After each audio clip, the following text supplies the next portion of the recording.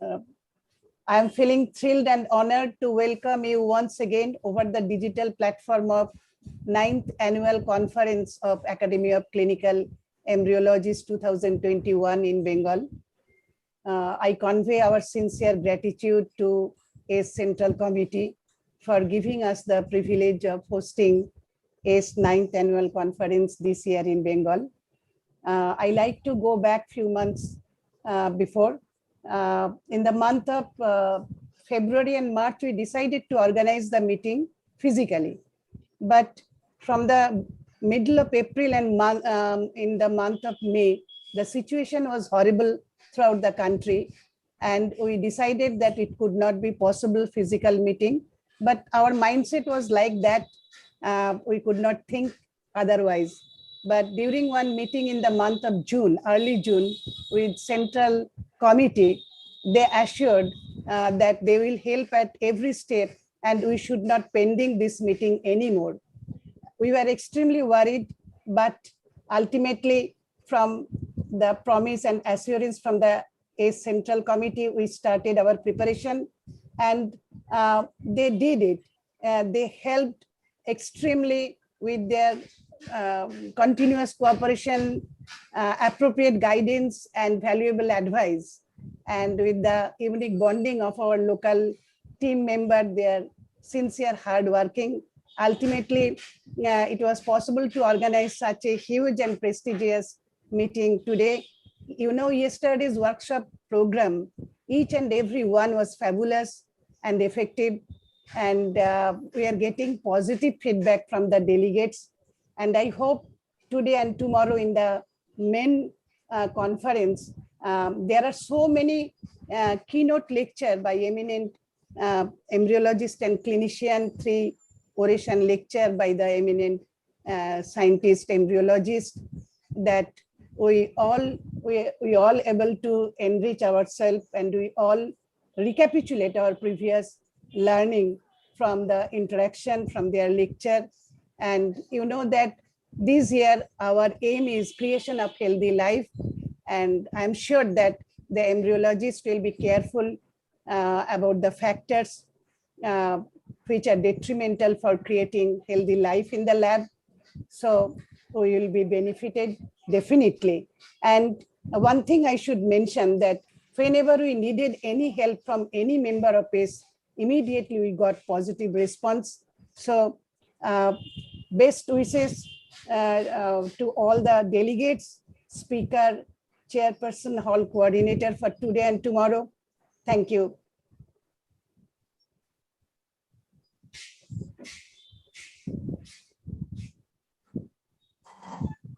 May I take this opportunity to welcome you all to this wonderful experience we are having in Kolkata.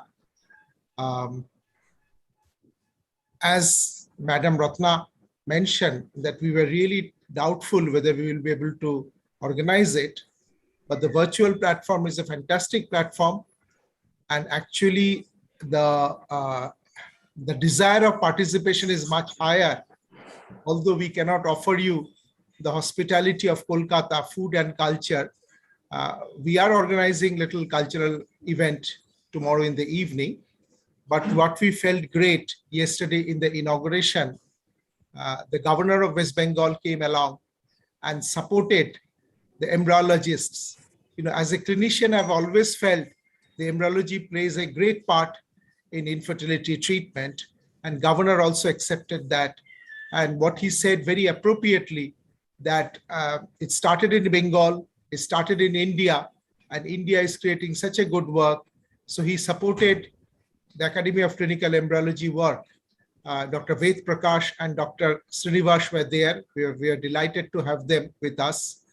And in the inauguration, the first test tube baby of India, Kanupriya Agarwal, was there. And she said something very nice. She said, people want to become Sachin Tendulkar and Virat Kohli because they are awarded, they are applauded for their work. So unless we award and applaud the scientists, the embryologists, the junior generation, how can we motivate them? So taking into consideration all these support from celebrities and the head of the state and head of the country. We had a wonderful coverage of this conference in the newspaper. Yesterday, a bust of Dr. Subhash Mukherjee was installed in Nil Ratan Sarkar Medical College where he worked.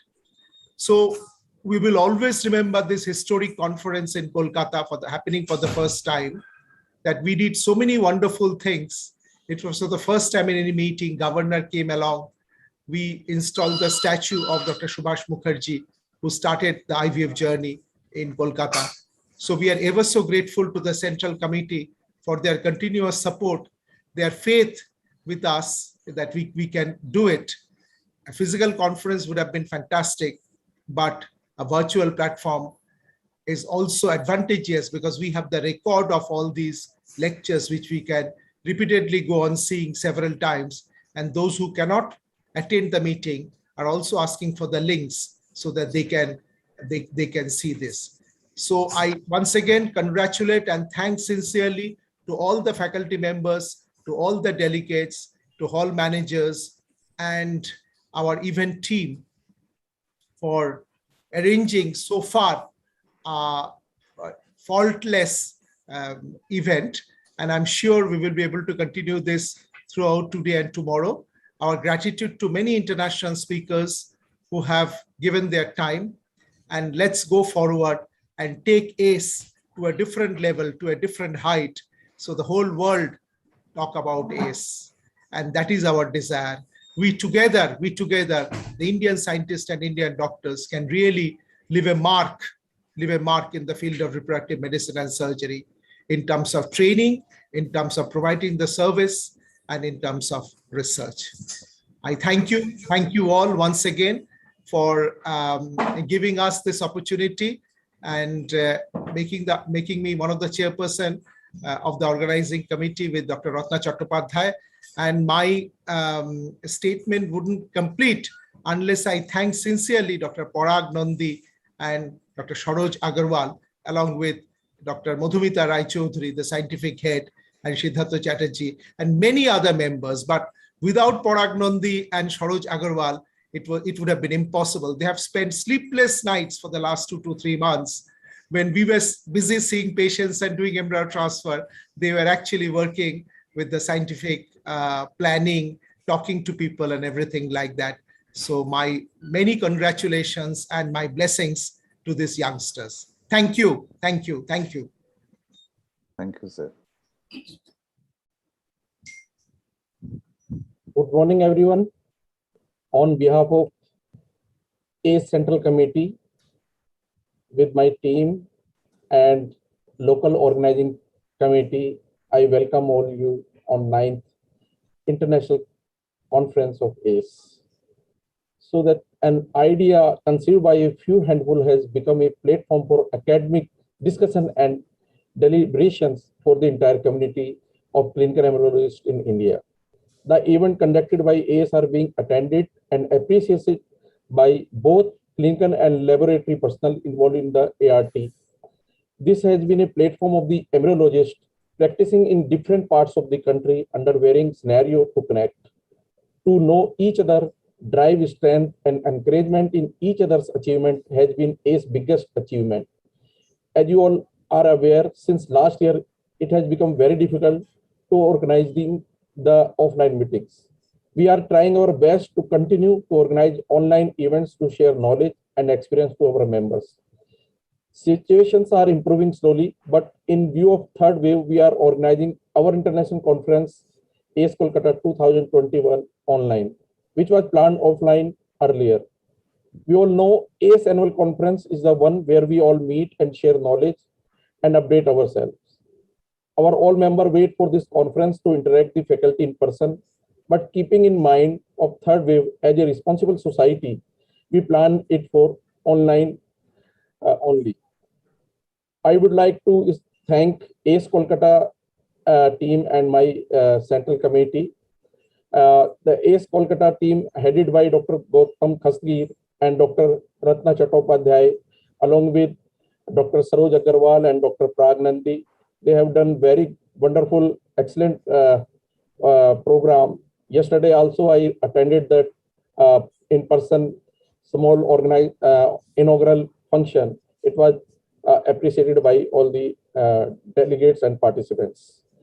Now this is going to be a great scientific event with deliberation and session from senior scientists, and unique workshop are full of knowledge. We promise you that it will be unforgettable experience. Thank you. Thank you once again. Thank you so much. Good morning, everybody. On behalf of ACE, I welcome you all to this wonderful meeting today. It's been a great year for ACE this year. We have had a lot of webinars and a lot of meetings. And this annual conference, ACE Kolkata, is being the pinnacle of all. Fabulous work done by the local team. I would like to appreciate and thank Ratna ma'am, Dr. Gautam, and Dr. Saroj and Parag, and their entire team for making an effort to make this conference possible. And I also would like to say that ACE membership has reached 685. And thank you all for the support. And I look forward to all your support for ACE, not only this year, in the years to come. Let's make this an organization which actually stands for embryology and the science of embryology. With that note, I welcome you all for this meeting. Thank you.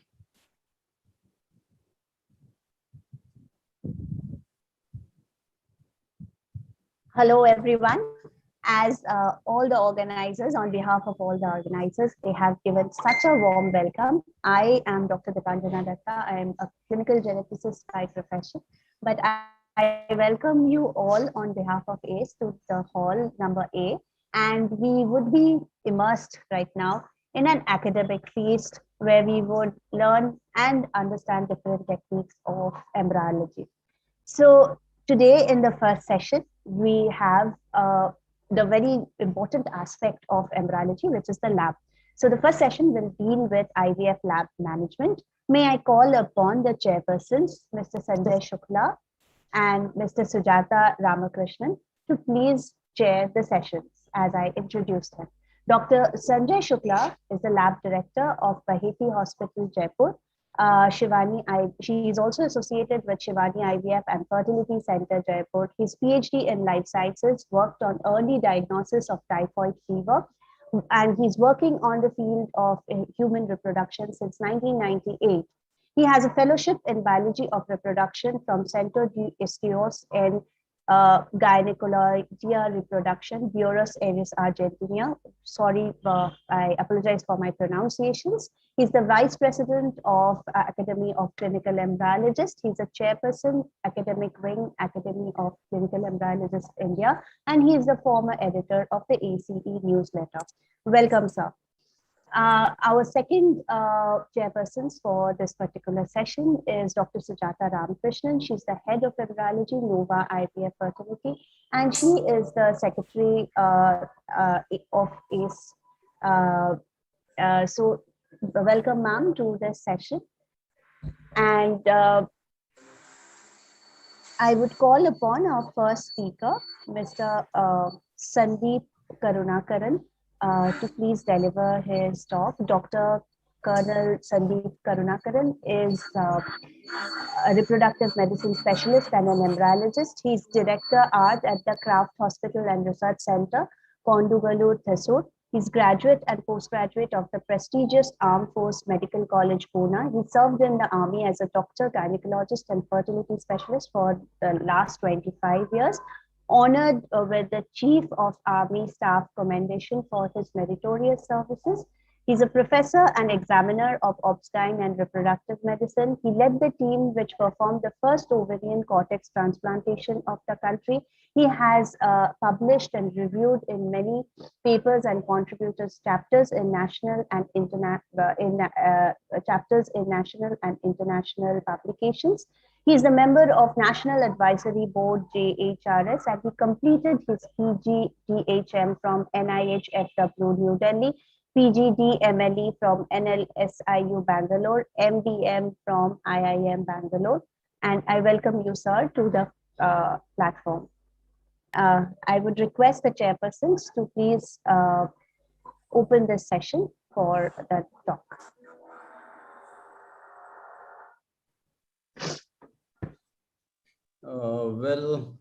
Thank you, Dr. Datta. I mean, I hope my screen is visible. Dr. Yes. Datta? Yeah, thank you. Yes. Thank you. Thanks a lot. So I think I'll just start off without much ado. Well, when you see this picture, you realize that the lady is doing pretty okay. And when you see this picture, you realize that this person is not doing so well. What is the difference between these two pictures? Well, it's very simple. It is the amount of monitoring that is required. Clearly, it means a simple thing. If monitoring is required in a tremendous way, it means that the condition is critical. The reverse is also true. If you're doing a critical event, then possibly you must monitor it well. So with this in mind, let's move ahead as to what exactly is monitoring. Is it just looking at facts and figures, looking at the screens? Well, no, the Cambridge Dictionary would define monitoring as a systematic, periodic process of not only collecting, but analyzing and later using this information to track the progress of your program to reach the objectives of your institution. So it is just not collecting information, it is also using it to achieve your goals. This is how we jokingly represent an anesthetist. He has to be multifaceted, multi-talented, whatever. A lot of multis have to go in to become an anesthetist. But a little thought is actually given to our poor embryologist who has to be in between so many equipment of so many technologies, be it optics, be it heating, be it purification, be it cooling, so many lasers, vitrification, thawing, etc., etc. I mean, the list is endless, and one has to be immersed in the science and the art of all of this. So spare a thought for this poor embryologist. And this, most of us would realize, is a screen grab from the textbook of David Gardner. And if this is obviously a simplified process of what embryology is all about, just imagine the amount of monitoring that would be required. Thanks a lot to the chairpersons, the team of ACE to invite me for this talk. The talk is a little lengthy in the sense of the topic, what is the appropriate level of monitoring that is required in an IVF lab and what are the best ways to achieve it. Well, I, Dr. Sandeep, is right in front of you to try and justify the trust that you guys have actually bestowed on my shoulders. Well, the flow will be as simple as possible. I've tried to make it that way so that it caters to the entire scope of the people attending. Understanding what needs to be monitored, the methodology that is involved, and obviously a bit of analysis and audit that needs to actually end up the entire process of monitoring. There are few steps that actually make a monitoring program successful. One is we should define what monitoring is and what you really want to monitor, what is our capability, what is our requirement. We must have a data collection plan in place, then have an analysis strategy, and then of course we must evaluate and follow up the data that we have collected and monitored, and then monitor the progress of the next cycle too. So it is actually a part of TQM, and that's how it actually progresses. What are the components? Barely, I mean, to put it as simple as possible, you have inputs, you have the process that needs to be monitored, and the outputs that needs to be actually catered for. Coming back to David Gardner's picture, these would be the inputs, the embryologists who come into the lab, the incubators, the tissues that are collected, the culture media, the gases which flow in. And the process would mean the laboratory functioning, the air quality, which is continuously under the process of purification, the culture system, oil, media, etc., and the QA/QC, which has to go on. And the output will mainly be in the terms of KPIs. So let's start with the inputs. I'll divide the inputs into, I mean, I can't obviously cover the entire thing because there are about 200 odd parameters that one needs to monitor. But all said and done, I have tried to do justice by covering the most important ones. The inputs being the manpower, the equipment, disposables, media, and gases. Manpower happens to be the most important thing, possibly as Henry Ford has put it. You can take everything away from him, But if you get the manpower back, you will build everything back again. So that's the importance of manpower. Well, the lab staff should be carefully chosen, and there has to be different stria and stratations of the lab, from the senior embryologist or the director, the supervisor, the technologist, and not to forget the lower staff, the storekeepers, the people who actually maintain the cleanliness of the lab, the daily workers, the messengers, etc. All contribute. Everyone has to have a certain amount of qualification. I won't be able to touch every qualification, but as Alpha has actually guided us, a lab director has to be the most educated and the most experienced amongst all of them, preferably a PhD or at least an MD degree, and a definite training in the field of human embryology and lab embryology too. What are the equipments and how do we choose them? It's a very difficult choice to pull in the right equipment, and this needs to be monitored right from the place that the time of inception or the time that we decide to actually pick up an equipment. There's a huge amount of choice, both Indian, foreign. Is it a critical equipment or is it for a routine function? Are spares required? It's always prudent to have a tie-up with a fellow colleague, a fellow or a bigger center, or possibly have a good tie-up with the vendor who's actually supplying it or the primary who's actually made the equipment. Make sure that you have a service center. You make sure that your capabilities of the UPS is in sync with your equipment. You should have the equipment calibrated, the staff should be trained, and your AMC and all should be in place before you actually kickstart the usage of the equipment. Disposables again need a lot of monitoring.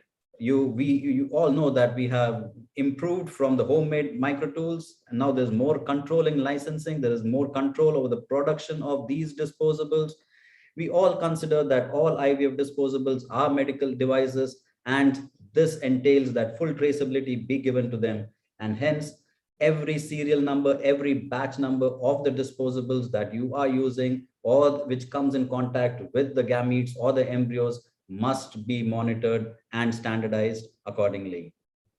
Media again is a very, very important gradient or a factor rather, because this is the place where the embryo or the gamete actually comes in contact with the maximum amount of time. We have slowly but surely changed from homemade media to the factory made media. There are better regulations now in place. Unfortunately, even today, we don't know exactly what every company would give us in form of media, the composition. While selecting, make sure you pick it up from a good company, which is marking, which has a CE marking or which is standardized. And of course, it should provide a stress-free environment for the embryo. It should be easily reproducible by the entire team members and between the clinics which actually are using the same media. What it means in simplicity is it is not only a stress-free environment for the embryo, but it should also provide a stress-free environment for the embryologist too. Well, the company makes its best to, does its best to actually supply us the best, but we must also ensure that when we buy it, we must pick it up in the correct temperature. The pack size should be appropriately tailored for your clinic. You must keep it in good condition, ensure that there is a good stock level, and it's always prudent to monitor and test the pH levels of every new batch of media that arrives into your center or lab. A lab design, of course, we cannot change, but it is always important that we know the lab design, because once in a while you have to change a certain protocol when there is a brick wall in front of us. So it's always good to know how your lab has been designed if it's not a greenfield project. And if it's a greenfield project, definitely you must be involved in designing the lab and having a proper layout plan, where you actually have the gases coming in, where is the media, where are the doors coming in, where is the supplies coming in, where are you going to store. Everything should be known to you, so that if at all there needs a change later, you can actually do it in a better way and in a better process. Well, let's move on to the process per se, the most complicated thing. Well, inputs are very discrete. If you actually make a lab, it is a one-time process. If you buy an equipment, one-time process. But the process per se is a continuous thing which keeps going on and on, day in, day out. It could be continuous if the procedure is very critical. It could be daily, weekly, monthly, quarterly, or it depends on the criticality of this procedure that you are doing. And the only thing which actually makes the process successful is pure hard work and dedication. And to do the process monitoring, you would need a lot of monitoring equipment. And as this article or the Cairo Consensus Guidelines has said, what is important in the process? There's only one thing that is important in the process or the IVF laboratory, that is everything. Nothing actually can be ignored. Well, I have tried to pick out the best ones, possibly temperature, humidity, carbon dioxide, pH, VOCs, air level, light, etc. And of course, the opening and closing alarms, liquid nitrogen levels in your LN2 containers, everything has a lot of importance when it comes to doing the monitoring the process. And to do this process monitoring, you would also require something called as the standard operating procedures. These are compulsory instructions which are kept in the laboratory or kept at the table. The proper archivation has to be done. Deviations from this is not expected, but if it does happen, it has to be documented. It gives us a form of uniformity, reduces errors. And not only that, it also gives training and guidance to the staff. If a new person walks in and is not sure as to how to make a plate, you look up the SOP, it will be there. And so it really helps the new people also to come. In short and simple words, what it means is it should be as simple as possible so that the stupidest person in the room would understand it and implement it in the best way.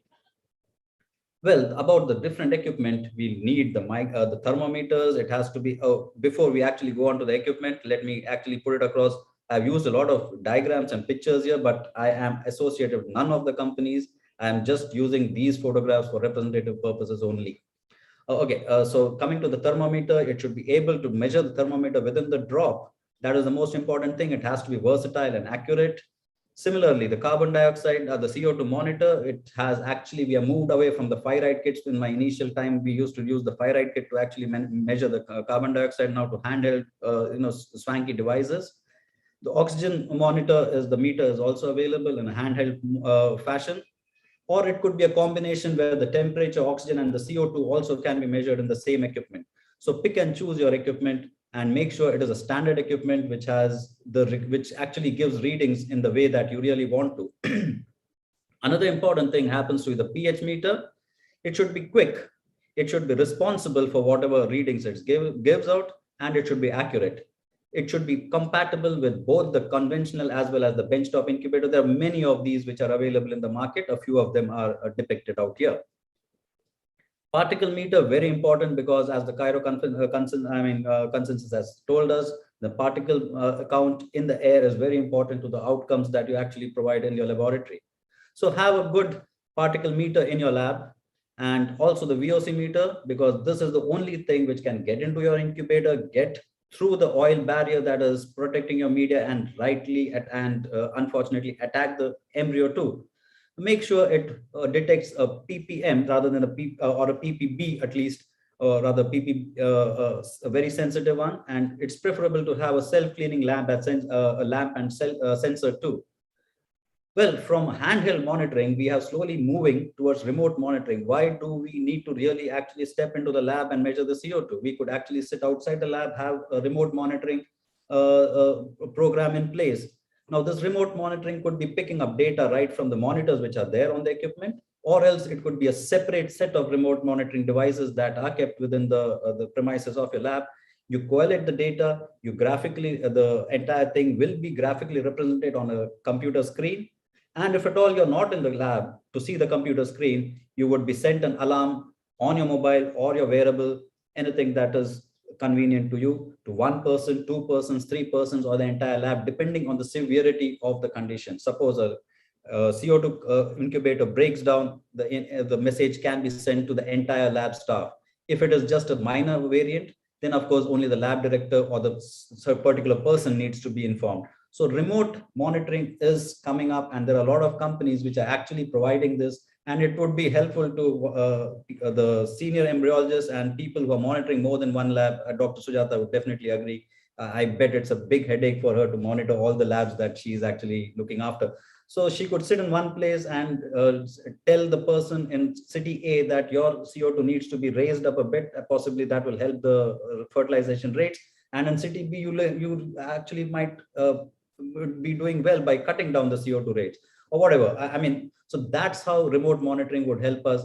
having all the information and helps us get the analysis in a better way, in a much precise and suitable manner. Well, a lot of quality controls. I mean, this is a grab from one of the journal articles that I picked up. All these things, depending on how critical your procedure is, needs to be monitored daily, weekly, monthly, or possibly bi-weekly or bi-monthly. To end a note on sensors, we must always remember all the sensors have a life. They are sticking to a working physiology. So make sure that you use the correct sensor in the correct environment. I had a situation where a dry incubator, they tried to make it into a moist incubator or a wet incubator by actually placing a plate of saline in it. And unfortunately, what happened is the sensor blew off. Why it blew off is possibly because the sensor was meant to be working in a dry setting. So be sure that your sensors are kept in the correct environment too. Be aware of what is called the shift and the drift. The shift is a slowly drifting of the measurements. I mean, the shift is a drastic shift, and the drift is a slow movement of the measurements that the sensors actually give up. Once in a while, definitely calibrate the sensors too. Also monitor the cold chain and storage. The companies try to give you the best things at your doorstep, but make sure it is your duty to ensure that the data logs are make sure that it's on the correct temperature. Check the batch numbers and put it into a refrigerator, which is absolutely pharmacy grade, and this will actually give us better results. Unfortunately, when you receive a media, it's given in the medical store. Possibly the lowermost person in the food chain is actually handling it. He wouldn't be aware as the criticality of the cold chain, and possibly that is where monitoring also would help us. Equipment also needs monitoring, without doubt. There are a lot of equipment, so I'll just talk about the incubators. When you talk of incubators, you have to measure the temperature, the CO2, pH, humidity, the alarms, and the VOC within the incubator. Make sure that the pans are replaced, the fan doors are cleaned, you have to wipe down the shelves, you have to check for VOCs, and so on and so forth. Also, what needs monitoring is the daily planning and scheduling. This is a standard OT list with one of the IOTs actually, but also we should have a procedure list within the lab, so as every procedure in the lab for that day is detailed to some person specifically. Now comes the output. So you have measured a lot of things. So you have to identify a lot of indicators and then develop upon that to actually get the correct fallout of the lab or the correct outcome of the lab. And of course, the devil is in the details. So there are a lot of small factors, about 180 to 200 of them, starting from the minuscule things like M2 rate, fertilization rate, cleavage rate, blast rate, etc., etc., etc. And all these small factors add up to something called as the KPIs or the key performance indices. Now, these KPIs need to be measured, and the team actually will get a feedback as to how they are performing. And these KPIs need to be not only be specific to the team, but also to be specific to the individual separately, so that everyone can monitor their own progress. We have to document it, identify the weak link, and possibly take timely correction so as to improve the outcomes as time progresses. A few of the KPIs which have been mentioned by the Vienna consensus for IVF, the sperm motility rate, the 1PN rate, the 1PN after ICSI, the blastocyst development rate, the ICSI damage rate, the ICSI fertilization, the IVF fertilization, so on and so forth. I mean, it goes on and on and on. I mean, I'm not going to the depth of all these things, but this again is an armamentarium within the purview of the embryologist. The cryobiology, the alpha consensus have also given separate KPIs for oocytes, zygotes, the cleavage stage embryos, as well as the blastocysts. One should be aware of that. One should monitor all these things and then possibly plot it across. Now, with the Maribor consensus coming in, we also have clinical parameter practice indicators, that is the cancellation rate, what is the level of OHSs, what is the proportion of M2 that the stimulation is giving you, what is the complication rate, the CPR, and the multiple pregnancy rate.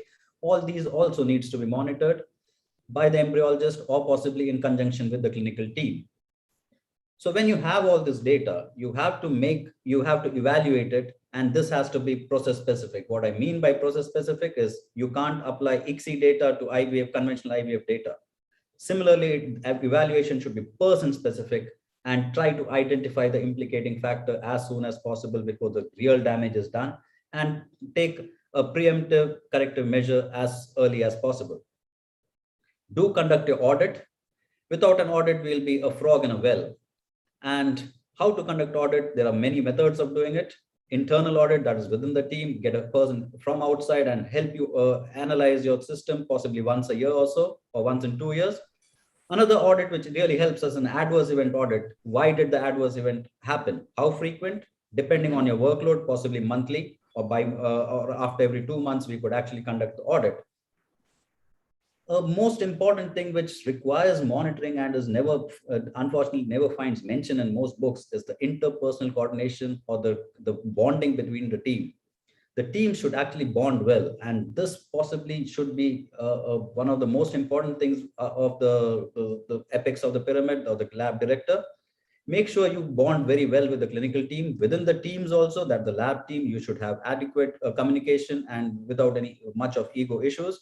Make sure there is good bonding between the teams too, the reception staff, the housekeeper, janitors, paramedics, everyone is important in the success rate, and this needs to be monitored. Have a talk once in a while.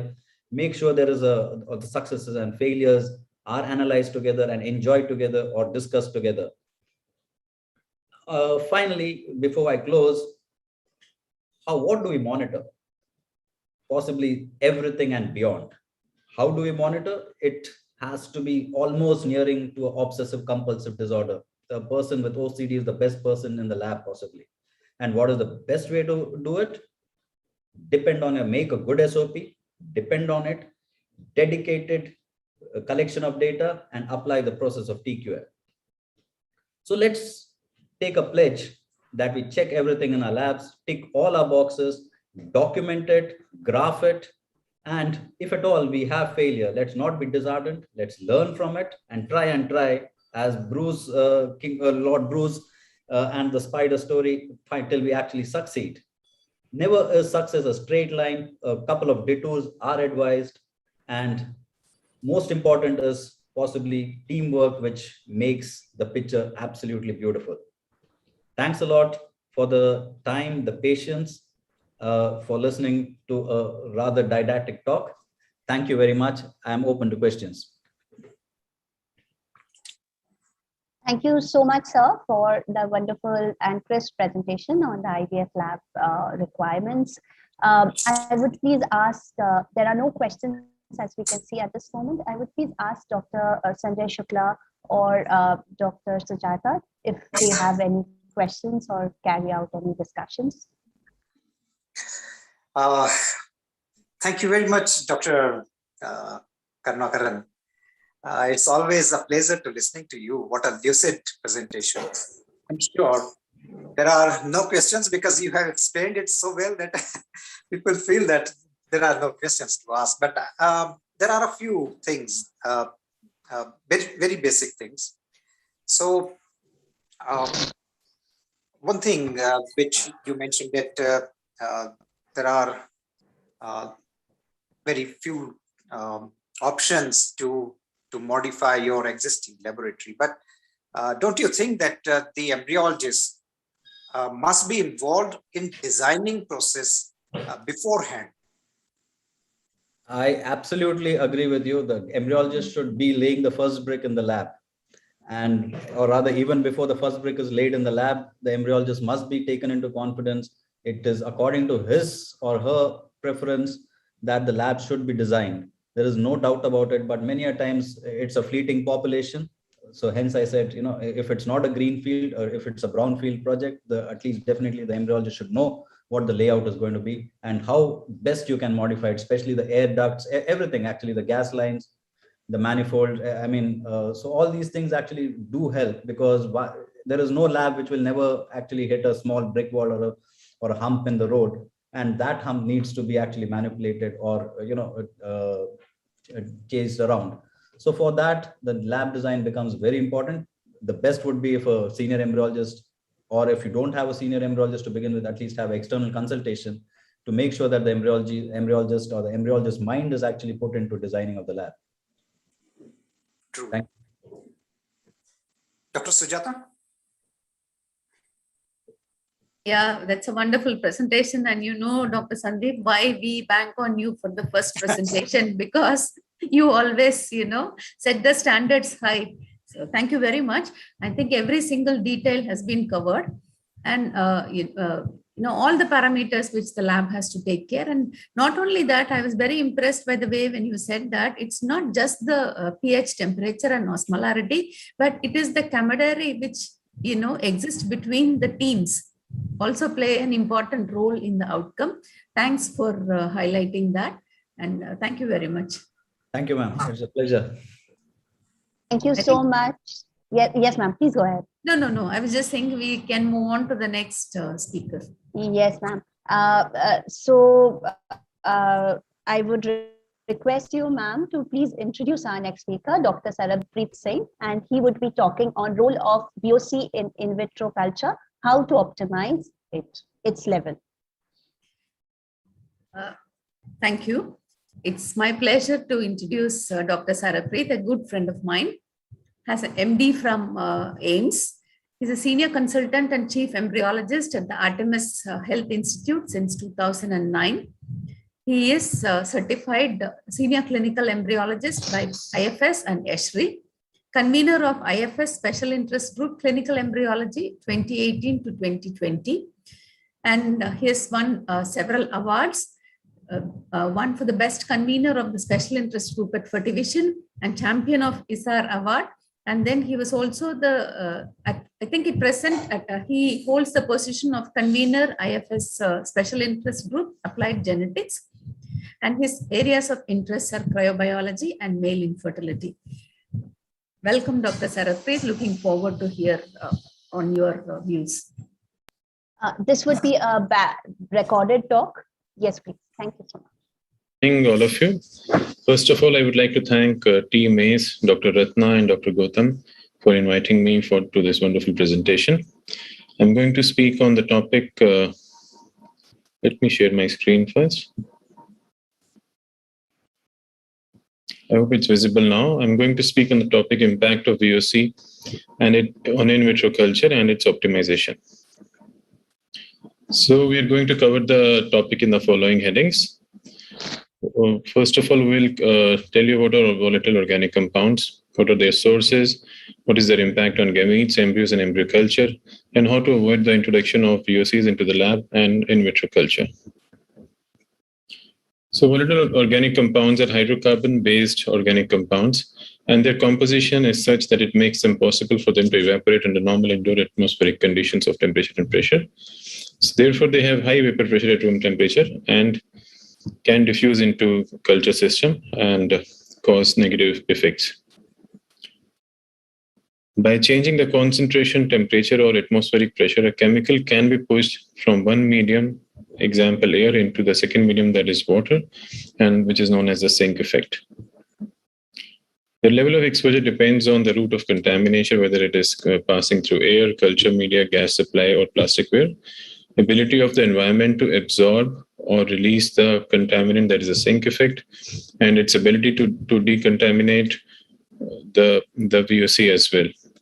It also depends on the ability of material to penetrate into the culture system, thereby affecting the gametes and blastocyst, as well as the ability of gametes and zygotes to metabolize the contaminant. Either it will detoxify or excrete or transform into a more toxic form with the alpha-cytochrome P450 enzymes. So all these have an interplay which decides the further effect of VOCs into the culture system. Also, what mechanisms we have in place for pollution control technology, such as HVAC or air handling units and inline filters. Either they can change or remove the VOCs from the system. The sources of VOCs are very well known to all of us. It comes from paints, medium density fiberboard, or pure wood, which is again the red source. It can also come up from cold sterilization, that is Sidex, which is very commonly used to decontaminate ultrasound probes. Compressed gases such as CO2, a lot of VOCs are emitted when the pressure of the gas tank becomes low. The aldehydes which are suppressed, they enter the gas phase, and now pass on it into the incubator. So always change the cylinder almost when it is partially filled. Don't wait for it to finish completely, and because as the levels go down, the VOCs are emitted. Styrene, the monomer used in the production of polystyrene, is a rich source of styrene, especially with the new packaging of plasticware. Formaldehyde is also photochemically produced in smog, as seen in areas of high solar influx like Beijing, California, etc. Off-gassing, as we know, is a time-dependent reaction, and it can be accelerated at higher temperatures.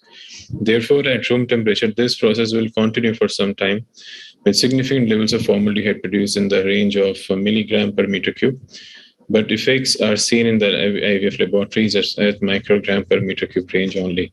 So we have to be very cautious about the ambient air quality, and we should take appropriate precautions to take care of the VOCs. Ethanol is the most common contaminant in ART facilities, and it can metabolize into acetaldehyde. Isopropyl alcohol is the second most common, which turns into formaldehyde, which is again biologically damaging. In this survey from Cairo Consensus, it was found that because of improved lab design and location, the new ART facilities have almost 1/4 of VOC levels compared to the old style ART laboratories. If we look at the impact of VOCs on embryo culture, it was seen that they affect both early and late stages of development. It starts right from fertilization, causing fragmentation, has negative effects on cleavage, cell number, blastocyst development, and even it can lead to embryo degeneration and less number of cells in ICM and profectoderm. This study again emphasized the importance of controlling VOCs in culture. It was shown that VOCs affected, especially formaldehyde, acetaldehyde, and hexaldehyde. They affected human embryonic development. They were unable to reach the blastocyst stage, and they had poor embryonic results in mouse MEA test. The benchmarks for IVF lab air quality will focus on just the VOCs here, and it was recommended that 15 air changes per hour should be taking place in the IVF lab, which includes 3 fresh changes. That is, 20% of outside air has to reach the system to create necessary overpressurization. The total VOCs recommended were less than 500 grams per meter cube, with aldehydes less than 5 grams per meter cube. This can be achieved only with the help of effective air filtration. And for air filtration, we have got a standard format of filters, which consist of pre-filters, activated carbon filter, and HEPA filter. So these set of 3 to 4 filters are very effective in controlling VOCs. Here we are going to focus only on the VOCs. So we are discussing active carbon filters, which filters gases such as carbon dioxide, alcohols, refrigerant gases, acetone, benzene, toluene. It removes compounds with high molecular weight, but polar molecules like aldehydes are not removed. So for aldehydes, we need to add oxidizing media, which is beneficial in conditions having high aldehyde concentrations. Alumina alumina acts as a carrier for oxidizing agents such as potassium permanganate. It's porous and highly absorptive. These media bind gases which are chemically broken down by oxidation.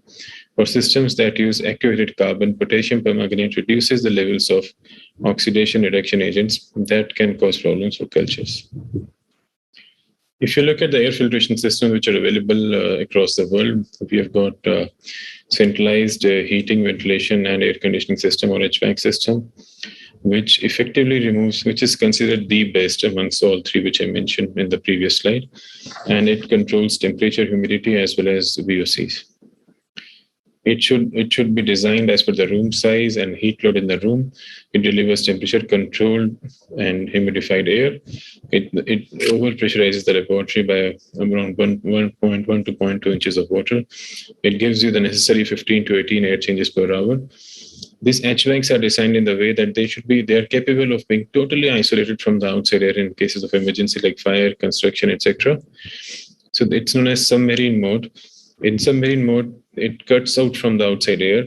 It loses its overpressure because of no fresh air coming in.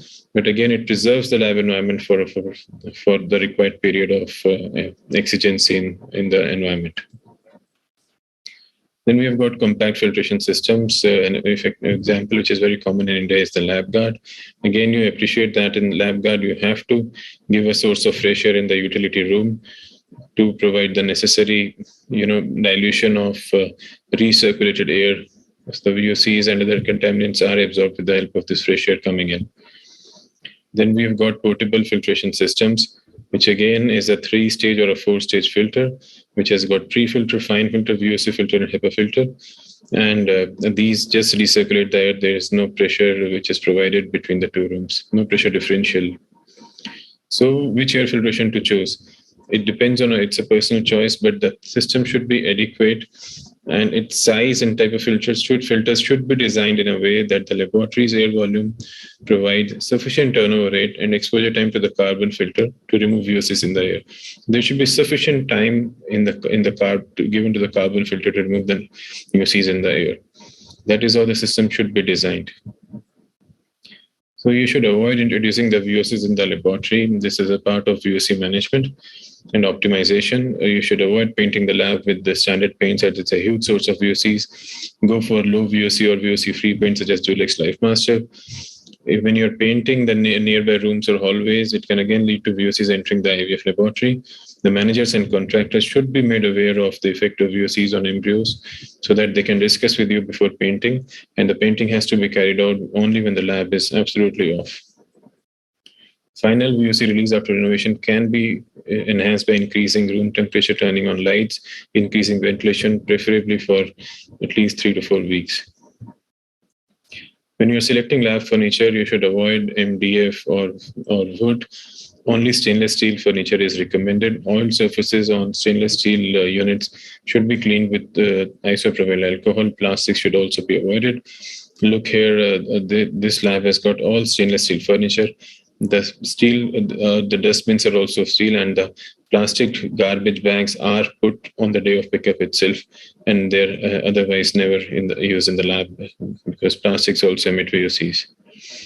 When you are commissioning an incubator, a new incubator, you should know that a new incubator has 100-fold VOC concentrations compared to used incubators. It is because the manufacturers are using durable and cost-effective components which do not eliminate VOCs, and they are not bothered about the VOCs, they are bothered about the life of the product. Plastic seals, gaskets around the edges emit large amount of VOCs, which make them embryotoxic.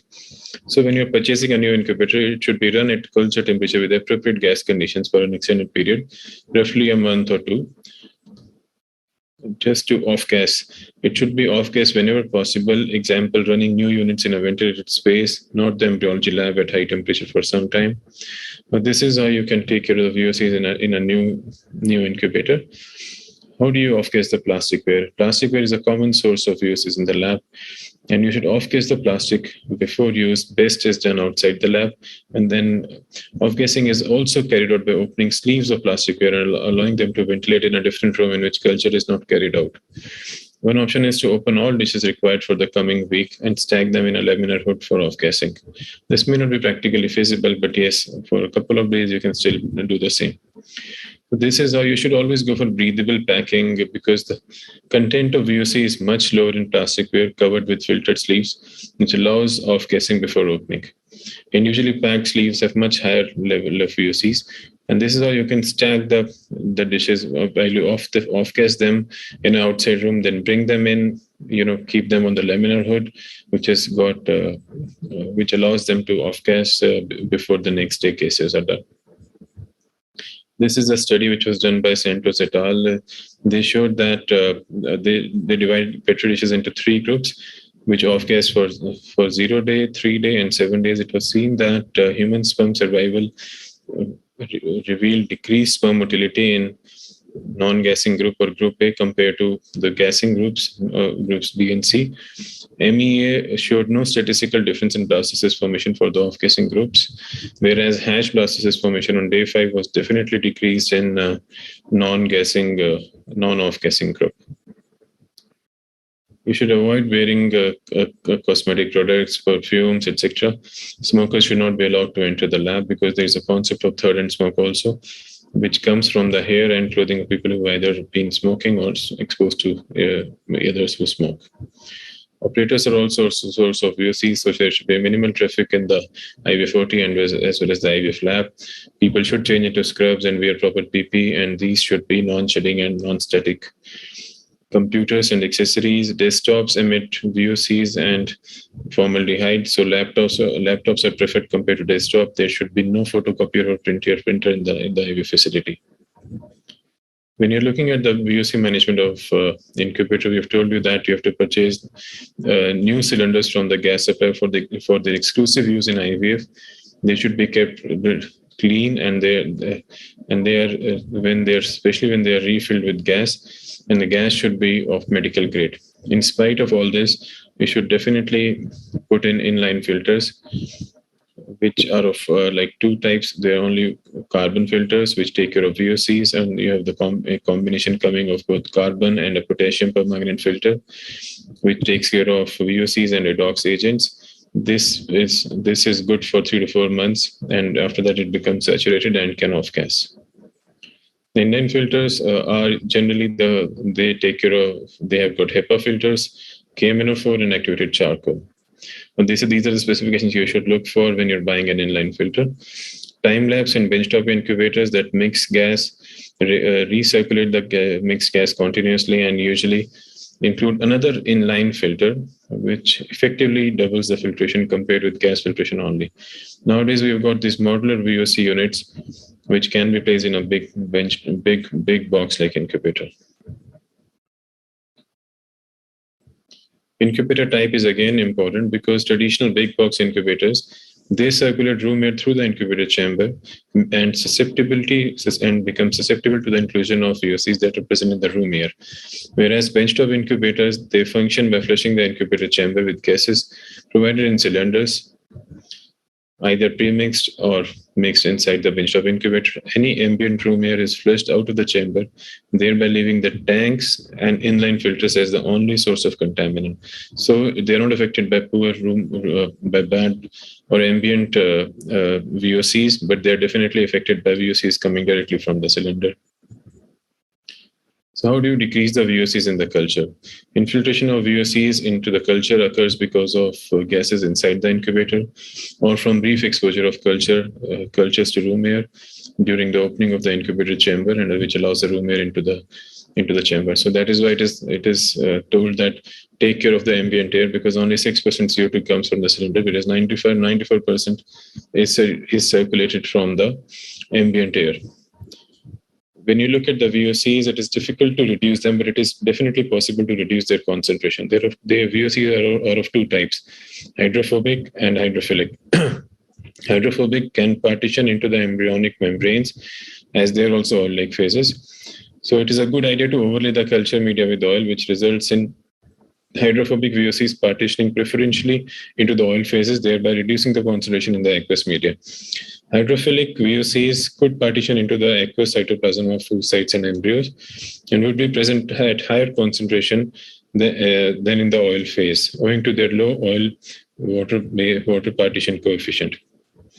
So what does an oil overlay do? It detoxifies the medium of VOCs. Then VOCs tend to partition in the oil phase. Like I said, that they have much higher concentration in the oil, and that is why they are protective. However, there is no evidence available which says that oil overlay is an absolute barrier to the penetration of VOCs. And it is said that if the level of VOCs is very high in the oil, then they can definitely penetrate into the medium and can be toxic. Nowadays, we have got these latest dishes. In the conventional dishes, the surface area of exposed oil is large compared to the depth of the oil, favoring dissolution of atmospheric VOCs into the oil more rapidly.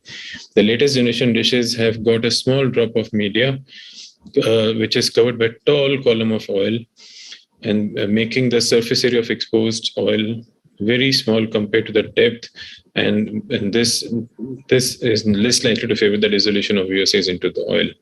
So these dishes are much beneficial and much more effective in preventing the embryos from VOCs.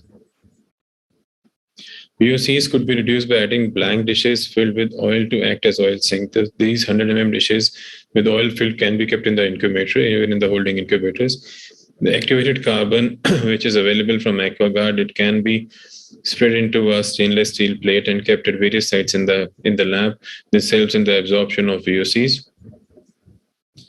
So regular cleaning with the hydrogen peroxide is preferred. Alcohols only denature or fix proteins. Nowadays, we've got these quaternary ammonium compounds by the name of Safe or FertiSafe, which are much more safer compared to alcohol.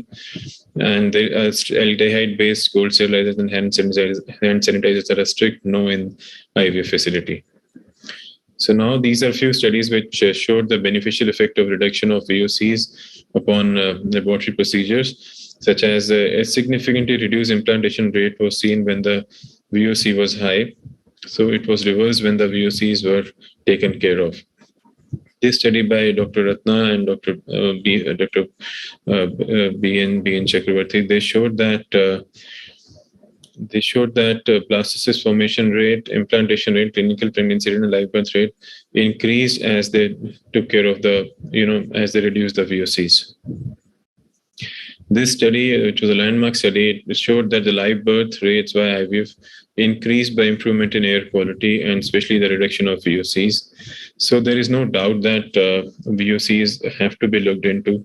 Any unexpected increase in the VOCs can affect the lab procedures, right from fertilization to blastocyst formation, and can even impact the implantation rates. So please take care of VOCs, engage in healthy practices. It's not that difficult. You just need to be aware and take care of your lab.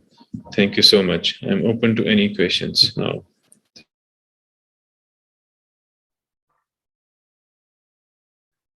Thank you so much, sir. Dr. Sanjay Shukla, ma'am, Dr. Sujata Ramakrishnan, ma'am, you would like to add any comments? This was a recorded talk, so we will not have him answer, but if you have any comments or insights into his presentation.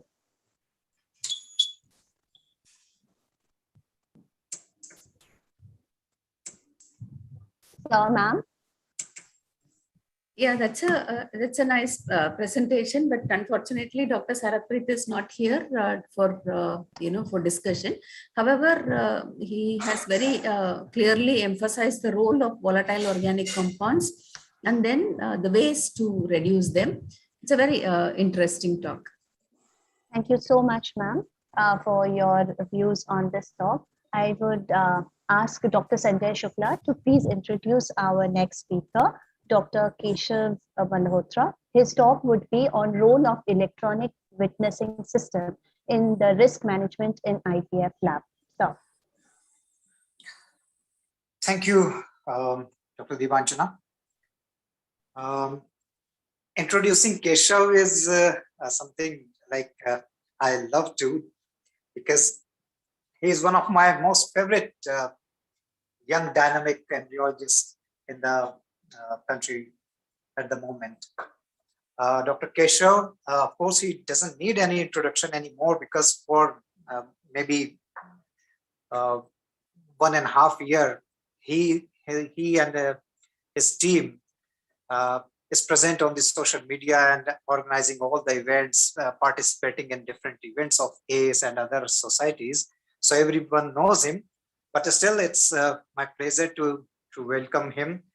He is the director of META, the Malhotra Embryology Training Academy. He has many credentials to his name. He is one of the most promising embryologists in India. He has done his MBBS and then MCE from Monash University, Australia. And his interest is in optimizing the outcome of IVF laboratories, and he's very critical about the add-ons that we are bombarded with. So it's all yours, Keshav. Thank you so much, sir, for that very kind introduction. You're also one of my favorite chairpersons. I'll give that to you. Okay, so I'm going to be talking about electronic witnessing today. It's one of my favorite topics, and I've been presenting it for quite some time now, since the introduction of electronic witnessing in India, which we had the privilege of actually doing that way back in 2019.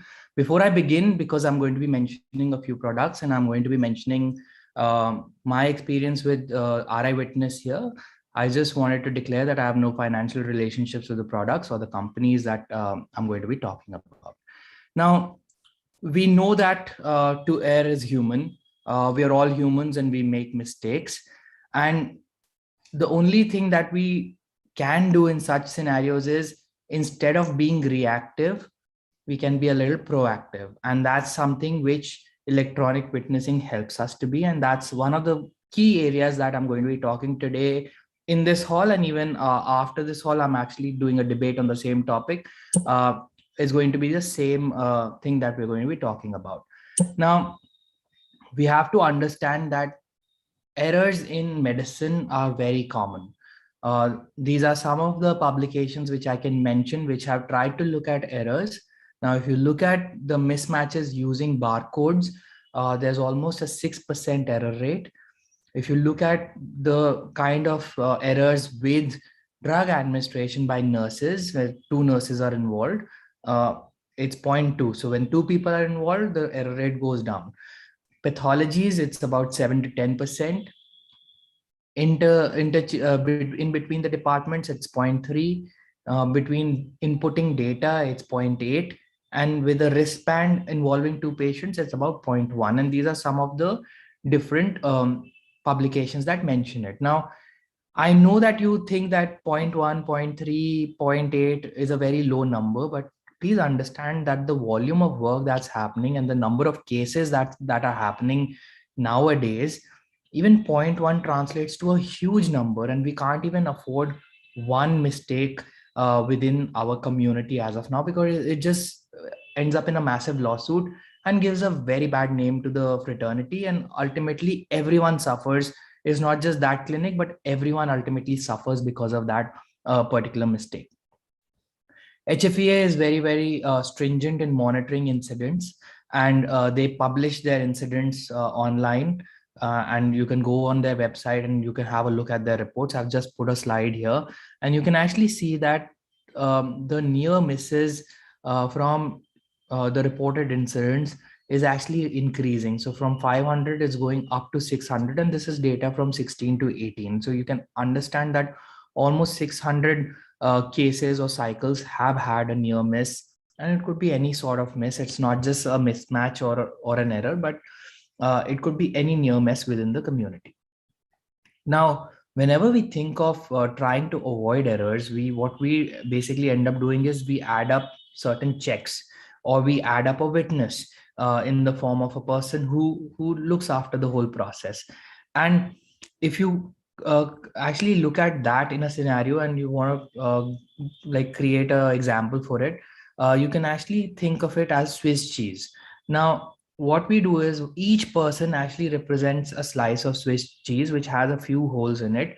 So some errors might still creep through multiple checkpoints, because we're still humans. We can still make mistakes. So if you look at one scenario where there is one extra controller, so one extra controller with an RI witness, or 2 extra controllers with an RI witness probably would be a very, very good scenario to have in the laboratory. Obviously, it's a luxury which most people can't afford, especially in the Indian community. This is a fantastic paper from Alan Thornell's group, and it's eye-opening because they were the first ones to actually look at the number of errors or the mismatches that can actually happen within the laboratory practice itself. And according to the data that they presented, what they mentioned was that after approximately every 1,000 witness points, there was a wrong dish or a wrong sample which was introduced into the workstation. So they're not saying that it was used or a mix-up happened, but there was a potential for a mix-up to happen within every 1,000 witnessing points. And each cycle has anywhere between 14 to 20 to 25 witnessing points. So you can imagine that after within every 300, 400, sometimes 500 cycles, you might have one error or a potential of error happening within your laboratory. And that's something that absolutely scares me to the core. Now, There are certain guidelines which are available from ESHRE, from SRM, from HFEA regarding patient and sample identification, and they've proposed their different codes. So ideally what we follow within the laboratories have at least 3 identification markers for each patient. But even with that, we have to understand that mix-ups can happen. So what are the different errors that can happen? You can have a mix-up of the wrong samples. It could be accidental, but sometimes it could also be deliberate. If it's a scorned employee or something like that, it could be mismatching the wrong eggs with the wrong sperm. It could be putting the wrong embryo in the wrong patient. It could be because of contamination of one semen sample with another. And this is something that has happened a few years ago in Netherlands, where there were multiple patients who suffered because of the sample getting contaminated during their IVF cycles. And it could also be because of the patient deliberately bringing a third party semen sample. And again, that's a scenario which all of us have to be very vigilant about. When can it go wrong? Now, please understand that there are so many points. Like I mentioned, there are at least 14 to 30 checkpoints within each cycle. And there is a huge potential of making mistakes at each of those checkpoints. And monitoring those checkpoints, like an embryologist monitoring them, is sometimes not feasible if you have a very heavy workload in the laboratory. So it could be at the time of specimen labeling, it could be at the time of egg collection, it could be at the time of receiving the sperm sample, it could be at the time of sperm prep, mixing the wrong sperm at the time of ICSI, transferring between dishes during the time of embryo transfer, again insemination of during the time of IUI, you can put in the wrong samples, during the time of cryopreservation, warming, disposal of the embryos, transportation of the embryos. So many areas that we need to worry about. Now, what we need to worry about the most is that, especially when we're doing manual witnessing, or especially when we're basically doing everything manually, whenever the most of the times when the error is detected is actually too late. And that's something that maybe can't be repaired. So most of the times it will be after you've done the insemination or after you've done the transfer, and then you realize, oh no, I've put in the wrong embryos, or oh, I mean, I've mixed the wrong sperm, something like that. And these are scenarios that are absolutely impossible to repair. Now, I'll talk a little bit about manual witnessing as well, because that's something that most of us are doing. So manual witnessing, generally there are guidelines for it. It should happen at the time when you are registering the patient. So each party is confirming their identity, and you're checking their ID cards along with their photos and their presence itself. Again, at the time of semen collection, it should be done again. You should also be doing it at the time of ovum pickup, before embryo transfer, and double witnessing at all of these points, like standard IVF insemination before loading the sperm into the dish, again at the time of cryopreservation and warming. All of these things need to be double witnessed.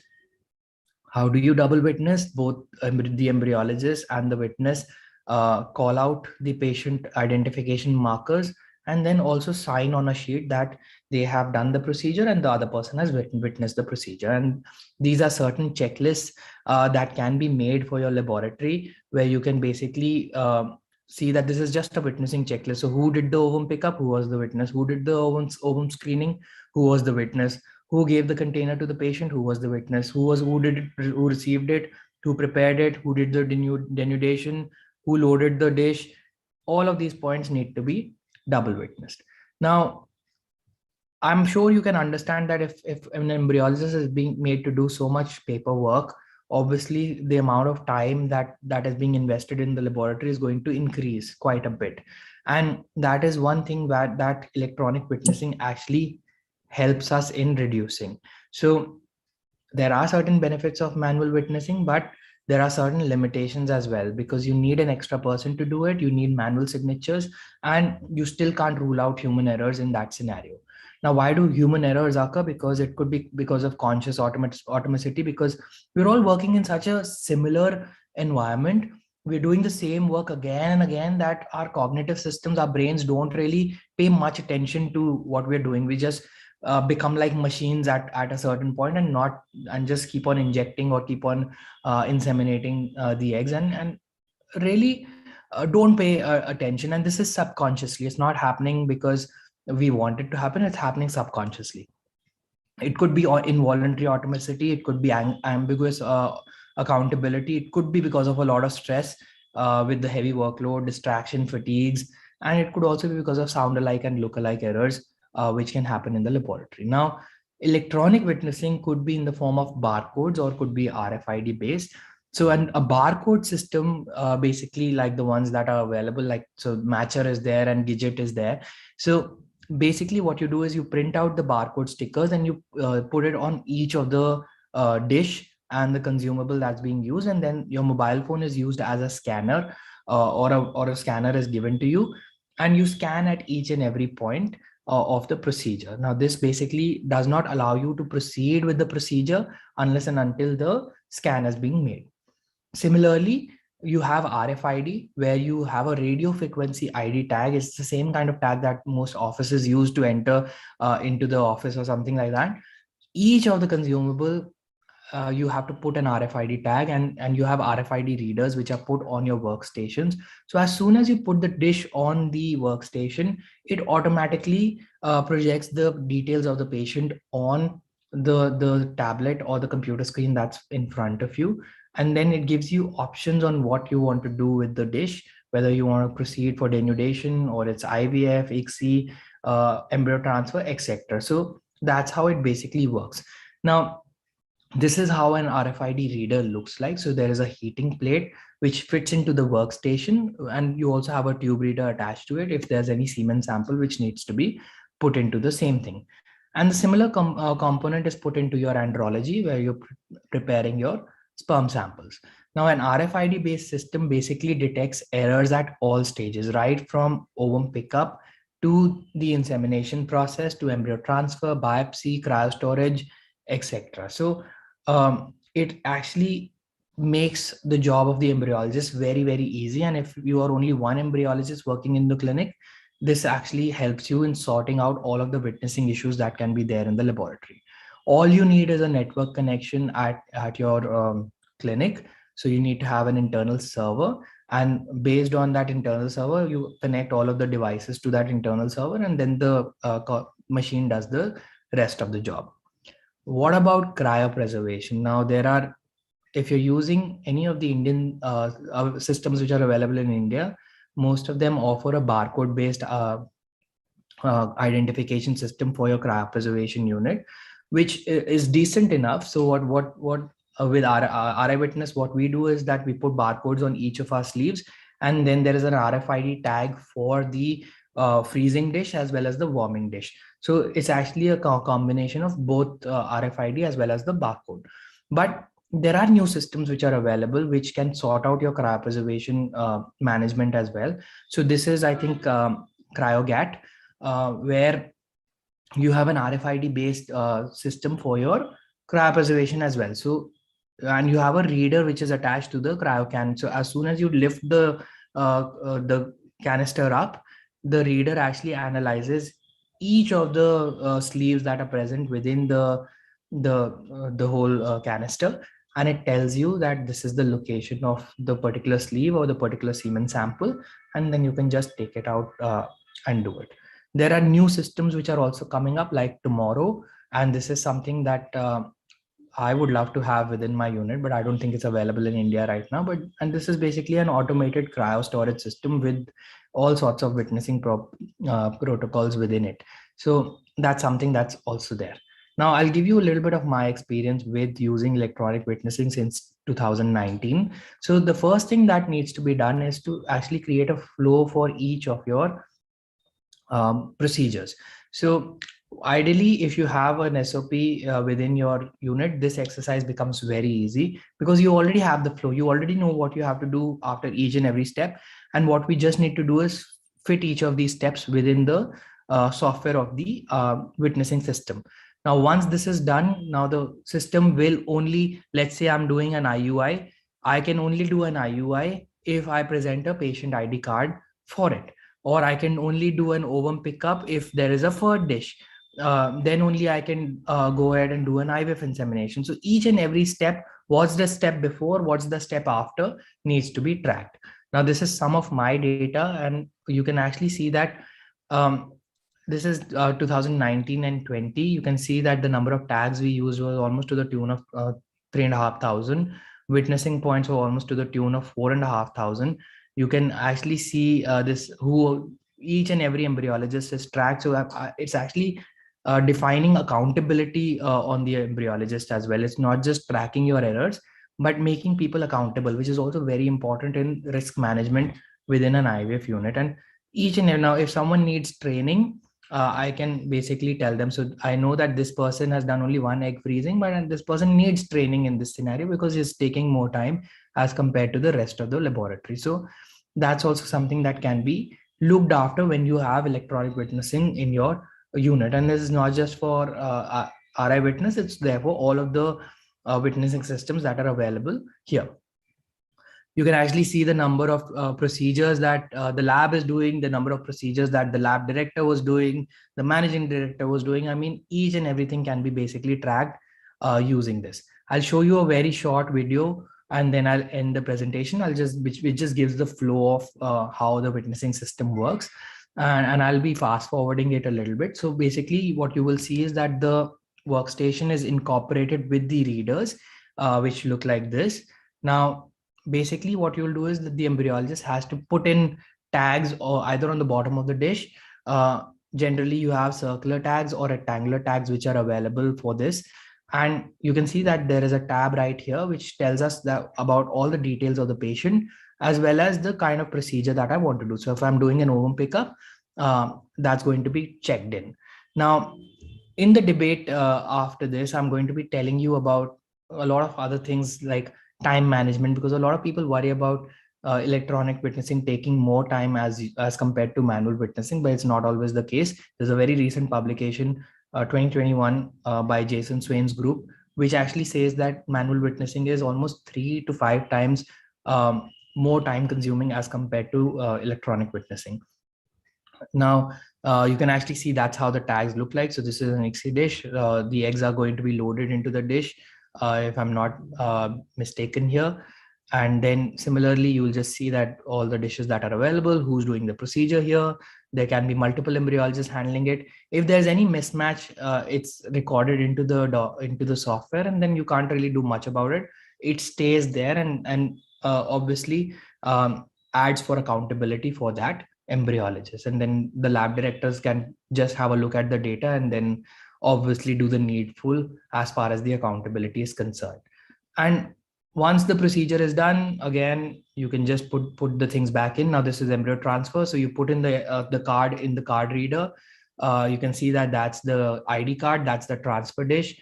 And the embryologist will just check on ET here. You can see that mom is here loading the embryos into the catheter, and then she'll go and just do the transfer. So it makes the job very, very easy for a laboratory. And it makes, like, especially with me, if I'm traveling around, if I'm not within the laboratory itself, I don't have any headaches.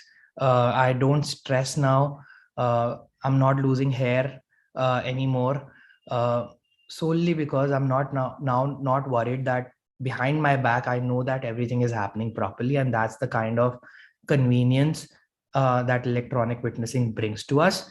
And that's the kind of risk management that is actually absolutely essential within our units. So with this, thank you so much for inviting me to give this lecture. I'm giving a debate on the same topic where I'm going to cover the strengths, weaknesses of the system. So I didn't cover it in this presentation, but I'll cover it in the debate. So if you want to have a look at it, I'll be in Hall C at 10:40. Thank you. Thank you so much for the wonderful talk. We don't see any questions that have come up yet, but in the meantime, I would request the chairpersons to please, if they have any comments or questions. Thank you, Keshav. It was a lovely presentation.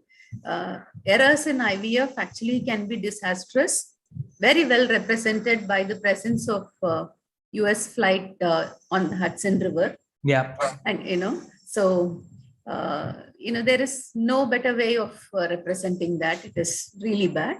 And, very lucidly, you had introduced the advantages of electronic witnessing system. And not only does that control errors in the laboratory, but it also, helps in some kind of a QC check. So that's very interesting. Thank you very much. As usual, it was a lovely presentation. Thank you so much, ma'am. Okay, so I have one question. Sure, sir. Yeah, and this question is often asked in argument against the use of such witnessing system. Yeah. That we have very less workload. Yeah. And we don't need it. So how do you argue with this? So if you have less workload and if you have adequate manpower, I would still say that maybe you can do with manual witnessing. I'm not going to push for electronic witnessing here in a small workload unit, but please understand that if you're doing batches, I mean, this is again a common myth that a lot of people have. When you're doing batches, all of that workload is put on only for a couple of days. And that's the time where embryologists can make mistakes. And that's one place where I feel that clinics can really benefit from having an electronic system within them. Obviously, costs are involved. You have to look at the financials of the unit as well. But please understand that consider this investment as a capex investment and not something that you want to translate to your patients, because this is going to offer them safety, and it's also going to offer you safety because it's saving you from a lot of lawsuits. It's saving you from a lot of legal errors if a mix-up happens. So that's something that I believe in, and that's something that we've tried to incorporate in our unit. But I do know that the threat of charging the patient does exist with this technology. Perfect. So thank you very much for this wonderful presentation. Thank you so much. Thank you for inviting me. With the first session being over at this moment, there's a discussion that can have with all the speakers at this moment. So I would request all the speakers to switch on their video, and the chairpersons, Dr. Sanjay Shukla and Dr. Sujata Ramakrishnan ma'am, to please, if you can carry on with the points and summarize this session.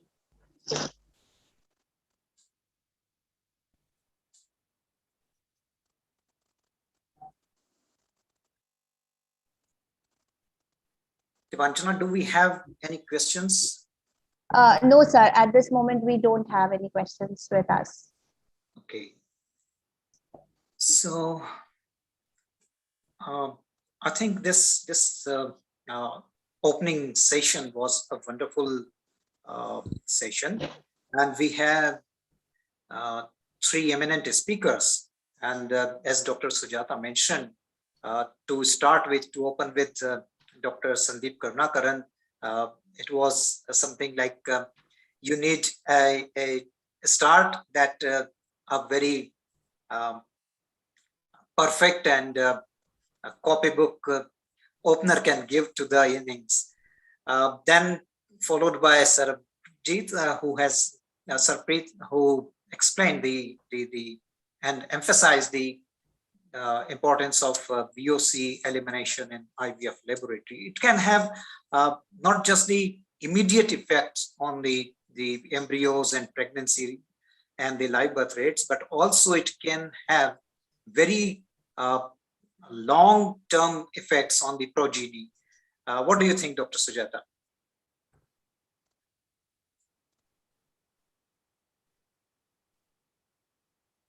Is Dr. Sujata first?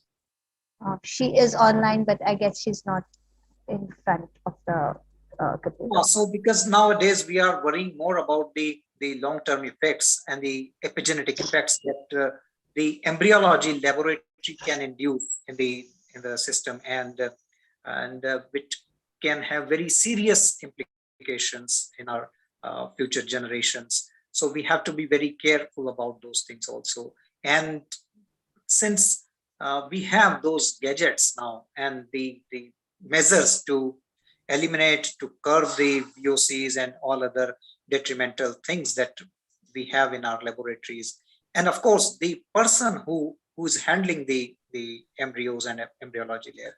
So yes, this session was a very useful session for all those who are working in the field of embryology and ART, and supplemented by very well presentation by Keshav, who reiterated that how important is the witnessing system in laboratory, and a simple error can lead to a very complex matter, a legal complication, and maybe other complications also.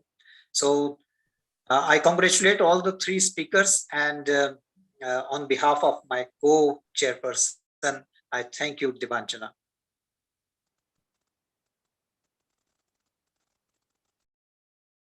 Part of this particular session, which is, and welcome our keynote speaker, Dr. Lotte Strobeck, to this session.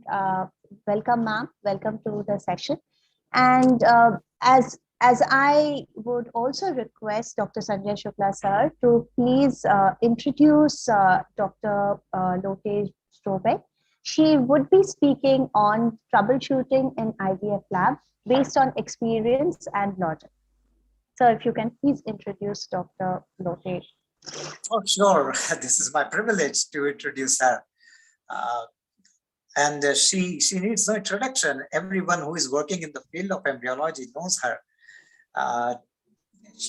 She has a substantial contribution in the field of veterinary IVF and veterinary reproductive biology, but also in human IVF.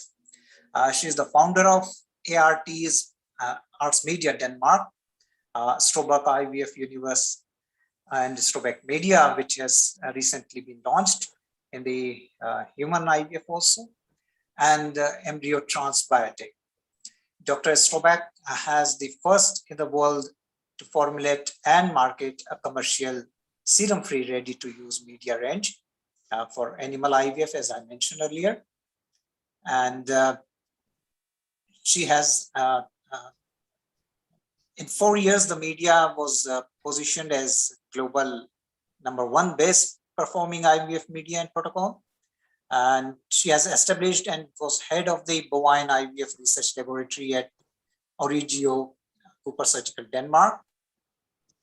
She is an academician by nature, supervising international PhD students and postdocs.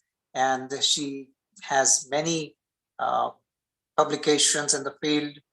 And she is on board of, chairman of the board of Danish Society of Reproduction and Fetal Development, board member of International Embryo Technology Society, IETS, Association of Embryo Transfer Society, Europe. So I welcome Dr. Lotte. The floor is yours, and we are keen to listen to you. Thank you very much. First of all, thank you for inviting me to speak at ACE 2021 on troubleshooting in the IVF lab based on experience and logic. India has a very special place in my heart, so I would have loved to participate live. But for now, we are here in a virtual session, and let's make the best of it. The agenda today is a little bit about my professional background. SOPs for troubleshooting are necessary for troubleshooting. I will then talk about laboratory air quality and VOCs, plastic media storage, preparation and embryo toxicity. Incubator settings must be increased at higher altitudes.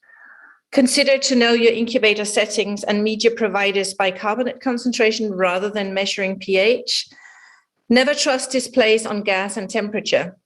Contamination and the PDCA process for troubleshooting a continuous improvement. So a little bit about my background. I am founder of Arts Media Denmark, a new human IVF medium company founded last year together with Professor Claus Yding Andersen from the University Hospital in Copenhagen. I also have a veterinary medium company, Strobeck Media. For 6 years, I was head of the IVF research laboratory at Cooper Surgical, Origio, a facility based on bovine embryo assays.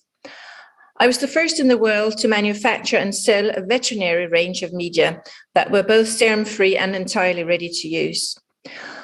I have still an academic background involved in teaching, supervising, and I'm a partner in numerous international research projects. I've been chairman of the board of the Danish Society of Reproduction and Fetal Development, an organization bridging the human and the veterinary field. I'm a board member at the International Embryo Technology Society, IETS. And above all, I have consulted with more than 300 laboratories worldwide, both human and veterinarian, helping them get established or just to improve their results. Though most of my talk will be based on my experience with these laboratories, we need to start with COP, so a bit of theory in the beginning. For troubleshooting in the IVF lab, you do need a troubleshooting SOP. Identify first, does the problem have a direct effect on embryos and or patients or staff? Then, is the problem related to staff, patient ID and traceability, laboratory design, paint, VOCs, equipment malfunctioning, maintenance, calibration error, disposables, IVF quality, Maya tested, cell culture grade is not sufficient, media and oil, quality and expiration date, and then the actual process, oocyte retrieval, sperm preparation, fertilizing, culturing, vitrifying, the transfer procedure. Problem can be related to each and one of these, or it can be multiple issues at the same time. However, most of this presentation will be based on experience and logic from the human and the veterinary field. Though human and veterinary IVF laboratory, many of the challenges are still similar. And the desperation is exactly the same when the overall embryo development is impaired, or in worst case, absolutely zero. Even the most simple laboratory routine should be described in an SOP. Here's how to enter the laboratory via a hatch system, change of clothes, and wash of hands. The SOPs ensure that processes continue uninterrupted, they are completed on a prescribed schedule, and they assist you in avoiding human and technical failures. They also help you to keep track of equipment malfunctions, equipment calibration, expired disposables, and media. Troubleshooting. First place to start is the laboratory air quality, VOC, volatile organic compounds. After moving to a new laboratory facility, it is well known that you may experience a drop in embryo rates. Most often, this will be due to VOC. It can be new equipment, new paint, new detergent, or a cleaning material.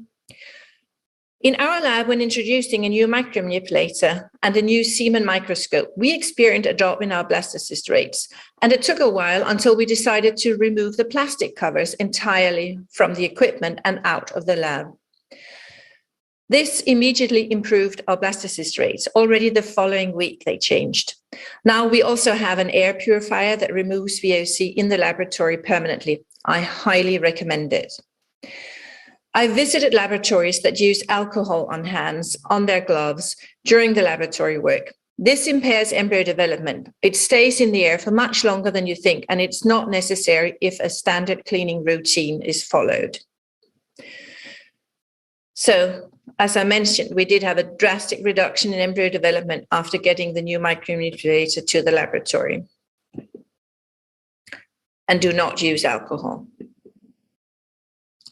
So, what not to do? I believe these photos are all self-explanatory, and probably most of you will think, well, we could not do that in our laboratory. Nevertheless, these are all reconstructed experiences from both human and veterinary laboratories. So obviously, no cardboard boxes or extra packing materials in the lab. They can be a source of contamination. Culture flasks, tape, or styrofoam boxes should also not be in the incubator. In some laboratories, the culture flasks have been used as a tray with the water inside the flask to maintain a warm environment for the embryos to carry them around on. It's not a good idea because it has a toxic effect inside the incubator if they are incubated for a longer time. So no cardboard boxes or extra packing materials in the lab. They can also be a source of contamination. So let's talk about plastic disposables. Many believe that using plastic dishes suitable for cell culture grade is suitable for IVF. However, this is not the case. You'll experience a huge difference in embryo development, and using non-IVF approved plastics will negatively affect your blastocyst rates. It's a very common mistake that I often encounter, people mistaking cell grade dishes to be the same as IVF grade dishes. It's important that as many of your plastic disposables are IVF grade, and the difference is that IVF grade quality has been mouse embryo assayed, MIA tested. Also consider sometimes to smell your plastics, either when you open a bag or when you take the lid off the vial. Consider to let them air out overnight inside the laminar airflow bench. Dish preparation and toxic plasticware. This experiment compared blastocyst rates after culture from zygote to blastocyst stage when media dishes were prepared by either the plastic Pasteur pipette or a thin pipette with filtered tips. The standard procedure from a human clinic was to use the plastic Pasteur pipette. We agreed that whether it was 450 or 475 microliter in a 500 microliter well was not that important for embryo culture. However, I was not comfortable with this change in my laboratory, so we conducted a bovine embryo assay test and found that there was a significant lower blastocyst development in the group where the blastocysts had been cultured in dishes where medium and oil was prepared with a Pasteur pipette. This is a good example how detail matters. We divided randomized oocytes in two groups, so in a total we had 474 oocytes. The blastocyst rate differed from 34% to 43%. The group with the 34% was the group that had been where the media dishes had been prepared with this pipette. This group, the media dishes and the oil overlay had been conducted with this pipette. So it's all in the detail. More about toxic plastic and aliquoting media. So it's been well established now that plastic can have a toxic effect on your embryos, even kill them. So therefore, never aliquot media or oil into plastic tubes or vials, neither for short-term equilibration nor longer-term storage. Media will be compromised after only a few hours. Furthermore, plastic stored in the incubator will emit toxic compounds and create a toxic environment in the incubator. I have conducted exactly the same experiment as you saw in the previous slide with media groups where some media has been stored in plastic vials for a shorter time. Most manufacturers also indicate that 7 days after opening the bottle, the shelf life is still preserved. But that depends on how aseptically you can work. The risk of contaminating the medium increases with each time you aspirate medium from the bottle. Even when using an aseptic technique, the risk is always there. Then there is evaporation.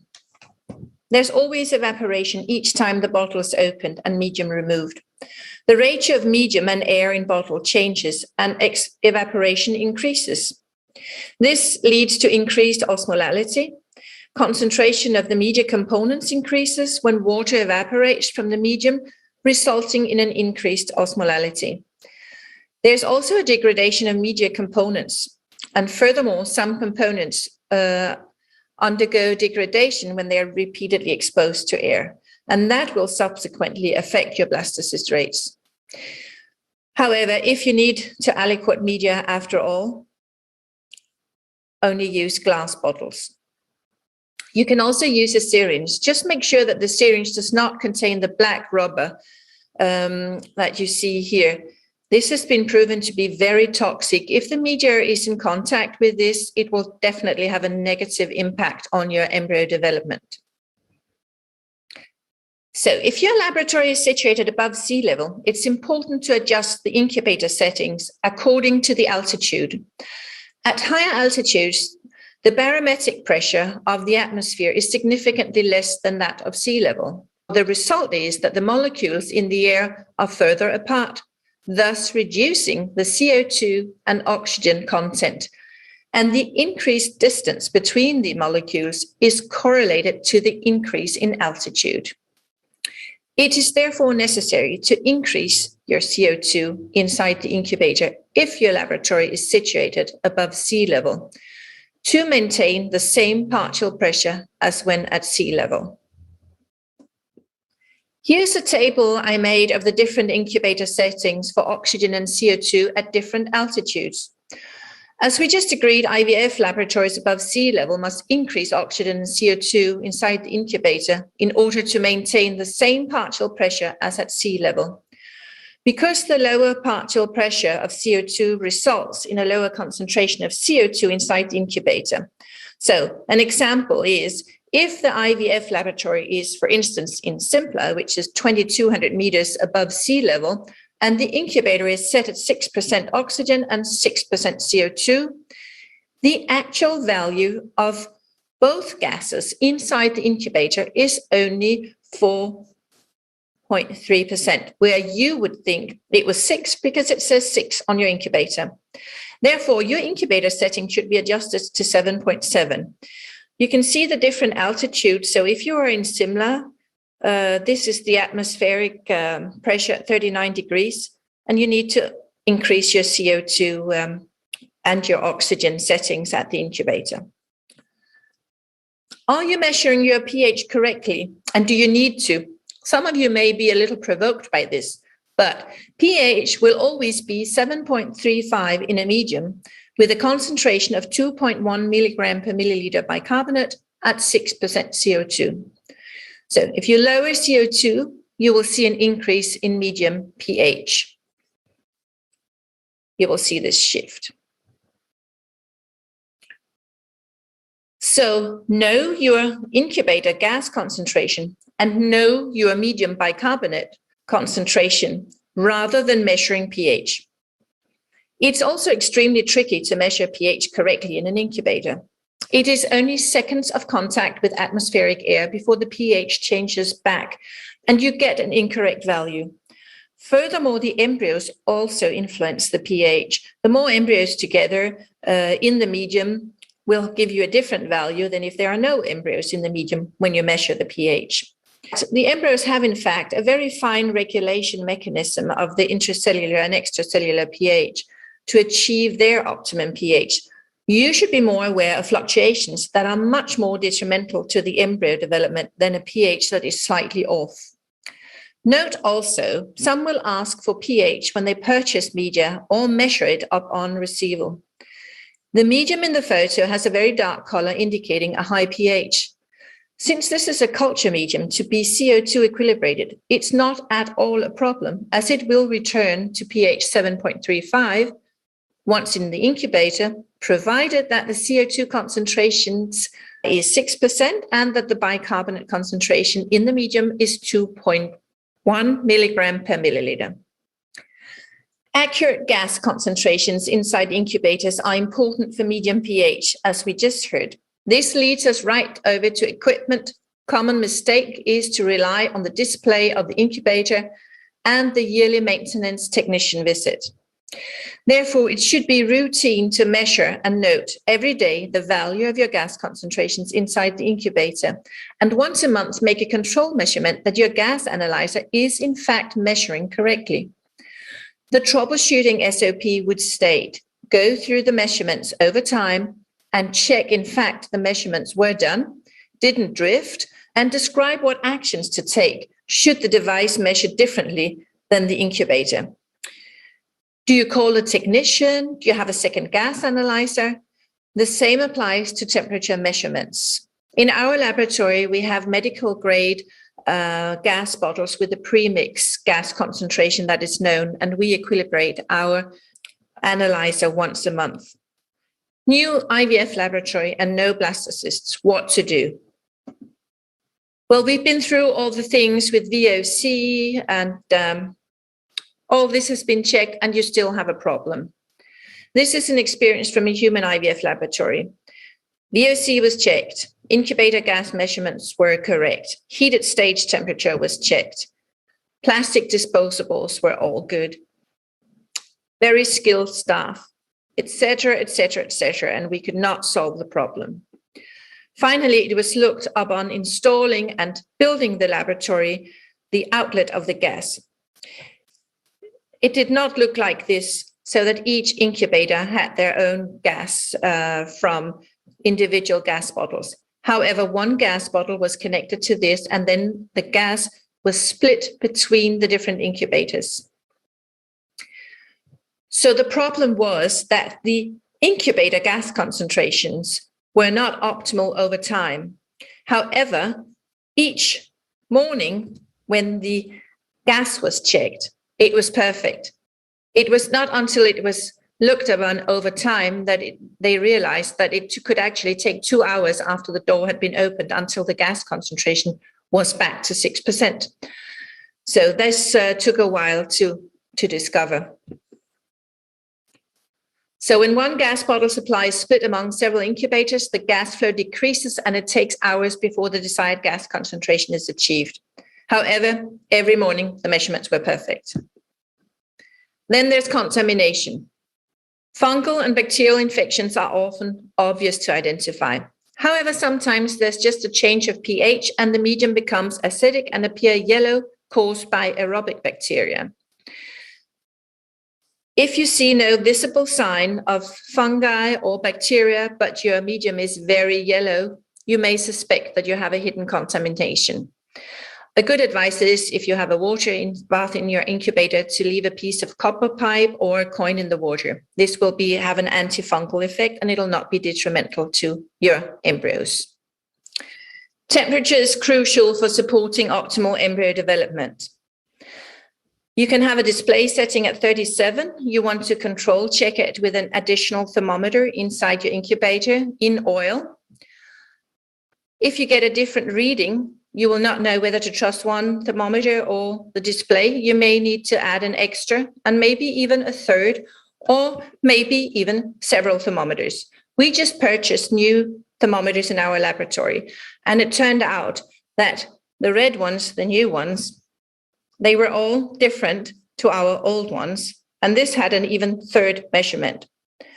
So it doesn't really matter if you invest in very expensive or cheaper thermometers. However, you need to control, double control and triple control that you can actually rely on them. And in all cases, do never rely on the incubator display alone.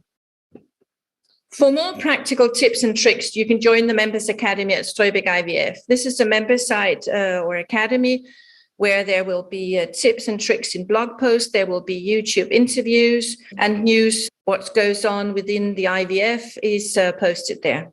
I also advise you to get the revised guidelines for good practice in IVF laboratories by ESHRE, the European Society of Human Reproduction and Embryology, and the Vienna Consensus Report of an Expert Meeting on the Development of Art Laboratory Performance Indicators.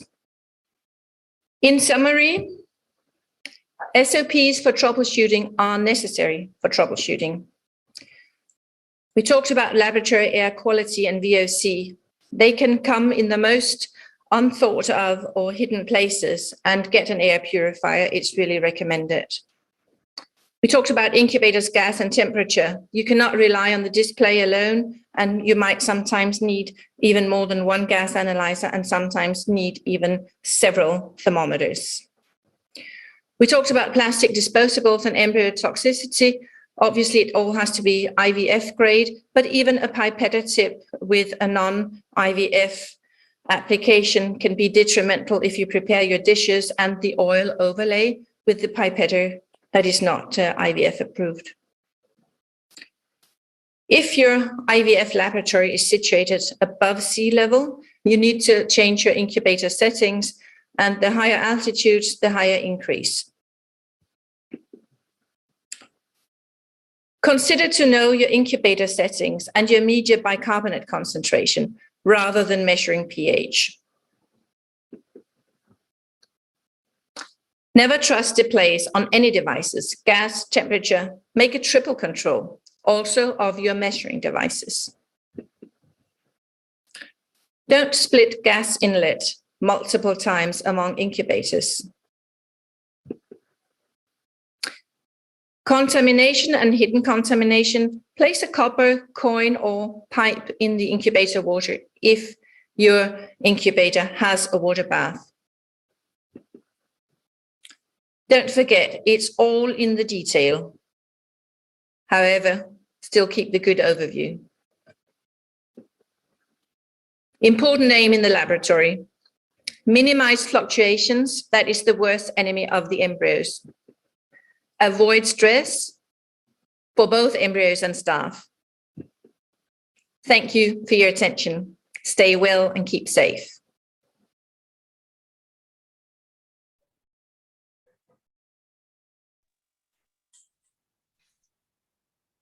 Hello.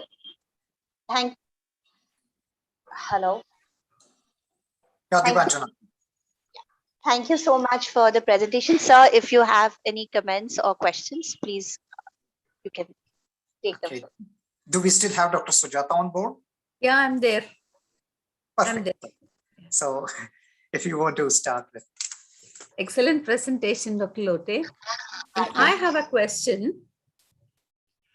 See, all the commercial media actually goes through very stringent quality control. Yes. But in spite of that, we see, a lot of variation between lots and variation within the bottles. How do you think that this can, be avoided? That depends what kind of variation it is.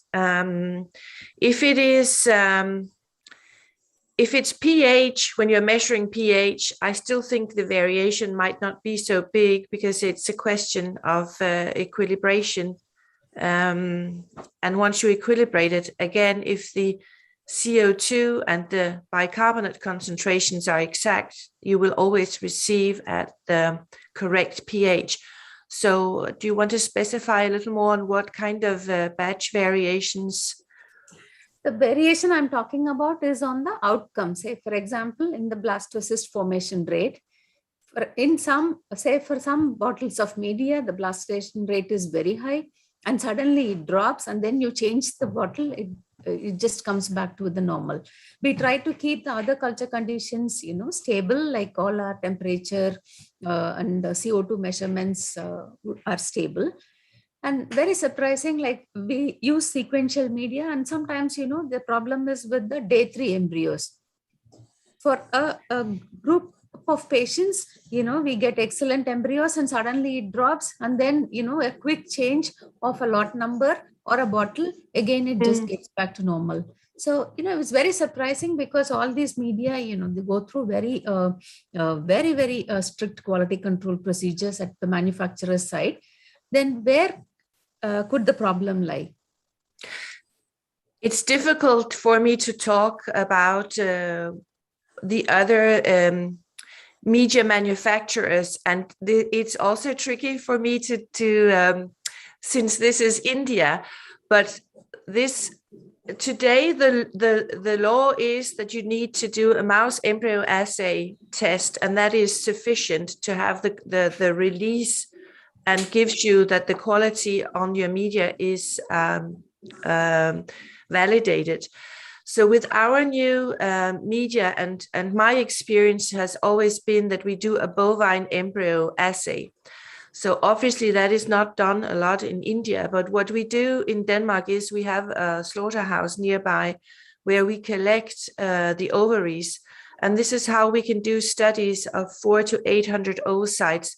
And then when you can randomize the oocytes, you will have an even group of oocytes to work with. And then you can fertilize with the same semen for each or for all of the oocytes. Then you will, when you divide these oocytes into one or two or three groups, you will see the variation and you will catch it. And this is why we decided with our new company that besides the law required MIA, or the mouse embryo assay test, we will also be conducting a bovine embryo assay test on our media. And we do not see this batch variation in our production, but it's, like I said, it's all in the detail. It's very logic, it's very common sense, but it's very little things such as during manufacturing of the media also, what plastic are you storing stocks maybe in? Do you store stocks at all? We have a policy to manufacture everything in the same day. We don't store during the process of manufacturing. And we also have a rule that the raw material we put into our media, it has to have a shelf life of all the media shelf life. It's not okay to use a raw material where the shelf life expires tomorrow. It's still good when you use it, and then the media has 6, 12 or 24 months. So it's all in the detail. So I can't say what goes on when you discover a batch variation. I'm a little surprised to hear it's that much, but all I can say, it will not happen in our media. You have to wait for it. And I have another question too. Suppose Yes, if you plan to do a sibling oocyte study, either to compare, media or compare any consumable, what are the basic criteria for, doing a sibling oocyte study? Do we have any specific requirements in terms of numbers or? So if you, with human patients, it's different because it's more difficult because you have the variability of both a female factor and a male factor, and you also have different technicians, you have different days. So I know that some Indian laboratories go to a buffalo slaughterhouse where you can conduct exactly the same assays. And an important thing is that for the mouse embryo assay, it's required to be above 80% blastocyst rates. So if you have 85 or 75, you can't really say that there is a difference because either you get the rates or you don't. In the bovine embryo assay, you'll never get, or the buffalo embryo assay, you'll never get 80 or 90%. You will get somewhere between 35, 45, or 55%. So it depends on the slaughterhouse batch from that day. And this is why you cannot say it has to always be above 45%. Because if they were older animals or very young animals, depending what the batch of oocytes you get is, that's why you have to randomize them. So if we have 20 ovaries, we get about 400 oocytes. Then we will divide each, when we have aspirated and cleaned our 400 oocytes, we will divide them into 2 groups if we want to test a new media or a new batch. And then we will allocate 10 to one group, 10 to the next group, 10 to one group, 10 to the next group, and so forth. Because we had master students that demonstrated that if you take the first 200 oocytes in one group and the next 200 in the second group, you'll actually have a poorer pool of oocytes in the second group.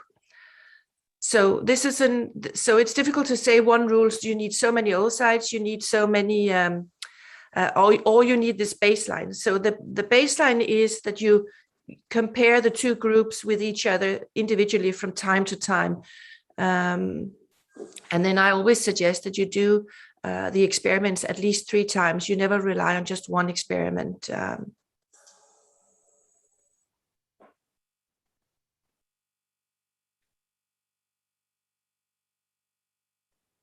Super.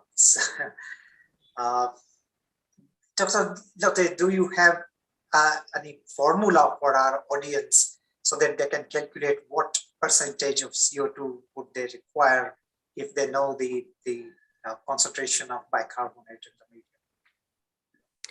I think the best is to have a very good gas analyzer and really monitor the incubators. It seems very simple and very logical, but to know what your gas concentration is or to know what your temperature is can actually be much more tricky than you think. So if you can rely on the bicarbonate concentration from your media provider, you will get the correct pH if you have the correct CO2. And measuring pH is very, very tricky because it'll change depending if there are oocytes or embryos in the medium.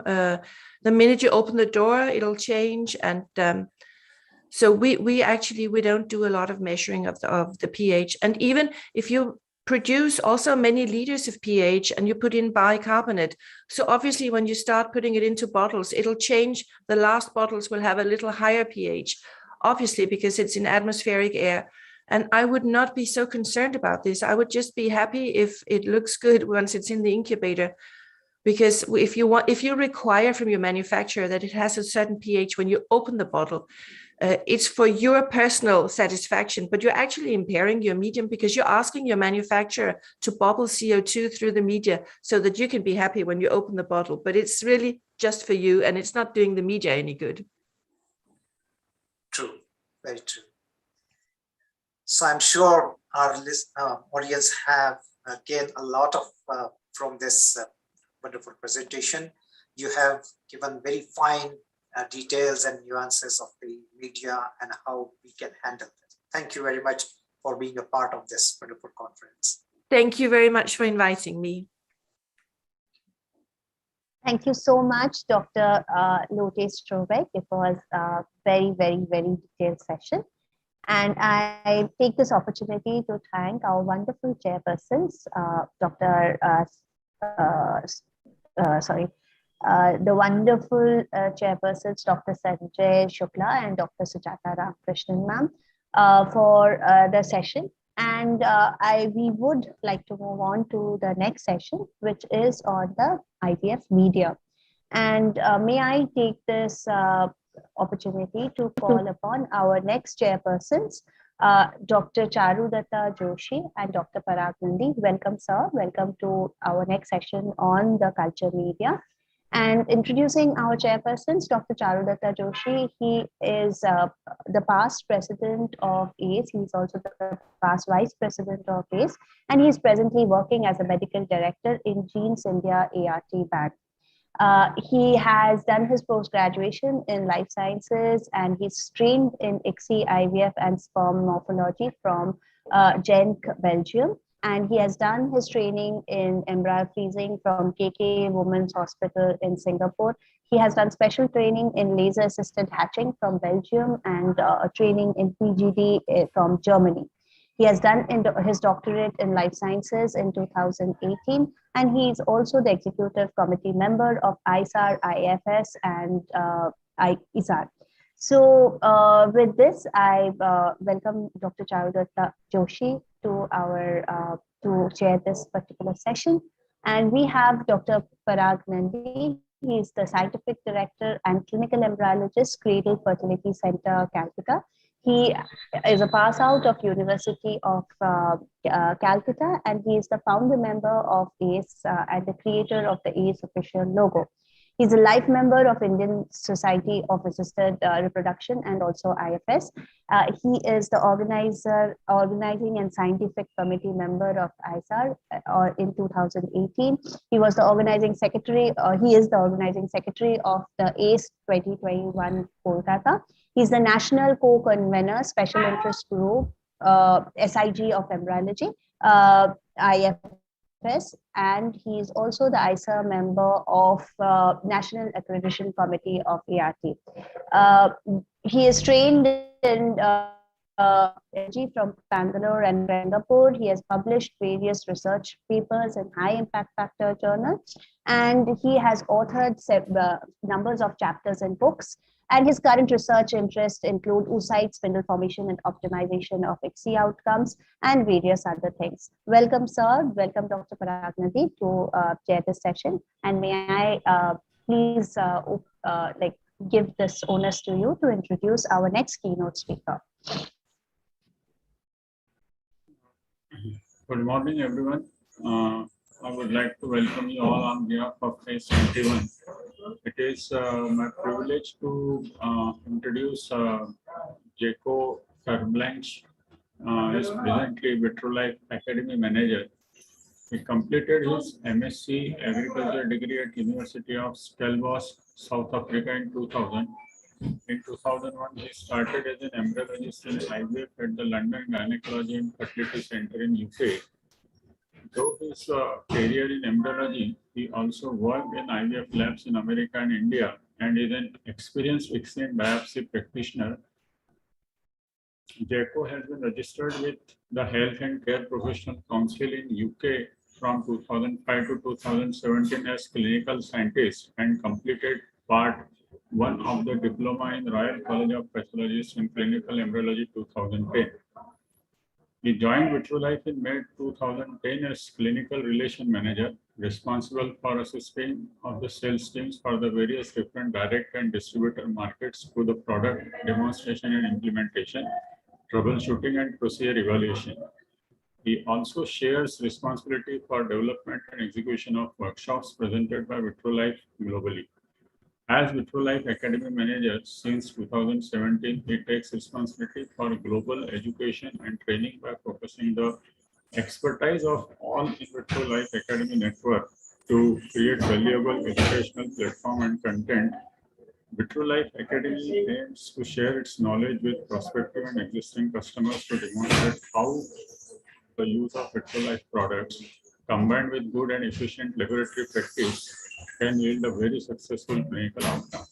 So listening to him on media aspects, welcome Dr.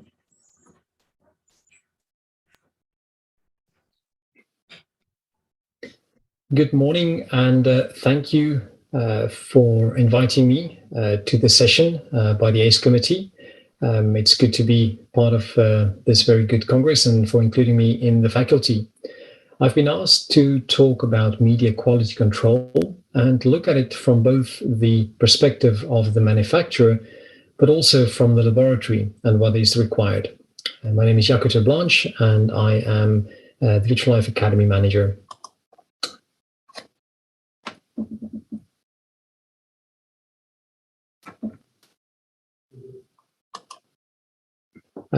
I can just therefore mention that I'm full-time employed by Vitrolife.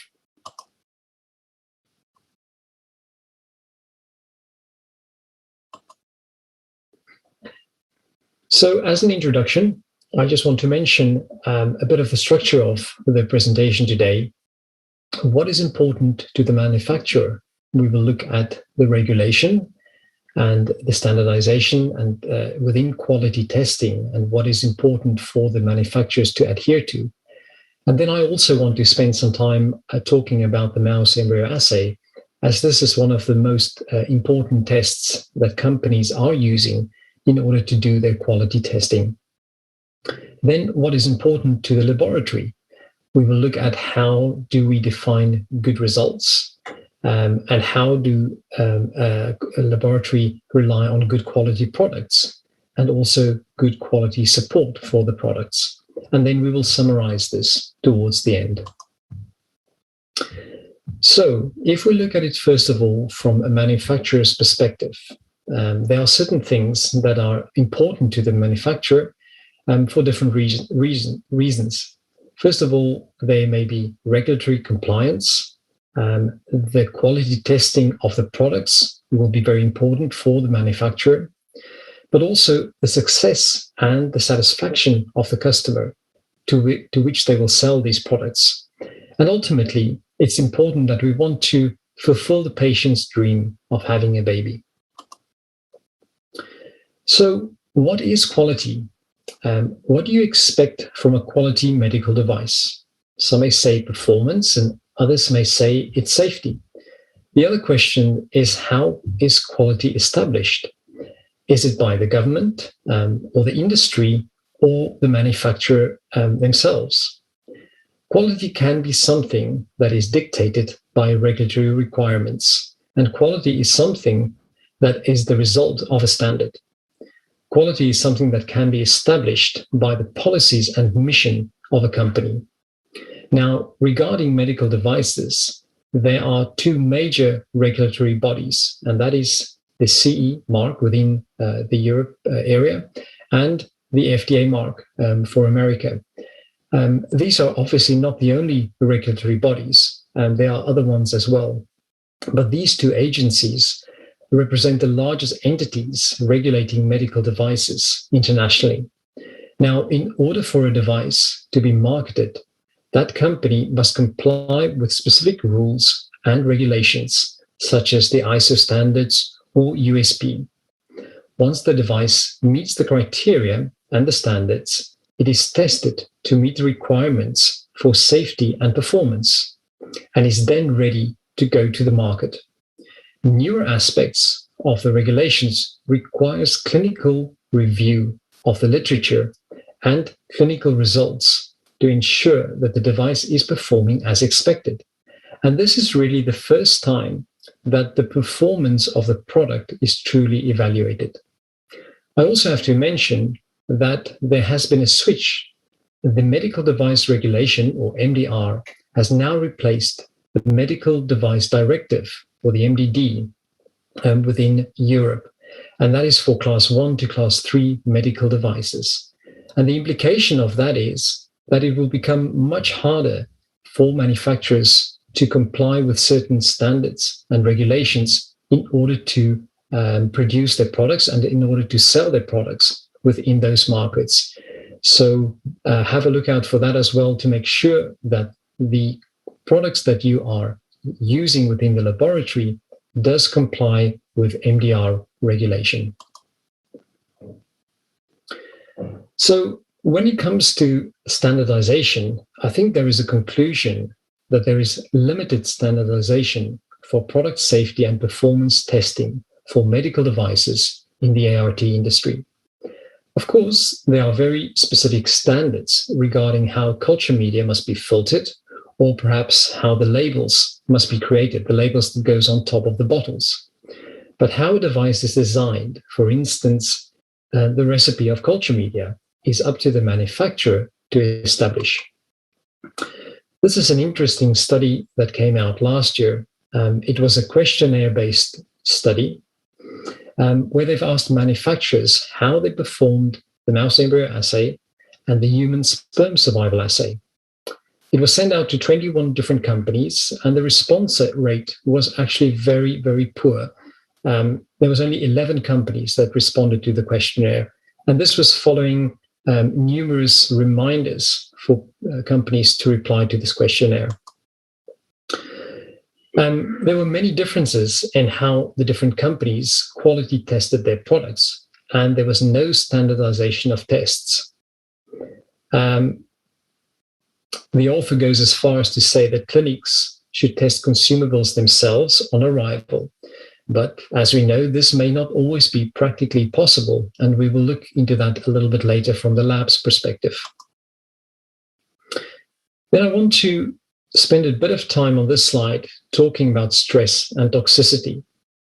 They are critical concepts to be considered, because if you don't have quality products, they will certainly have an influence on the outcome in your clinic.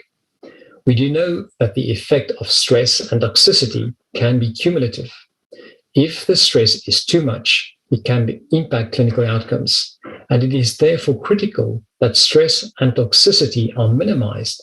And you can only do that by including good quality products in your laboratory. One concept that I feel is critical to success is that quality must be maintained from the beginning. This is why I believe in stringent quality control standards. Starts with raw materials. All raw materials must meet strict criteria to be accepted and utilized in a manufacturing process. For instance, if we look at paraffin oil, which is the raw material of which certain oils are being made that is used in the IVF laboratory, is quality tested, including several different types of the mouse embryo assay, not just one, but several different types. This is due to the knowledge that several types of toxins can affect its quality. After manufacturing, the finished product is again tested with 2 different types of Mayer tests to ensure the release of the product can be the best quality possible. But why? This is because toxic oil reduces clinical outcomes and can even kill embryos. This is an example of one of these companies and all the various quality tests performed. Each one has its own important role in ensuring quality, and it is critical to have a comprehensive quality program to ensure top quality of your products. And as mentioned previously, the mouse embryo assay, or the Mayer, can be particularly important. And that's why I want to spend a little bit of time on the mouse embryo assay. It has been a test utilized to determine quality, but unfortunately, until recently, there have been no standards for how this test should be used. It was therefore up to the manufacturer to set the sensitivity of the assay. Due to its biological nature, this test can be extremely variable. The philosophy is to use this assay not as a means to meet the regulatory minimum standards, but to detect toxicity. The ability to detect extremely low levels of toxicity ensures that the product have the highest quality to ensure consistent performance. And this assay, when used correctly, is the most valuable tool used to ensure quality that makes a difference on the products. And to expand on the MEA, it is often explained as an insensitive assay, but that will all depend on how the assay is actually being performed. There are many variables that can be altered to increase or decrease the sensitivity of the assay. Additionally, depending on what outcomes are observed, sensitivity can be affected, and the acceptance criteria, therefore, ensures top performance and consistency.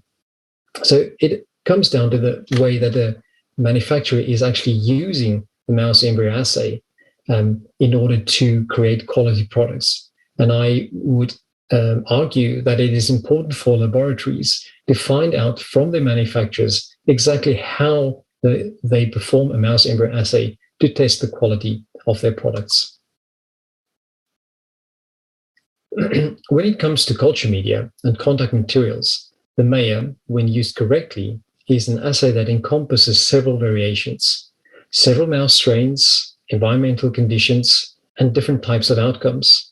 There is not one type of MEA, and there are several assays to provide critical insight into the quality. And you may also use different types of MEA for different products. And again, one MEA does not fit all. So let's look at it from the perspective of the laboratory. What do laboratories want when they talk about quality control in media? Well, I think one of the important things is good results, and we will look at that a little bit later.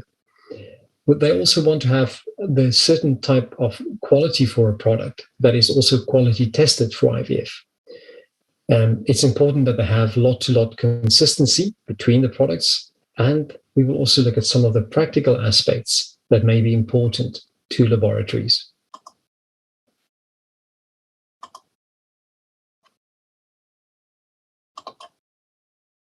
So first of all, if we look at results or the goals within the laboratory, we want to improve clinical outcomes. And we can do that by optimizing the laboratory conditions, the embryo development and embryo selection, and therefore increase the live birth rate. We can also reduce abnormal outcomes, in other words, minimizing early pregnancy loss or identify abnormal genetic occurrence. And we can do that by having good quality consumables and especially good quality culture media. During the IVF cycle, there are many variables that can impact the success, and we all are familiar with this type of diagram. Some of these factors can be controlled, but some cannot.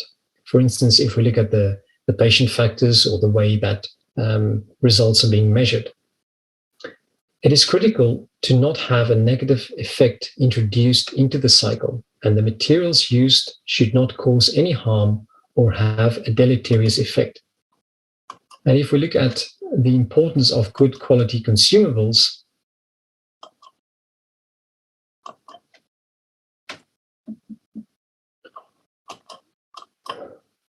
we look at the culture media, the oil overlay, and disposables. I'm sorry for the delay. There's a delay in changing my slides.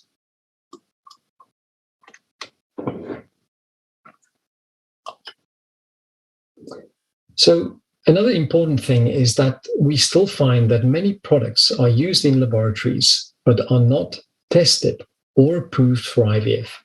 And this is definitely something that needs to be addressed to make sure laboratories are in fact using good quality products that are tested and approved for IVF. The risks of doing your own media QC in the lab is one thing that needs to be addressed as well.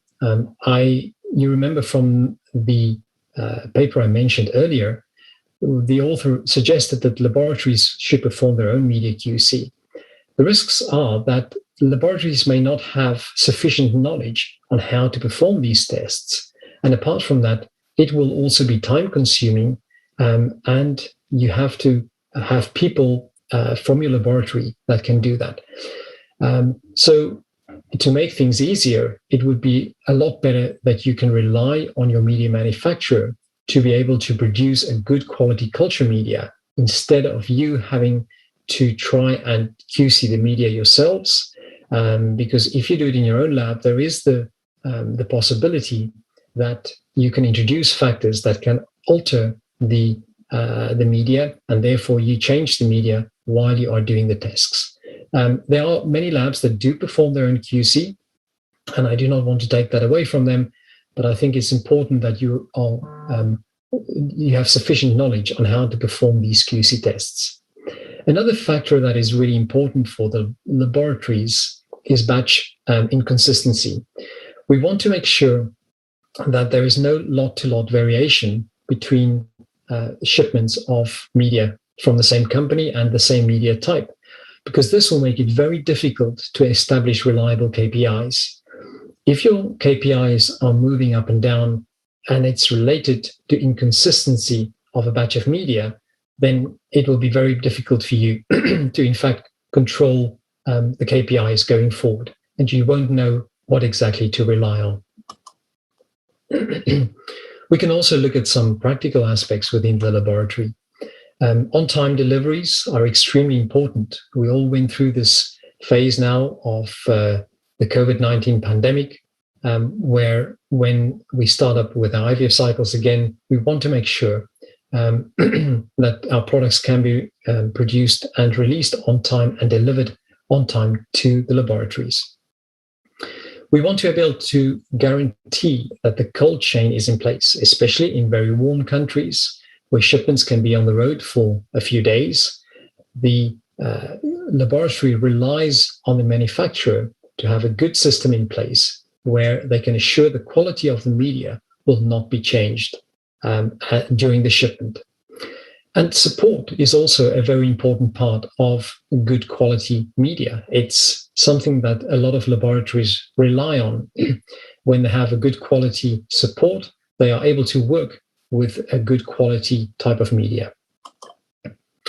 So then to summarize, from an industry point of view and a manufacturer's point of view, we want to produce and provide quality that makes a difference. We need to understand that quality is not merely standards, but it is actually the philosophy within a company. You want to create good quality. You don't create good quality just in order to sell your products. And therefore, companies must go beyond just the regulatory requirements. I think the fact that especially for the CE mark, we now have the MDR, the medical devices regulation instead of the medical device directive, will also have a change in how companies think about how they produce their products. Laboratories must inquire about a media manufacturer's quality control program. They need to be sure how their culture media and disposables are being manufactured and that they can rely on the quality. And they make sure that your media undergoes the best possible QC tests, whether that is in-house when you do that yourselves, although there are certain risks involved, or if you rely on your manufacturer to produce the good quality media. Thank you very much for your time.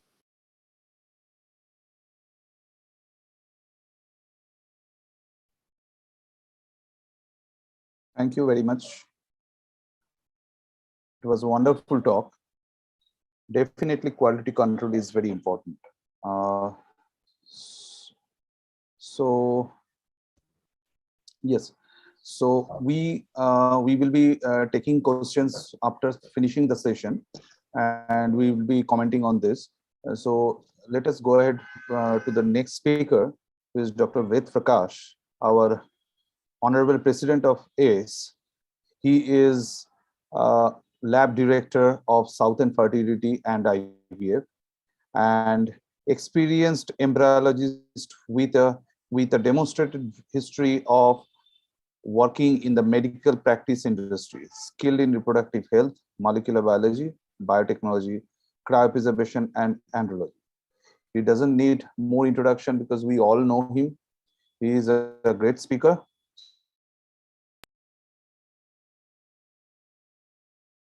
So today we have Dr. Ved Prakash of the media. So this is gradual evolution of culture media in IVF. Interesting topic. Dr. Ved Prakash, you can go ahead.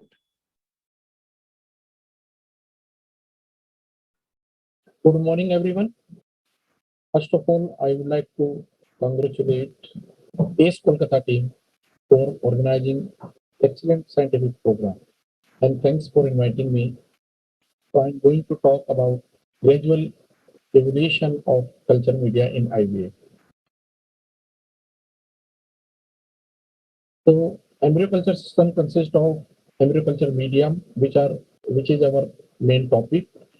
Embryo culture dish, type or quantity of oil overlay, gas phase for equilibration of medium, temperature and humidity, incubator, ambient air quality, embryologist and gamete handling. So well-functioning culture system is influenced by multiple factors, including air quality, temperature, CO2, pH level, and the level of expertise of laboratory team.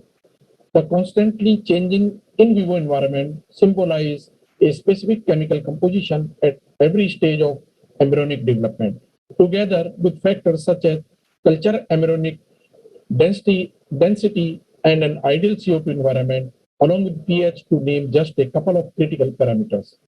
Culture media are an essential part of a culture system. In vitro culture media tries to mimic the in vivo environment that a fertilized oocyte is subjected to during the course of 3 to 5 days prior to its implantation within the uterine wall. Culture media in IVF is artificial environment for the embryo. It's designed to provide an optimal in vitro environment and offer a balance of iron, energy substrate, and nutrients, thus safeguarding the best possible clinical outcome. It's aimed to minimize insults and stress to gametes and embryos.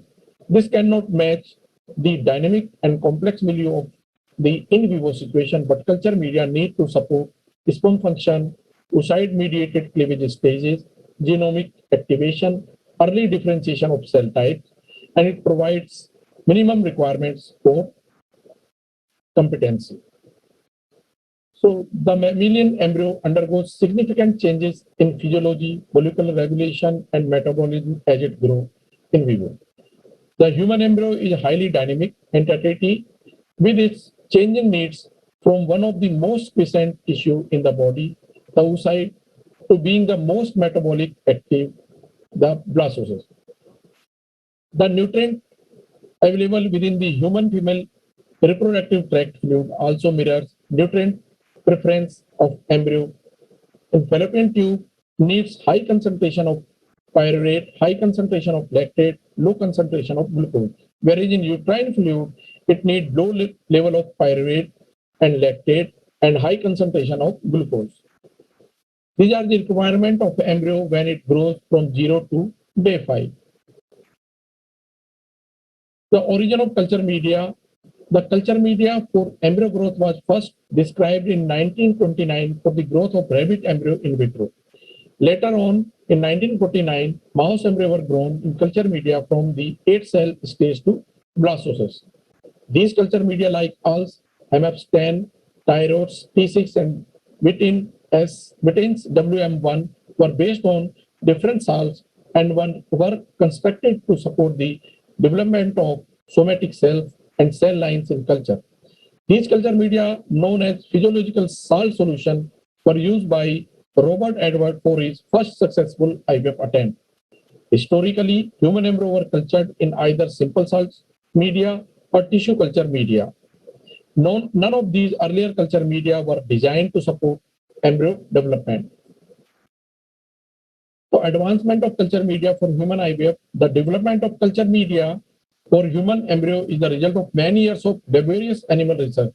In 1969, thyroid solution with BSA, penicillin, pyruvate, phenolate was used by Edward et al. 1970, hemapstan, FSA or HSA by Steptoe et al. In 1973, hemapstan plus 20% FSA, embryo cultured by the Australian group. First IVF pregnancy, early miscarriage happened by D. Kretager et al. In 1978, all simple salt solution plus pyruvate plus patient serum were used by Steptoe and Edward. First IVF baby was born with that media. In 1984, serum-free medium, albumin and amino acid, Menenjo et al. Questioned the necessity of whole serum since its omission in the B3 medium that contained albumin and an array of amino acid did not have an effect on embryo development or pregnancy rate, said the foundation for the commercially available culture media specialized for human IVF. In 1985, Kuhn et al. Published in the journal FS a formula entitled human fluid, which mimic the in vivo environment to which the embryo is exposed. The formulation of HTF was based on the known chemical composition of the fluid in human fallopian tube, as known as that time. This medium is based on a simple balanced salt solution without amino acid. However, the concentration of potassium was adjusted to that measure in the human female reproductive tract. This medium was found to be better compared with earlier medium developed. The supplementation of the HTF medium with either whole serum or with the serum albumin become a gold standard for the production of culture medium for human embryos transferred on day 2 or day 3 of culture.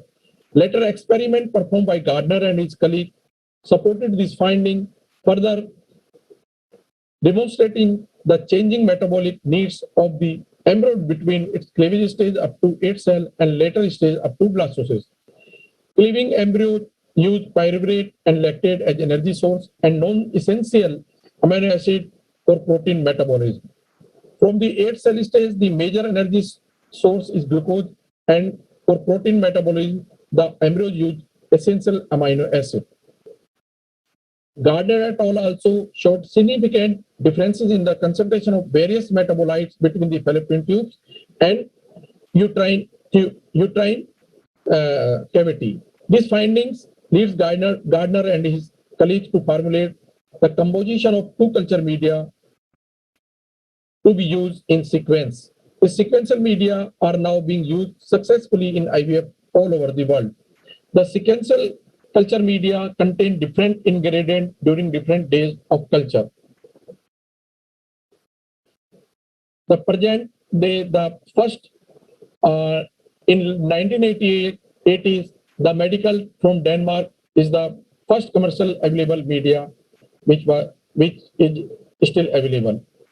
The commercial media contains salt, energy substrate, serum supplement, amino acid, buffer solution, antibiotic, vitamins, nucleotides, growth factors, and other reagents such as trace element, nuclease inhibitors, etc. Some of these reagents have unclear function. There are the list of companies which are providing different type of media. In the basic early culture media, the simplicity and transparency of their composition is evident. In contrast, the composition of modern culture media is far more complex, the details not revealed. The components are disclosed by most companies, but concentration are not disclosed, and the need for traceability of the culture condition is not always documented. The formulation vary and most components are used at different concentration in the different media, illustrating the lack of consensus.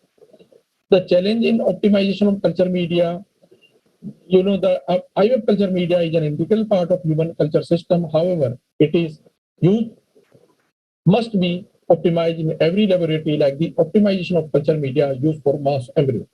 In order to optimize basic culture parameters, several experiments on human embryo are needed, but is challenging. Embryo culture media include with following main constituents in varying concentration at different stages of development. The components of culture media are salts, buffer, energy substrate, chelators, antibiotic, essential and non-essential amino acid, growth factor, hyaluronate, and protein supplements. These are the role of components of culture media. Phosphate buffer or Happy's buffer allow handling of gamete outside the incubator. pH and osmolarity. Most culture media utilize bicarbonate buffer system to keep pH in range. The temperature, the humanocyte temperature is temperature sensitive and humidified incubator with the temperature setting of 37 to 37.5 must be used for oocyte fertilization and embryo culture. Culture conditions to maintain the culture condition under paraffin oil, which prevent evaporation of the medium, preserving a constant osmolarity. Water, the medium is composed of 99% water. Purity of water is crucial and achieved by ultrafiltration. Protein sources like albumin or synthetic serum are added in concentration of 5 to 20%. The carbohydrates, they are together with the amino acid, they are the main energy source for the embryo. The glucose, the toxicity of glucose for the early embryo is controversial.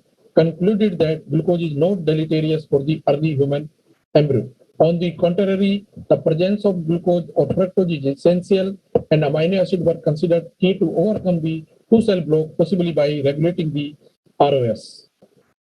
Amino acid mammalian embryo have amino acid transporters, and amino acids are detected in uterine and tubal fluid of animals and human. So supplement of the culture media with amino acid is necessary for embryo development. Antibiotic, though not required for cell growth, antibiotic in culture media are frequently used to control the growth of bacterial and fungal contamination. Streptomycin and gentamicin belong to the amino glycoside group of antibiotic, which utilize their antibacterial outcome by inhibiting bacterial protein synthesis. Growth factors are present in vivo, act on embryo receptor. They are anti-apoptotic and increase development rate. The results are optimistic, showing accelerated development, better quality, increased blastocyst rate, increased cell number, earlier hatching, increased SCG and implantation rate. Component of culture media like recombinant additives, hyaluronic acid, it is high molecular mass polysaccharide that can be obtained endotoxin and prion free through recombinant DNA technology. It has been demonstrated that hyaluronate improve mouse and bovine embryo culture system, but also it's used for human transfer result to increase the embryo implantation. In one of the largest prospective trial to date, which enrolled 1282 cycle of IVF, it was determined that use of hyaluronate in this medium was associated with significant increase in clinical pregnancy rate and implantation rate, both for day 3 and day 5. Chelators, defense of embryos against oxidative insult throughout the culture is crucial to maintain viability. Generation of unwarranted level of ROS is triggered by various components of the in vitro environment, to most of which embryo do not normally encounter in vivo. To counter with these deficiency in the culture environment, antioxidant and chelators are frequently used to control or suppress ROS level as embryo develop. Vitamins and inorganic salts are also used. Inorganic salt in the media help to retain the osmotic balance and help in regulating membrane potential by providing sodium, potassium, and calcium ion.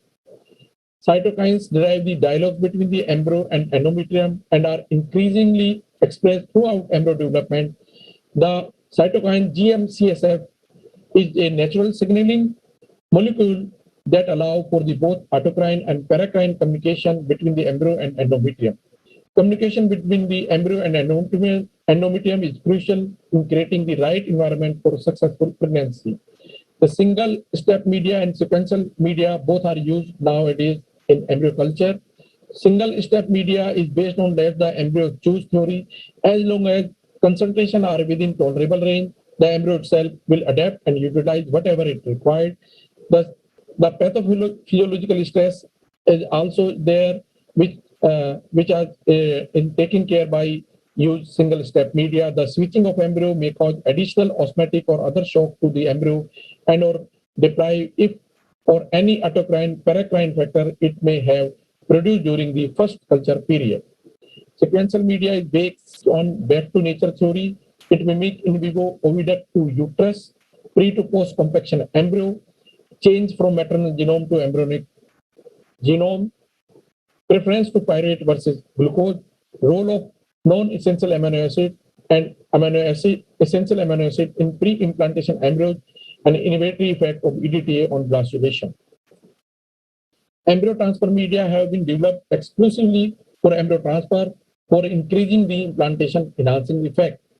Embryo glue is a medium developed exclusively for embryo transfer. It has the basic composition of rich blastocyst culture media and contain a high concentration of hyaluronan and recombinant human albumin. Embryogen and blastogen have a positive effect on embryo transfer success rate. Transferring using blastgen ensure that GM-CSF is present in the reproductive tract at the time of implantation.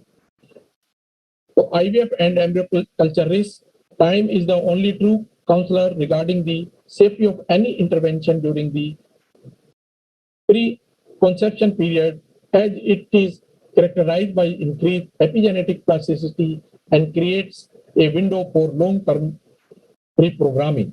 Clinical practice until now show that the in vitro culture of human embryo does not confer major adverse effect on the offspring, but possible consequences in the late childhood or adulthood are still to be explored, keeping in mind that even the first children conceived by ART are still young. Culture medium play a very important role in IVF by supporting these first delicate steps. The first week after fertilization is characterized by precisely orchestrated events, including the first mitotic division, zygotic genome activation, compaction, morula formation, cavitation, and blastocyst formation. In vitro embryo culture can induce epigenetic alteration for different species, highlighting the need for caution in human IVF. Animal studies have demonstrated that in vitro culture and manipulation of the early embryo can alter gene expression and influence imprinted genes affecting the phenotype of the offspring. Various parameters can influence the IVF outcome and the phenotype of the offspring, including intrinsic factors from the couple and ART-related procedure. So take-home message, in vitro environment is artificial, culture media, system comprises salts, energy substrates, serum supplement, amino acid, buffer solution, antibiotic, vitamin, nucleotides, growth factors, and other reagents such as trace element, nuclease, inhibitors, etc. Choice of media depend on function, day of transfer, and preference, single step versus sequential, research lead, medium, formulation, no way to test formulation with human embryo, the lack of consensus, optimization of basic culture parameters is required, risk of epigenetics changes whose consequences may not be obvious at birth or during childhood. Thank you. Thank you, Dr. Ved, for your wonderful talk. You showed us that how the culture media evolved. So we need to understand that this kind of gradual change, how now we are standing where we are getting this kind of commercial media, but there was a time when we used to get only the media substrates which we used to formulate the media, and we need to make the media. Now we will go to our next speaker, Dr. M.S. Srinivas. He is the founder president of ACE, and he will be talking on a very interesting topic today on this culture media. Is it temporary survival media? Does it have a permanent effect on embryo in IVF? So it's very interesting topic, I'm sure. So over to you, Dr. Srinivas. The screen is yours.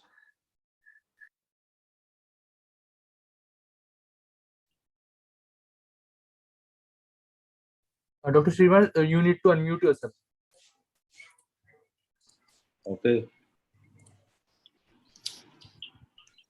Hello, can you hear me? Am I audible? Yes, sir.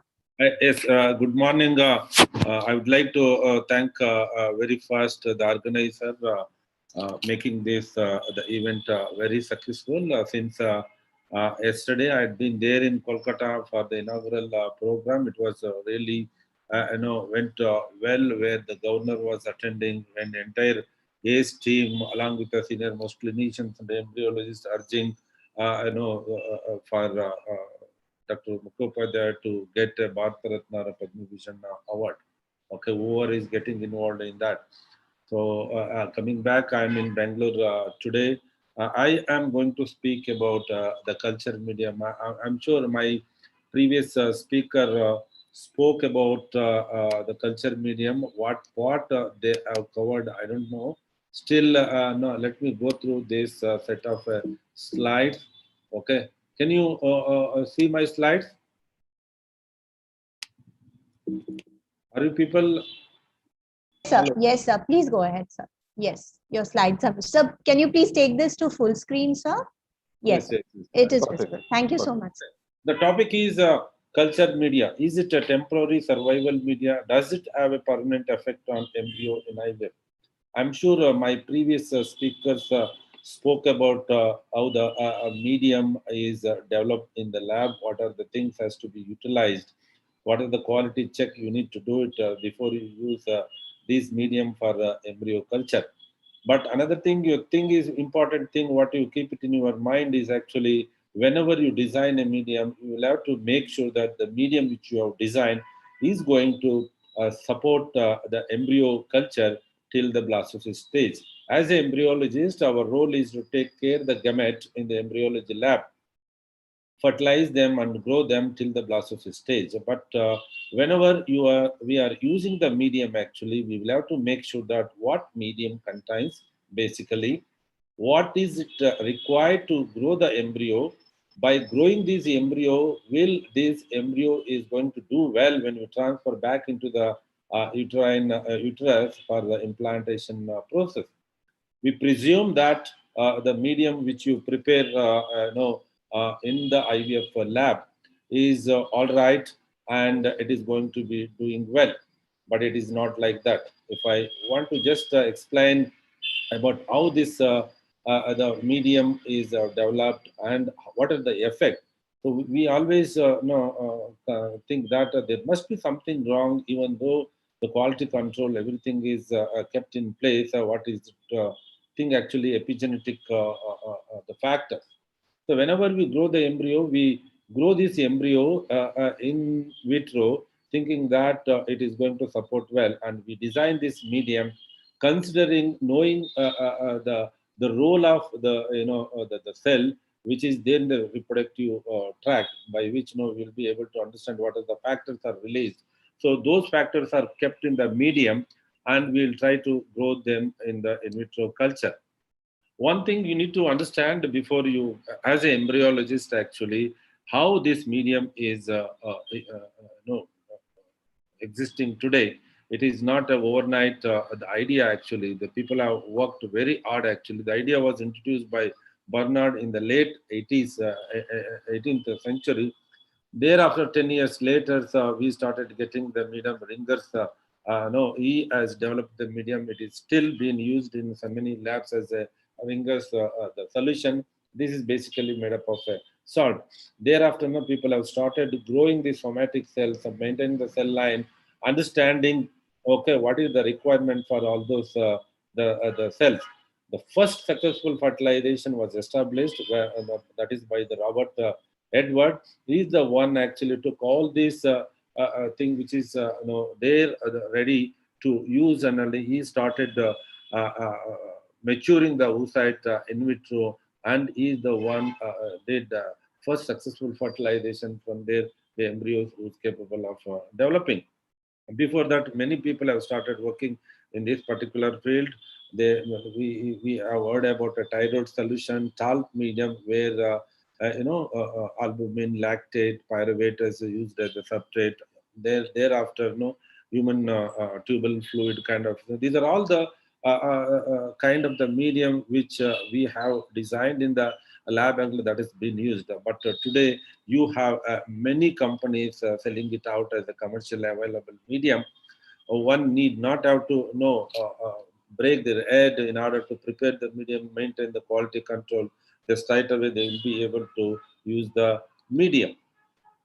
But when it comes to the understanding the requirement for the embryo development, we know that there are two kind of medium in the market actually. What is it? The sequential medium and the single step medium. Okay, there are two philosophies actually. Whenever you are culturing the embryo, that one is the sequential culture, that is back to nature principle, and another one is a single step. Let the embryo to choose the principle.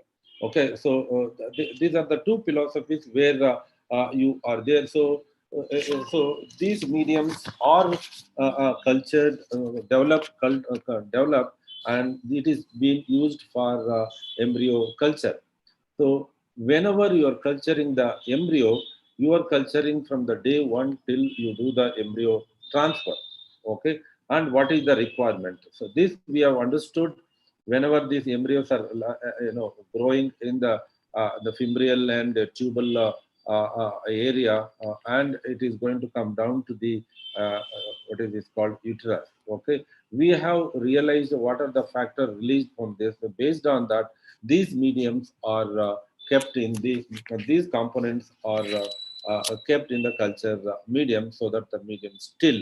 But today, if you can grow the embryo, whenever you grow the embryo, you will not be able to grow the embryo till the blastocyst stage. Say, for example, if you have the 10 embryos on day 3, or 10 embryos are fertilized on day 1, if at all the embryos are culture system is working very well, and embryos are not feeling distressed, definitely all these embryos should go up to the blastocyst stage.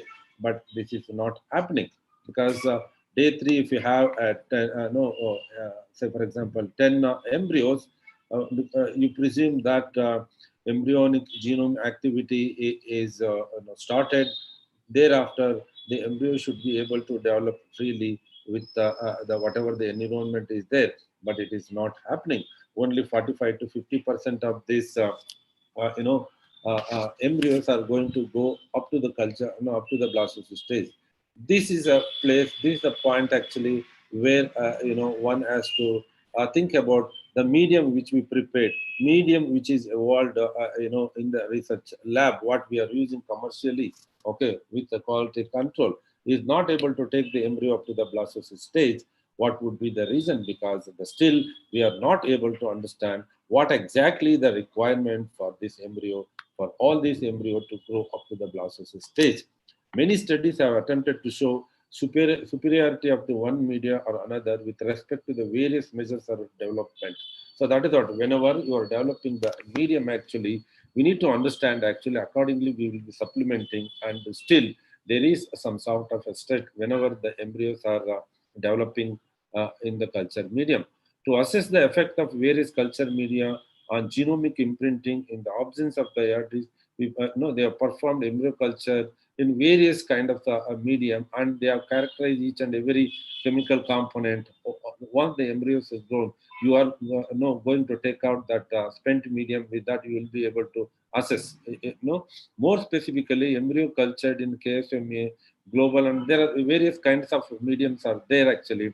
If you want to really assess each and everything, actually, once the medium is used for the culturing the embryo, this medium has to be assessed to find out what are the factors are taken up by this embryo, what are the factors which is releasing, by which we will be able to assess the quality of the. But here, whenever you are having, say for example, when in earlier period when I started the embryology career, we used to use a maternal serum, to supplement a medium which we used to prepare. Okay, so those days commercial medium was not available, but so whenever you had this serum, what about the epigenetic effect? So whenever the embryos are growing in culture medium, there should not be a stress. So because if there is a stress, actually, it is going to have stress on the metabolic activity of each and every cell. That would lead to formation of the embryo, which may not be competent enough to implant, because that would be the reason why we are still be able to get a 45 to 50% success rate. If you have grown up this embryo 100% okay, and you have done the transfer, if everything goes well with the clinical aspect of it, preparing the endometrium, there must be a implantation. There won't be a problem at all for the embryo. So this is another epigenetic effect, actually, oxygen tension. We know that we have been culturing the embryo, the 5% O2, CO2, and 18 to 20% of that is an ambient air. But there are literature review, actually, whenever you are growing the embryo in a 5%, the results are promisable. But overall take-home rate is not equal, as long as, whenever you culture the embryo at the 20% as well. So that's why we think that whenever we culture, so in vivo, these embryos are growing in the 5% oxygen, whereas in the embryo, in the IVF lab, these embryos are cultured and they are cultured at 18 to 20% of oxygen. Still, you are able to get it. But one need to understand, actually, what level this is going to be affected. Okay, because we have understood that there is a epigenetic factor affecting the embryo quality, embryo implantation also. It is really essential that if you can see here, actually, from the day one to the day, this thing actually, it is understood that now how these things are going taking place, changes are going to take place in the genetic material of this embryos. I'm not going to go into detail of this particular slide. So in conclusion, all the studies of epigenetic gene regulation in early embryo development point out that the pre-implantation development is a dynamic period of epigenetic programming, and embryo culture produces epigenetic adaptation. So that's why this embryo itself has got plan to adapt to the change. That would be the reason why we were able to get the 50% blastocyst conversion. Otherwise, we don't know what extent it is going to, what extent it is going to be affected by the medium. While it is possible to generate a blastocyst that appears morphological normal, some in time epigenetically compromised. There are sometimes the embryo which are growing actually epigenetically, because these are all the embryos cannot cope up with the stress which is happening there. It is up to those pursuing the research in the field to first determine the accurate, repeatable, and the technique by which you will be able to detect these compromised embryos. Because whenever these epigenetic factors are there, the stress are there, you have to really categorically tell just because of this is going to happen. So when you do it, next time and the culture medium is redefined, then we'll have to make sure that this factor is taken care of. Okay, so this is all about the culture medium. Because why I am restricted to this, actually, previous speakers speak about a culture medium only. There are some overlapping. I thought I'll take up this particular set of slides. Thank you so much. Thank you so much, Dr. Srinivas, for your wonderful talk. Well, human IVF is a technology, actually, where we are dealing with human reproduction. So in human, we don't have geography related altitude difference, but in IVF, we have like this. For hundreds of other reasons, we need stringent quality control inside IVF lab and media as well, where embryos are growing and exchanging micronutrients, growth factors, and excreting their metabolites. So the advances of this world in IVF during the last decades have been rapid and impressive, and culture media play a major role, of course. Until this 1985, as Dr. Ved Prakash was showing, in 1985, we got our first commercial media. So before that, we had to make our own media. So obviously the success rate was lower. So nowadays, there are numerous commercially available culture media that contain various components, including nutrients, vitamins, and growth factors, and many more. The CE marking of IVF culture media is a significant development in the field. And however, the quality and efficiency of culture media should be monitored closely. This session was dedicated to this revolutionary media where embryos are growing in vitro. What are the quality control parameters are must, how the IVF media has evolved, and its primitive structure, primitive form to its current form, the most advanced form till now, and whether it leaves any long-term effect, whether it is epigenetic or genetic on offspring health. So that we have covered, our speakers have covered, because healthy life in vitro is our goal. So one step, I took a very good notation from Dr. Strawbridge that one step above is the new standard or benchmark. Now, it is a now new normal. Thank you, all the speakers, for the enlightening us. Now we will go forward to take some, chat message we have got from various speakers. So as Dr. Strawbridge is also there, she can also join. Another 3 speakers we have. So the first question is which ideally how many millimeter of oil overlay will be helpful to maintain proper pH of media? Dr. Strawbridge, you can take this question. Hello, Dr. Strawbridge, are you there, please? Dr. Jaco Okay. is also there. Yes, please, Dr. Jaco, you can answer this question also, that ideally how many millimeter of oil overlay will be helpful at all? Is it at all helpful or not, so that you can take to maintain proper pH of media? Certainly. Yes, it is important to have a good layer of oil thickness covering your droplets. It's impossible to really say how many millimeters because it will depend a lot on the size and the shape of your culture dish. But definitely it has to be a good amount of oil. Your droplets must definitely, if you look at it from the side, not touch the surface of the oil. It should be properly submerged. So don't be shy about adding oil to your droplets. It's not just during the culture, but also when you prepare your dish. Very important that you prepare dishes one at a time so that you have the minimal amount of evaporation from your droplets. You also want to make sure that when you prepare a dish, you do that on a cold surface and not on a heated surface with cold media and cold oil. I know many labs, for instance, keep a bottle of oil in the incubator and then work with warm oil on cold media. And again, that doesn't do anything good for the media. But yeah, I don't know if Dr. Strawbridge wants to add anything to that. I fully agree, and it's a very good point. And the warm oil does not do anything good. And again, you need more oil than you think. We did some studies on evaporation pH changes, so you do need more oil than you actually think. So it's difficult to say in millimeters, but my suggestion was if you work with a 500 microliter media volume, you'd need at least 400 microliter oil in a regular IVF dish well.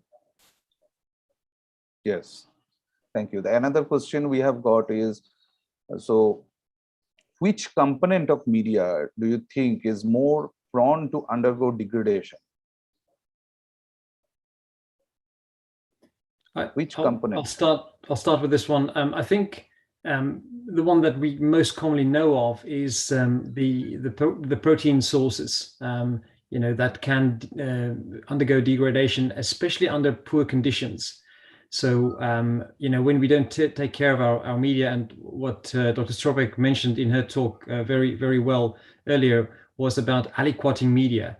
A media company can provide a good quality product, but if you don't look after the media, that's usually where things go wrong, when it's handled incorrectly, when it's stored incorrectly, when it's placed into containers that are not properly tested, or which you don't know the source of, or whether they are toxic or not. So I think a lot of the companies have improved their formulations so that they don't include unstable amino acids that can degrade easily. But still, if it's handled inappropriately, then you will have degradation of products, and in severe cases, the formation of ammonium forming. But as I said, most companies, I think, have included components in their media that does not have that concern for ammonium buildup over time. This was something we were concerned of in the early days when there was inappropriate media formulation. But nowadays, I think that problem has mostly been solved. Yes, you rightly said, like the media company and the delivery agent, they can give us support until they deliver. But after delivering, it is the clinic's responsibility, it is embryologist's responsibility, lab director's responsibility to take care of the media and storing it properly, dishing it properly, and using it in proper environment. So that's an important point altogether. And any other question do you have? Pardon me, I would just ask one question from my side, because we are talking about culture media. Because we have this role of non-invasive PGD also in place. How important do you think that here the role of culture media plays? Is there any specific?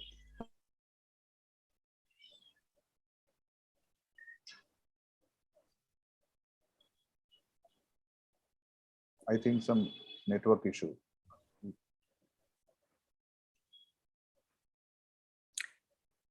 Well, I think obviously the culture medium, what role does it play? The culture medium is very important. And it's also difficult to say is one medium more important than others. So they all go together, and but obviously culture medium is important. In the veterinary industry, IVM, the maturation procedure, is much more common in the human, but it's gaining more and more interest, and I believe one day it will be the routine in human as well. So again, the maturation medium will be as equally important, because if you start out with the poorer oocyte, no matter how good your culture medium is, it cannot bypass if you started out with a poorer maturation medium and a poorer oocyte. Yes. Dr. Ved Prakash, you are online, I think. So, yes, I was online. So, do you really think that every embryologist, those who are now entering into this field, do you really think that they should know all the components of the culture media and how what is the effect of that particular component on embryo? They should cover all this topic while they are learning this subject? Thank you for asking this. I think it is important to know all the components of the media. So I know that there are many embryologists are there. They even don't know about the media, about how to use the particular media, sequential media. In some lab, they are using only sequential media. They are not know even about the sequential media, how to control the pH, extra things. So I think it is very important to know all the components of the media, so how it works, and all the pH, what the company says to maintain the pH, how to maintain, what percentage CO2 is required for that. And even I think if you go more in deep, that you should know about the how much percentage or how much quantity of one media, the content is mixed in that particular media. But I don't think companies reveal that kind of things. So it is actually, it is, I don't know, it is not so good that we should know about all the components media, how it is works. They have some trade secret. Initially, they used not to, say even a little also. Now they are revealing some what are the things there. At least the major things they have revealed. So, but yes, we should know. I mean, every people who are entering into this lab, they should know that what is media actually, and how all the components are actually affecting the embryo, and is there any long-term effect is there or not. So thank you all the speakers for enlightening us by your extraordinary presentation in virtual. So this is the beauty of this virtual platform, that we could gather all the people around the world. Thank you, Dr. Ved Prakash, for being here. Thank you, Dr. Lote. Thank you, all the speakers. Thank you very much. Thank you so much for this wonderful and insightful session on culture medias, which is an essential part of the IVF process. I take this opportunity to thank our wonderful chairpersons for conducting the session so well. And we move on to our next session, which would be the Bob Edwards and Jean Purdy oration lecture. And I take this opportunity to call upon the chairpersons for this session, Dr. Ratna Chattopadhyay and Dr. Gautam Khastagir. Sir, madam, welcome to the platform. Though both of them don't need any prior introduction, and they are quite famous and we all know them, but as a custom, I'm introducing Dr. Ratna Chattopadhyay, ma'am. She is she's the chief embryologist at Institute of Reproductive Medicine, Kolkata, worked as a senior research fellow in Cleveland Clinic Foundation, and she's the organizing secretary of ISAR in 2018 and organizing chairperson of ACE in 2020. She has a vast teaching experience. She has taught the F&B students since 2002, and she's working as a faculty in ART training programs conducted by IRM since 1990. She's also a faculty at IRRH, and she's engaged as a teacher in physiology department of Calcutta University. She has a number of book chapters in national textbooks to her name, and also a number of peer-reviewed international publications. Her current research is idiopathic male infertility and stem cell infusion. Welcome, ma'am. I also take the opportunity to welcome Dr. Gautam Khastagir. Sir is a recipient of Wellbeing Research Grant, RCOG London. He's an established IVF specialist in the city and also in the country. He has published 25 papers in infertility, hormone therapy, endoscopic surgery in international journals, has received RCOG accreditations of subspecialty training in reproductive medicine and surgery and level 2-3 endoscopic surgery. He's the medical director of Birth and Advanced Fertility Center, and he's the head of gynoscopy, where they provide hands-on training to about over 250 doctors in gynec endoscopic surgery. He's the chairperson at ISAR Bengal State Chapter. He's the elected ISAR Executive Committee 2020 to 2022. He's the chairperson of Birth Inspire Foundation and also the organizing chairperson for ACE 2021. Welcome, sir. And I would request both of you to please introduce the lecture and go ahead with the session.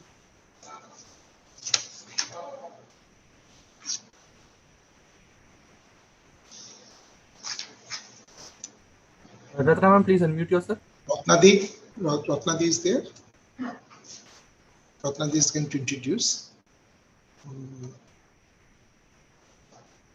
Gautam sir, you can introduce. Maybe yes. There is some issue with our mic. Just give me 1 minute. Am I there on the screen? View.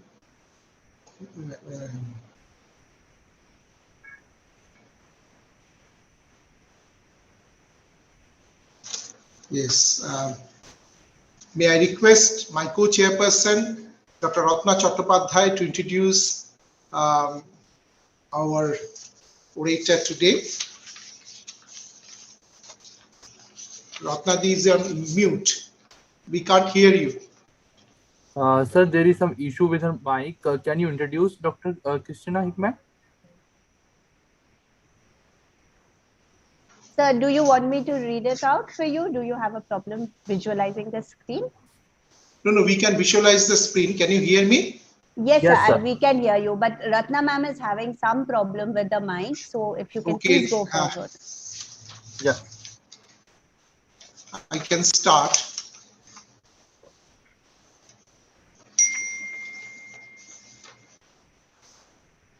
It is indeed my great pleasure to welcome Dr. Christina Hickman.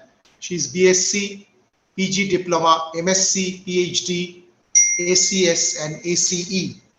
She's the Clinical Embryology Consultant, Chief Scientific Officer of Apricity, the Director of IVF Professionals, which is an organization bringing different individuals involved in the field of infertility. She's a lecturer and researcher at the Imperial College London, which is very close to my heart because my research nearly 25 years back was there. She's a consultant for TMRW. She's a scientific representative of the British Fertility Society. In her credit, she has treated over 5,000 couples in IVF cycles, consultant with over 200 clinics in more than 20 countries all worldwide. She has 8 years lab experience as a director, 20 years experience as a researcher in embryology, and she has built as many as 8 labs in the different part of the world. She has the experience in developing the digital and artificial intelligence solution for IVF. And that is what she's going to speak to us today. Welcome, Dr. Christina Hickman. We are really looking forward to what you're going to say about the future of IVF. And that is artificial intelligence. The stage is yours, madam. Hi, my name is Christina Hickman, and today we're going to talk about artificial intelligence. So how can you get your fertility clinic ready for AI?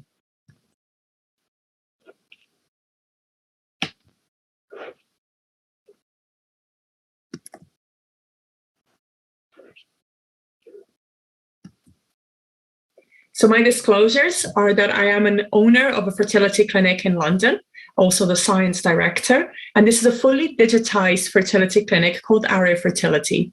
I am also a consultant clinical embryologist at Tomorrow Life Sciences, working with robotics to make IVF more efficient and safer. And I'm also a consultant with IVF professionals and a lecturer at Imperial College London. Today, I'm talking on behalf of Apricity, as I am the Chief Scientific Officer of Apricity, which is a virtual fertility clinic. So what is artificial intelligence? Well, artificial intelligence is a way for us to process information and build knowledge from that information. So traditionally, we would use mathematics and statistics. So we would look at data and it would be analyzed by people. And we might use a bit of computing to help us in process that data. But with artificial intelligence, the data is analyzed by the computers. We use computer science together with mathematics and statistics to understand the information that we're seeing. And there's lots of different types of artificial intelligence, such as machine learning and deep learning, symbolic learning, computer vision, facial recognition, voice recognition, and so on. And all of these different types of artificial intelligence allow us to improve the efficiency of our processes. It allows us to classify images and videos and information in a consistent manner. And it also allows us to predict the future.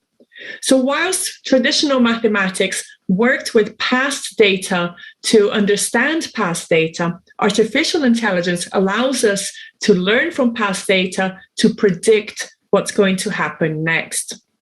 When you bring these together, you actually create an environment for automation where we can reduce the risk and error of our processes. We can improve the consistency, and we can also improve the efficacy of prediction. And this is a powerful tool for us to manage the expectation of patients of what to expect from their own fertility treatment.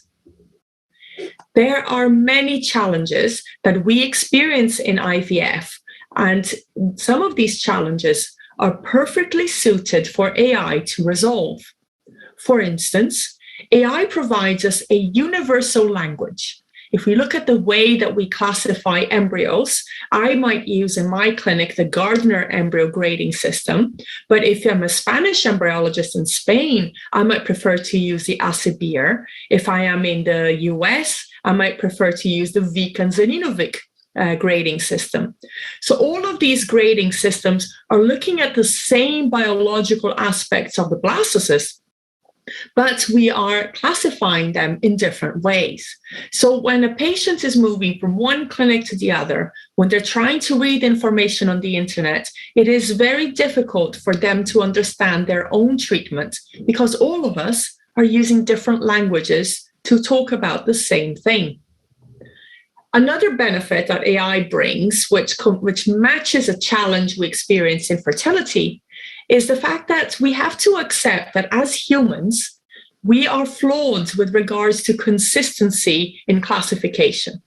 So even when we have embryologists grading embryos using the same language, so let's say the Gardner grading scheme, if we send the same picture, so we've done this and we published this in Nature, we took 395 images of blastocysts and we sent it to 5 different embryologists from around the world, and we asked them to classify them according to the Gardner grading scheme.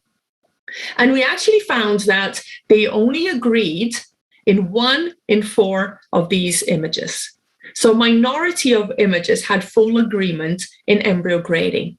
If we disagree on how we grade an embryo, we might disagree on the fate of this embryo. Should it be transferred? Should it be frozen? Should it be discarded? Which one should be transferred in priority? So this lack in consistency in determining the quality of an embryo is something that we have to resolve. Another big benefit of artificial intelligence is that it allows us to process big data. So more and more in fertility, new technologies are coming in that are providing more and more information about the patient and about the embryos that are under our care. And the consequence of that is that we choose different parts of that information to make our decision. So if we're using a time-lapse system, we have millions and millions of data points to choose on which embryo to transfer back. So the consequence of this is that I might prefer to use the full video to make my determination and put this through an algorithm that will give me the ranking of which embryo to transfer back. But another embryologist might choose to only look at the final image that's portrayed of this embryo. And another embryologist still might prefer to forget the final image. I want to look at the pattern of the divisions. Are they normal? Or are they abnormal, each division? Do they do a reverse cleavage? Do they do a direct 1 to 3 cell? And this means that these 3 embryologists who are looking at different data points are going to draw different conclusions as to what should be the fate of this embryo. But with big data decisions, we don't have to choose one information or the other because that's the only thing we can process. With artificial intelligence, we can use the complete big data to make our decision. Finally, AI is perfectly suited to allow us to provide true personalized medicine to our patients. So if we consider how we make a decision of which treatments to provide each patient at the moment, we tend to learn from RCTs, these randomized control trials will provide us, given a group of characteristics of a patient, the majority of patients will benefit from this treatment because this is what an RCT has demonstrated to us. But in fact, just because it benefits a majority, the problem lies when in the minority, some patients might not benefit at all. And in fact, in some cases, some patients might have a detrimental impact of using that intervention. With big data, we can now process all the information and look for this particular patient. What is the best treatment for them? So with all of these benefits that you have a potential of bringing from artificial intelligence, it is no wonder that we're seeing this exponential growth in publications around artificial intelligence and fertility. And we see this in the published papers. We see this in the conferences that we attend, ASRM, ESHRE, fertility, and we are seeing that interest in AI has arrived. It's not coming anymore. It has arrived. When we analyze the abstract presented at ASRM and at ESHRI and Fertility Conference in the UK, we found that the vast majority of these projects are focusing specifically on embryo selection. There's a reason for that, because the embryo selection images are particularly if you're using time-lapse, or if you take pictures of the embryos, they're already organized. You have the raw information that we can now perfectly suited to drive into the artificial intelligence to learn from.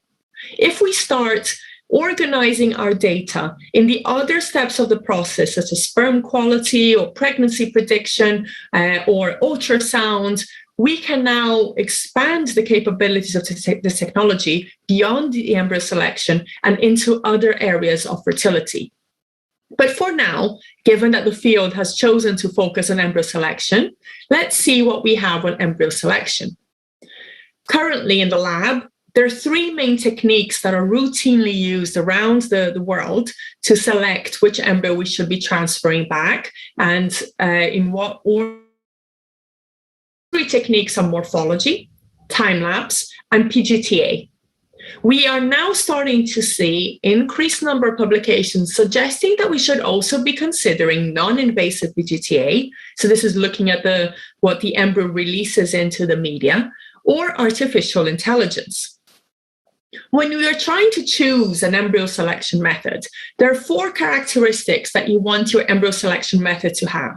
You want it to be predictive of outcome. You want it to be safe for the embryo, so non-invasive. And you want it to be consistent between different practitioners.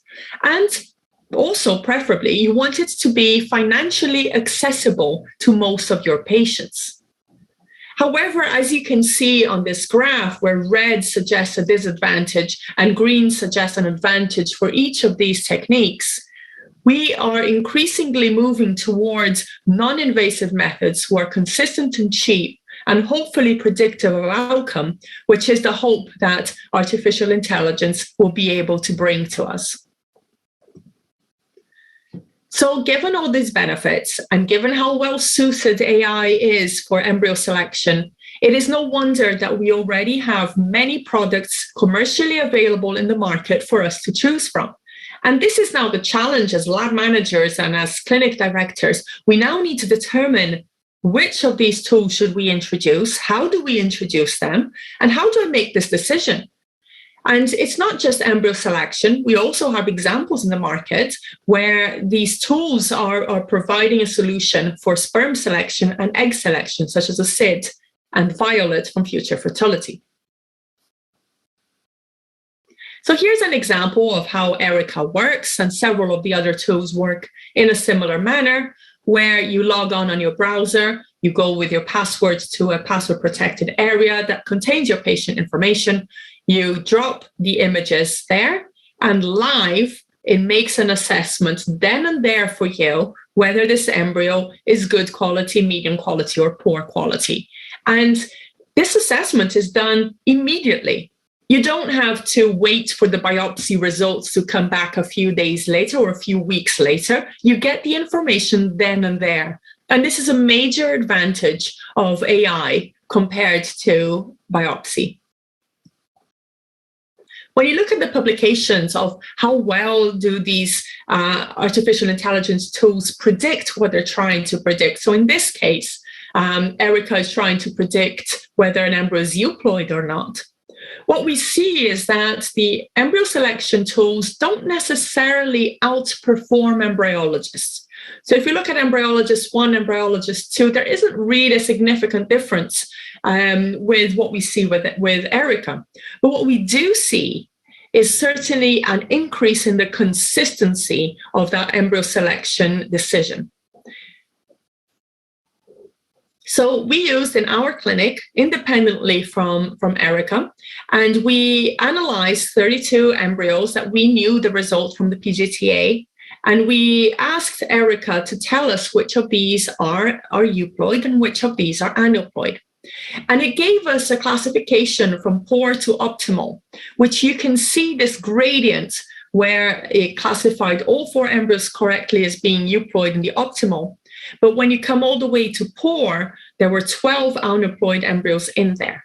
So we see that the level of accuracy is quite high, but it is important to highlight that it's not 100%. There were 5 embryos in the poor category that did turn out to be euploid. So this is something that we need to understand in terms of the accuracy not being 100%. And how does this compare with our other methods of embryo selection? So the same data set was used with non-invasive PGTA, with time-lapse using individual morphokinetic parameters, with the KID score, which is a commercially available algorithm, and with just morphology assessment. And when we look at the accuracy levels, non-invasive PGTA got first place, followed very closely by the artificial insemination, the artificial intelligence, followed thirdly by the KID score, and then morphology, and then time-lapse. So you can see that the artificial intelligence has a very high level of accuracy compared to all the other methods that we have available, but it's considerably cheaper and faster to get the results than non-invasive PGTA. Artificial intelligence can be used for many other aspects in embryology, not just for embryo ranking or embryo selection. So in this case here, we're using embryo images that are taken from a time-lapse system. So in the time-lapse system, you can only see 2-dimensional images that you're looking from the top of the embryo. You get slices of the embryo, and you try to rebuild from these slices what is the 3-dimensional structure of this embryo. But in fact, a lot of the time, because we're reconstructing that data in our brain, we don't always get it right. So what we do is we use AI to rebuild this embryo in 3D. And with augmented reality, we can now rotate the embryo and get a better idea of how these cells are connected to each other. So we're hoping that this will provide a whole new method of embryo classification that's not just looking at the 3 pieces of information we can process, which is cell number and fragmentation and cell evenness. We can now go beyond that and start looking at cell contact. How much of the cells are together? Is this a cell or is this a fragment? Where are the fragments located around the cells? And hopefully, this will give us a better way of classifying embryo morphology at the cellular stage. It's not just for embryo ranking. We can also use this to assess the sperm quality. So when you look, this is the Erica's sister is called SID. It's a sperm selection method that grades your sperm live using CASA parameters and looking at the shape of your sperm so that you can go for the best sperm available within the field of view. So this means that we can get better consistency on which sperm is being selected. We also have an example by Charles Borman where he presented at the last ESHRE that you can use the images of the embryos that are generated through time-lapse to predict what this embryo is going to look like a few hours later. The benefit of this is that now we can track the embryos as they're moving from the time-lapse system. We remove that to put into an embryo transfer dish, or we move it over to do a blastocyst biopsy, and then we need to move it to cryopreservation and then back again for an embryo transfer. And all the time that you're moving the embryos from one dish to another, we can use visual analytics to ensure that that was the embryo that you had connected before. This is the embryo that you biopsied and turned out to be euploid. This is a specific embryo from the patient that you assessed using morphokinetics that should be the one to be transferred back. So now we're witnessing the embryo, not just based on is this the correct patient, but within the patient, this is the correct embryo in every stage of the process. It's not just for the lab. We can use artificial intelligence as well to assess these the decision-making process that clinicians make whilst deciding for this particular patient, which protocol should I use? Which gonadotropin type should I use? What dose? Which trigger is best for this particular patient if I want to maximize her chance of having a baby, but minimize her chance of having OHSS? And this means that the same patients going to see different doctors using this tool will get the same stimulation protocol prescribed for them. And that's not the reality today without artificial intelligence. So AI seems amazing, doesn't it? I mean, we are presented this picture that AI is perfect and it's ready to come into the lab, but it's not quite like that. I think it's important that we celebrate the strengths of AI, but I also think we should accept and mitigate for its limitations. So one of the things that we need to bear in mind when we're critically assessing any publication out there around artificial intelligence is, did it have sufficient data to make the allegations that it's making? And in fact, when we made the audit of the abstracts presented at conferences, we found that a very small minority of the papers presented actually had sufficient data to make the allegations they were making. Something else to bear in mind is, what is the type of information that is being used to make the determination of what's happening with this particular embryo or this particular patient. So this presentation that happened at ESHRI last year by Hannah Buza Women's Clinic made a very nice point that you can increase the accuracy or prediction of an AI system just by increasing the complexity of information. So in this case, they increased from conventional assessment of the embryos without AI. They now use image-based AI, and that increased the accuracy. And now they use the information coming from the patients on top of that image-based AI, and that increased the accuracy further. So what we need to consider is making sure that we're taking the breadth of information that's coming from the patient, not just the embryo, not just the patient, but maybe the uterine environment as well. And hopefully that will give us higher levels of accuracy. Another challenge that comes from AI is the fact that just because an AI has a high level of accuracy in one clinic does not mean it's going to work in my clinic, because I might use different techniques in my clinic. I might use I might have different types of patients that come to my clinic. And this means that, and this has been clearly demonstrated by Angus Tran, where he showed this varied accuracies from the same algorithm in 12 different clinics. And in fact, varied accuracies between ICSI and IVF, for instance. So this bias that comes from either clinical practice or patient demographics brings a question as to whether it's generalizable to different clinics. And it's very important that any AI tool that comes to the market commercially can be generalized to different settings. The main problem that I have with artificial intelligence and the way that it's being used to predict embryo selection is the methods that we're using.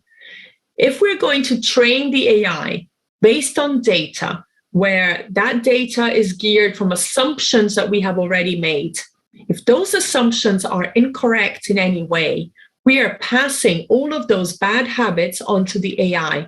AI only learns from what it is fed. And this is kind of going to create a situation of the blind leading the blind. I'll give you an example. So if a clinic doesn't believe in transferring C-grade embryos because they believe they have no chance of leading on to a baby. But in fact, we now know that C-grade blastocysts do lead to babies. But if the AI never saw C-grade blastocysts, it will assume that they don't. So for that reason, we need to understand the inherent biases in the various data sets that we're using to train the AI to make sure that it's going to work in my clinic. So the artificial intelligence progress in IVF is hindered by ineffective cohort studies with insufficient, poor quality, biased data sets.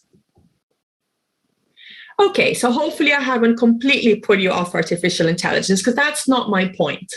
My point is understand its strengths, understand its weaknesses, and now let's figure out how we're going to minimize those weaknesses to make artificial intelligence as powerful as we need it to be for our patients. So how do we move forward? How do you move forward? Well, for one thing, I want you to have a look at your IVF process in your particular clinic.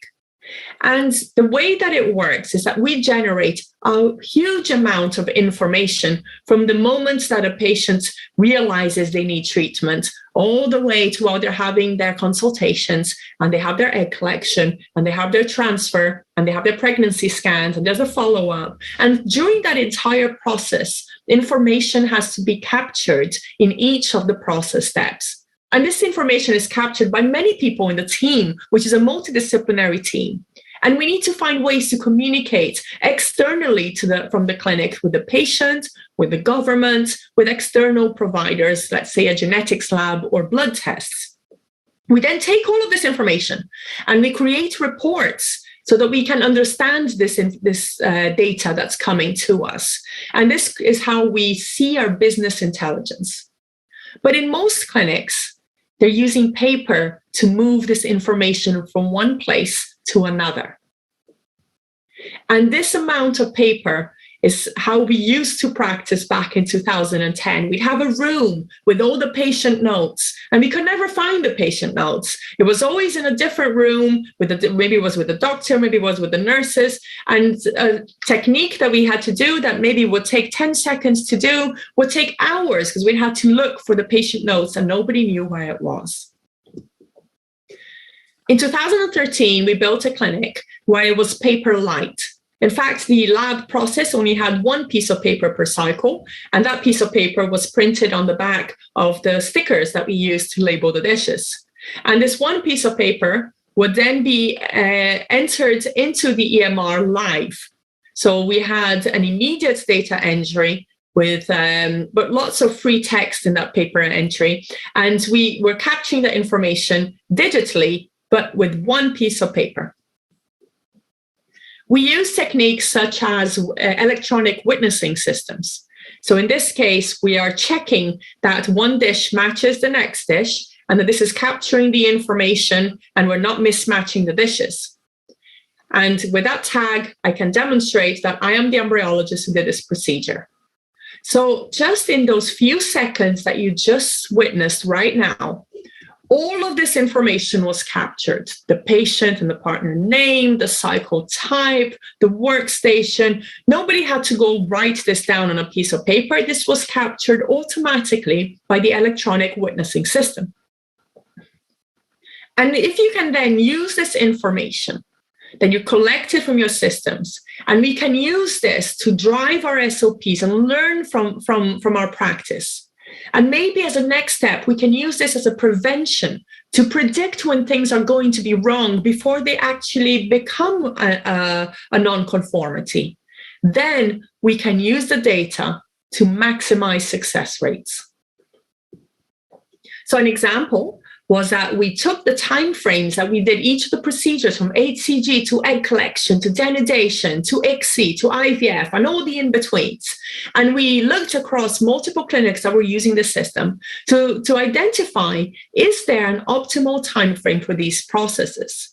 And we were able to tweak our SOPs based on this information. Another data that we collect is the recordings of the videos of all the ICSIs and all the biopsies that we perform. And this is done without using up the embryologist's time.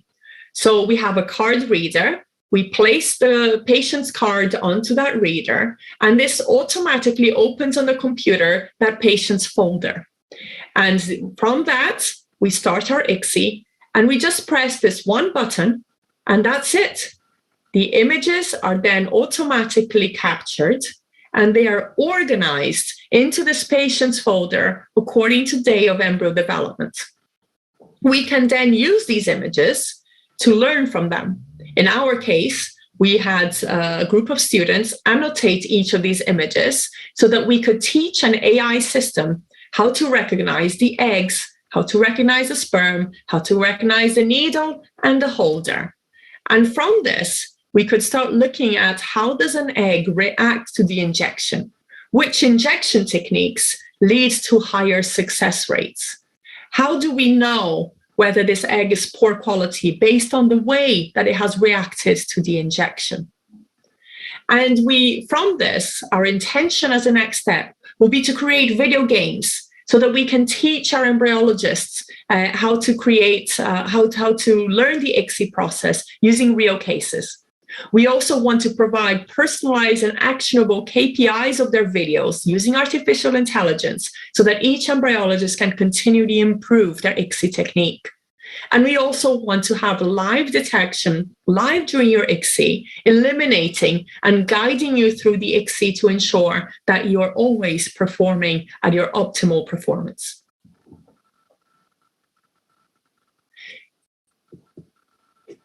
So when we got into having that one piece of paper that we had in the lab, this is what that piece of paper looked like. And this is how we were able to scribble on that piece of paper what were all the techniques and what is all the data that we collected during that cycle. On the back, we had the stickers for the patient. And the reason we had this piece of paper was because the embryologists liked the feeling of writing. They weren't quite confident to only go straight to a computer. But when I saw my daughter doing her homework, I realized that for her, in her generation, she doesn't understand this preference to paper. This is something that we grew up with, but she's never been exposed to. She writes directly on a screen. And this inspired me for the new clinic that we built this year. So Aria Fertility was built completely paperless.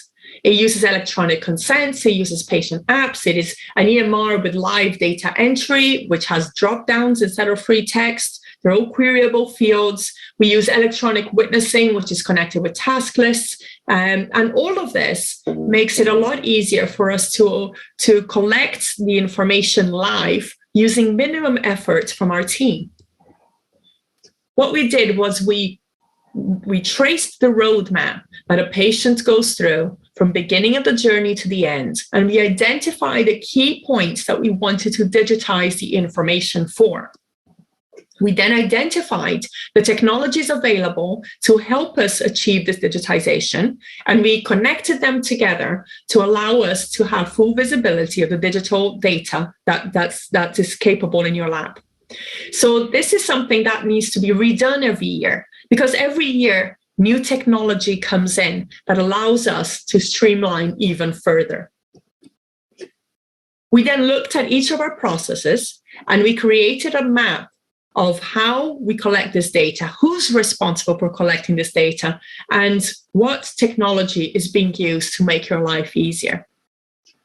We audited our flow using 5 key points. The data entry must always come from the source. You should have one location for each data, one source of truth. You should have fields which are queryable, not PDFs, not paper, not free text, queryable fields. And all critical data entry should be validated within the processes. And the patients should have full visibility of the data associated with their treatment. We used EMRs to capture the information and organize the information. As you can see, we use drop-down menus all the way through. Where previously we used free text, we captured the information, as you can see on the right-hand side, using the queries. From the patient side, historically, they'd be overwhelmed with paper-based information. But now with the patient-facing apps, such as Salvi app, you now have the capability of having paper-free process with communication with the patient. So this makes it simpler for the patient. All her information is in one place. You have notifications that remind her when to take her drugs. And the consequence of this is that we had a 30% reduction in phone calls coming into the clinic because the patients prefer to communicate through the app. So here's an example of what a patient app would look like. The patient is able to log into their system, they create a password, they have the full consents, they can choose how the app communicates with them, they have their medical history filled out through their phone. They're able to see the schedule. So as we book in the EMR when her egg collection will be, this shows up in her app. And she can receive the relevant information at the relevant time point. So for instance, when she's going to have an egg collection, she can click on that and gain loads of information of what happens during an egg collection and so on. She can have live video calls with the clinicians and with the nurses and the embryologists, and she can have text communications which are WhatsApp-like. She can also see all the results and all the attachments and PDFs generated from her various tests that have happened during her treatment. During the cryostorage process, she can review her consents and pay her annual storage, or make decisions as to whether these embryos should continue in storage or not. And all of this can be done alongside capturing some extra pieces of information. For instance, MediEmo allows you to capture how stressed the patient is feeling. It categorizes stress according to threat, challenge, and harm. And in fact, it demonstrated that patients with different stress levels have different success rates. So we can monitor the stress of the patient and respond to it so that we can support the patient in a more personalized manner. When the man comes to produce a sample, he doesn't have to fill any forms. Everything is done on the phone, and everything is done without the need for any piece of paper. In the lab, you don't see any pieces of paper. Instead, what you see are computer screens everywhere. So the lab is kitted out and designed for there to be no need for paper. And the embryologist has a tablet, such as the one shown below, a surface tablet that they can use to capture any additional information that's not applicable in each of the workstations. So the workstations have a lot of screens to choose from, and you also have these big screens at the back of the lab, and these screens allow you to understand what are the tasks that are available, what tasks should be given a higher level of priority, how do you move forward and prioritize which tasks to do before and after. When it comes to cryostorage, rather than using dewars, nowadays we have the Tomorrow technology that allows you to store samples in your to store samples without the need to look at where you're storing them. There's no misplacing of samples inside your storage. You just know where the samples have gone because a robot has put the samples away for you. And this allows you as well to capture aspects of your SOP, which are provided to you live during the putting the samples in or taking the samples out. It knows that this is Christina Hickman, and Christina Hickman has embryos from patient Jane Doe, and Jane Doe has been scheduled to be born by Christina. So when I appear at the computer, it recognizes me and gives me the samples that are scheduled for me. I don't need to spend time looking for samples in a dewar. All of these digital tools are capturing information, and they're providing the intelligence of your processes, the intelligence of your business, so that you can understand and learn where your attention needs to be. Introducing these AI innovations is different to what we've introduced before in our labs. And we need to follow certain principles to ensure that we're doing this in a responsible manner.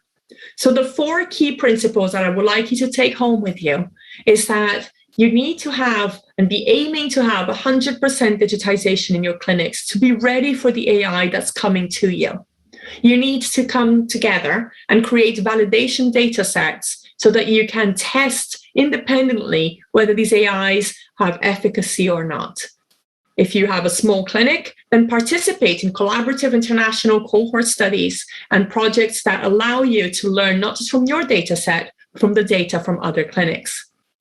Have a culture in your clinic that is Kaizen. Kaizen means continuous improvement.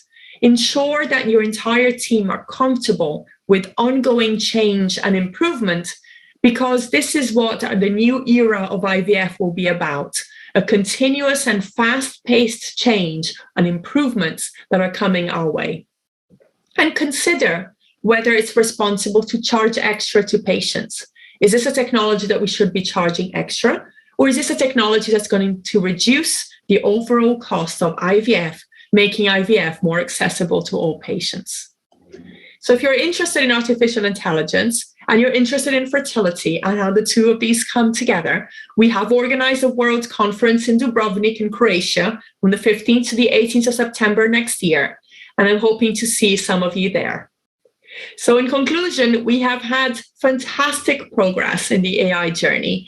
And so far, it's been so pretty good. It's been fast, it's been interesting, but it is up to us to release its full potential and to make it the technology that we need it to be. So thank you very much for your time, for listening.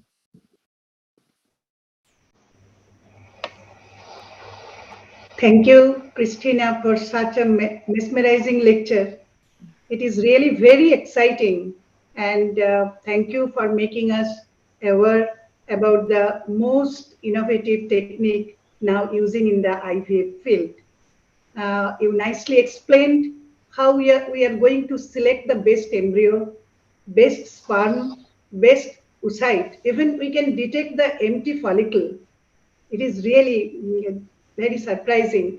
And you also demonstrated nicely that how the procedure will be more easier.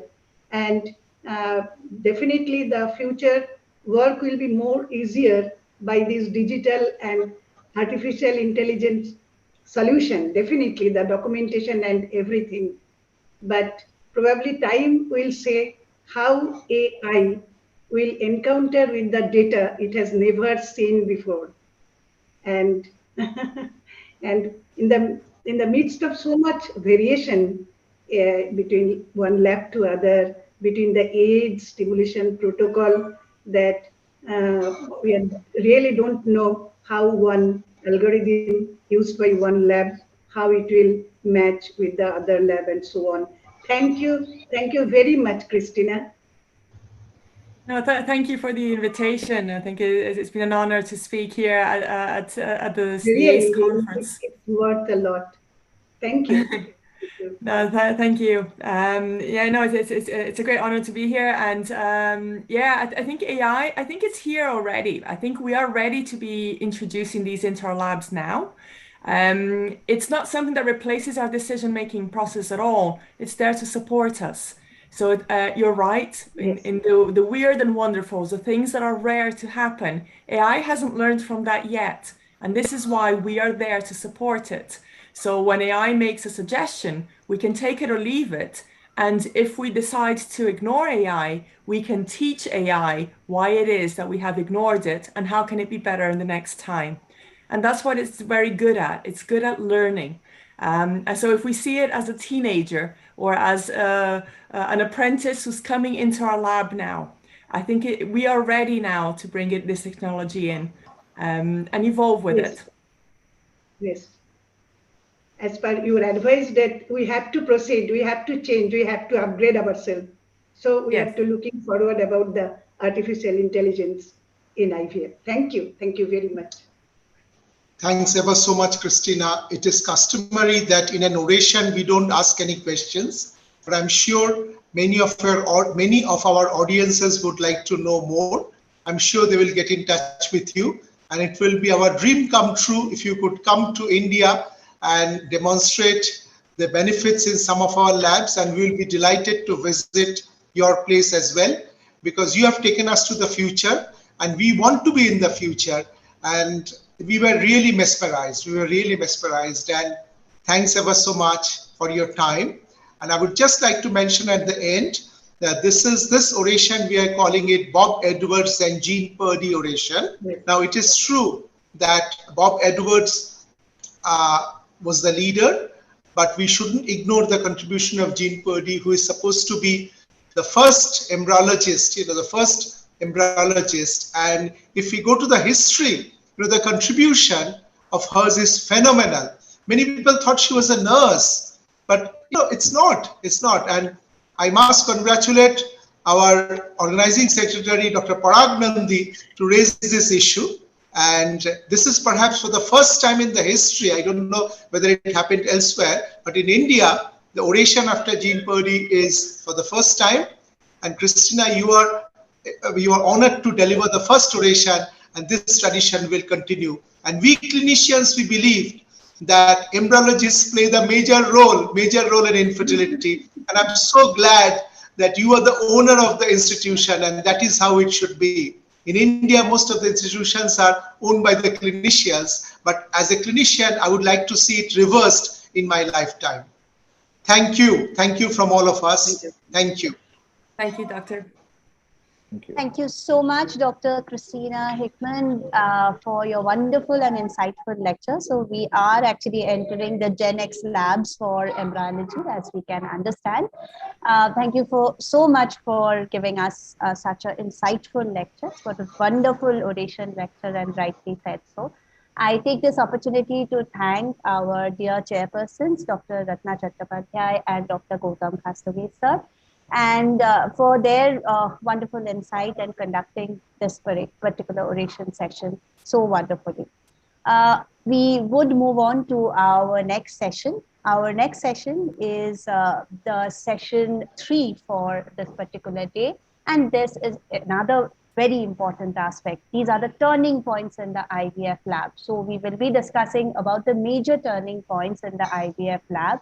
And at this point, I would please welcome Dr. Varsha Samson Roy to be the chairperson. Dr. Sanjay Shukla was also supposed to join, but probably... He has joined. He has joined. Oh, okay. Yes, I welcome again Dr. Sanjay Shukla, sir, and Dr. Varsha for this particular session. Sir, ma'am, please, if you could take this session forward.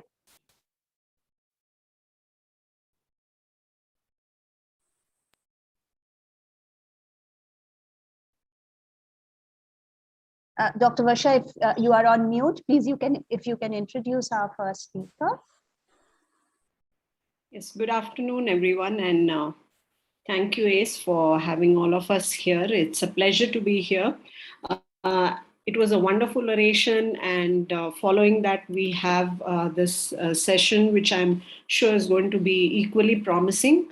To begin with, we have Dr. Lin Tan, who will be delivering a lecture on oocyte vitrification, basic to current thoughts. And Dr. Tan is an MBBS, FRCOG, FACOG, and also an MBA. He is a graduate from Singapore University. He is also an MRCOG with a gold medal by RCOG. He has founded the McGill Reproductive Center, and he has led it for 16 years, which is a huge, huge achievement. His team has achieved one of the highest pregnancy rates internationally and has had many national and world firsts, including world's first 4 children born from combined IVM and egg freezing. So who better than Dr. Tan to educate us and enlighten us about oocyte vitrification. At McGill, he has also established 3 endowed chairs, and he was founding president of the International Society of IVM, founding president of the Global Chinese Association of Reproductive Medicine. He has published close to 300 peer-reviewed articles and numerous books and presentations as well. So we welcome Dr. Tan here. Sir, the stage is all yours.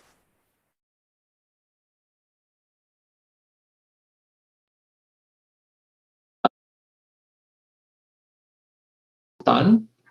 I'm Professor of Obstetrics and Gynecology and former Chairman of Obstetrics and Gynecology at the Department of Obstetrics and Gynecology in McGill University in Canada. I'm also Medical Director of the original Fertility Clinic and Women's Health Center.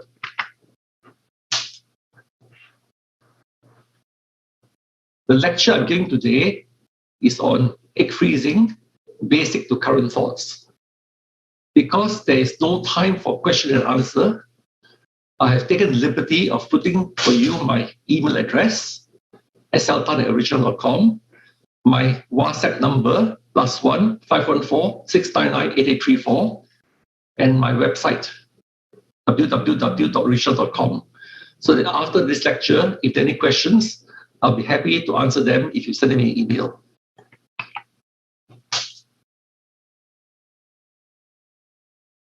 The talk today is about egg freezing. The notion of egg freezing was contemplated many years ago. Even in the mid-80s, there had been occasional reports of successful egg freezing, although that work was not repeated consistently. But the method at that time was by slow freezing of the eggs, where the survival rate was barely 50%. Way back in the early 1990s, when I was still working in London, England, together with Professor Robert Edwards, the inventor of IVF, Professor Howard Jacobs, and Professor Stuart Campbell, we started doing research on egg freezing.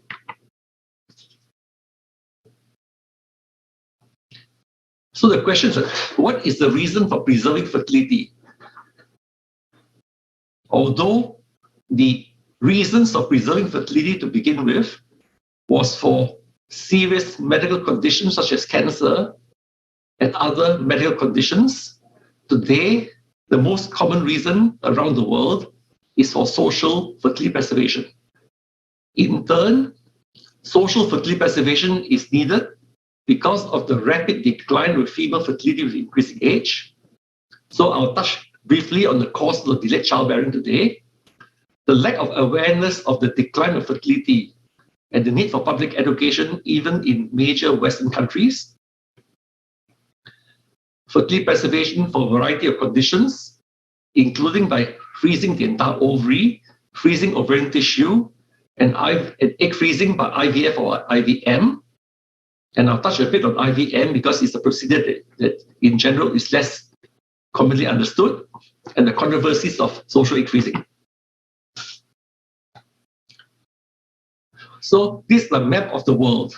As you can see, Western Europe, Russia, Australia, Canada are now, and even China is facing an absolute decline in the number of children, less than 2 per couple, so that over a period of decades, if not centuries, the population will start decreasing. In India, at the moment, it's still slightly growing, but it's a matter of time where it will fall into the declining population as well. It can be seen here today that the economists highlighted that there are currently over 1 billion people in the retirement age. And the seriousness of this problem worldwide is most clearly illustrated in Japan. In 1880, at the start of the Meiji Revolution, at the opening of Japan, the population of Japan was 37 million people, but with most people either working or else they were less than 20 years old and their children. The proportion of elderly people was extremely small. Fast forward 100 years to the turn of the last century, the population of Japan had increased to 128 million people, but now 20% of the population was now in the retirement age, which is exceeded that of 14% of children. And this is becoming an increasingly serious problem. So by the turn of this present century, Japan's population will fall back to the same it was 200 years ago, except that now there's a demographic crisis with most people in the retirement age, or else they're working, but with very few children. As we are aware, while men produce new sperm all our lives, women don't grow eggs after birth. And the best eggs are used up when the woman is young, so that the number and quality of oocytes decline with increasing age. While the pregnancy rate in young women could be 20 to 25% per month, this progressively reduces after the late 20s. And artificial oocytes and stem cells in the ovary are still under research. Hefner et al. Published this seminal paper in the New England Journal of Medicine in 2004, showing a rapid decline of fertility with increasing age and a rapid increase of miscarriage rates, mirroring the decline of fertility. And the risk of Down syndrome or any congenital malformation significantly increases as the woman gets older. Even in the treatment that we offer, in vitro fertilization, as early as 30 years ago, our group was the first to publish in The Lancet that cumulative conception and live birth rates decline increasingly with age. So that at that time, while women under the age of 34 had better cumulative pregnancy rates than natural conception in fertile women, those who are under 35 or over 40 had significantly lower pregnancy rates. While the absolute results have improved significantly over the last 30 years, the relative proportion of older women who become pregnant is still much lower.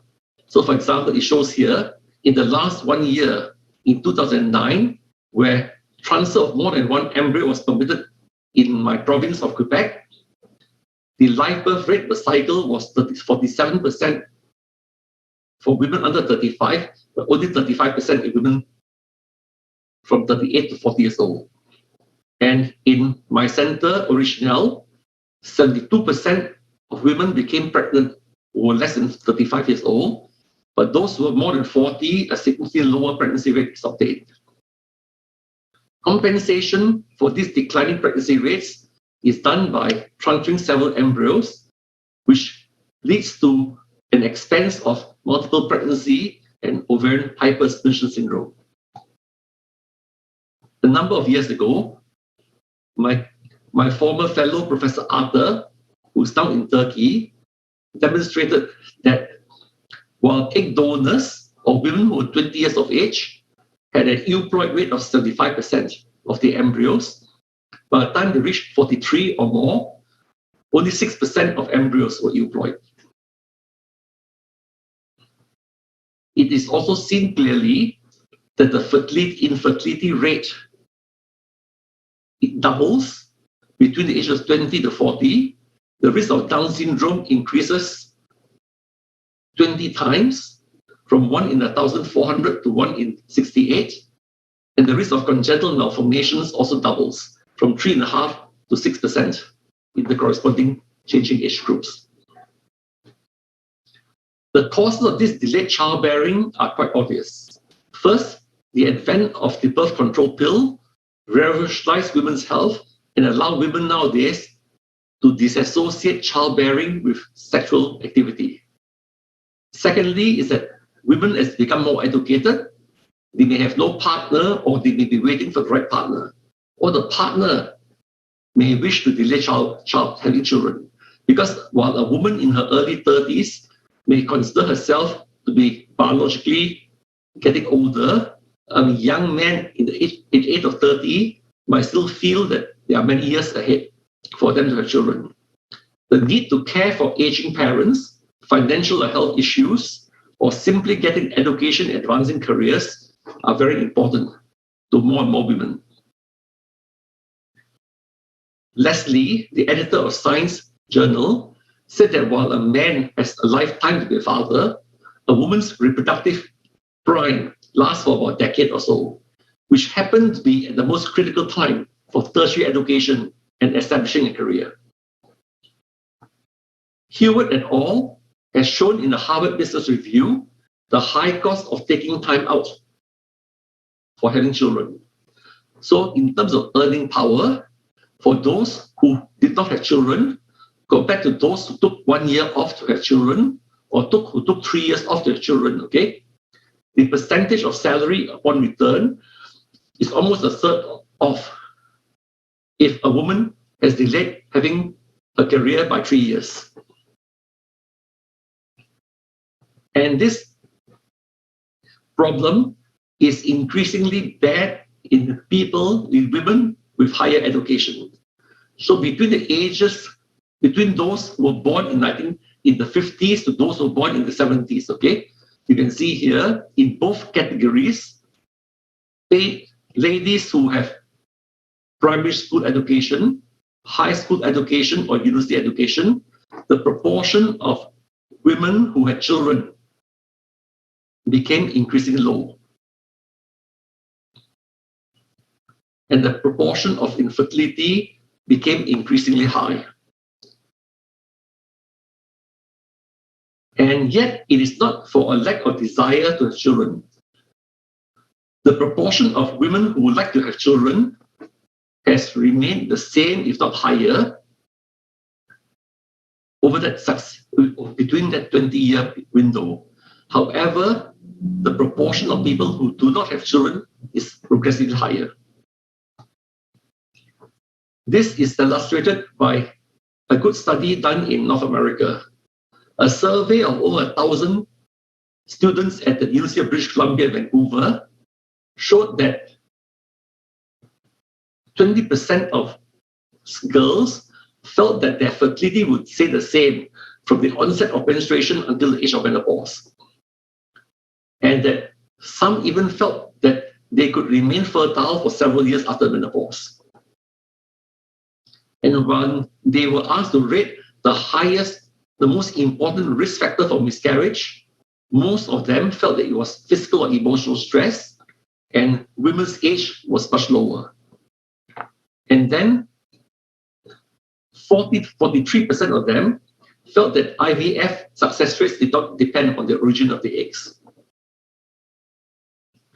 And in the United States, a study in Stanford University and the University of California found that 63% were unaware that fertility declines in the 30s, and 61% believe that IVF always works. And yet, if they had low ovarian reserve, more than half, 53%, would consider freezing the eggs. So most groups in the world started off by preserving fertility for women at risk of early menopause, either before cancer treatment, lupus, autoimmune disorders, multiple sclerosis, Turner syndrome, severe endometriosis, or family history of premature ovarian failure. However, increasingly, egg freezing is done nowadays for women who are not ready yet to have children. We had done some studies some 20 years ago, showing that in the rat model, it was possible to freeze the entire ovary of the rat intact, and then after thawing out of the ovary, transplant it and obtain healthy rats. However, because women's ovaries are much larger than rat ovaries, no one has successfully frozen the entire ovary as yet and obtained live births. So at the moment, to preserve fertility, one has to freeze ovarian tissue, freeze embryos, or freeze eggs, derived either from IVF or IVM cycles. In terms of ovarian tissue freezing, the first successes was done in Europe by Donne's group in Belgium. First, by an operation to remove a piece of the ovary, and second, to transfer it back. And some 40% of transplanted ovarian tissue led to successful pregnancy. And this has become quite typical in many parts of the world. For social freezing of fertility, this will become increasingly important as in vitro follicle culture becomes effective, so that we can freeze many eggs from a small piece of ovarian tissue. It has even been suggested that one could freeze a piece of ovarian tissue and then transfer it back into the woman after the age of natural menopause to prevent her from entering the menopause for a number of years. Today, virtually no one in the world does slow freezing of oocytes. We pioneered oocyte vitrification in Canada, and a number of years ago, studies by other groups in other parts of the world using our McGill-Crowley method of oocyte freezing found that the success rates, both in terms of survival of eggs, in terms of high-quality embryos or blastocyst rate, were much higher in frozen oocytes compared to modified slow freezing. Today, we get virtually 100% survival rate with our egg freezing technique and a 50% blastocyst rate in women who are young, who have frozen their eggs. Now, IVF, we all know the method. However, because IVF requires the use of fertility medications, which are both expensive and may lead to side effects, some women are reluctant to use that to freeze eggs. Therefore, we've explored the use of in vitro maturation of eggs. In the first study that we published more than 2 decades ago, we reported 25 patients who had polycystic ovaries, average age of 35. We retrieved 10 immature eggs, matured 84% of them, and after fertilizing them, we were able to get a 40% clinical pregnancy rate per cycle started. The way we do IVM is by doing a baseline ultrasound scan to ensure there's no cyst, a repeat ultrasound scan about a week or 10 days later, and when the largest follicle is 10 to 14 millimeters in diameter, give a single injection of ACG to trigger the collection of 1 or 2 mature and lots of immature eggs. The immature eggs are then matured in the laboratory for fertilization, and either a fresh transfer or increasingly popular, a frozen transfer in the FERC, because it's been shown by the Australian group of Roger Hart in Western Australia that FERCs with IVM embryos are as good as regular IVF. In using this method for over 10 years, we've never had a single patient with OHSFs. And nowadays, we're able to get about over 50% pregnancy rate per cycle with IVM. And I'm glad to let you know that colleagues who have come to learn our method of doing IVM in Turkey, for example, have had successes with IVM, some of which rival our centers, our results in Canada, with only a tiny dose of letrozole, 5 days of stimulation to collect the immature eggs for maturation. In terms of IVM versus IVF egg freezing, okay?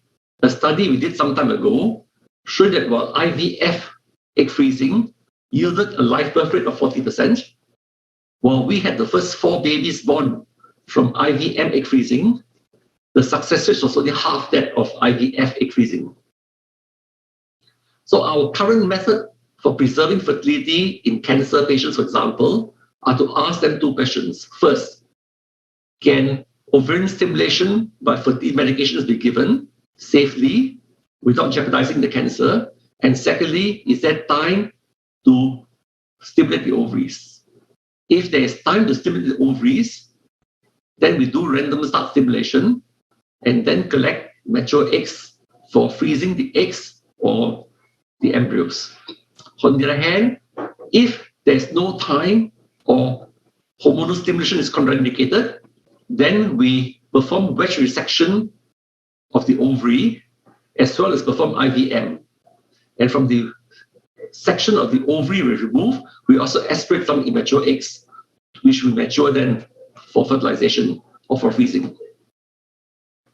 We have used this technique to freeze eggs for more than 200, in fact closer to 300 patients now, with a variety of cancers or autoimmune disorders. The first 4 IVM egg freezing live births were done in Montreal in the 2000s.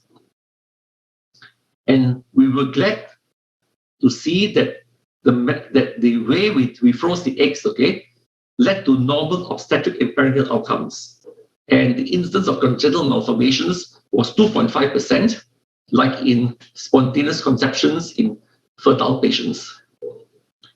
We have preserved fertility by IVM egg freezing in women who should not take fertility drugs, either because they have lupus nephritis or other serious medical conditions. We've also used egg freezing to preserve fertility in women with severe endometriosis.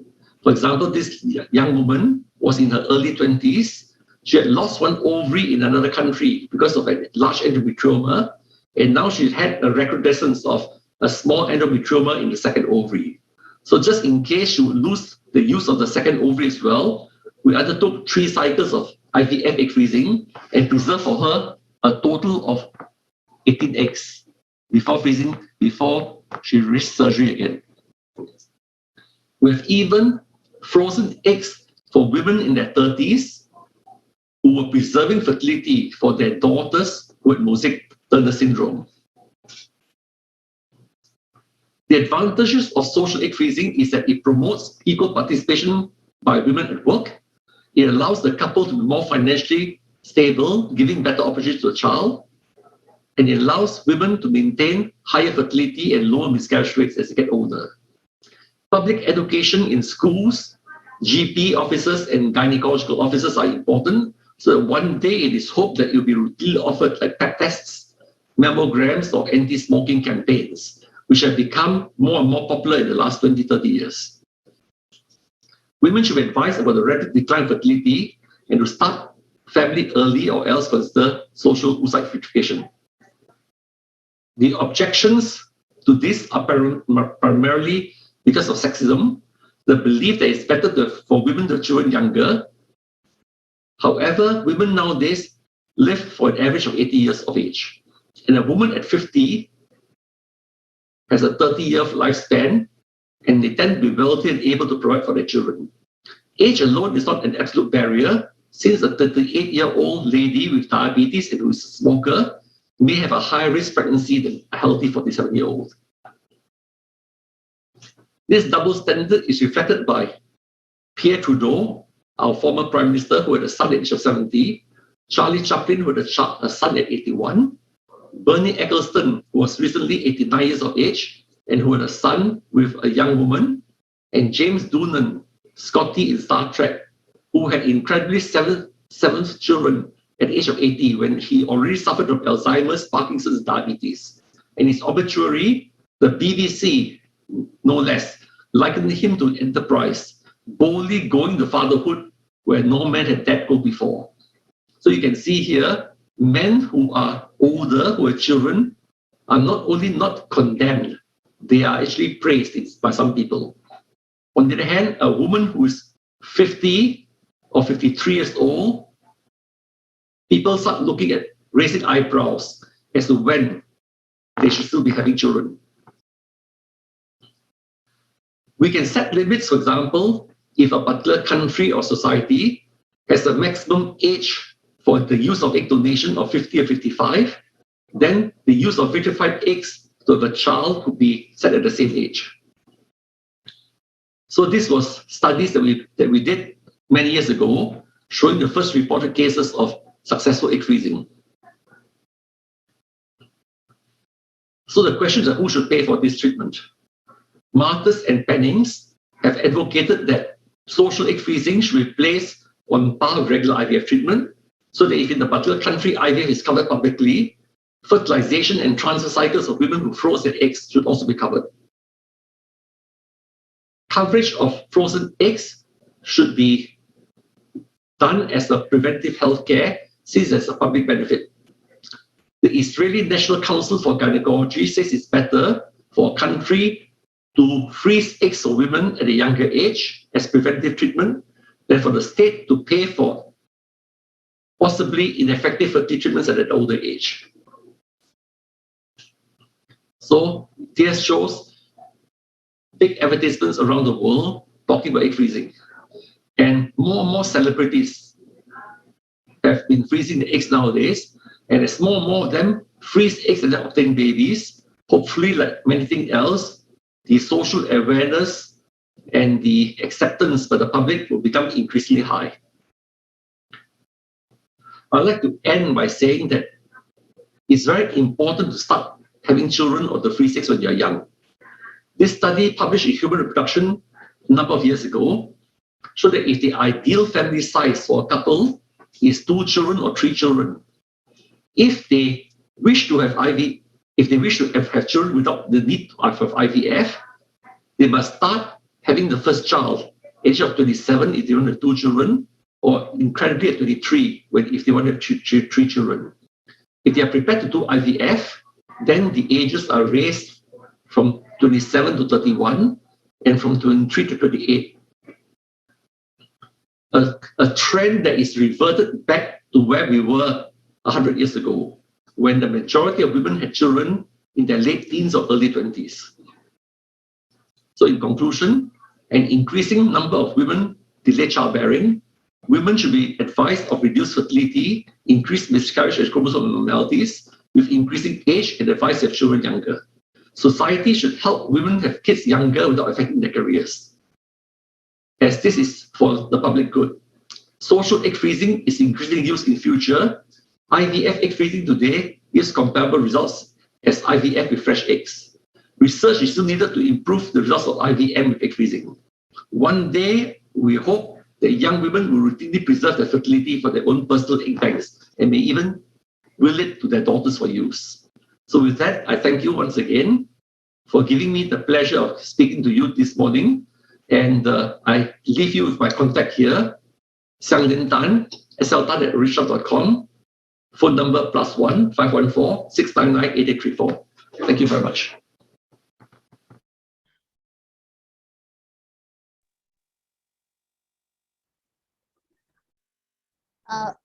As we move on to the next session, I would request the chairpersons to please introduce our next speaker.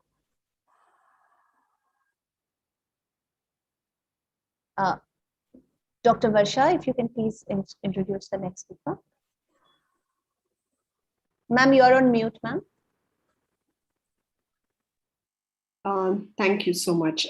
It's such a pleasure to introduce our next speaker, Dr. Pranay Ghosh. Dr. Pranay Ghosh doesn't need much introduction. All of us know him.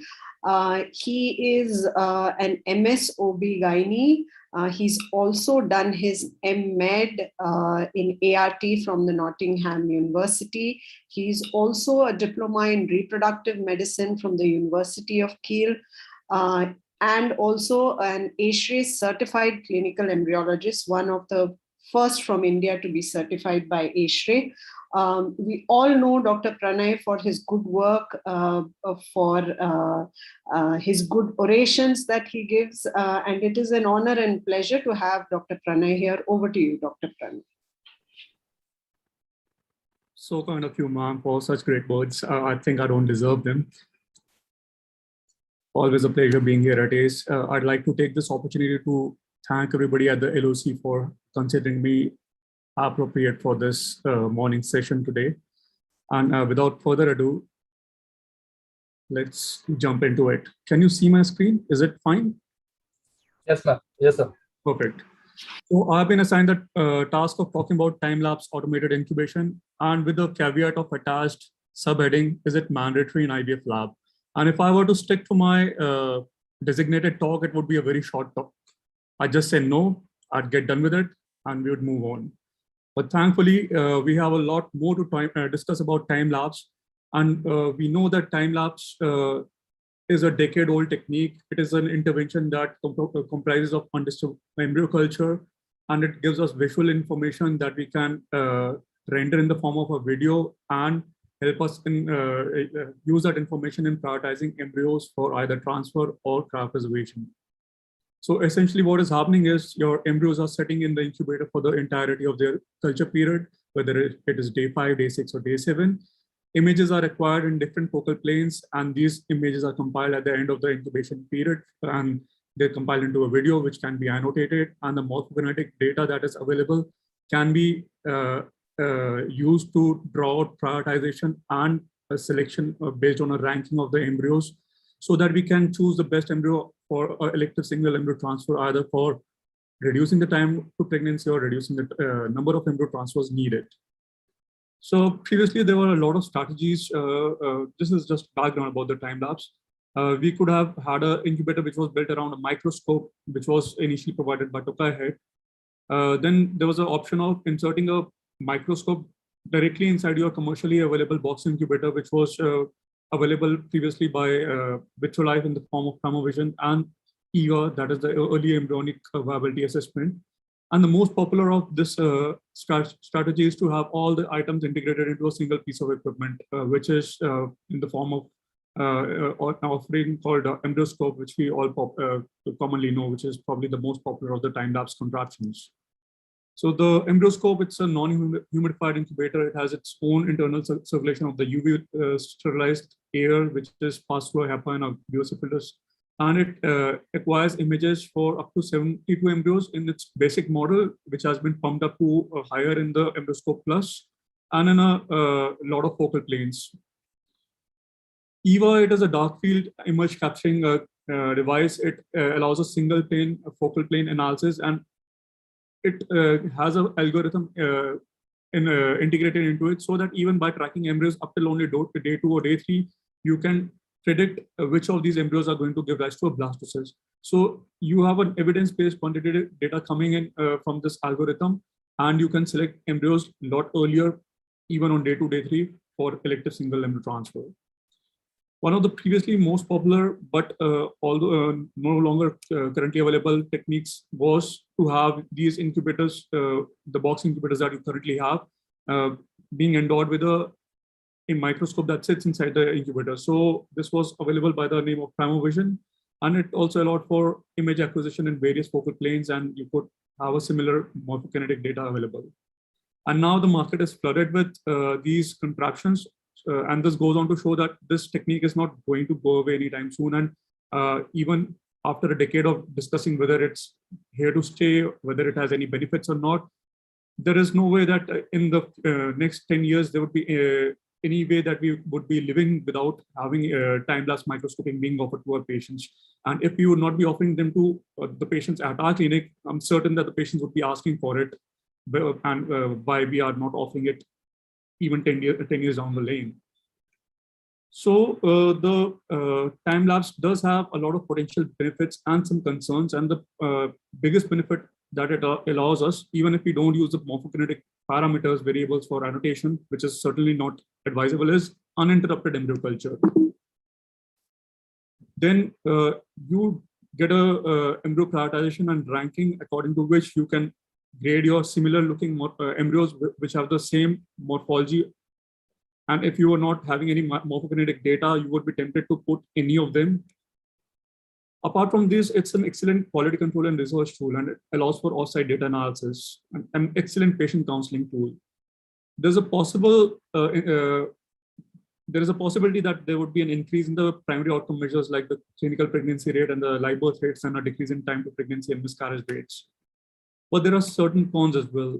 It was discussed that the rapid image acquisition every 10 minutes, whether it was actually safe for routine use, whether that brief live exposure was detrimental to the embryos or not, whether this form of incubation was actually comparable or non-inferior to the standard assessment. The most common criticism is that it is not improving our primary outcome measures, either the live birth rate or even the clinical pregnancy rates. Then there was a lot of confusion about the standardization of the terminology and annotation, because different labs have their different algorithms, and they were the data that was coming in from different labs could not be compiled in form of a single multicentric study, because they were having different annotations and algorithms.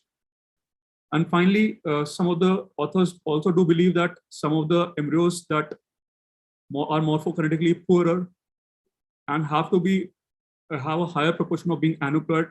This is not so. There's a lower proportion of the there's a lower concordance of the ploidy status of the embryo with regards to the morphokinetic variables.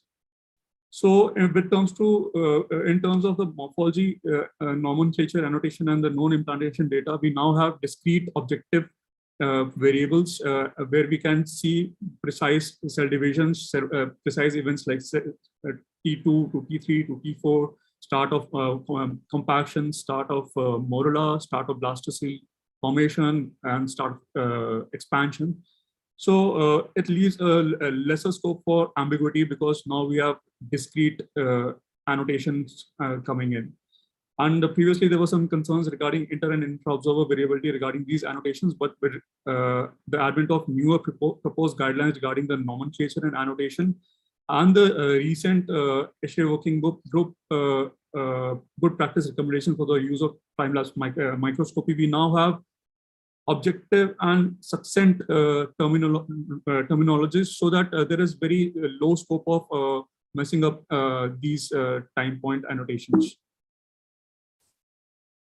These good practice guidelines, apart from the clearing the ambiguity regarding the annotations, have also given a list of recommendations for the clinic as to how to be prepared for integrating time-lapse in your lab, and whether what all you need to be prepared for mentally with regards to the change in your structural workflow, and whether you would need to be doing your embryo cultures in a different manner or not, and how good or bad is your customer support. So there are a lot of the pointers given by the good practice recommendations for you to be considering before you go ahead for time-lapse. Then we know that almost all the features that you could observe by morphology assessment alone are better visualized by time-lapse, and there are some features which are exclusively visualized by time-lapse, like abnormal syngamy, PN appearance, PN disappearance, tripolar cleavage furrows, and so on and so forth. We know now that there are some sinister cleavage, aberrant cleavage patterns, and these cleavage patterns, like the direct cleavage from wherein the zygote cleaves into instead of 2 cells into the 3 cells or 2 to 5 and so on and so forth, or reverse cleavage wherein already divided blastomere goes on to merge into the companion blastomere and goes back one step back. So these are some sinister cleavages that have been associated with severely reduced implantation rates. And this is where the deselection of these embryos is crucial if you're using time lapse. So we have been using time lapse for the past 5 years, and this is a time lapse acquisition from a couple of weeks ago. And this will reiterate the importance of time lapse, because at the end of the incubation, you will see that you have a lot of blastocysts, which are probably all going to be appearing similar in appearance, and you would not be able to judge which of them is the best if you're just basing your assessments on morphology alone. Another thing that the time lapse has allowed us to do is to look at multinucleation very commonly and very discreetly. There was a comment by a senior embryologist in Delhi a couple of years ago, wherein he asked me whether you have ever actually seen multinucleation or not. But if I were to be answering that question today, I would say almost every day we are seeing multinucleations, and even if we are not discarding these embryos, we are deprioritizing them for vitrification or transfer or biopsies.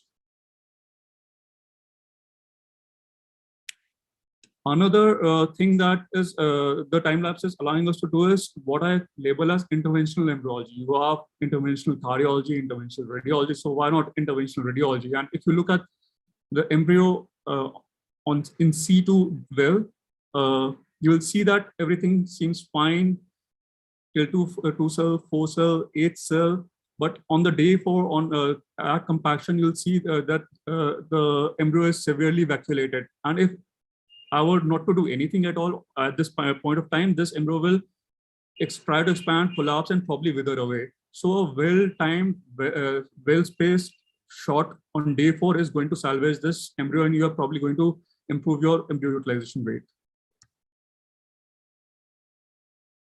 The time-lapse microscopy need not have additional software. This is a newer software that is coming in, which allows you to drag your images and drag and drop them to a cloud-based system, and your embryos are going to be ranked automatically. So what it allows us is to work without the time-lapse hardware. But imagine if just a static image of the embryos is giving you so many data points, what all information you will be able to access from the acquisition of the data across 5 to 6 to 7 days and so many morphokinetic time points. So I think this is good for the clinics that don't have a time lapse, but if you have a time lapse, you can do so much better.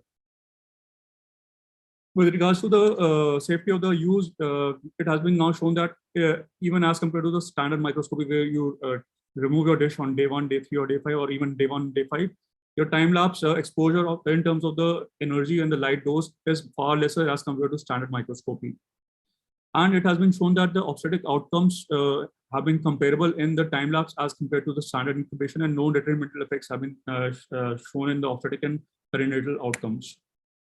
There have been some arguments against the time-lapse, and one of them is that the time-lapse parameters show that the standard incubation is comparable to time-lapse incubation if you let the embryos remain undisturbed. And there are ample studies to show that time-lapse is no better than standard incubation with regards to clinical outcome. This is a RCT with 364 patients, which show that there was no difference in the good quality embryos between the two groups. There was yet another study by Cruz et al., which showed that there were no differences in between the time-lapse and the standard incubation as far as the lab and the clinical outcomes were considered. Yet another study by Kierkegaard et al., which showed that there were no differences between the two groups in terms of the clinical and laboratory outcome. This study was by Wu et al., and it showed that the embryoscope use more than double the embryology staff time, and embryos grown in the embryoscope demonstrated significantly poorer embryo quality. I'll take that with a pinch of salt. Probably they published their study when they were up the slope of gaining confidence with their embryoscope, but this is certainly not so. So coming to the second presumption that time-lapse deselect embryos with early cleavage anomalies and hence improves outcomes. So this study from Cleveland Clinic, it showed that the blastulation rates for embryos exhibiting the so-called anomalies is over 40%. And Desai et al., they commented that they could not find any relationship between the multinucleation and aneuploidy, and 40% of the blastocysts that exhibited cleavage anomalies were found to be euploid. This is another study by Lagala et al., who noted that 24 out of the 24 blastocysts that were derived from irregularly cleaving embryos, 18 were euploid.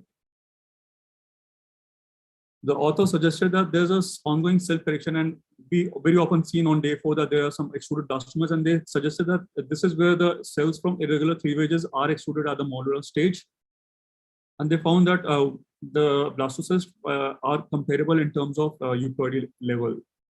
This was substantiated in the study by the analysis of the chromosomal assessment of the extruded cells, which showed that chromosomal aberrations were found in the extruded cells, but they were not present in the trophoid ectodermal complement. This was a study by presented at HTA at a couple of years ago, where they analyzed over 23,000 embryos. And what they did was they looked at the impact of reverse cleavage, wherein they analyzed 23,000 embryos, and they found that the clinical pregnancy rates and live birth rates following blastocyst transfer was no different than normal embryos. So once you're getting a blastocyst from reverse cleaving embryos as well, and you put them back, you are getting comparable results. So if you culture your embryos till blastocyst, it's going to take care of it. Another mistaken belief is that slower growing embryos are almost always aneuploid. So in the study, Capalbo and Renzi, they showed that the euploidy level of day 5, day 6, and day 7 embryos was comparable, 46, 40, and 43.5%. And there was no difference in ongoing pregnancy rate of euploid blastocysts according to either the morphology and developmental rate. Another study by Whitney et al. Showed that on day 6 and day 7 blastocysts are euploid in a high proportion of cases and can give rise to live births. So they suggested routine culture of embryos till day 7 in at least all of their PGH cycles. Similarly, Kroner et al., they showed that delayed blastulation was not associated with increased aneuploidy rates. Another meta-analysis by Chen et al. Showed that, which included 10 RCTs, showed that currently there was insufficient evidence to show that time lapse is superior to conventional incubation. This review from Przemski and Montag showed that time-lapse improves pregnancy and live birth rates and reduces early pregnancy loss. But this meta-analysis also had serious methodological flaws in the studies that have been incorporated, and a couple of studies by Review et al. And Serious Studies et al. Have had high level of bias in terms of randomization of the patients and concealment and blinding of the patients. And finally, the final word in evidence, the Cochrane review on time-lapse, which is as recent as May 2019, it shows that as of now, there is no evidence of differences in live birth rates and ongoing pregnancy rate with regards to time-lapse versus standard incubation. A study done by Rubio et al. Showed that there was no significant differences in morphokinetics found between euploid and aneuploid embryos.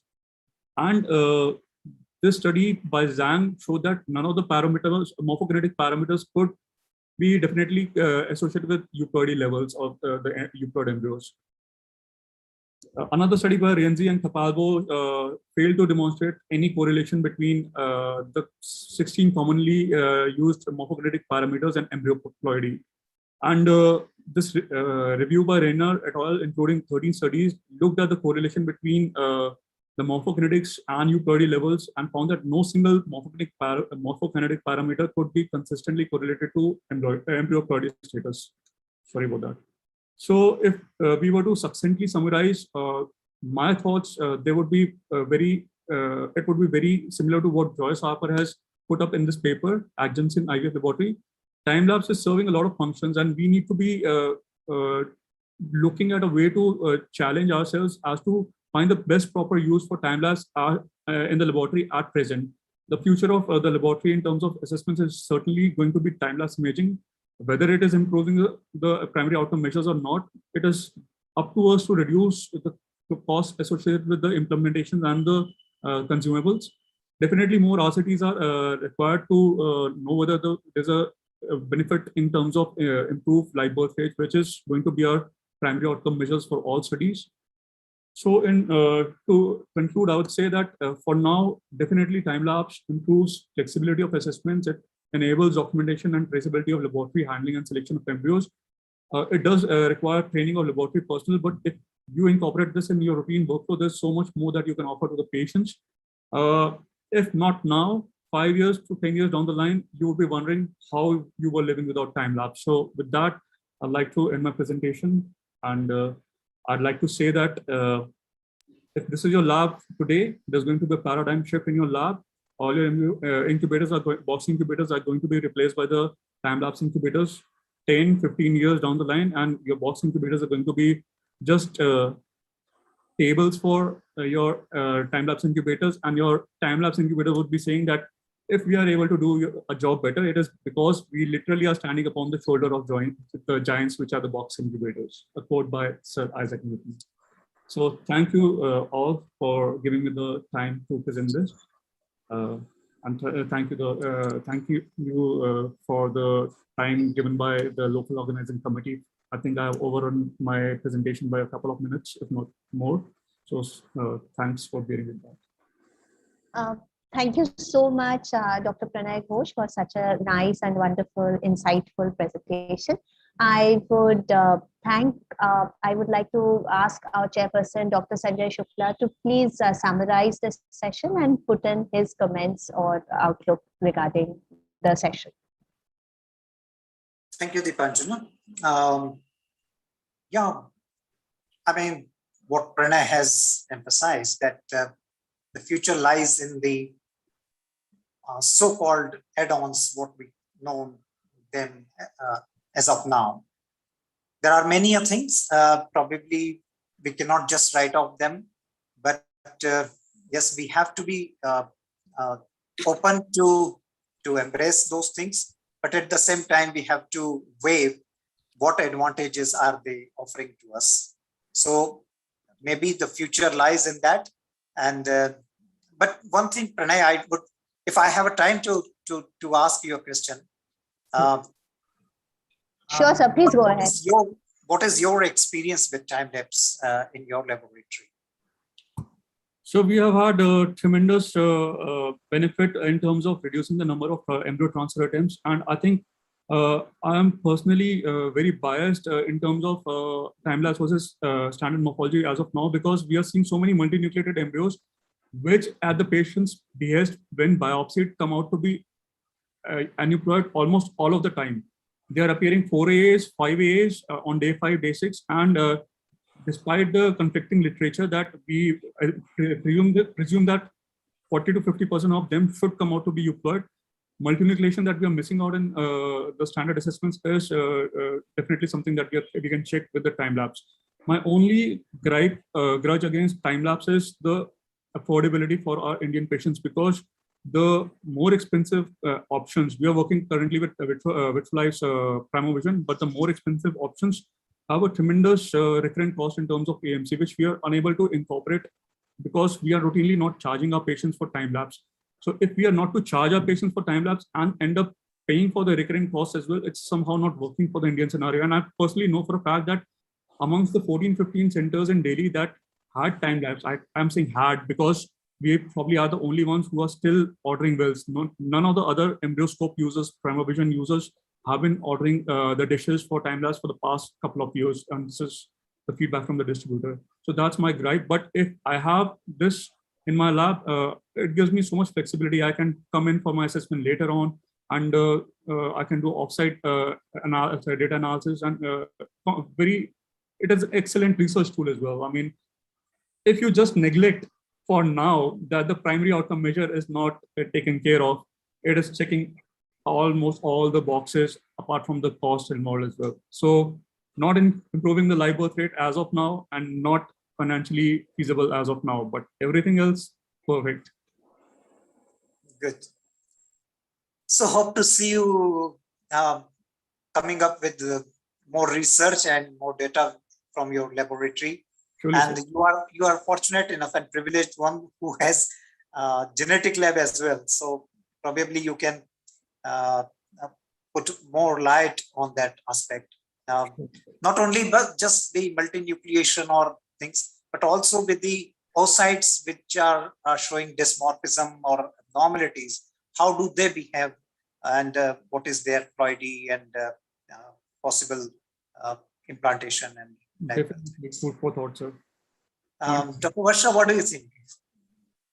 Yes, if I may ask one more practical question to Dr. Pranay, since you are using the time lapse, we are aware that there are different factors that can influence morphokinetics, including the media you use, your oxygen concentration, pH, so on and so forth. So practically, when a center plans to implement time lapse in their clinic, one, how do they zero down on the algorithm since there are so many? And how do you individualize these for your clinic? Isn't it a prolonged exercise? Because all of us are under the impression we can just get a time lapse and start using it immediately, and we expect results to come in immediately. But then most of us are disappointed when that doesn't happen. It was because, and it was especially challenging probably a couple of years ago. If somebody who is going to consider time lapse in the time to come, I'm pretty sure that they are going to get time-lapse contraptions which will have integrated annotation, automatic annotation, because now data is available for hundreds and thousands of embryos, and you can compare it with the offering of the time-lapse provider. What the previous users used to do was to look to the previously published algorithms, something that was not recommended because different patient population, Caucasians versus Indians, different culture methods. So, and I know for a fact that even despite having time-lapse, what some of us time-lapse users used to do at the end of the incubation period was just pick up the best appearing, morphologically appearing embryos and just forget about the annotation. Because I conducted a survey 3 years ago from the time-lapse users, and about 22% of them said that we just do not annotate, or we annotate at the very end. So if you are going to have a time lapse and not annotate your embryos, or have a device that does not annotate your embryos, it's not serving anything. As of now, I think if you are having a device that is not doing automatic annotation, it's still a good practice to look at the previously published algorithms, and you will arrive at your own algorithms in due course of times over due number of patients. It's not going to happen at the outset. And if you're going to start, I think it's still a good practice to look at the closest patient population literature that has been published. So some literature on Indian patients with, if you're investing in JD or Embryoscope, look at data that has been replicated on that very device, instead of looking towards a different patient population from data which is a decade old, because time lapse is now over a decade old. So look at the closest match that you have. Thank you. Thank you so much, Dr. Pranay. Pleasure. Dr. Varsha, I believe incorporation of AI into time-lapse imaging might be the future. Yes, definitely. So that thing can calculate all the annotations and the specific milestones in the cell cycles and development of embryos. And then maybe someday we would be able to differentiate similar looking embryos, which one is better depending on the cell cycle morphokinetics. So it was a wonderful session, and yeah, it was great to listen to Dr. Tan also. It would have been even better if he could join us in person. Yeah.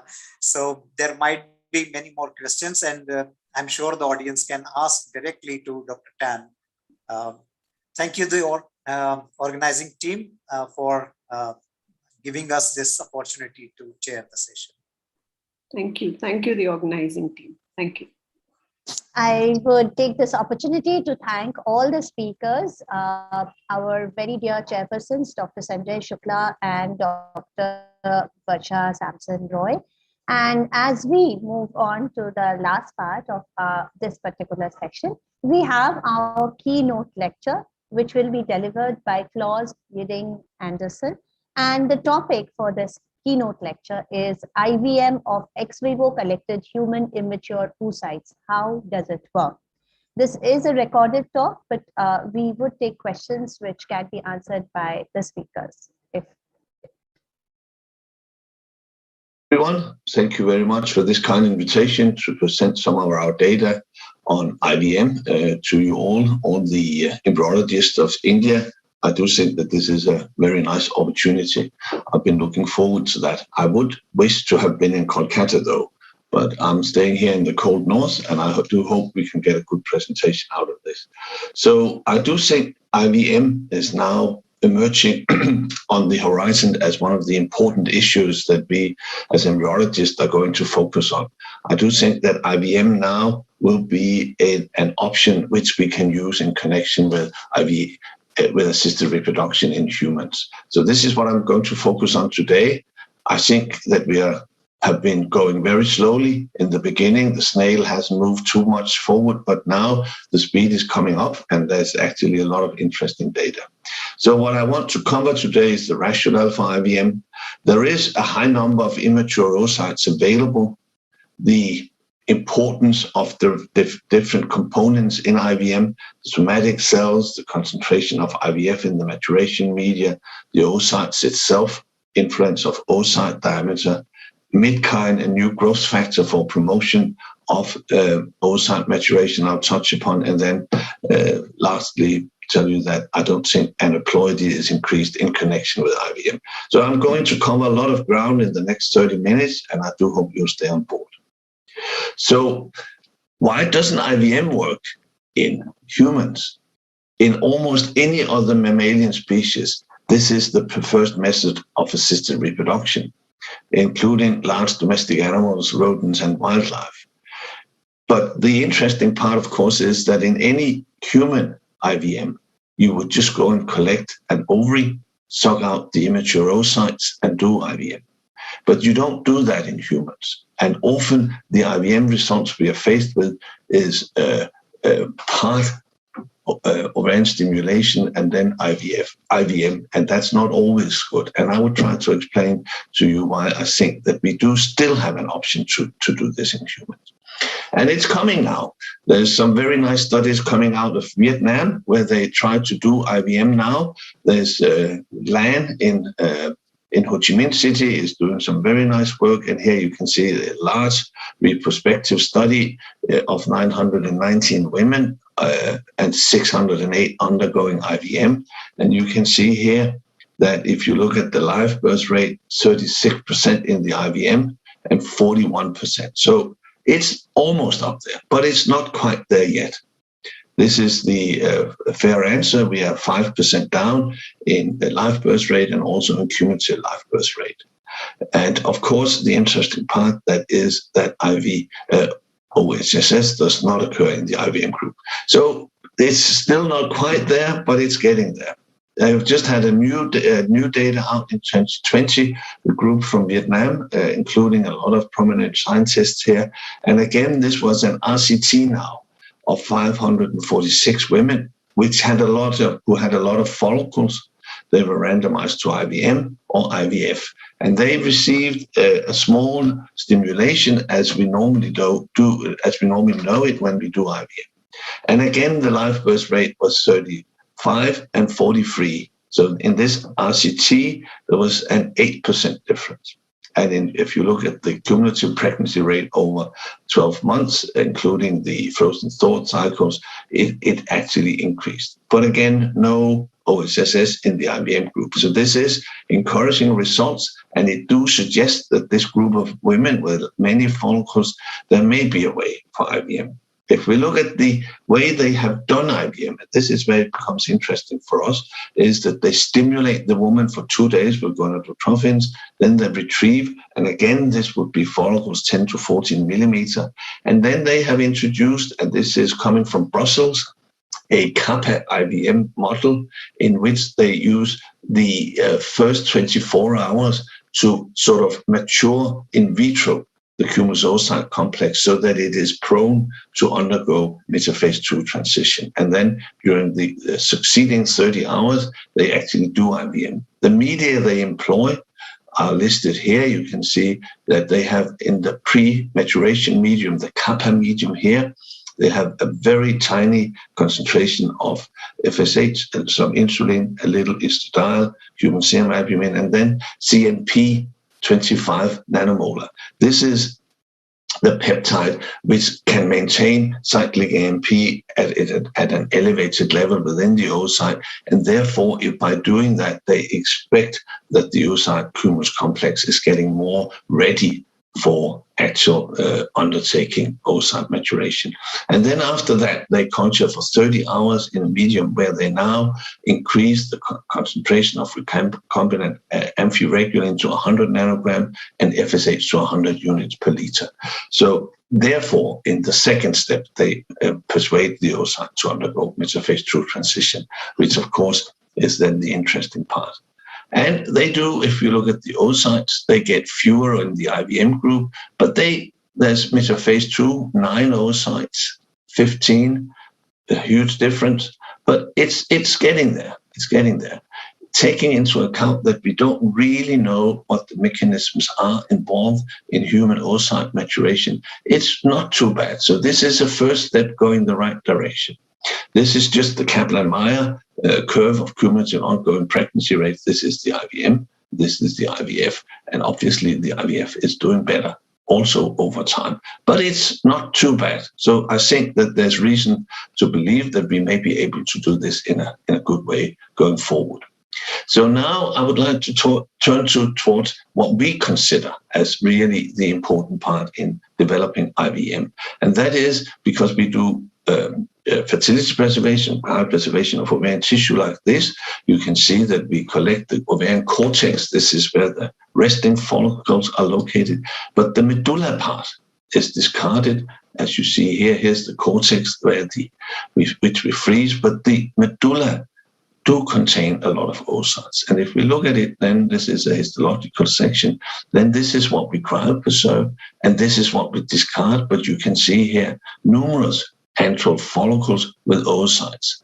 These are all immature, but they are possible for us to collect. And if we look at it, there is a huge amount in these ovaries. These are from very small follicles, just barely antral to a few millimeters in diameter. In some instances, we have actually been able to collect more than 100 oocytes from one ovary. This was a PCO woman. But it is indeed lots and lots of oocytes, which are all GV oocytes, but which we will have an opportunity to work with. And some of the oocyte cumulus complexes come out in a way that we didn't expect. Actually, these, you can see this is 100 micrometers. So this oocyte cumulus complex is perhaps 600 or 700 micrometers in diameter, which means that it must derive from an antral follicle, maybe of 1 millimeter, but it's a huge chunk of the follicle which we have. And this then allows us to ask the question, what does all the somatic cells do in connection with oocyte maturation? And this is, of course, of interest. But why, you can perhaps argue, why would you be interested in follicles of 1 to 3 millimeter, Klaus, when you know that 10 to 14 are not really up there yet? Although they are some way up there, they're not all the way. Why do you think that 1 to 3 millimeter would do? Probably that is a bit too optimistic. But I do think that there's reasons to believe that we can circumvent some of these issues in vitro. First of all, there's already 5 kids being born from these from oocytes, from these small antral follicles, all appear good. We can't do this in Denmark because the authorities don't allow IVM for clinical activities, but this allows us then to do a lot of research, which we are now doing, and trying to build a platform for IVM. So what we should be looking at is that when we do IVF, we're looking at these oocytes, these follicles, absolutely mature, just about to ripe. But now we are moving down the ladder. We're moving down to these follicles. And obviously, there's a lot more of these follicles than up here because you have selection and dominance taking place and atresia taking place all the time. So if we can start to utilize these, as you do in large domestic animals, this would be a very nice and interesting option. And let's have a look. I think it's worthwhile noticing that if you look at the granulosa cells of small antral follicles with a mean diameter of 6 millimeter, then the relative expression of FSH in relation to GAPDH is a lot higher than when we increase diameter. And indeed, this is mature, this is granulosa cells that we take out in connection with IVF, and here is hardly any FSH receptors. So there is a lot higher responsiveness to FSH at these low diameters than there is in the more mature ones and those that we use for IVF. And this is, of course, of interest. And this is actually paralleled by the androgen receptor expression, which is also of interest. So if you look at it, here's follicular diameter. You can see that these small ones have very high levels of FSH receptor expression. And only CYP19 aromatase is only coming up at a diameter of 8 to 9 millimeters. And AMH expression is decreasing. So why is this interest?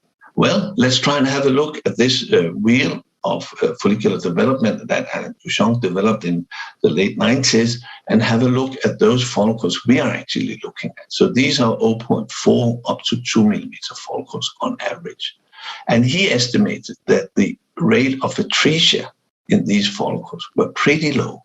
Actually, the lowest you expected, 15 to 24%. Whereas if you look at those follicles we are recruiting for ovarian stimulation during normal circumstances, atresia rate is a lot higher. And this probably reflects that we have a lot more FSH receptor expression here. And once we put them into culture, we can actually overcome that deficit in FSH, which they see here during the intercycle rise of FSH. So this may be one of the reasons why it's interesting to look at these cumulus oocyte complexes, because FSH receptor expression is a lot higher.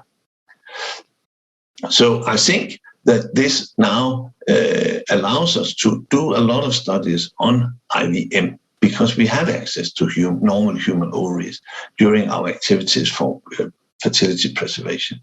And this permits us to understand follicular development and IVM in small antral follicles. And for those who are undergoing fertility preservation, this could be a 2-for-1 option, so that they actually both have the cortex frozen and also their oocytes. So let's have a look at them.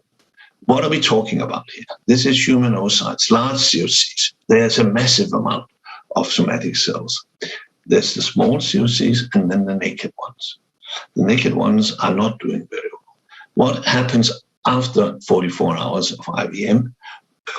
Here we are. This is the DV. So some of them don't move. This is a mesophase 2. This is a beautiful mesophase 2. And this is an oocyte, which is degenerated.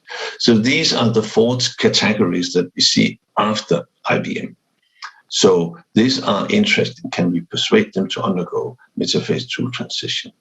And we have been studying this now for 25 patients, where we looked at the number of oocytes which were available from one ovary, 25 consecutive patients. You can see here on average 36 oocytes, 11 of which matured. Here we had 2 PCO women, so this average is a little higher than we expected. So now it's around 25, but still we have a huge number of mesophase 2 oocytes. A maturation rate on average 31, which can be improved. So if we divide these in between the different categories of COCs, naked, small COCs, and large COCs, you can see that the maturation rate increases tremendously. So if we focus on the large COCs, actually more than half are now undergoing mesophase 2 transition. And if you look at cumulus expansion, then there is also more than 50% which do have cumulus expansion. So this is very interesting. If you look, we have also just published a study where we looked at the concentration of FSH, which is needed to sustain or support mesophase 2 transition. And it do turn out that we need at least 70 units of FSH, or 250, but we need more than 70. And you can see here that we have a sharp increase in mesophase 2 transition in both large and small follicles here, 56 again. So we do need FSH in there. So why is this? We have also looked now at the expression of these receptors on the surrounding cumulus cells. And here you can see that these are on base 0, and this is the cumulus cells, and this is when we added no FSH to the medium, 20, 40, 70, and 250. And you can see how FSH receptor is heavily downregulated. In contrast, then we can see that LH receptor expression is heavily upregulated, which is what we would expect. FSH-induced LH receptor expression on cumulus cells. There's no effect on cyclic AMP. But the really interesting part comes when we look at whether the oocyte of that cumulus oocyte complex actually underwent metaphase 2 transition. And you can see here that those who did it had a very strong downregulation of LH receptor. In contrast, they had a high expression of LH receptors. So it do appear that those who make it, those who make metaphase 2 transition, respond very well to the FSH by having LH receptor expression, and then we have LH in the medium, which is then likely to induce oocyte maturation. So now we start to get a grip on how the mechanisms actually are for IVF. Again, I will show you that the FSH receptor expression is then decreasing with size. So we have an opportunity to stimulate these oocyte cumulus complexes with FSH, and thereby we can actually accelerate the maturation process in vitro. So let's have a look on what happens in vivo. Do the oocyte ever become exposed to these high levels of FSH? No, it does not. But we know that the FSH receptor expression in the cumulus cells always are pretty low in relation to GAP-DH, and around, say, 400 in the murogranulosa cells. So when circulation is coming outside the follicle and needs to enter the follicle, it has to pass through a layer of granulosa cells with a heavy exposure of granulosa cells. What happens then? If we start to look at the concentration of FSH inside the follicle, after it's been passing through the layer of many receptors, there's hardly any, 2.5 units in small antral follicles. This is measured over a large number of follicles. In plasma, there's still a little. This is unstimulated women.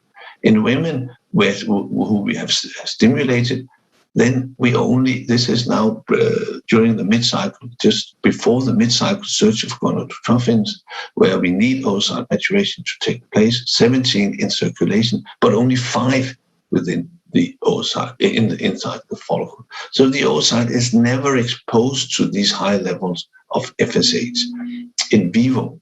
But if we do that in vitro, we can accelerate the process.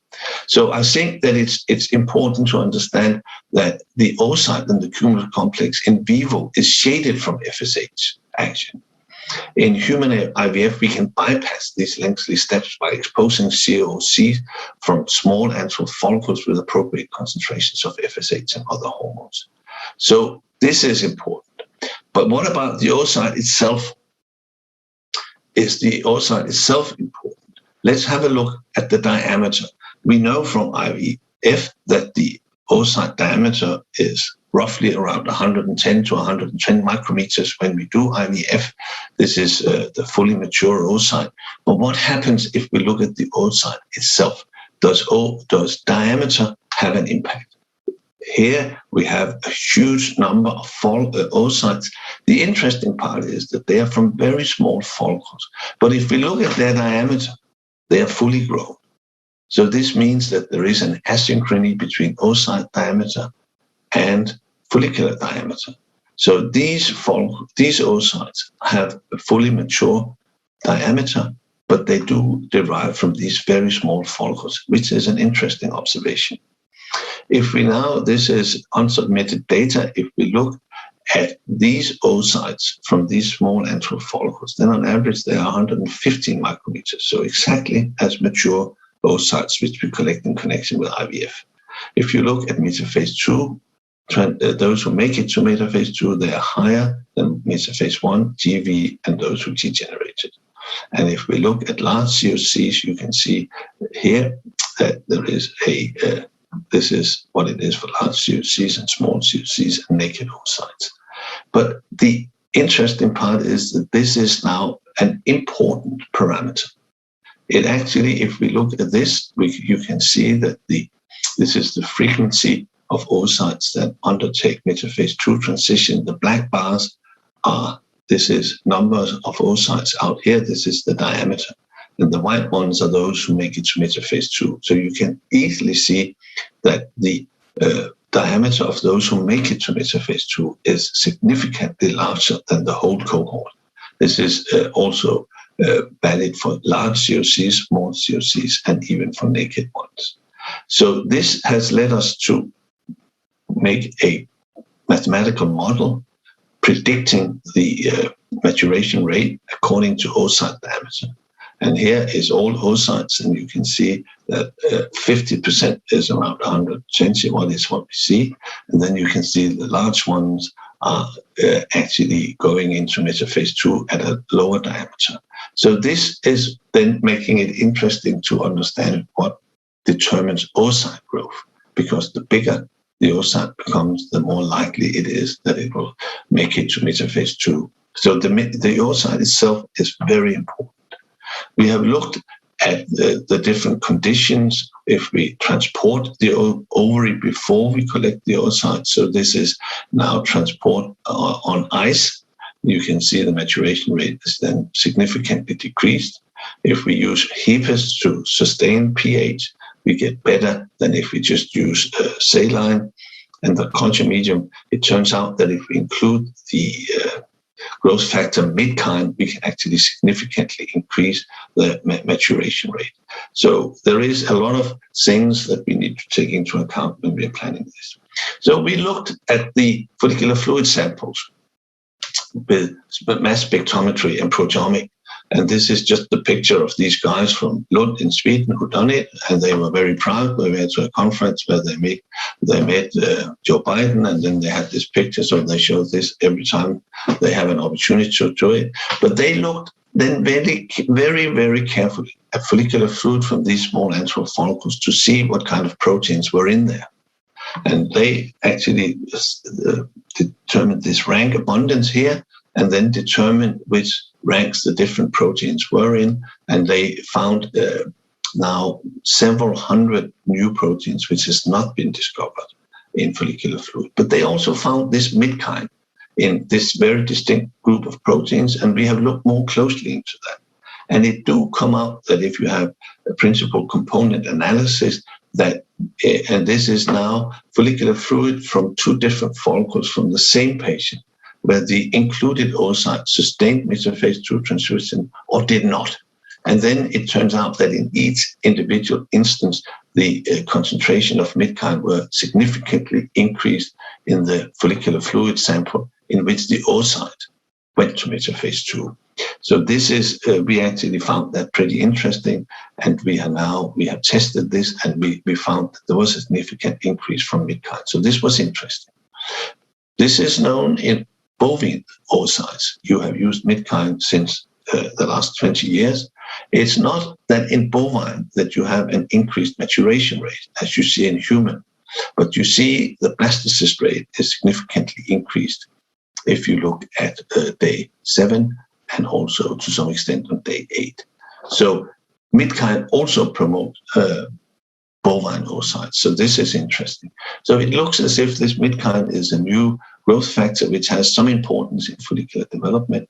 It's 121 amino acid long peptide, 13 kilodalton. It's a heparin binding one, and it's composed of 2 domains, an N and a C terminal, and it looks like this.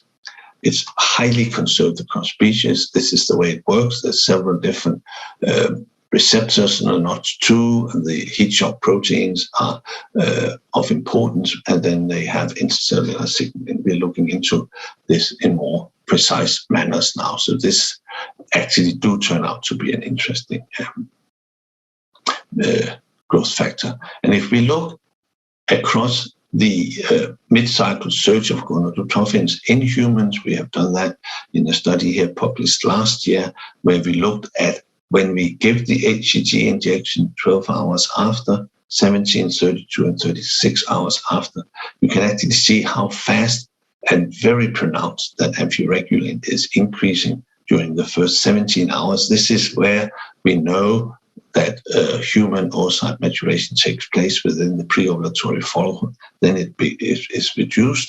But if you look at mid-kind, it's actually almost the same picture, that we have we have some levels before, but then it increases until 17 hours and then drops again. So this is very interesting that this mid-kind and amphiregulin actually have exactly the same patterns of expression during the natural menstrual, during the mid-cycle surge in humans. So we have also looked at whether these oocytes that we produce, the metaphase 2 oocytes from IVM of these oocytes from small antral follicles by SNP analysis, and this has been performed by Professor Eva Hoffman at the Copenhagen University. And she has actually now looked into the frequency of different women, and the frequency of aneuploidy is detected this way. And you can see here that we end up with a aneuploidy rate of, say, around 2/3 of the oocytes.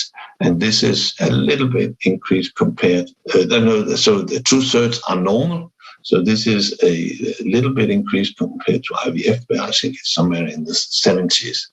But there's a lot of very good oocytes coming out. So I do believe that a lot of them will have a developmental potential. So if we're looking at what we are having, then I do think that we are now looking at these oocytes from these follicles. And this is interesting because the atresia rate is very low. They have a very high expression of FSH receptors.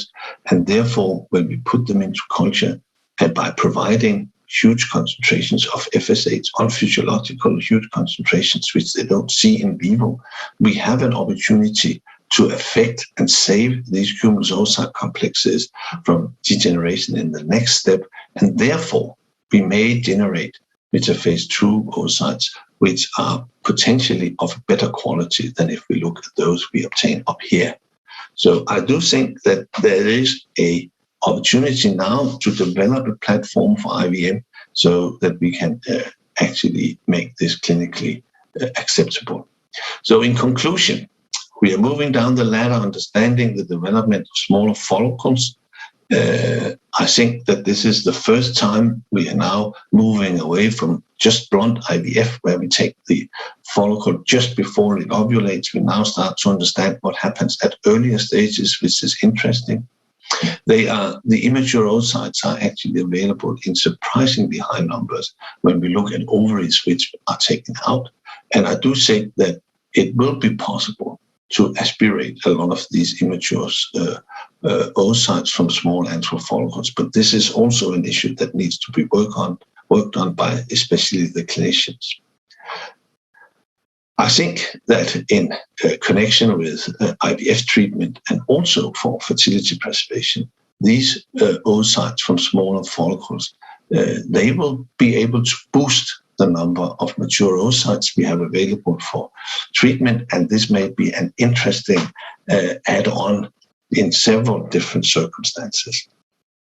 I think if it is further developed, it may actually compete with normal IVF for standard practice and for low-cost treatment in less developed countries, because we will now be able to do IVF treatment without using exogenous gonadotrophins, which is a very strong and heavy burden for many couples. So this is interesting times. There's a lot of research, a lot of development that needs to take place. But I think that we are now at the brink of how and why IVM in humans should be possible. So I would like to end up by showing you this picture of the people in my laboratory. We are now at the Helio platform in our hospital, and you can see this is now Northern Europe. We are all having strong and heavy clothes on because it's cold, and we don't have the beautiful and mild climate as you have in India. I thank you very much for your attention.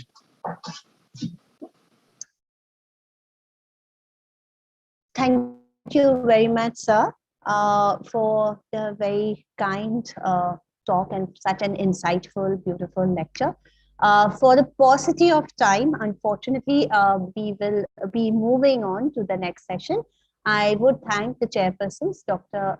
Sanjay and Dr. Varsha, for being chairing this session and giving us wonderful insights.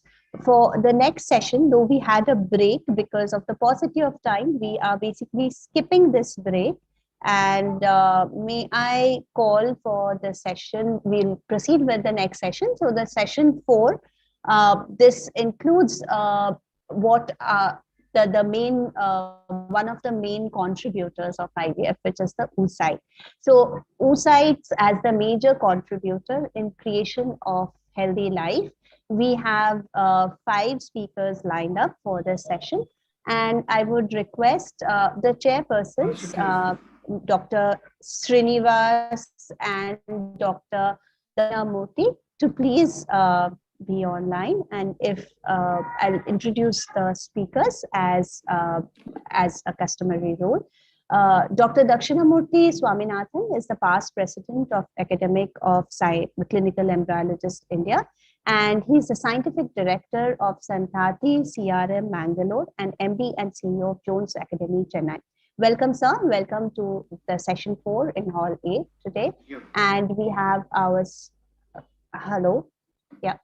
We have our we have Dr. Srinivas with us today, who is the director and principal embryologist of Care Fertility Private Limited. He's the founder president of ACE India. He has been the course director in ART Mysore University. He's the chairperson of ISAR Embryology. He's the scientific director of Narayana Health Hridayalaya. He has been the past president of the ISAR Karnataka chapter, and he's also in the expert committee of ART Guideline and ART Bank. So I would give the webinar floor to both the chairpersons to commence the session. Yeah, thank you. Actually, Srinivas is little busy, I think. So obviously he has given me this. No problem, sir. Can you hear me? Yes, sir. Hello. Yeah. Yes, sir. Please, So if you can go ahead to introduce us. Yeah. Let us start with our first speaker on oocyte quality, the most challenging factor in IVF success. We have Dr. Bindu Chimote, who is the PhD Biochemistry, MSc Clinical Embryology from Leeds University, UK. She is the Joint Secretary IFS Vidarbha Chapter 2021-23, presented several original research papers, ISHRE and ASRM, won Best Paper Awards in ASRM, published lots of original papers. She is a member in ISHRE, ASRM, IFS, ISAT, ACE, and MOGS, and she's a good friend of mine. Thank you, Dr. Bindu. The stage is yours. Thank you. Thank you so much. Thank you so much for the wonderful introduction. And it's a pleasure to deliver a lecture here and on such an important topic as well. I hope you all can hear me. Can you hear me? Yes, ma'am. Okay. Are my slides visible? Yes. Go ahead. Okay, so let's start. I mean, the topic is really very interesting. Oocyte quality, the most challenging factor in IVF success. So, well, ex ovo omnia, as is said, everything is from the egg. So it is the most important factor, no doubt. Human fertility, whether it is spontaneous conception or assisted, is dependent on oocyte quality. And a healthy oocyte is a prerequisite for obtaining a healthy embryo. And of course, many cellular and molecular mechanisms required for fertilization and early embryo development are also inherent in the oocyte. And most importantly, as we all are aware, the mitochondrial DNA is contributed only from the oocyte. So what is the contribution of oocyte to embryo development? The post-fertilization critical events like the spindle formation, chromatid separation, cell division and all need a regular supply of energy, and this supply of energy comes from an existing pool of mitochondria in the oocytes. And the pool within the oocytes decreases as the cell division occurs. So the initial pool of mitochondria has to be really good, because with each cell division, the mitochondrial content goes on decreasing. And lower number and increased frequency of mutations and deletions is equivalent to inadequate mitochondrial activity. And this, of course, as I said, is necessary for continued embryo development and may also cause pregnancy failure. So the mitochondrial content of oocyte itself is so important. Also, the insufficient oocyte quality can also affect post-implantation pregnancy. And there is also compelling evidence that origins of birth defects and many other adult diseases arise due to the earlier stages of gonadal development and gamete differentiation and are almost exclusively related to the egg. So not only the embryo development and conception, but also the post-implantation pregnancy and the childhood diseases are all related to the quality of the oocyte. Now, what do we exactly mean by the quality of oocyte and the competence of oocyte? Oocyte quality we all evaluate in terms of the cytoplasmic and nuclear maturation, its ability to fertilize and lead to proper embryo development. The quality is dependent on accumulation of organelles, metabolites, and maternal RNAs during the growth and maturation of the oocyte. Cytoplasmic organelles replicate and reserves of proteins and RNA required for post-fertilization development are stored. So all this occurs for the oocyte to be a good quality oocyte capable of fertilization and embryo development. Now, what exactly is nuclear maturation and cytoplasmic maturation? Nuclear maturation, of course, is the formation of release of a polar body, of course, and the formation of an M2 oocyte. But then it requires the maintenance of the meiotic spindle, the centrosome proteins like nuclear mitotic apparatus, the gamma tubulin, and other regulatory proteins. Whereas the cytoplasmic maturation requires the reorganization of organelles, final storage of mRNAs, proteins, lipids, and transcription factors. All these are required for fertilization as well as early embryogenesis, and this process therefore is also called as oocyte capacitation on the lines of the sperm capacitation. And therefore now, what is the role of various oocyte organelles in determining the developmental competence, or how can we say that the oocyte quality is really good? The mitochondria plays a very important role, whether it is the mitochondrial morphology, the mitochondrial distribution, the number and the activity. Apart from that, the lipid droplets, the volume and distribution across the cytoplasm, and the vesicles and the cortical granule distribution. So all these organelles within the cytoplasm of the oocyte are extremely important and decide the quality of the oocyte. So a good quality oocyte has a hooded mitochondria, has a lighter matrix, there is even distribution, there is a higher number of mitochondria. Similarly, the lipid droplets are greater in number and evenly distributed. And conversely, the cortical granules are peripheral in distribution for a good quality oocyte. So this is how the mitochondrial distribution looks like how from a GV oocyte to a metaphase 2 oocyte, you can see, you can appreciate how the mitochondrial distribution, which it is around the germinal vesicle, and then gradually, by the time it reaches the metaphase 2 stage, there is the even distribution of mitochondria, not only the mitochondria, but also the smooth and the rough endoplasmic reticulum, the vesicles, and the cortical granules. The essential roles of mitochondria in oocyte include ATP production and control of calcium and redox homeostasis. It provides local supply of ATP for GV breakdown and relocation of chromosomes. The relocation of mitochondria during oocyte maturation is also crucial for oocyte function.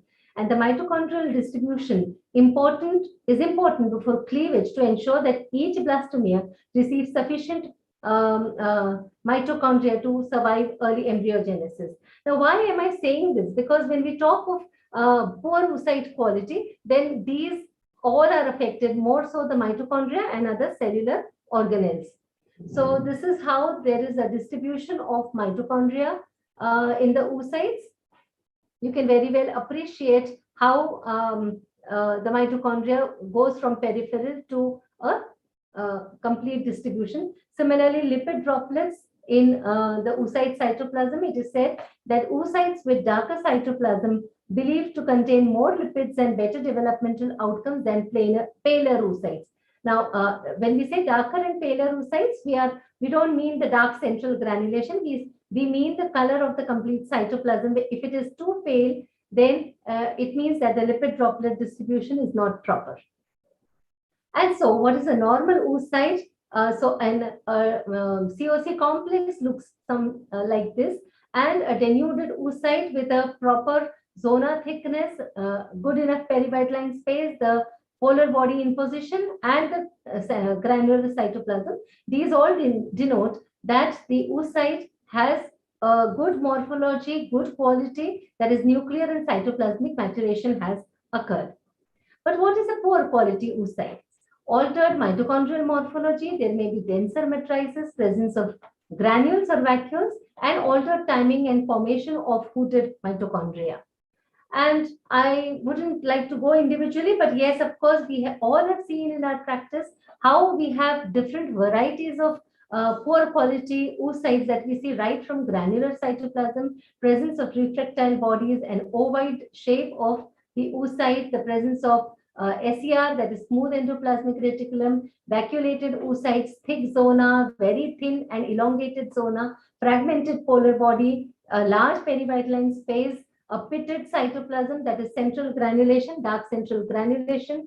Then there can be disintegrated oocytes, the empty zona, and or a parthenogenetic oocyte, the browning of oocytes. These all contribute towards what we call as the poor quality oocyte. So what are the factors that influence oocyte quality in an IVF setup? Right from age, obesity, to the various diseases like the pelvic inflammatory disease, tuberculosis, endometriosis, PCOS, and there may be other iatrogenic causes of poor oocyte quality, that is right from a stimulation protocol to our lab conditions. Let us take a few one by one. As long as the age is concerned, we all know that there is a clear evidence that oocyte number, quality, and competence declines with age. The oocyte aging is known to cause dissociation of the centrosomal proteins and disintegration of the meiotic spindle, resulting in aneuploidy and decreased developmental potential.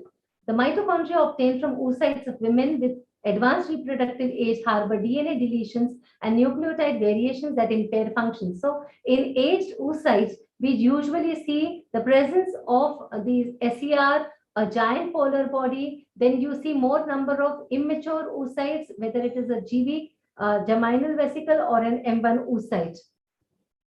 Now, the attempts to avoid the age-related decline in egg quality include pre-implantation screening of embryo quality in older women and vitrification of young oocytes to preserve their quality.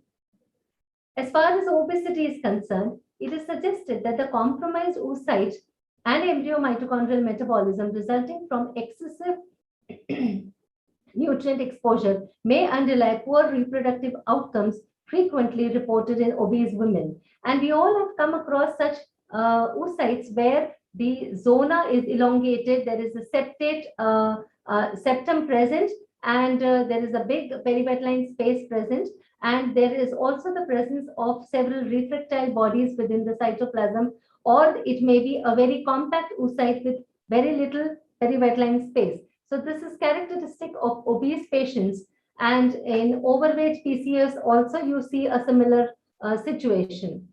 Why does this happen in obese women and in women with PCOS? Is there that the lipid metabolism is hampered, which leads to anomalous quality of the oocytes, whether it is the oocyte number or the quality of the oocyte. Similarly, when a combination of advanced age and obesity also, there is an improper lipid metabolism which may bring about reduced oocyte quality, where the meiotic spindle is disrupted, there is non-disjunction, and therefore there may be aneuploidy rates occurrence is more, and poor embryonic development leading to birth defects and miscarriage. So for obese and PCOS women, lifestyle modifications, weight loss, diet, nutrition, hormonal correction are the remedies which may be suggested. There may also be oocyte quality hampered in endometriosis, oxidative stress, tuberculosis, and all. These are all related to the oxidative stress, where again lipid peroxidation, spindle formation error, and deterioration in the mitochondrial function. These all lead to very poor quality oocytes. As you can see here, how the quality of oocytes are hampered in these circumstances. So now coming to the iatrogenic factors, the COH protocols themselves may lead to poor quality oocytes, and it has been found that the agonist protocol is relatively better in giving us the better quality oocytes as against the antagonist protocol, where there is in antagonist protocol, not only is the maturity of the oocytes compromised, but also the mitochondrial function is hampered in such protocols. Apart from that, I mean, whether you can see how the perinuclear polarized clusters are present more in antagonist protocols as compared to the agonist protocols. Then the timing and the type of trigger, that is whether you're giving an HCG trigger or an agonist trigger, can also affect your oocyte quality. The timing of trigger, of course, we all are aware how the timing of trigger can affect the maturity status, the nuclear as well as the cytoplasmic maturity status of the oocytes, and how the various kinds of triggers are affecting the oocyte quality. Now, what can be done to correct this? So the mitochondrial copy number can be reversed by, now there are various methods in which this can be reversed. For example, resveratrol has been shown to improve the cleavage and blastocyst rates of oocytes. L-carnitine lipoic acid also can alter the mitochondrial and lipid droplets content in vivo and in vitro treated cells. So to some extent, we can try to salvage the oocyte quality even in an IVF cycle. Also, of course, the new method coming up is the cytoplasmic transfer, where the cytoplasm from younger oocytes are transferred into women with compromised quality of oocytes. And therefore, there are various studies now being done about how cytoplasmic transfer can help us get better quality oocytes. It is, of course, as I had already mentioned, the oocyte quality is also affected in women with endometriosis. And this is a very characteristic figure where we see, because more of the ROS generation, there is not only the mitochondrial function, but then you see the browning of oocytes, the amorphous kind of cytoplasm, and the oocyte quality overall is hampered in women with endometriosis. And as we move from mild to moderate to severe endometriosis, the number and the quality of oocytes is drastically hampered. So then coming to the culture conditions which can affect the oocyte quality, thermal stress, the higher at higher temperature, again the oocyte quality is hampered.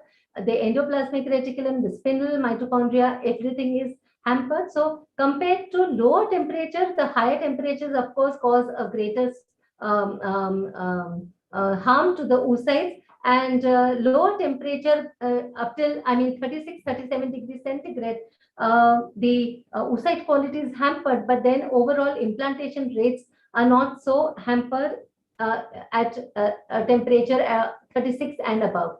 But at a temperature above 37 degrees centigrade, the oocyte quality is severely hampered. We all are aware how the pH also may affect the oocyte quality, and it may cause the shrinking of oocyte, and of course the cryopreservation also may cause the oocyte quality, may hamper the oocyte quality. We all are aware how the zona hardening can occur because of cryopreservation. So virtually every step in the procedure that you carry out in your IVF laboratory affects the oocyte quality, and so it is so necessary that you handle the oocytes with care, whether it is the inherent properties, the intrinsic properties, or the extrinsic properties. Everything can contribute towards the oocyte quality. Thank you. I know it has been a very rushed lecture. Thank you, Dr. Bindu ma'am. It was usually we are more time oriented rather than knowledge oriented when conferences comes. Thank you for your wonderful lecture. I think we can discuss later after all the lectures. Now I'll have the privilege to introduce Dilip Kumar. Anyway, I know it is biodata. I know him. He's a senior embryologist in Milan fertility, and he's working in this field more than 10 years. And he's a faculty in International Institute for Training and Research Reproductive Health, and he is the executive member in ACE. I request Mr. Dilip to elaborate his lecture on best practices to select good quality oocytes. Over to you, Mr. Dilip Kumar. Thank you. Thank you, sir. Thank you very much. Is audible? The voice is audible? Yes, very much. You sounds like Jesudas. Carry on. Thank you very much. Okay, fine. Thank you very much for your nice introduction, sir. And thank you, Bindu ma'am. I think almost you have covered about the oocyte quality. I think it's a very tough job for me to go ahead with best selection of the oocytes. Oh, sorry, just I'll start with the beginning. Okay. Is a very best, my topic today is the best practice to select the good quality of oocyte. It's a bit a tough topic for me, and generally most of you get a question that how do you select the good quality of oocyte? After the denudation, when you get one set of the oocyte in the overall oocyte, there is a lot of dysmorphism and good oocyte, bad oocyte, and it's not like that you can discard the bad and you can use only a good. The good oocyte means you can think that it is a more potential. So why this topic is more important that the oocyte selection and identification of the best oocyte in fact would help to embryo overproduction. So generally we will do the overproduction of like a 20, 30 embryos, and generally we need a best embryo for the give a good live birth rate.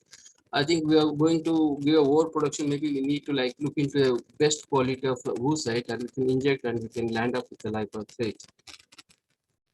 And potential of the oocyte fertilization and to make the good quality of the oocyte and good quality of the embryo, and that leads to the pregnancy and the birth. So all like can be rooted back to the oocyte. So oocyte is a major the quality here that will be rooted back to give a best embryo, and oocyte generally are not be graded the way the embryos. That will be a bit tricky over. And what makes the good oocyte looks generally? So it is a very tough question. So when we look overall all the oocyte, it's a very tough question that what it looks, and everyone do in the day-to-day clinical practice. We do that conventional method of morphological selection that the proper perivital space and the cytoplasm and zona. But still it questions that how potential that oocyte give the good embryo. So before going to that, before going to the quality, I just want to, we're going to look the quality like a oocyte. What are the things? I think already Dr. Bindu, she explained about most of the things about abnormalities and all. Still, I just want to like brief about how the oocyte looks. So oocyte is surrounded by the zona, we call that zona pellucida, and it will be as like a container for to carry the embryo for the development, and next to that perimeter space that in between the olama and the zona, and cytoplasm. So cytoplasm, it contains a lot of tiny cell organs. So that is the organelles that is like used for the embryo development, and polar body that is suited in the 12 o'clock positions. That is the indication for the maturation. And you can see the nucleus. We can't see the nucleus, that is DNA. It will contain the chromosomes.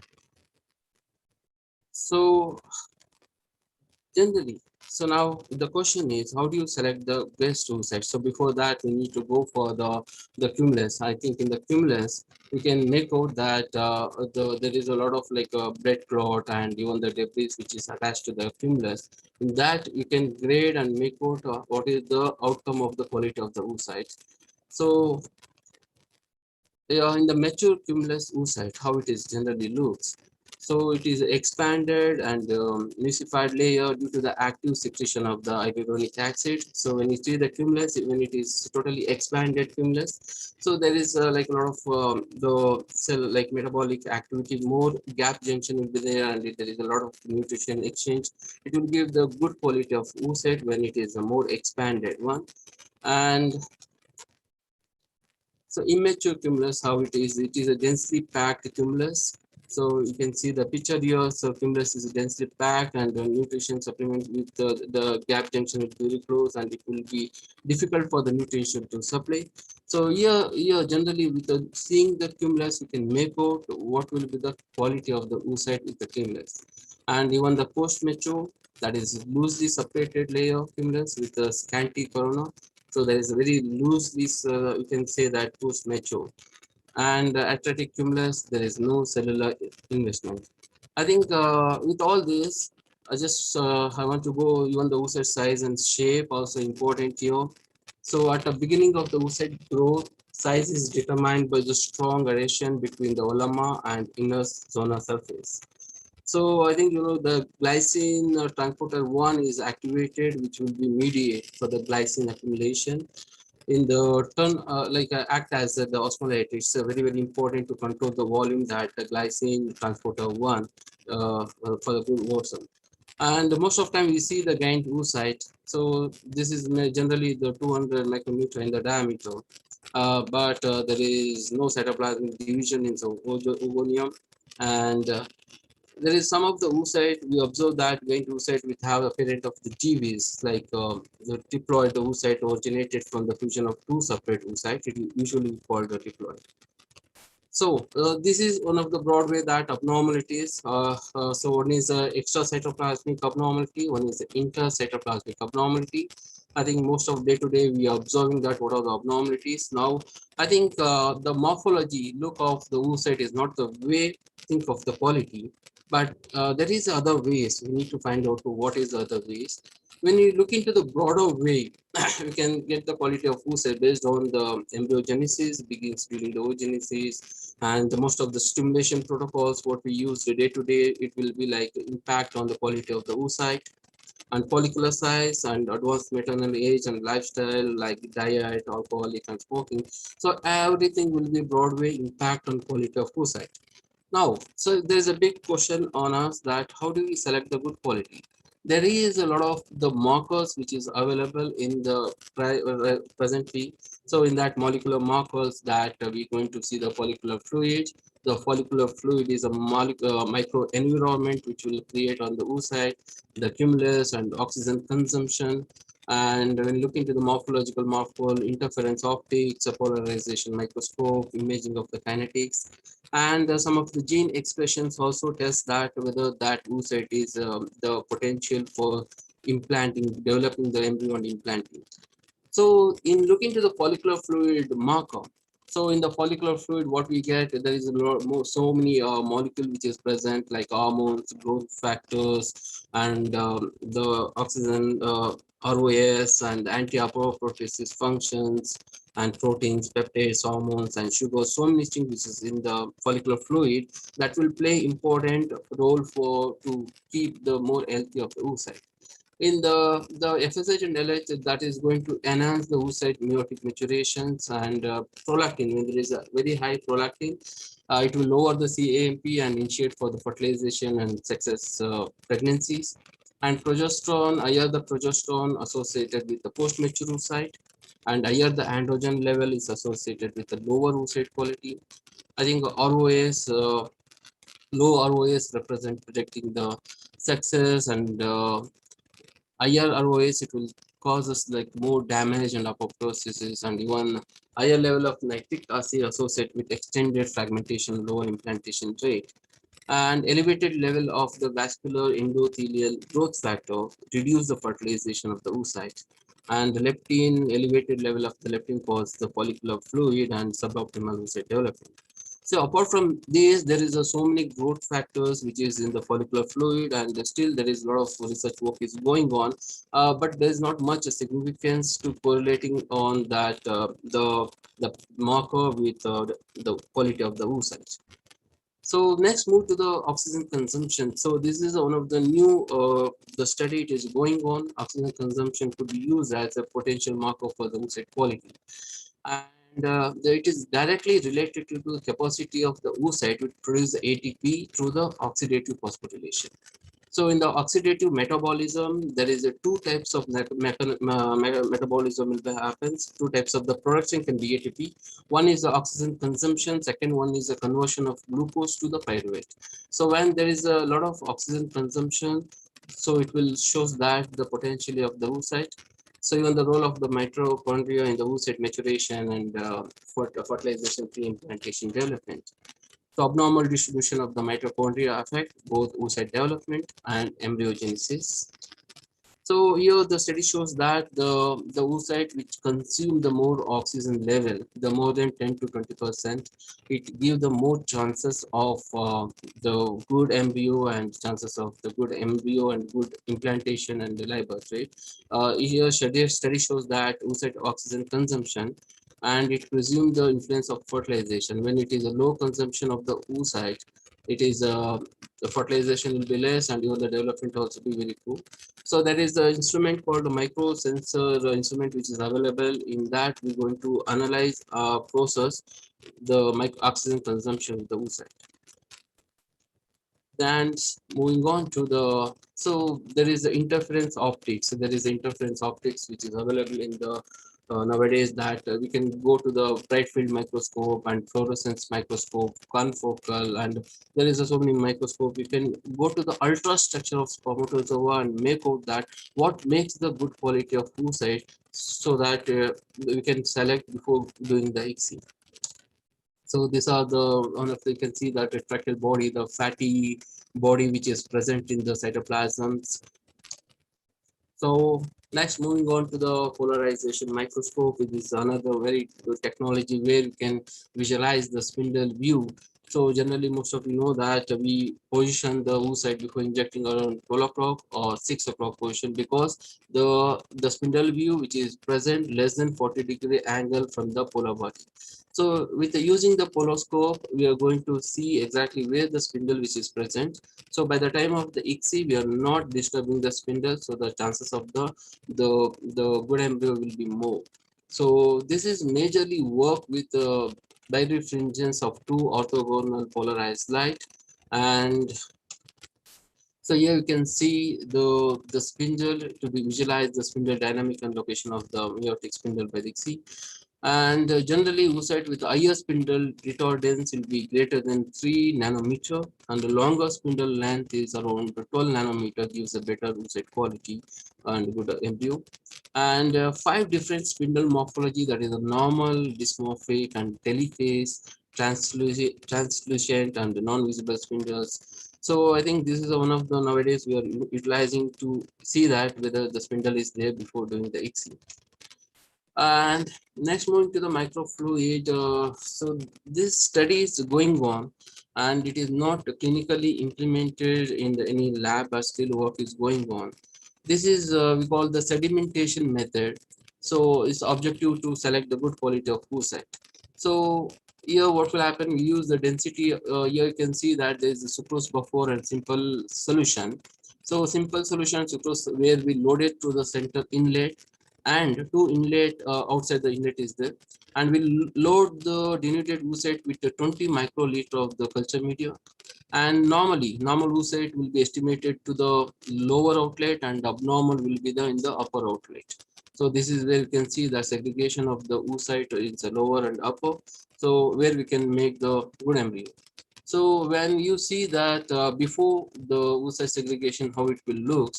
So after the segregations, you can see the difference between the oocyte which is normally segregated and which is, I think we can do it with a conventional method of method also, but still here we can use a microfluid. It will be based on the sedimentation. Maybe we can get a good embryo. So here. So then moving to the genes, actually it is play important role. So we need to like one step we need to go ahead. So everyone is doing the conventional idea of selecting the oocyte and we do the overproduction of the embryo. I think it's the right time, like we need to step one step ahead to look to the most of the technology. We are going to select the best oocyte instead of like injecting the 10 or 20 or 30 and making the plenty of embryo be stored in the cryocan. So instead of that, we need to select the good oocyte, we need to do the good embryo, and we need to give the good pregnancy rate. Here also there is a 6 genes whose expressions in the tumulus cells were predominantly decreased in unsuccessful pregnancy, may be related to the successful pregnancy and implantation.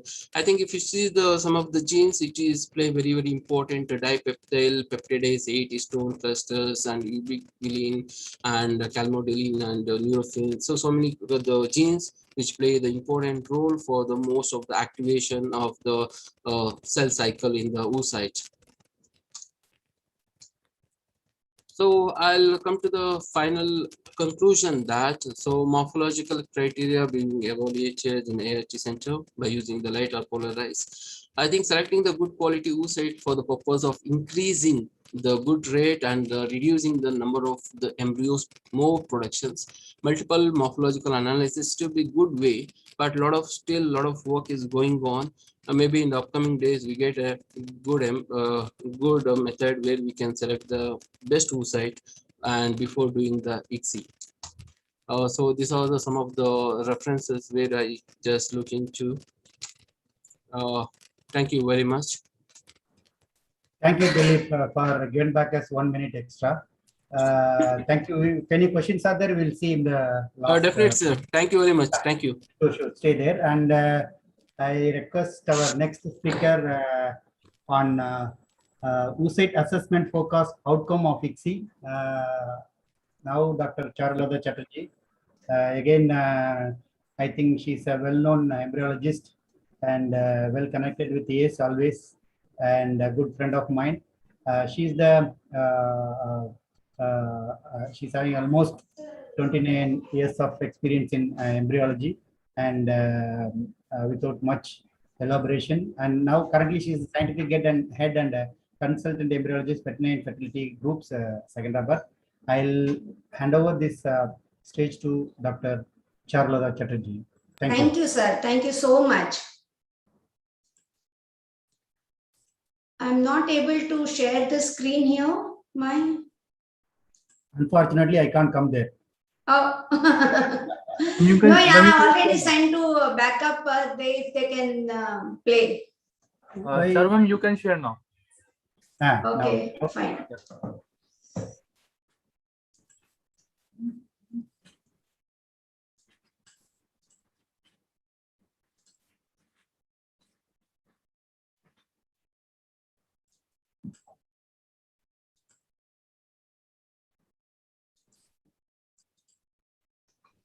Yeah, so let's start how that oocyte quality affect the ICSI outcome. So as we know that oocyte is a female gamete, and if you study the definition of the oocyte by the various aspects, we can always assume the ICSI outcome. As if you define the oocyte by the morphological aspect, what we see the first polar body, we see the PBS, we see the cytoplasmic granularity, and so on. Biochemically, we should check the lipids. Molecular definition, it includes the mRNA and proteins, and then cellular definition and so on. So if you understand the definition of the oocyte with the various aspects, it is easy to give the ICSI outcome.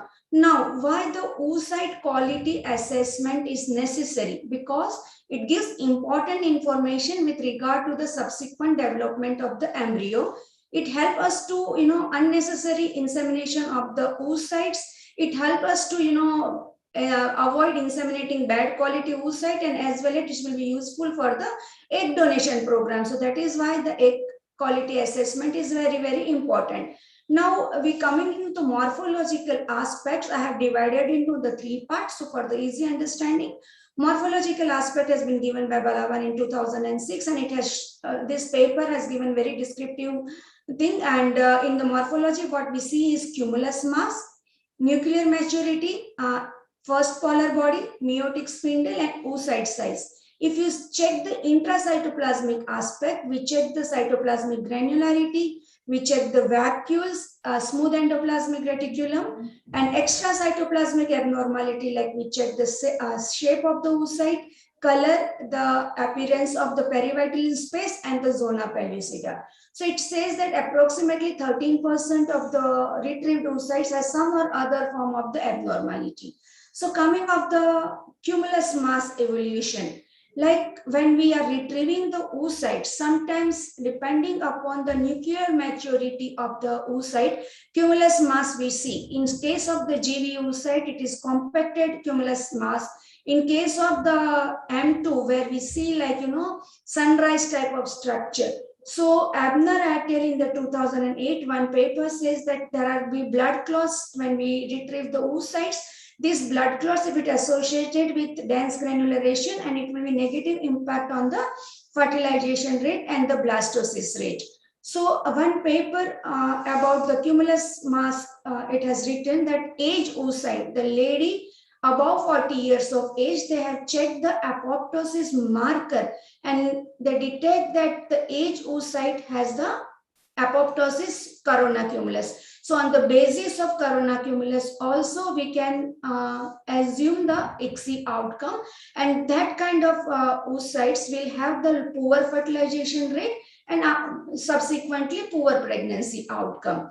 Now in another indication for the corona cumulus is when they are doing the cumulus added transfer. So this is one of the study where they have group 1 where they have done the cumulus added transfer, and in the group 2 the embryo transfer has been done without the cumulus. The mode of insemination is ICSI. Now when they have observed that with the corona cumulus after ICSI, if you transfer, that has a good implantation and the pregnancy rate. So that's why corona cumulus plays a good role here.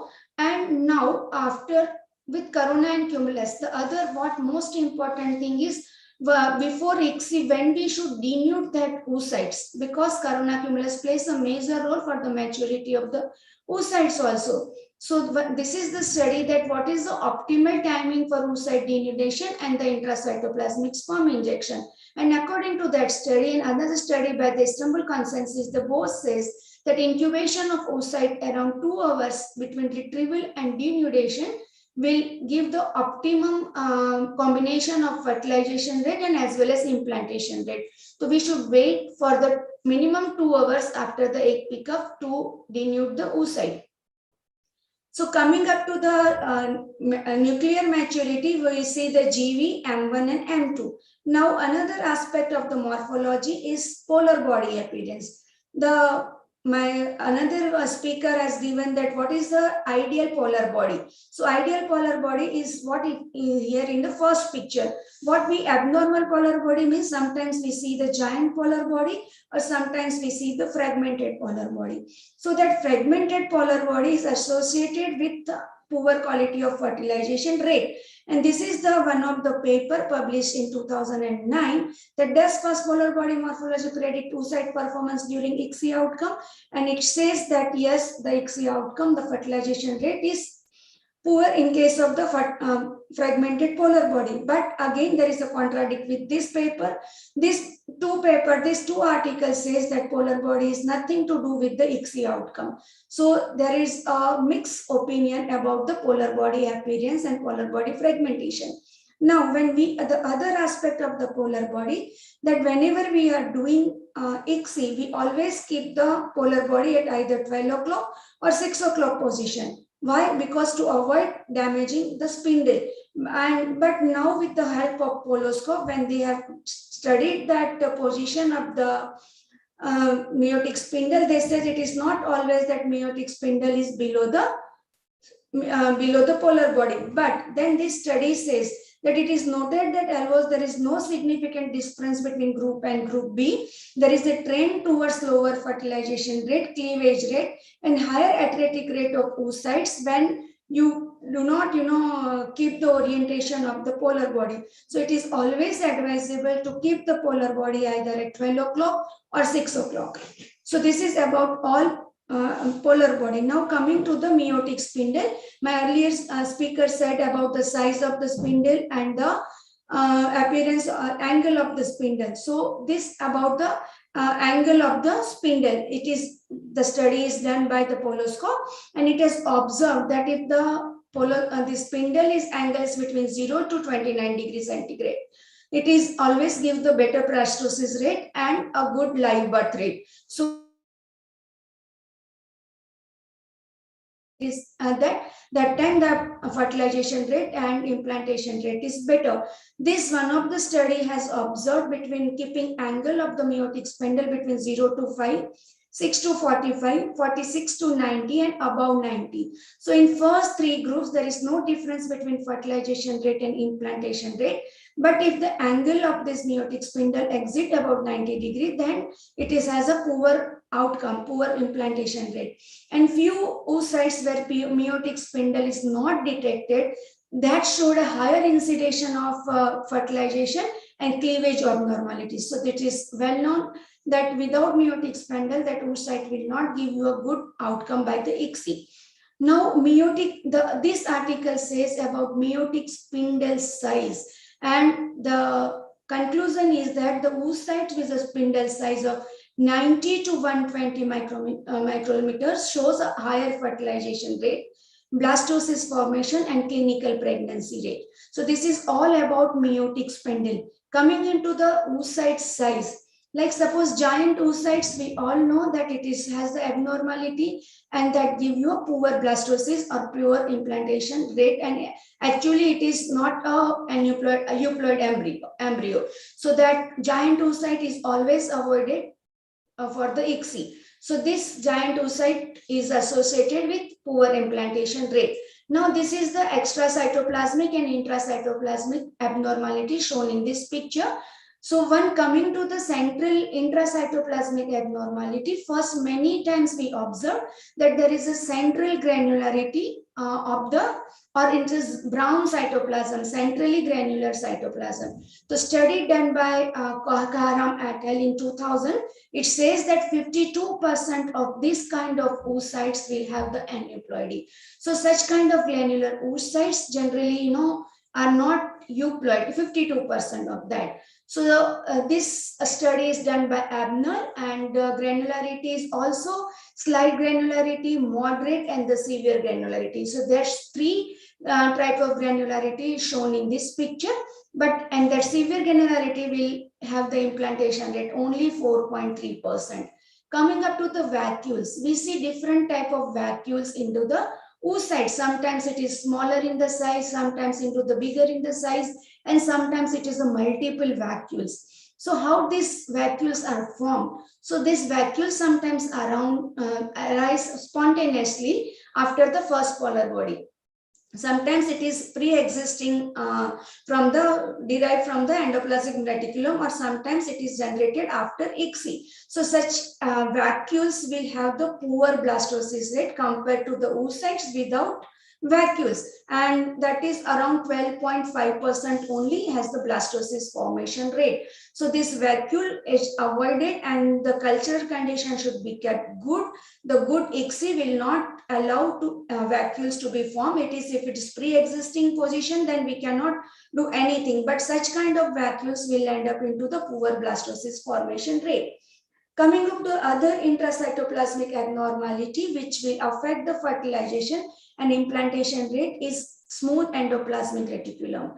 That is mainly related to high estrogen level after the ovarian stimulation. And this kind of SER is also associated with impaired blastocyst formation, lower pregnancy rate, and the lower birth rate, that is a perinatal outcome. And the blastocyst formation rate is around 18%. So, and this refractile bodies which we observed into the oocytes will also, if it is more than 5 micrometer in the size, is also associated with reduced fertilization and unfavorable blastocyst development. So that kind of abnormality will also give a poor outcome after the ICSI. So such SER clusters were also observed, that I already told that with SER, it gives poor blastocyst formation rate, and also it will increase the biochemical pregnancy rate. Coming up to the extracytoplasmic abnormality. So extracytoplasmic, what we see the color of and shape of the oocyte, we see the perivitline space. So sometimes dark zona will not have any impact on the fertilization rate or pregnancy rate. increased perivitallin space. Sometimes we see debris or granules into the perivitallin space. One of the study done into the 2006 that such kind of abnormality will end up into the poor quality of embryo, and other study says that there is no effect on the implantation rate or the fertilization rate. So there are, for extracytoplasmic abnormality, there are contradictory studies which says that it affects the fertilization. Some studies says that coarse granule in the PVS will have the low implantation, but other studies said it will not affect. Now coming up to the oocytes aging. Once it is age, oocyte, Bindu told very clearly that it has a different kind of effect on the oocyte. These are the difference between fresh and age oocyte. So you can see there will be difference between zona pellucida. There will be change into the PVS. There will be change into the cortical granules. There will be change into the microfilament, spindle, chromosome, and so on. So such kind of, if it is age oocyte, it is always give you a compromised embryo quality after the ICSI. So this is the study and these are the reference. What age oocytes can have the effect on the spindle, chromosome, and different organelle of the oocytes. Now coming up to the conclusion of this presentation, that oocyte development competence is always influenced by nuclear maturity, appearance of spindle, and oocyte size. Such kind of intracytoplasmic abnormality like central granulosity, vacuoles, SER, refractile bodies can also affect the oocyte outcome. But what we see, it is with the microscope. What we do not see, it is a genetic makeup of the oocyte. What we do not see, it is chromosomal, and what we do not see, it is metabolism. So if omics is coming to the picture, then probably it will have more insight about the oocyte and the ICSI outcome. So in conclusion, in one word, early maturation of the oocyte will also give an aneuploidy. The late in maturation will also affect the developmental potential of the oocytes. So the best is M2 grade, which is a gold standard, that M2 oocytes will give you a good embryo after the ICSI. Thank you. Thank you, Charu, for the wonderful elaboration of the forecast, what the storm we are facing in the lab every day. Anyway, we'll go to the next lecture. Next lecture will be on role of artificial oocyte activation in failure. Here we have Dr. Shubhani Ganagal. After a long time, I'm seeing her. Thank you for being here, my good friend. She's Chief Embryologist and Counselor and Center Coordinator in Berkeley Healthcare Private Limited, Thane. And she's having a vast experience in embryology, more than 2 decades. And she's invited faculty for various national and international conferences. And she obtained her PhD from Mumbai University. That's okay, Swami. Her interests are, no. See, that is my duty. I don't want any backend messages. Okay, thank you. Over to you. Yeah, okay.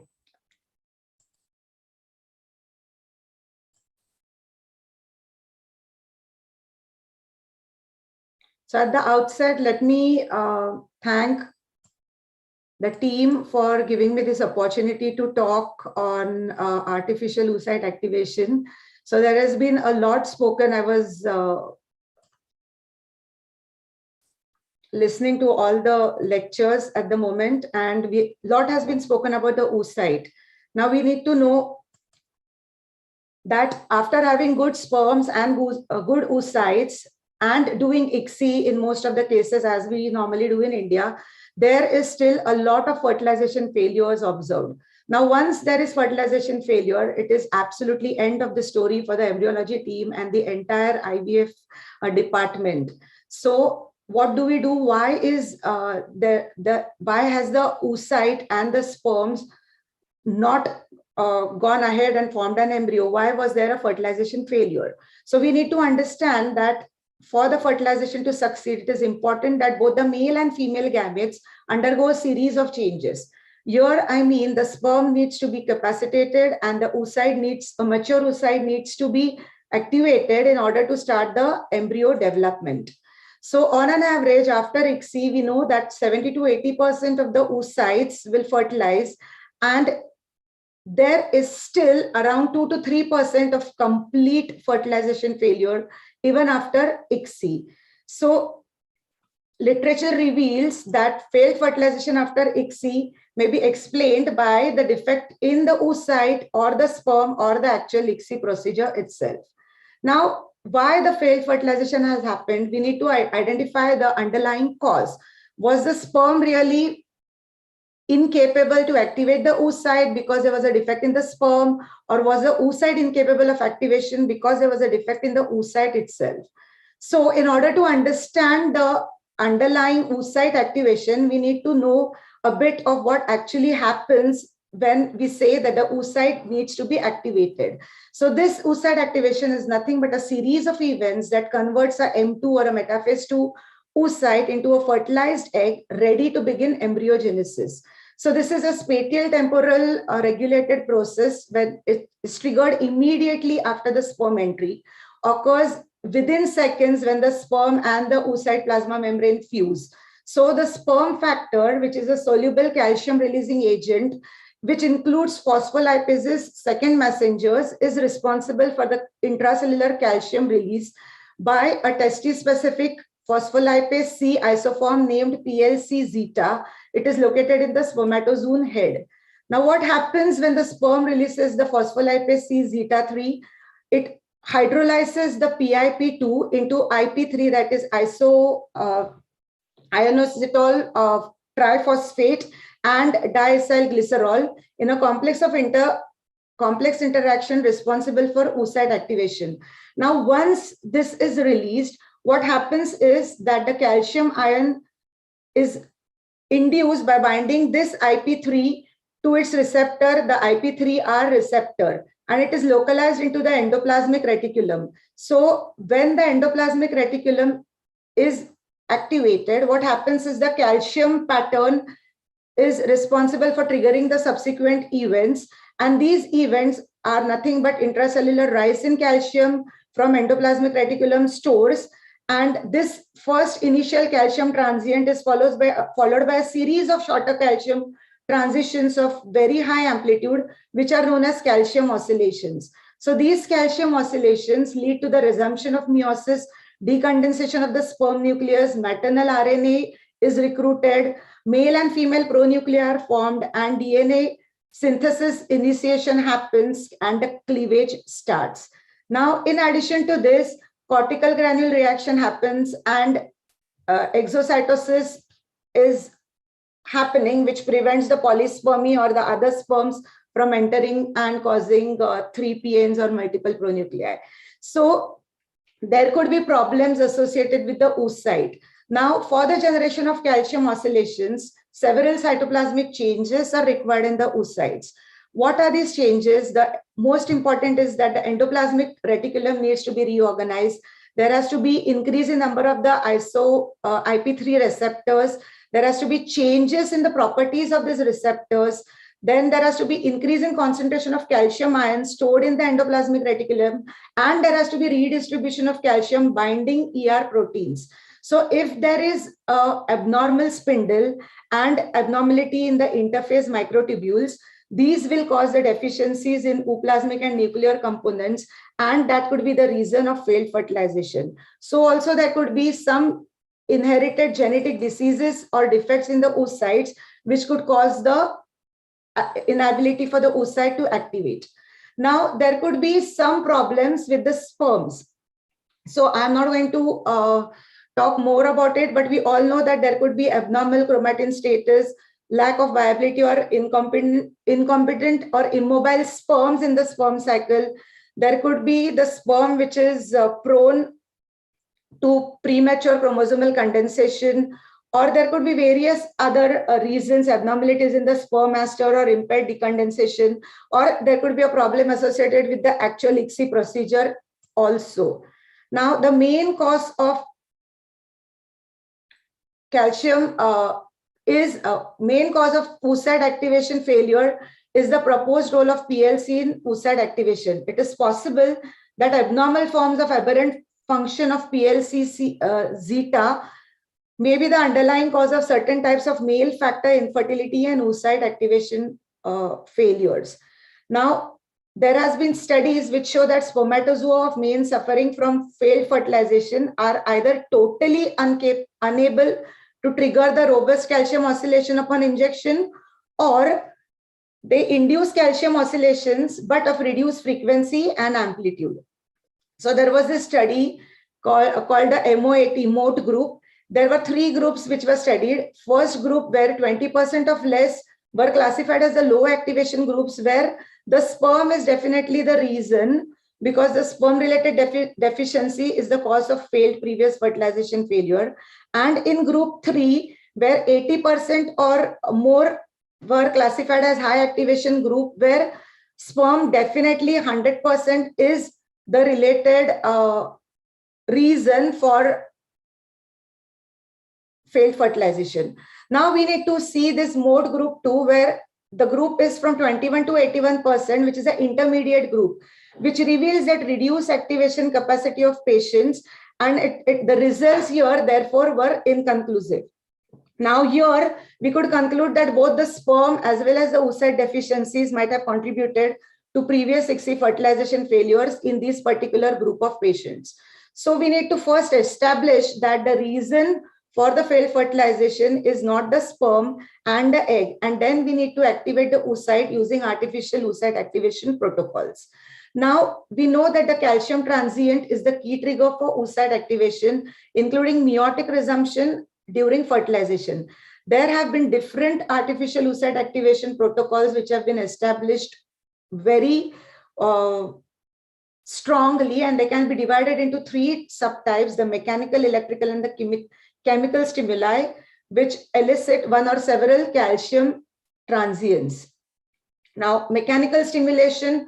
In mechanical stimulation of activation of oocytes, the plasma membrane is actually broken using a microneedle to maintain the calcium influx, and after a short period, ICSI is performed. Another method of mechanical oocyte activation is direct microinjection of calcium into oocyte to increase the intracellular calcium. Now, this procedure is applied to pig and human oocytes. This can effectively induce artificial oocyte activation, but is not very common in clinical practice.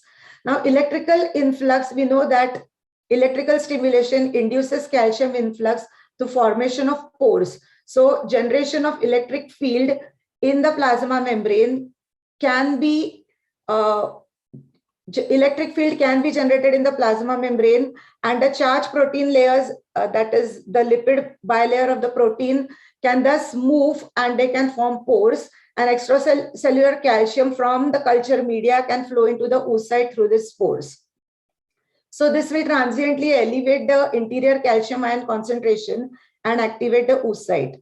Now, the efficiency of this procedure depends upon how big or small the pore size is, what is the ionic content of the medium, and what is the cell type.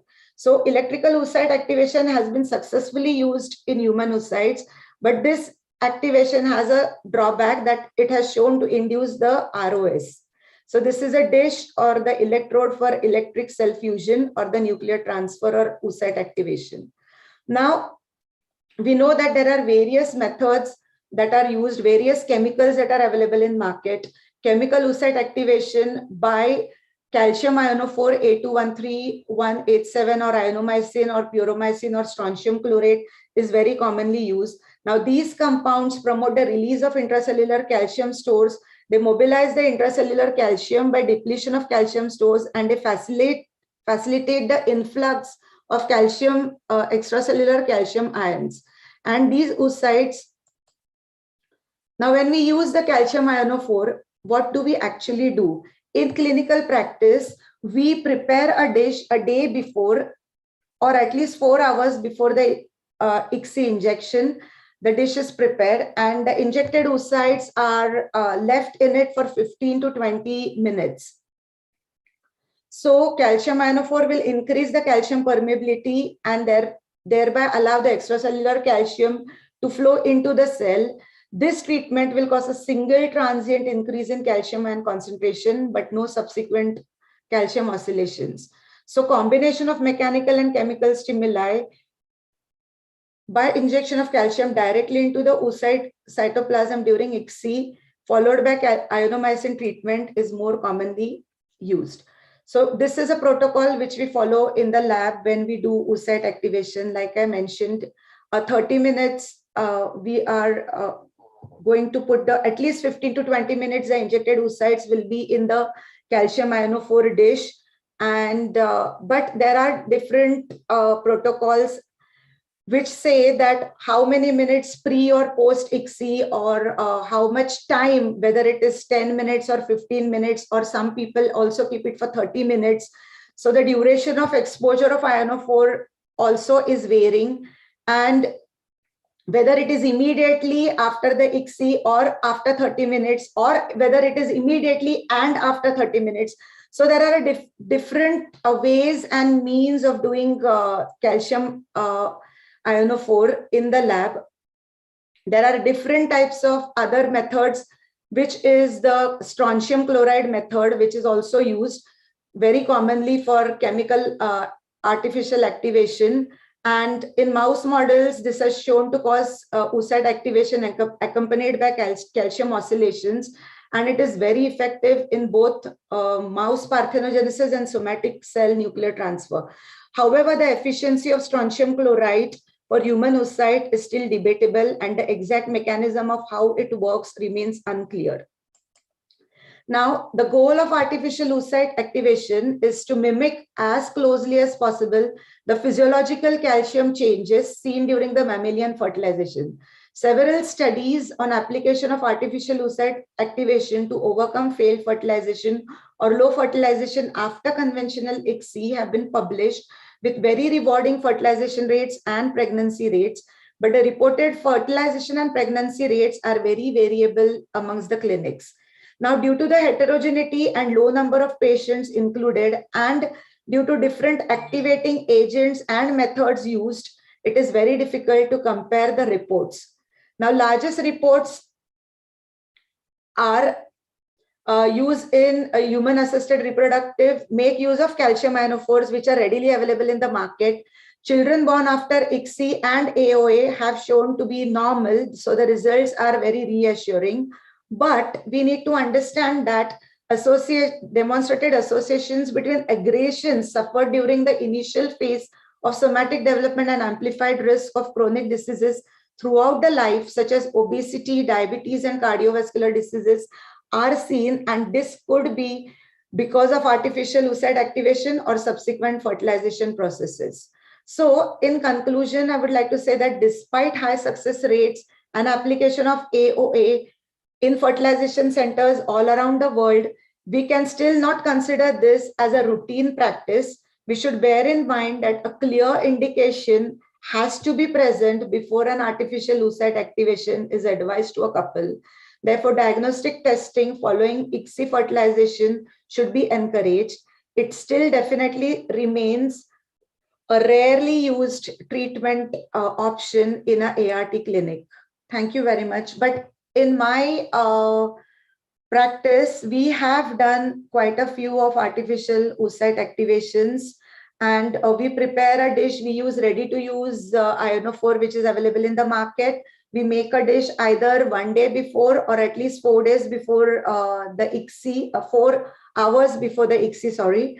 And we immediately after the injections, we keep the oocytes for 15-20 minutes in the ionophore dish, and then we move it back to the culture media. Thank you very much for your patient hearing.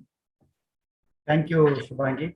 It was wonderful lecture on how to activate an oocyte. It activated us also after post-lunch. Thank you. And I can't see Swarchala here. Swarchala is here, Dr. Swarchala? There will be a pre-recorded session by her. What? A pre-recorded session by her. You should tell me no before that. Yeah. So you will play that now? Or end of the session you will play after Parashu?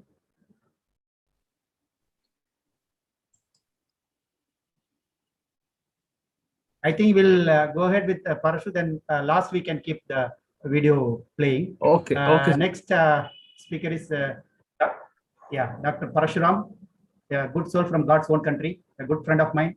He's the in charge of the Emperor of Simar in Cochin, and well-known embryologist, deliver a lecture on how does oocyte cumulus dialogue build up and how do they influence each other. Thank you, Parasu. Over to you. Thank you, Swami. I hope my slide is visible and I am also Yes, audible. yes. So thank you, Ace, for this opportunity. I think the biggest challenge I thought how I'm going to actually face this talk is talking about oocyte and cumulus post-lunch 2 to 3 o'clock session. So that was my biggest challenge. I think the last couple of talks has been quite informative, quite evident, which has told us that how important in this whole field of fertility. And being a man, I too very strongly believe, even though when people do talk about sperm, eggs, uterus, the three main components who are responsible for a pregnancy, I strongly believe oocyte is the most important and the most detrimental element that can lead to a pregnancy. So when we always talk about oocyte cumulus complex, I think it is very clearly understood that a healthy intrafollicular environment supports the acquisition of developmental competence in oocyte, largely via the coordinated contributions of cumulus cells and the follicular fluid. So basically what happens is you need to have a very good intrafollicular environment for that oocyte to get developed and ultimately become a pregnancy. So whenever we talk about oocyte and cumulus, I want to, because like I said, probably very dry topic for people to understand, I want to kind of try and bring in some parallels between how oocyte and cumulus to work as Jay and Viru.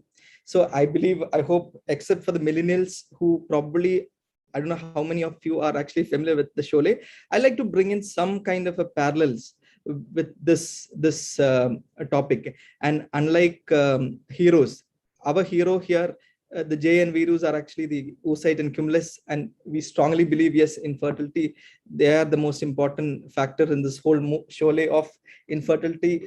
Oocyte and cumulus is the most significant factor which is actually leading to a pregnancy. So whenever we talk about oocyte and cumulus, what we should always understand is that the oocyte and cumulus are always in a constant communication with each other. It not only goes as a bridge between them, but also as a barrier. So which I will be coming up in the latest. So there's a lot of communication that is happening between the oocyte and the cumulus. No, actually, these communication is actually very important for the oocyte to actually achieve the competence. So whenever we say what is an oocyte competence, so like I said, when I say draw parallels, I would like to retain Dharmendra as oocyte and the cumulus cells as Amitabh Bachchan, because he dies in the end. Whereas when it comes to oocyte competence, we always need to keep in point that when will the oocyte be competent enough to be fertilized by the oocyte, by the sperm to become an embryo. I think the oocyte becomes fully competent when it completes meiosis from prophase 1 to metaphase 2 and is able to fertilize to generate a viable embryo. So this kind of, this oocyte competence, in the sense that the nuclear maturation as well as cytoplasmic maturation, all these things happen primarily. I think Dr. Bindu did a very fantastic talk in the first part of the session, where she elaborated in a very nice way as to how the nuclear maturation and the cytoplasmic maturation happens. And these things happen primarily because of these communication. There are few communications which are actually leading to the oocyte nuclear maturation as well as the cytoplasmic maturation. These are the two major communication points, are the gap junctions and the paracrine signals. These two basically are the fundamentals behind how these acts happen. What are these gap junctions? Gap junctions are primarily intercellular membrane channels between these channels can be happening between the oocyte to the cumulus cells, and also between the different kinds of cumulus cells that are around the oocyte. So what basically happens from the cumulus cells, all the nutrients that are actually required for the oocyte are actually transferred into the oocyte through these channels. And there are also a lot of other supplements that are being transferred from the oocyte into the cumulus cells through these channels. So when we talk about these, like say, for example, the most important ones, the pyruvate and the lactate, which are integrally, which are helping in the production of the ATP, are coming through these channels. Different kinds of the amino acids, the different nucleotides, all those things are primarily being transferred from the cumulus cells into the oocyte through these gap junctions. Now, paracrine signaling. Now, what is paracrine signaling? Okay, you have some direct connection between the oocyte and the cumulus, but how does this paracrine signaling happen? Paracrine signaling is nothing but, if you can relate to Sanjeev Kumar of, see, he's there around. He's the reason why everything is happening. So he is the person who's actually supplement. That is the hormonal levels that are there inside the body. There is a FSH and LH is actually influencing the cumulus cells as well as the oocytes and creating this communication between each of these two. That is why this communication is always there, but it's only when there is a fluctuation or when there is a rise in these hormone levels that is actually causing the maturation or competence of the oocyte to get completed. Now, as far as paracrine signaling is concerned, there are always, like I said, we'll divide them into two. That is the communication that is happening from the cumulus cells into the oocyte and vice versa. So the paracrine signaling that moves from the cumulus cells to the oocyte actually supports in the meiotic resumption. That is again conversion into the metaphase 2 stage. It enables nuclear and cytoplasmic maturation. It controls the transcriptional activity. How basically this paracrine, because of this, the hormone levels that are fluctuating inside your body, these fluctuating hormones will release ligands, isoform ligand forms, KIT ligands. These KIT ligands will come and get attached to the KIT receptors in the membrane of the oocyte, and hence induce molecular events that will dictate the oocyte growth, and also the same kind of hormones will also help in the maturation of the cumulus cells. So whereas with regards to the communication that is happening from the oocyte to cumulus cells, see how they have been able to kind of come out with these kind of studies is they try to actually culture oocytes on its own, oocyte with cumulus on its own, and they realize that the oocyte cumulus, when they are being cultured together, come out with the most ideal scenario compared to the oocytes which are when the cumulus are removed and then cultured compared to cumulus alone. When they realize that when you're actually trying to only culture the cumulus on its own, still it's not able to survive on its own, because it really requires those communication factors that are coming from the oocyte for its further maturation. There are also other factors that has been transferred between the oocyte and cumulus, like the growth differentiation factor, or the more common ones, or the eminent ones are the GDF as well as the BMP15, which are basically transferred from the oocyte to the cumulus cells. It helps in the expansion, the metabolism, differentiation, proliferation, and apoptosis and luteinization of the cumulus cells, and that is how it is contributing to the maturation of the cumulus cells. We also have enzymatic and non-enzymatic defense mechanisms that are actually transferred from the cumulus cells into oocytes. See, we did talk a lot about different kinds of diseases that are decreasing the egg quality. I think a lot of that was covered by Dr. Bindu. And I think all these cumulus cells also, in a large way, has a protective influence on the oocyte. Yes. So when I said, so you know that both all these things are working in tandem. So it is, they were able to, in Sholay, they were able to overcome, or they were able to get to Gabbar Singh only because Viru and Jay could work together under the supervision of the paracrine signal. So they're all interconnected. So the paracrine function is influencing the number of the gap junctions that are there inside between these cells. Similarly, the number of gap junctions are also directly influencing the paracrine signaling. So this actually has to work in tandem for the perfect combination of the oocyte maturation to happen. And like I said, because all these metabolism, so because of that, because of so much of connection between these two things, you can actually look at it as twins. The oocyte and the cumulus are actually two sets of they are actually pair of twins who are actually having a very similar metabolism, and because of that similar metabolism, any kind of effect or any kind of defect in the metabolism can affect both these things. So then comes to the protective role of the cumulus cells on the oocyte. Like I said earlier, it acts as a bridge and a barrier. So it acts as a bridge to transfer a lot of good things into each other for it to develop to better competent cells.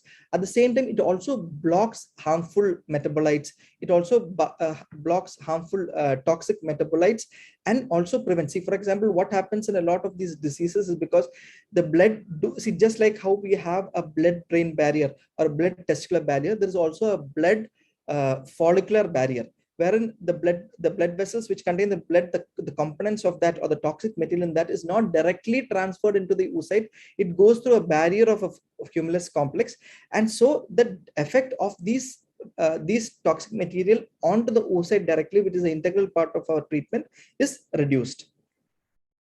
So like I said, if you relate to what are the scenarios where sometimes the cumulus cell is not able to overcome the toxicity, where are those scenarios? What are the situations where we can find these issues?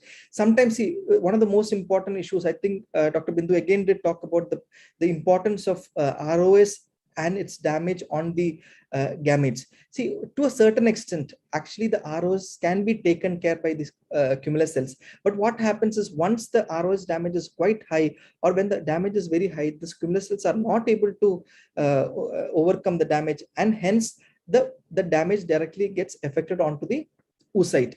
Similarly, there are several pathological conditions in sites, not only from the ovary. The ovarian sites can be because of endometriosis, yes, again, endometriosis, PCOD, but otherwise also other infections that are there, other inflammatory processes that are there in other part of the body can also influence or decrease the fertility potential of the oocyte. And one of the most important factor, that can actually influence the capacity of the cumulus cells to protect the oocyte is the age of the patient. As the age increases, the oocyte quality also decreases, and hence probably the gubbers in all the scenario is actually these kind of scenarios. So if you're talking about the different kinds of scenarios, yes, endometriosis, as you all know, is an inflammatory process. Because of so much of inflammation that is happening, to a certain extent, cumulus cells will be able to protect the oocyte, but beyond a particular point of time, it will not be able to do. Similarly is the scenario with the pelvic infections. When there is another issue with pelvic infections, what we did talk about, again, something that Dr. Bindu did talk about, is the presence of increased lipid production, and this lipid can be entering into the oocyte and can cause lipid toxicity. Similarly, in patients with obesity, diabetes mellitus, these are all situations which can actually change the metabolic conditions inside our body, and these metabolic conditions can also alter the paracrine functions. When the paracrine functions are also affected, all this thing together can actually decrease the communication between the cumulus cells and the oocyte and decrease its fertility potential. One of the most common scenario, like the polycystic ovarian syndrome, is again a very different metabolic disorder which actually affects oocyte from all levels. It is also associated with other issues that can actually affect the oocyte cumulus communication, that is the obesity. It causes hormonal imbalance. In addition to all that, they're also found to exhibit increased levels of ribosomal RNA compared to the CCs from healthy women. This suggests that the cumulus cells from PCOS patients undergo activation of the ribosomal gene expression, which may disturb the oocyte cumulus cell communication. So understanding the different ways in which the oocyte and the cumulus do communicate and the situations there where it can communicate, I'd like to conclude that yes, we should always understand it's a bidirectional, it's a symbiotic relationship between the oocyte and the cumulus.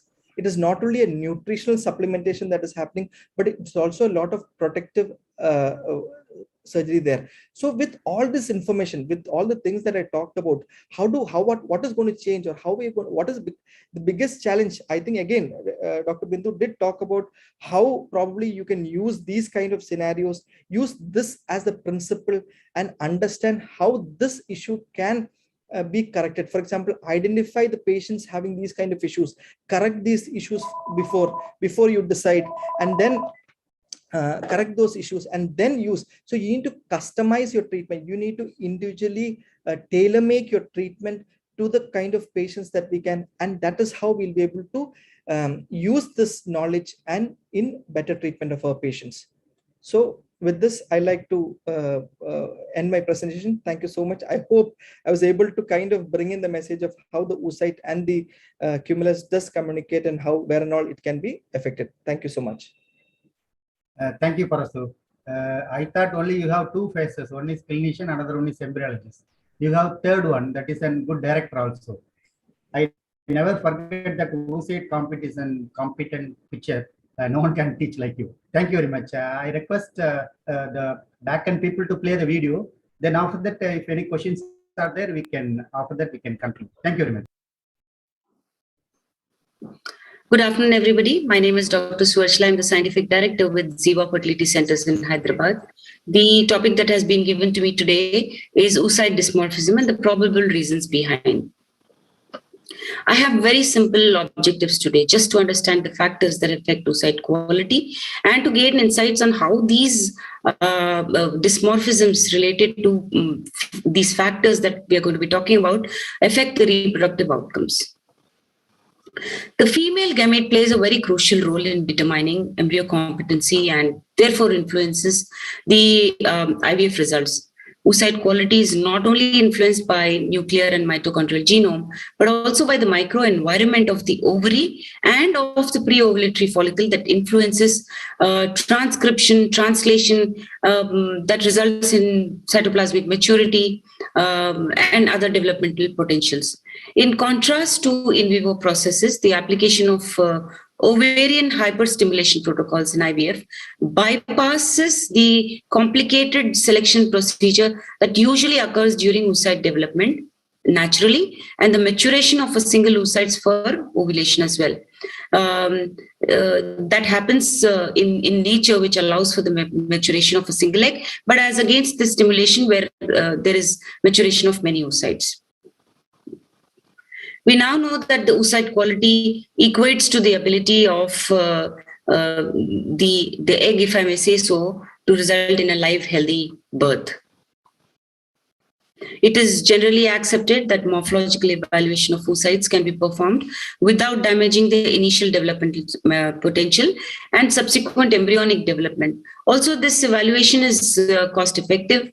It is non-invasive, compatible with the workflow of ART, and may contribute to reducing the generation of surplus fertilized oocytes and early embryos as well. A great number of morphological characteristics of oocyte complex, zona pellucida, perivitline space, shape, and volume of the oocytes, first polar body, the ooplasm, meiotic spindle, and a number of other properties can be assessed to select oocytes with highest quality in ART centers. Now, oocyte with a normal appearance should have a spherical shape, a homogeneous cytoplasmic texture with no inclusions, a uniform zona pellucida constituted by 3 layers of glycoproteins, and finally a small perivitline space containing one single non-fragmented polar body. We have some wonderful atlases to elucidate dysmorphisms that are commonly observed in the lab, which are useful because it is observed that more than 30% of oocytes retrieved have morphological defects. You can go through the literature reviews, literature which is present to review the various types of oocyte dysmorphisms. When you do that, you will see that the cytoplasmic, the cumulus complex results in maybe reduced oocyte quality and reduced cleavage rate, while perivitline space, the presence of large or presence of granules in it also has been shown to result in lower fertilization rate, embryo quality, and so on and so forth. The same has been seen in terms of abnormalities of meiotic spindle or the first polar body. Cytoplasmic changes in terms of granulation or vacuoles or SCRs have also shown to have detrimental effects on the oocyte competency. So what are the possible reasons for oocyte dysmorphism? As I said, there are many, but I'm going to be covering a few today. Maternal age, stimulation protocols, endometriosis and how it affects oocyte quality, polycystic ovarian disorder or syndrome, alcohol consumption, vitamin D deficiency, and metabolic disorders. ART success is highly dependent upon the age at which the woman attempts to conceive, which is progressively increasing worldwide. Maternal age is among the strongest predictors of success. With the progressive reduction of the ovarian reserve, women aging involving a compromised competence of the oocytes happens, and that's because of defective physiological pathways such as energy production and balance, metabolism, epigenetic regulation, cell cycle checkpoints, and an increased meiotic missegregation. Now, as mentioned, maternal age is the main cause of embryonic aneuploidies. More than 90% of these imbalances are indeed of maternal origin, caused by chromosomal missegregation during oogenesis. The most common segregation error of maternal meiosis reported in majority of fertilized oocytes is the premature segregation of sister chromatids in meiosis 1. We have large data from studies from prenatal and pre-implantation embryos that aneuploidies are the single most important factor for an oocyte quality, and that is the biggest reflector that helps us see whether it resulted in a live birth or not. Aging can compromise both the maternal DNA integrity and mitochondrial morphology, or it can also alter the environment within which the follicle, within the follicle, and disturb the mutual crosstalk between oocytes and granulosa cells. Age-related telomeric differences have been seen, such as shortening in women, especially of advanced age, that resulted in IVF failures or miscarriages. Loss of cohesion between sister chromatids close to the centromere is another age-related dysfunction which may cause chromosomal missegregation, leading to formation of aneuploid embryos. Aberrations in the assembly of meiotic spindle seems to contribute to the highest prevalence of aneuploidies in older women, as revealed by many robust studies. So if you ask yourself how you can assess oocyte quality at the time of egg collection before going on to assess their euploid stage at the blastocysts developmental stage and checking the chromosomal competence, the only parameter that is really predictive to the reproductive outcome is age. Database from any clinic can be looked at, and best estimates of the results can be the age of and is the age of female patient. In contrast to in vivo process, where oocyte maturation occurs as a result of long and meticulous natural selection procedure, stimulation protocol suppresses this selection and allows seemingly successful selection of oocytes. However, the application of ovarian stimulation further complicates the situation. More oocytes with inherently compromised quality, low fertility potential, and compromised embryo development have been observed with stimulation protocols because there is no standardization. And to be fair to the protocols, they have to be customized based on the patient that is presented to us. So because of the variations in ovarian stimulation protocols, a number of studies have concluded that aggressive stimulations lead to poor oocyte quality and an increase in chromosomal abnormalities. And the higher the dose of FSH, the higher is the aneuploidy rate in the oocytes resulting from such stimulation protocols. Let's look at how endometriosis affects the oocyte quality. Endometriosis is an estrogen-dependent chronic inflammatory condition that affects women in their reproductive period, causing infertility and pelvic pain, of course. The disease, especially at the ovarian site, has been shown to have detrimental effect on ovarian physiology. Sonographic and histological data have supported the idea that ovarian follicles of endometriosis patients are decreased in number and more atretic. And that has been shown in numerous studies. There has been a significant reduction in the number of mature oocytes in patients with endometriosis. Not only that, it also significantly has been revealed that there is a reduced fertilization rate in patients with endometriosis and oocytes resulting from them. Polycystic ovarian syndrome is a common endocrine and metabolic disorder affecting 5 to 10% of women at their reproductive age, and something everybody on the forum will have experienced, whether you are a clinician or an embryologist. They present with a cluster manifestations, which could be menstrual dysfunction, hirsutism, subfertility. Some could be biochemical, such as hyperandrogenism or LH hypersecretion. And on ultrasound findings, there seems to be an increased volume and a dense stroma.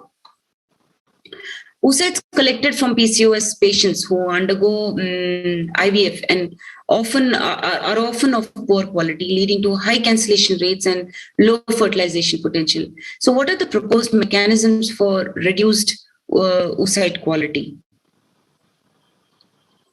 It is understood that the underlying pathophysiological mechanisms that lead to abnormally increased androgen or insulin levels are responsible for polycystic ovarian syndrome.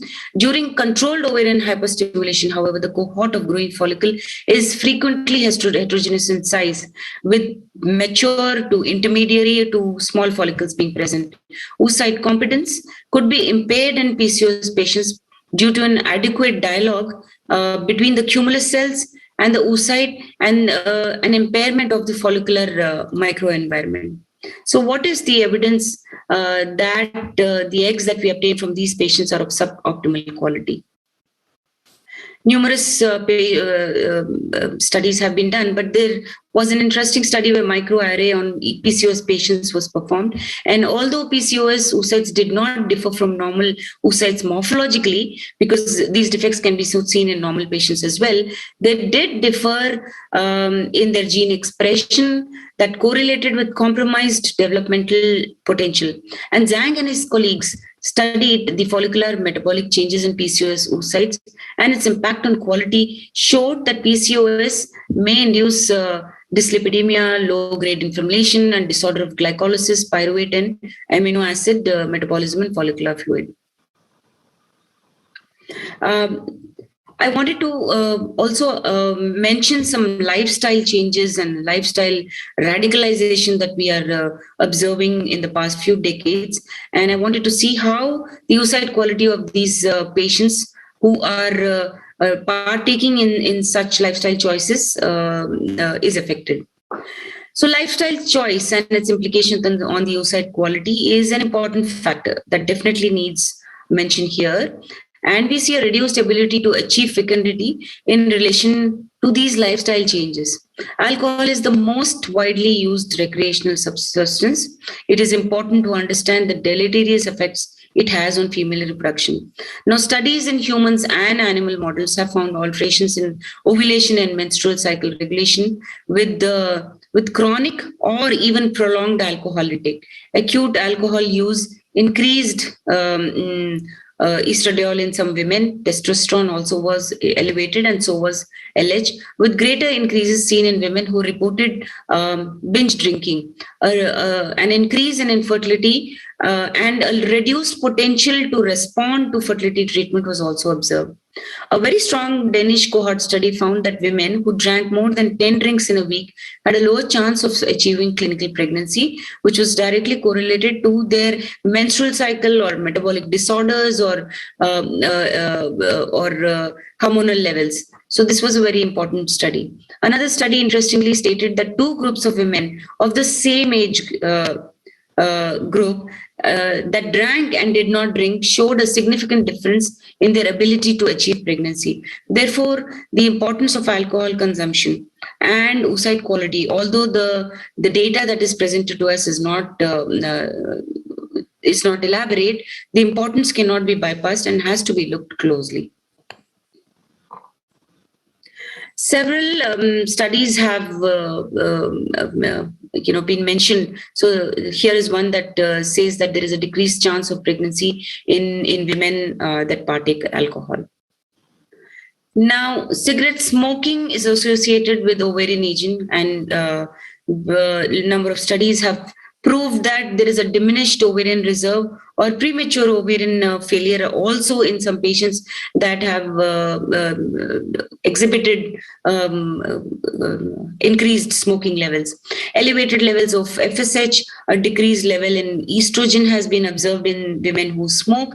And from this itself, we understand that with elevated levels of FSH, probably the ovaries are trying to say that they're overworked and they are less efficient, and therefore the oocyte quality from such ovaries can be compromised.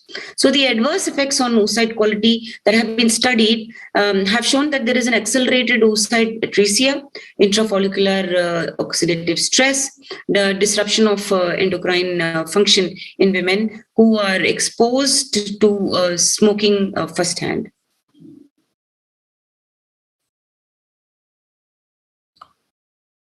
There has been recent interest in the role of vitamin D in reproductive physiology, as findings have shown that as much as 20 to 50% of women of reproductive age are deficient in vitamin D. And it is now known that vitamin D is important in the process of pregnancy implantation, as enzymes for this vitamin and its receptors have been found in the endometrium. But does it affect the oocyte quality is what the quest for today's talk is. There was an interesting paper worth mentioning here that oocyte matured in follicular fluid, of course, physiologically, with low vitamin D concentrations are more likely to produce top quality embryos and are associated with higher pregnancy and delivery rates.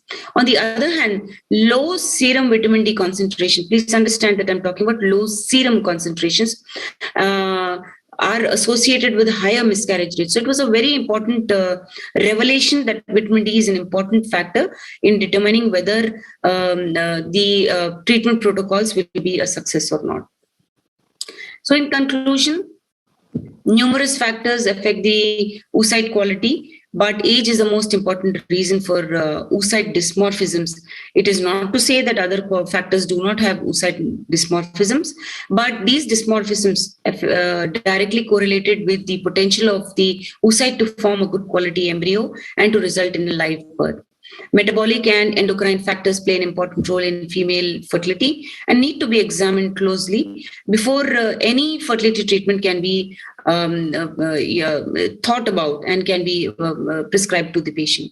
The detrimental effect of lifestyle choices like smoking and alcohol consumption must be taken into consideration when counseling patients for reproductive outcomes. Thank you. Thank you, Swachala. I will record my thanks and send it to you. Okay, now the session is over. So far, I have not received any questions. So I think people are very clear. And if any faculties wants any questions, you can ask. Otherwise, we will close the session here.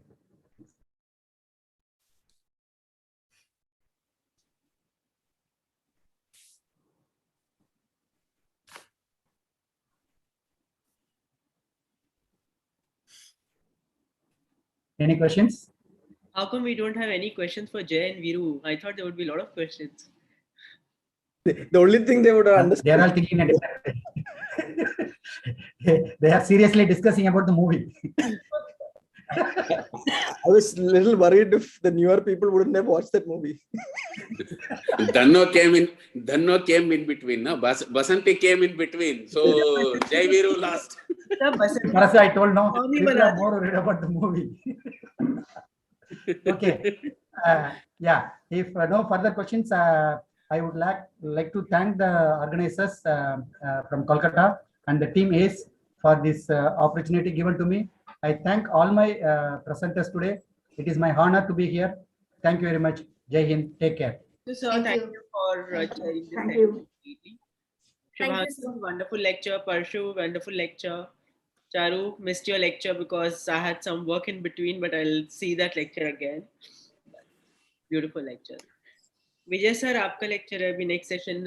Is Shrikant I do know that. Yeah, that was a wonderful series of lectures on oocyte quality, selection, activation, and dysmorphisms. Now let's commence the next segment of the day, and that is the keynote lecture. It is my pleasure to introduce Dr. Vijay Kumar Chelur. So he is a member of ACE, IFS, ISAR, and has over 22 years of experience in all aspects of ART. He has also independently set up 2 ART labs in Africa and several others. His areas of interest lie in IMSI, time-lapse imaging, micromanipulation, and troubleshooting.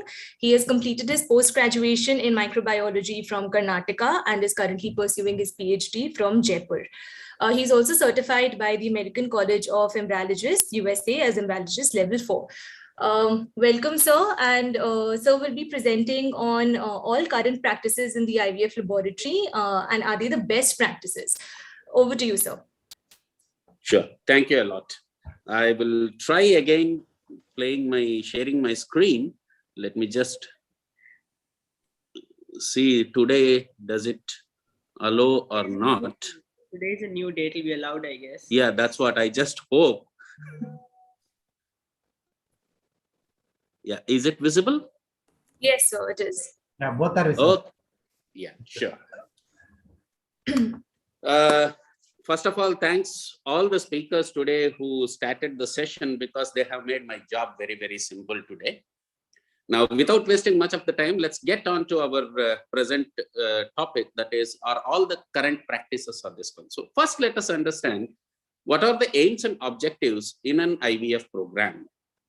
We perform individualized controlled ovarian hyperstimulation on the recruited couple, and aim is to produce a synchronized ovarian cohort, which could produce 8 to 12 Graafian follicles without premature LH surge till a suitable trigger is employed.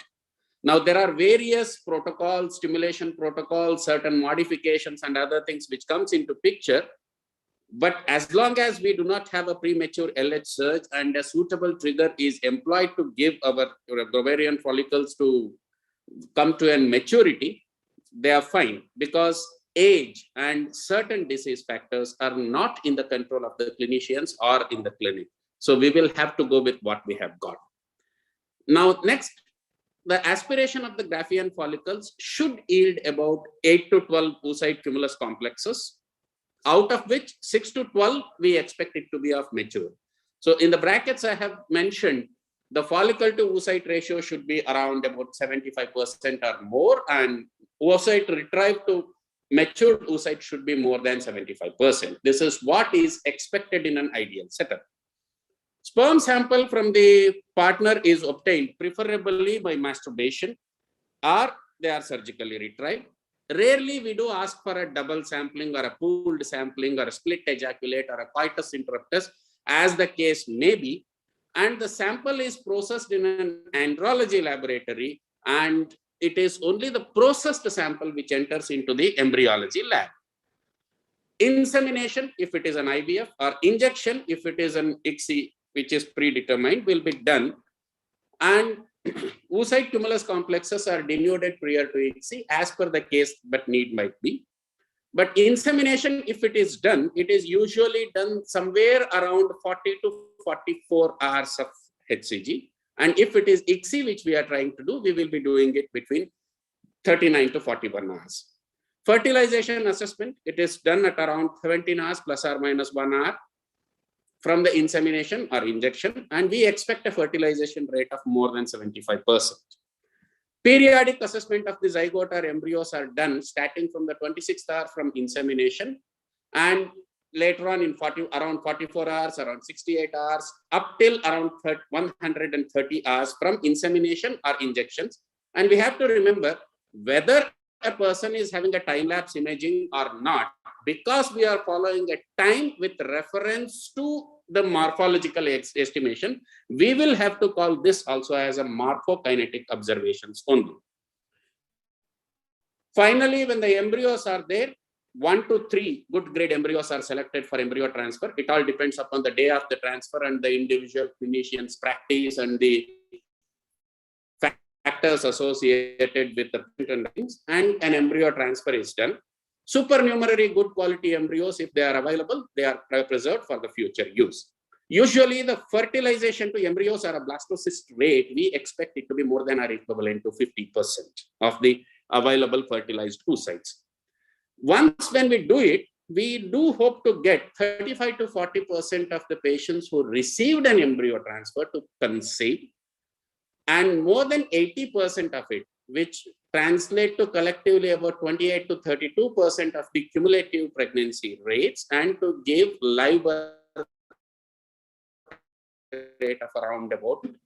And when we look at the data, large scale data also, we notice that less than 2% with the IVF might.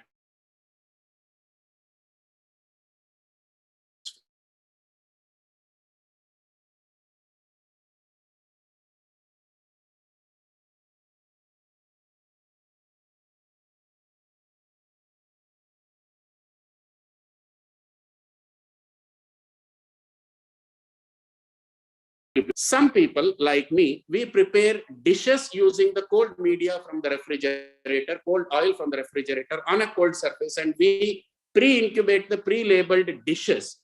Some people would like to keep it aliquoted into tubes, and they equilibrate the media and oil separately and prepare the dish as and when they want to use it. Both methods are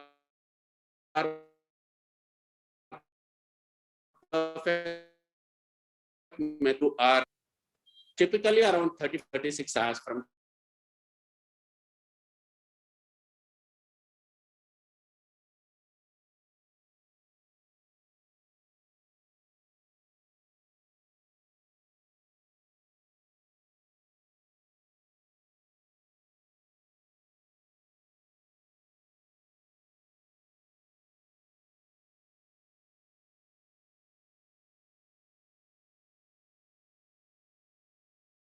accepted and good practice. Follicular fluid screening for any presence of oocyte cumulus complexes or cumulus oocyte corona complexes are done under a vertical laminar airflow. Initially, we used to do airflow, which is not good for it, and it will be done on a stage which is period.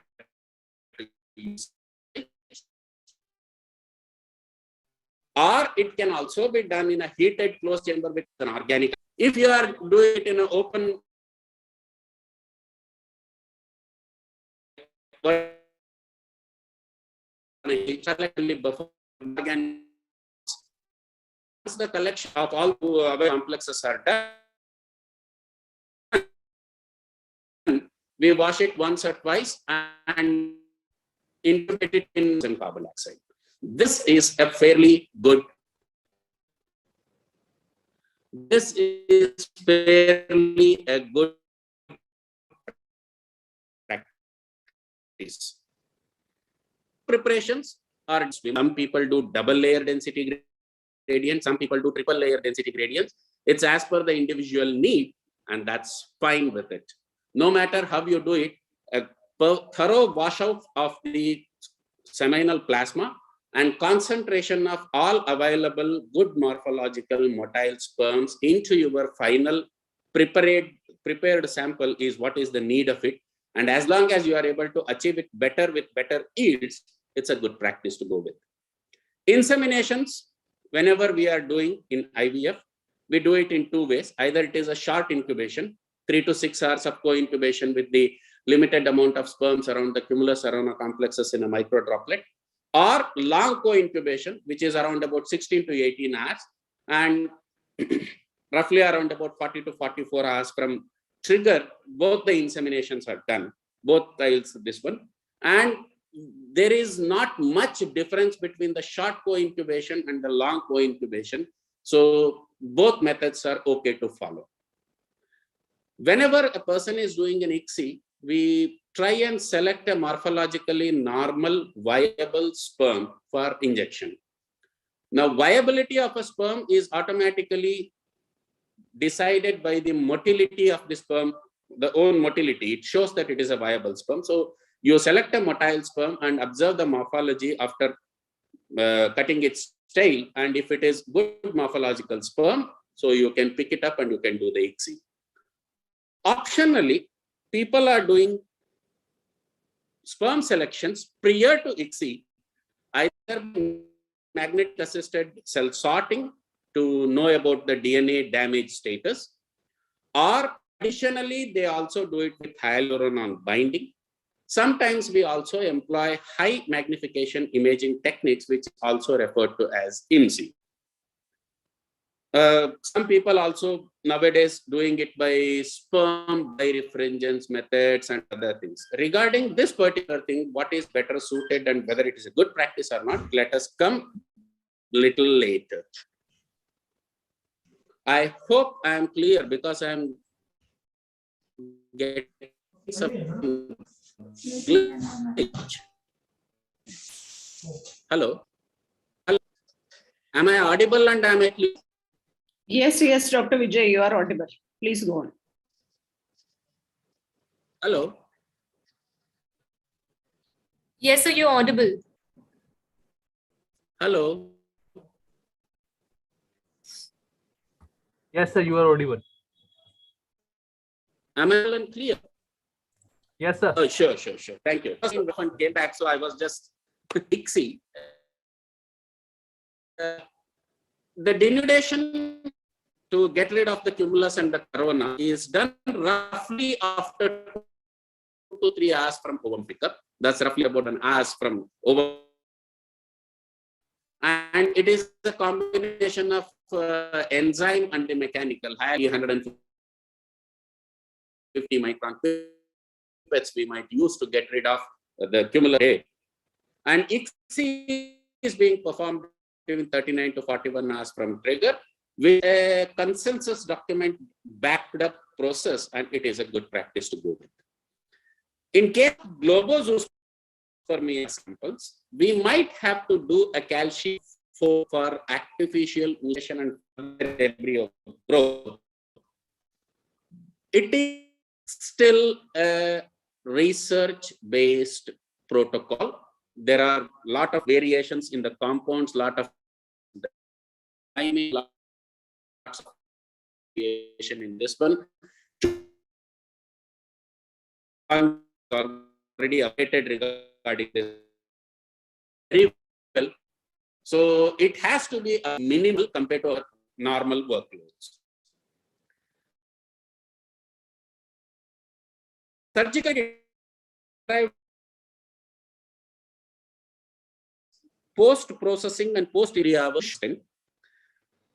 So there are total asthenozoospermia cases wherein which we have done a semen analysis. There we notice that we have seen live by, but they might not be easy to select under the ICSI micromanipulation system. So selectively, sometimes they might be treated with either theophylline or pentoxyphylline supplemented media just to induce motility so that we can be able to select a viable sperm quickly. Or they might be subjected to hypoosmotic swelling prior to selection of the ICSI. Both have to be applied with caution because theophylline or pentoxyphylline going into the oocyte can also have a catastrophic outcome, and excess amount of water breaching and getting into the oocyte cell is also equally troublesome, and that's why it has to be applied with caution. Once you have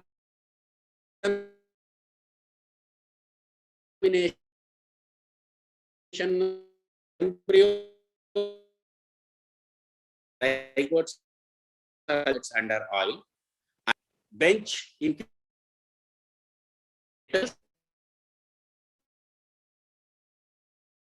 bench top under hypoxic or isoosmotic atmosphere, or there is a dry incubator, hypoxic conditions with a time-lapse imaging system with or without artificial intelligence algorithm.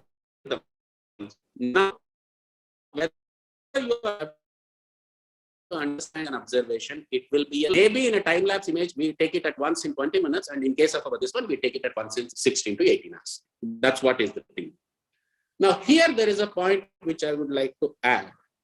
Some people have got the habit of taking 0.5 ml droplet with 1 ml of overlaid media and keep all the oocytes or the zygotes of one particular patient in one droplet itself. This is a serious flaw in the SOP. One should try and avoid it. Minimal number of embryos or zygotes in a microdroplet under oil would be mostly preferred in order to aid in better selection, better rule out, and better growth competencies. Whenever an embryo, zygote, or an oocyte is supposed to be cryopreserved for the future use, earlier we used to use slow freezing, which had not so great results post-thaw. Nowadays, necessarily it is being done by vitrification, and fairly good protocols are available with all the media producers who have done with it, and we get near 98 to 100% post-thaw survival. So vitrification is employed whenever we are supposed to have embryo zygote being employed. Rarely in case of surgical retrieve cases, in cases of total asthenosis using motility with theophylline or something, you can try a single sperm vitrification in special devices. Equally acceptable to go with. In order to avoid HSS, primary OHSS, or deleterious effects of asynchronous endometrium. Particular parameter, when tested with a meta-analysis, has shown to be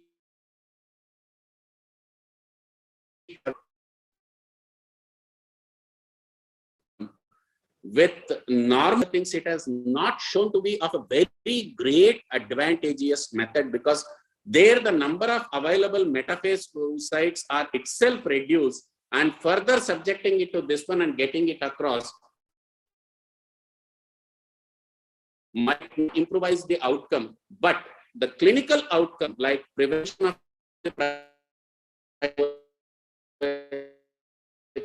and overcoming the deleterious effects, the routine as the need may be, one freeze all cycles.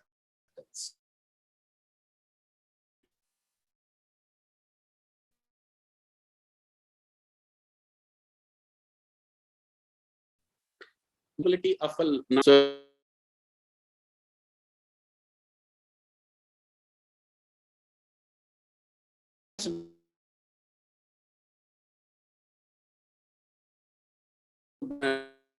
pre-implantation genetic screening before, so that can there are various methods, polar body or simultaneous blastomy, or even say that non-invasive chromosomal screening using the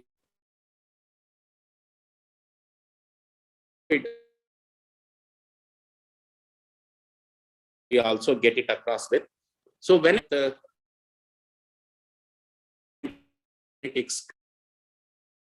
screening aneuploid embryo being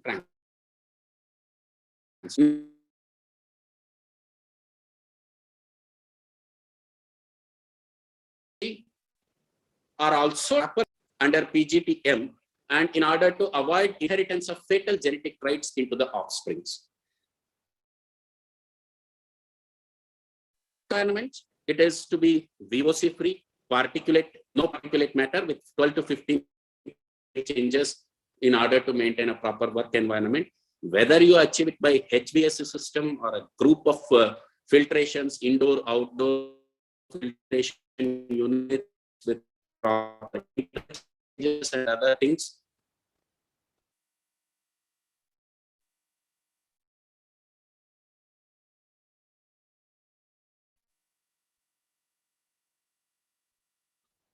Am I audible now clearly?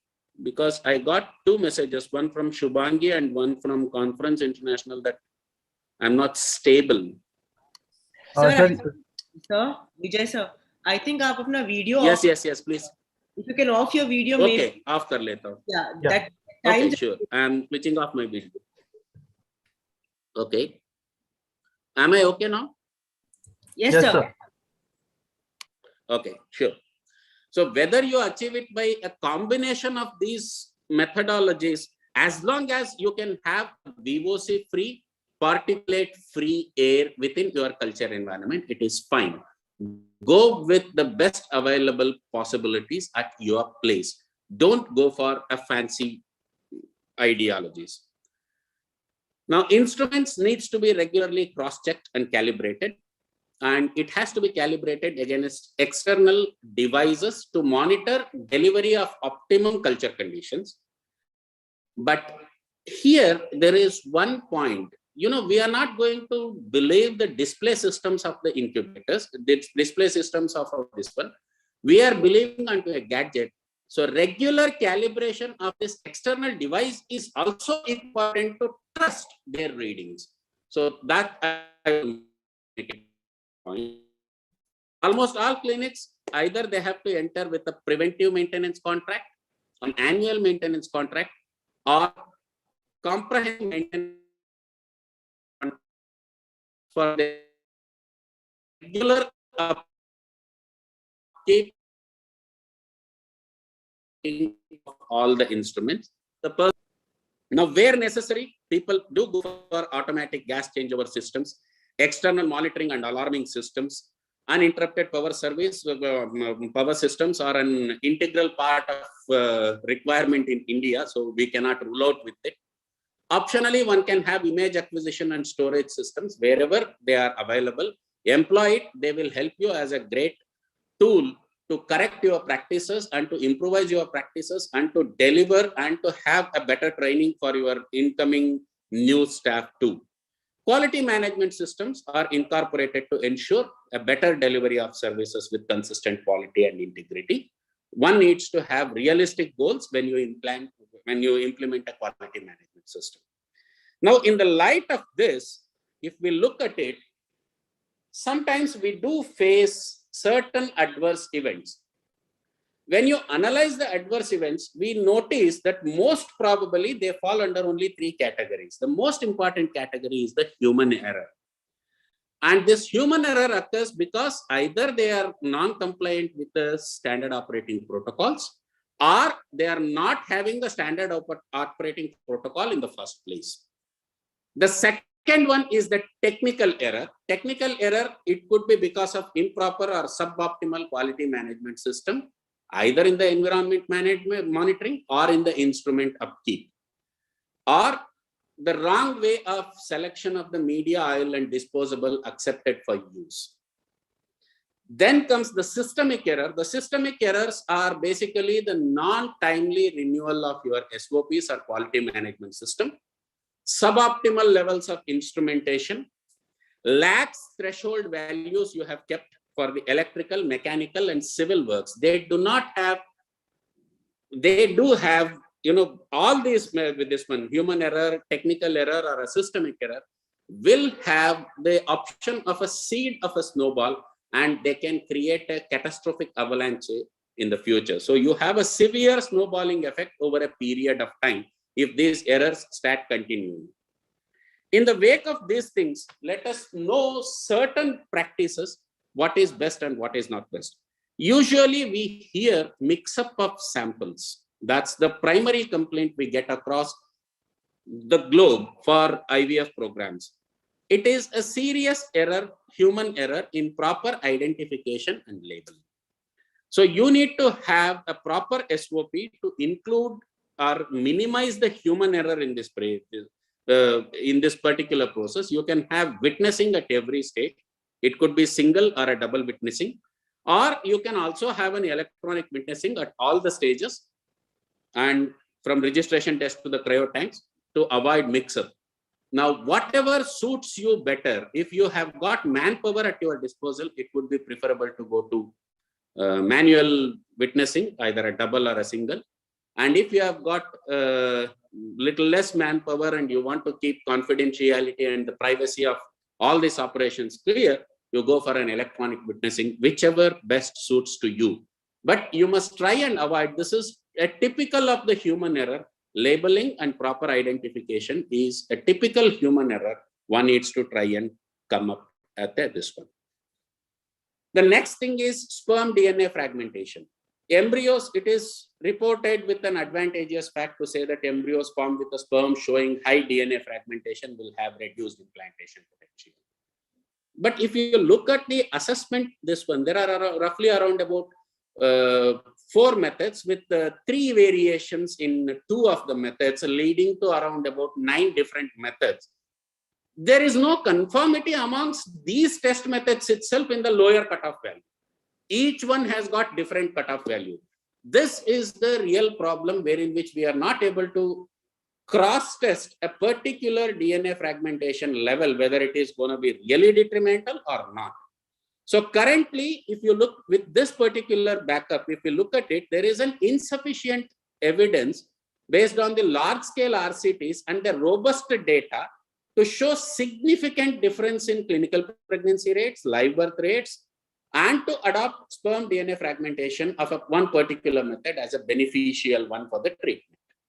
Hence, at this particular moment, sperm DNA fragmentation, it can only help in increasing our understanding of sperm DNA fragmentation and its repair mechanisms in the embryonic and the oocytes, and to improve the quality of evidence. Only when more number of reportings come up and other things, the meta-analysis can become more and more accurate.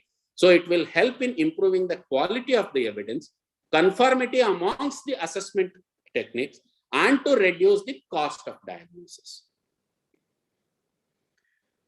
Sperm selection techniques, there is magnetic assisted cell sorting, intracytoplasmic morphologically selected sperm injection, motile sperm organelle morphology examinations, sperm surface charge selections, sperm birefringence, and hyaluronal binding. These are all have been shown to be beneficial to the tune of 5 to 10% over the result in the final outcome in various individual papers. Of these, only the IMSI and PIXI have undergone with the RCTs. The rest of the techniques, they all have a severe low-level evidence parameters only. The Cochrane review, it failed to find any improvement in the clinical pregnancy rates. Cochrane does only meta-analysis, so that's the important thing. When these methods were compared with standard ICSI, and except for PIXI, where it showed an 8 to 12% improvement, IMSI, MSOM, sperm surface charge selection, sperm birefringence, hyaluronal binding, and all, they do not have a marked improvement in the clinical pregnancy rates and live birth rates compared to conventional ICSI. With PIXI, hyaluronal bound sperm injection can be employed in a carefully selected cases because though it is a lower level of confidence at around about 8 to 12%, because there are various variations which came across in the meta-analysis, but it is still shown to be little bit beneficial over conventional ICSI. So hyaluronal binding can be adopted in getting it across with our regular practice. Then comes the advanced embryo selection techniques. The conventional morphological selection, either with one observation or with serial observation, they have limited value in predicting the development competence. And it is true even with the time-lapse imaging. And it is affected by the timing of observation. It is highly observer dependent, and it is apparently good morphology embryos may not necessarily be genetically competent, or vice versa. An abnormal looking embryo might be genetically competent too. So we cannot talk about it. So there is a necessity for more dynamic assessment of embryos and selection of euploid embryos to ensure the transfer of the most competent embryos. In the light of it, people started suggesting with time-lapse imaging with a prediction model of artificial intelligence, machine learning algorithms. They take pictures regularly over time and review it as a film, describes the first events during fertilization, then insight into early embryonic development.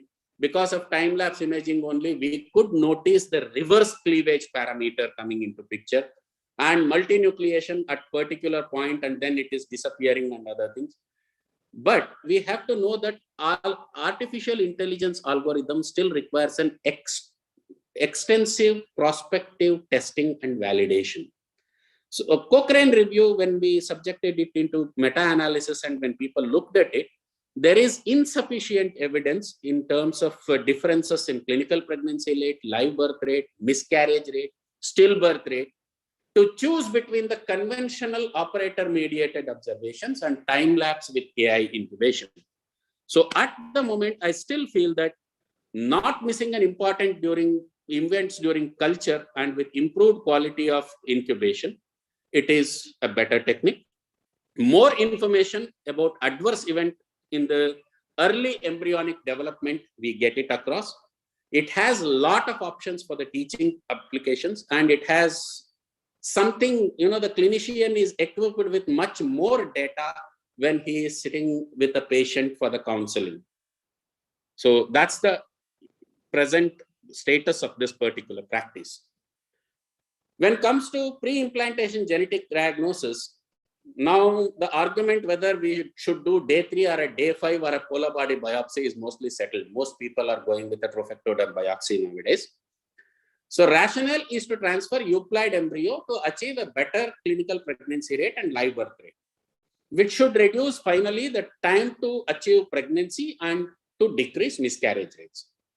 But if you do a meta-analysis and when people looked at it, currently there is an insufficient evidence by large-scale RCTs and a robust data to show significant difference again in clinical pregnancy rate and live birth rate. Whether to choose a PGS cycle or a conventional cycle, it is still not, the evidence is still not clear. So at the moment, screening for euploid embryos has got implications of only to increase our understanding in genetic imprinting defects and how do they develop. They are probably their repair mechanisms, because the moment we looked at the trophectoderm biopsy with the repeat biopsies and other things, we noticed that there is a severe disparity of mosaicism between day 3 and the trophectoderm biopsy.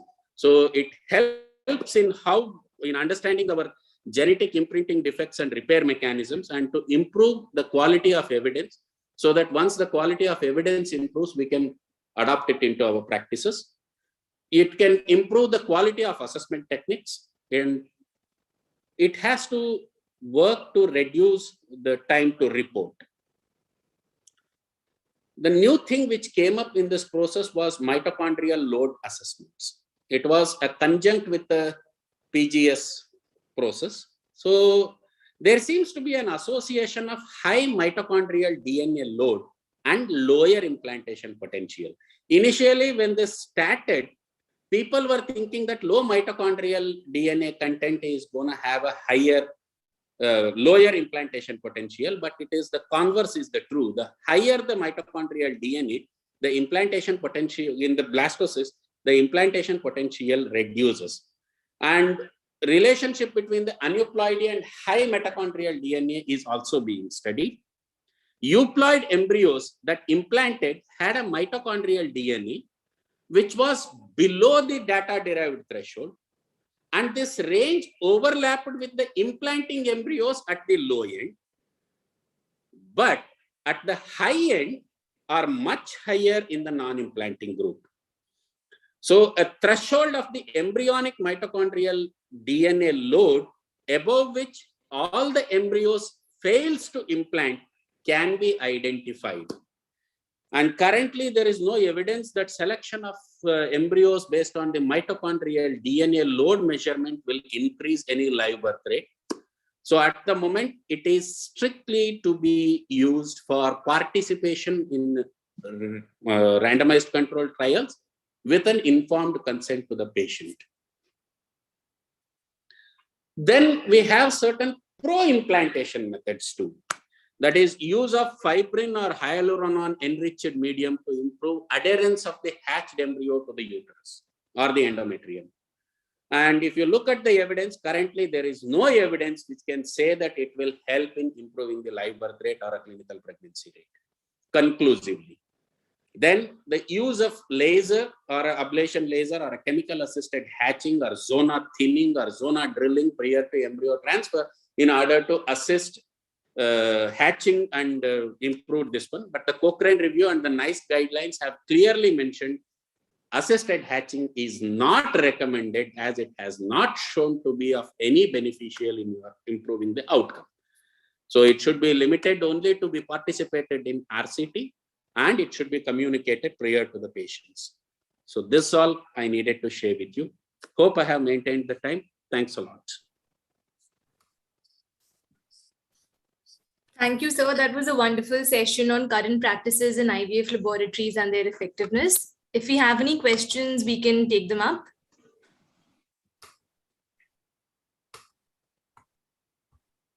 Would anyone like to ask any questions here?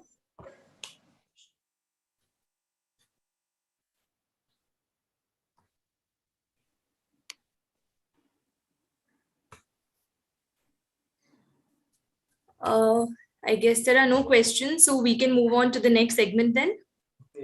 Thank you so much, sir. Once again. Hello. Thank you. Excuse me. I have a question. Oh, there is a question. Please. Vijay. Yes, Are you tell me, there? madam. Can you hear me? Yeah. Okay. I just wanted to know. I have done 3 times HOS test live. Okay. I mean, ask you to start the video. Okay, fine. Sure. Okay, Vijay. So I have done a HOS test, I think 2 or 3 times in my entire years of IVF. So how do you do your HOS? I can my way of doing it, but I would like to know how you do it. It is simple. I just take sterile water for injection. Exactly. Okay, wonderful. One part of it mix one part of herpes buffered medium. Correct. Pre-incubate it for at least 30 minutes, to Yeah. get a equilibrated temperature. Same here. Then 0.9 ml of this and 0.1 ml of processed semen sample. Incubate it further for about 20 to 30 minutes. Then take it onto a micromanipulation dish. Select the sperm which shows curling of the tail. But typically for doing a micromanipulation, you need to select a sperm which has got the tip end curling. Because if they encircle completely the oocyte, the sperm head, it might not be possible for you to pick it up in your needle, and the water doesn't easily flow out too. So you select the head is like this and only the tip is showing a small curl. So that particular sperm you try and select, it will be easier to manipulate and place it into, and whenever you are doing a HOS test, you cannot use 7% or a 5% PVP. You will have to use a 10% PVP droplet. Drop it into that so that the excess water from the cell can flow it out, and then you can go for your typical tail cutting and morphology estimation. I actually just pick up a sperm, dip it in the water and heat HOS it. medium on the same. Only tip of the tail and see it curl, and then I. Yeah, it is true. But what happens is in that particular process, we need to pre-select the morphology.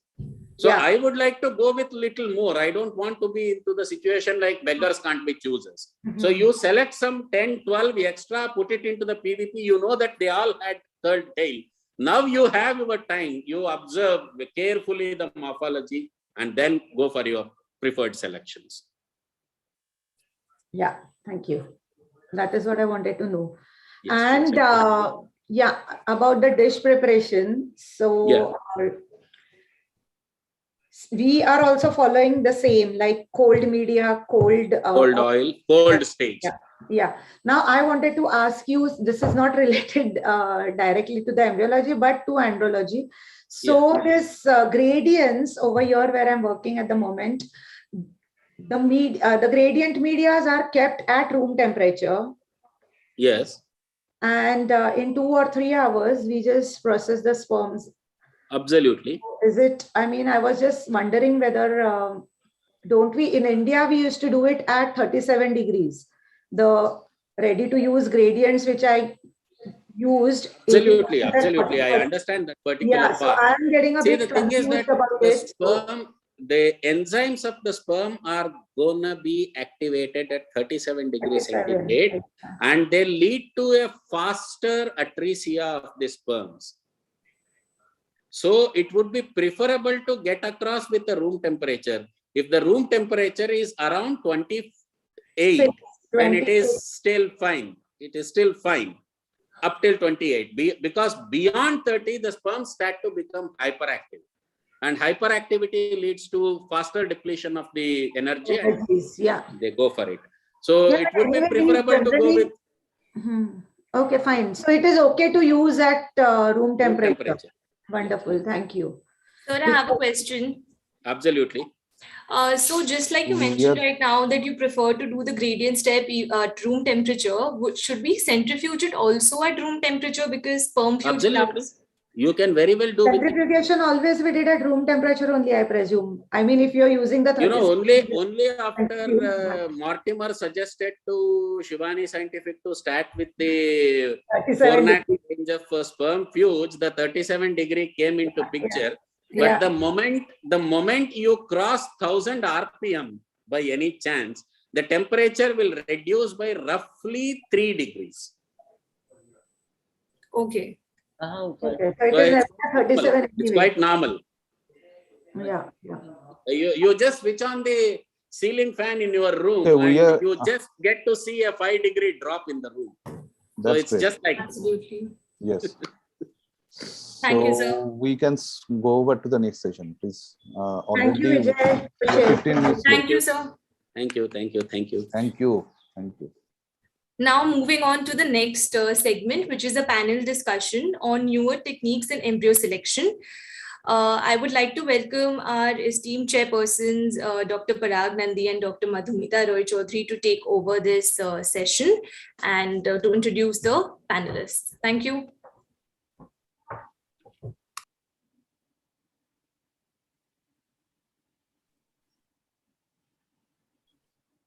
Dr. Madhumita, you need to unmute yourself. Yeah. Is it okay? Okay.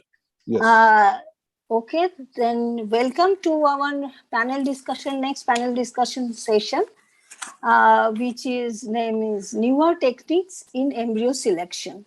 So first I have with me Parag as co-chairpersons, and the moderator here is, so first moderator is Barsha Samson Rai and Gaurav Majumdar. So we have also eminent panelists here. So let's first introduce Barsha. Barsha is Scientific Director and Chief Embryologist of Advanced Fertility Center, Bangalore. And now, and she was past President Academy of Clinical Embryologists, India. She has 20 years of experience in the field of art and clinical embryologist, and she is on the editorial board of Fertility Sterility Indian Foundation, headed the embryology team that succeeded in the birth of India's first in vitro maturation baby in 2003, and credited with the birth of Karnataka's first vitrification baby in 2008. She successfully implemented the PGS and PGD program at Monipal Fertility in June 2015 with the birth of a healthy fetus in a couple of Sandoff's disease through PGD in 2016. And she is recipient of Mannata Award 2015 and 16 by Monipal Hospitals. So Varsha, welcome in our panel session. And next, Parag, you introduce. Is Dr. Gaurav Majumdar. Yes. Next moderator is Dr. Gaurav Majumdar. He earned MCE degree from National University of Singapore in 2001. Thereafter, he received his PhD in pre-implantation genetic screening for aneuploidy. And currently, he is the laboratory director at the Center of IVF and Human Reproduction, Sir Gangaram Hospital. In 2014, he successfully set up PGS-PGD program, which now successfully runs in-house genetic testing facility using qPCR. awarded the Economic Times Fertility Award for Best Embryologist. He has numerous publications in international journals and contributed chapters in 4 books. He is currently treasurer of our Academy of Clinical Embryologists and executive member of IFS2. Now, we want to introduce our panelist, Dr. Paresh Makwana. So, he is Chief Embryologist, Center Head in Wings Hospital, Ahmedabad. His key area is oocyte and blastocyst vitrification and blastocyst biopsy and many more other technologies, which is nowadays embryologists are using. And the next panelist, Dr. Madhumita, you can introduce Mr. Naval. Okay. Next panelist, Mr. Naval Shah. He is Head Quality Assurance and Operation Embryology at Indira IVF. He has 13 years of experience in embryology, and he became ISRE Young Ambassador 2019. He also got covered in human of ISRE session in 2019. He has a strong background in running SOP-driven processes in the lab. He has special interest in vitrification training, audit, and quality assurance in embryology, and worked at major corporates previously like Nova IVI and Morpheus. So next panelist is Dr. Harsha Vadraka. May I have and Dr. Akash Agarwal. Yes. So Dr. Akash Agarwal is the alumnus of Osmania Medical College and Osmania Medical College, pardon my pronunciation, practicing male infertility and embryology since 2011, topper in ISRE Clinical Embryology, Vienna, 2019. And he is also member of ISRE, ISAR, IFS, and ACE, invited faculty at National Conference, ACE, ISAR, and IFS. One of the main event coordinator for EART 2020, IHERA team leader, reviewer for journal JRHM, primary author of an article, co-authored a book chapter. Key area of him is vitrification and fertility treatment with surgically retrieved sperm. And our next panelist is Dr. Chandan. He is actually in replacement of other one panelist. So I have just got his profile. Let me tell.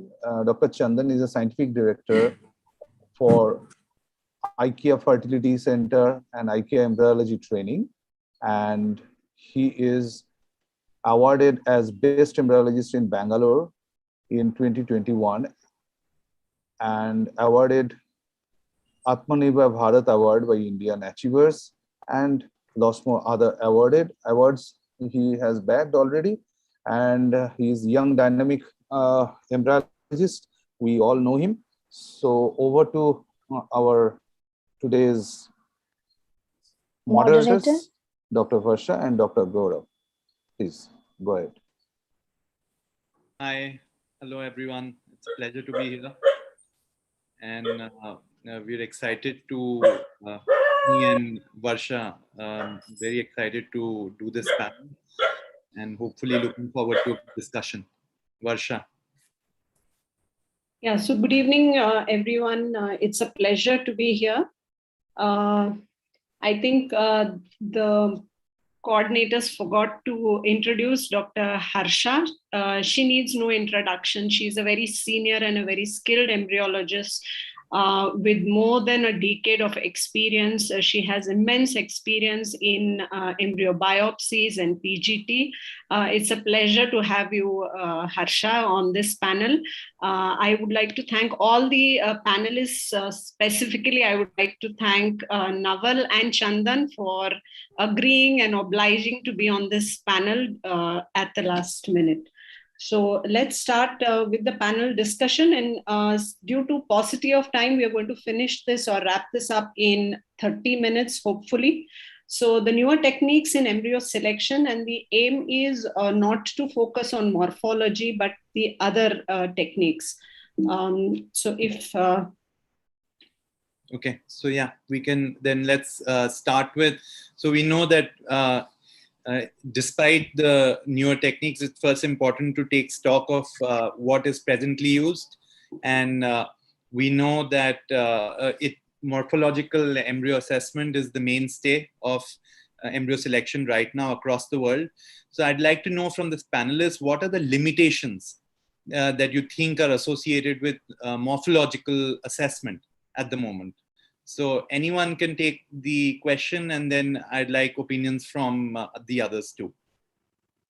Hello, Gaurav. Yeah, Paresh.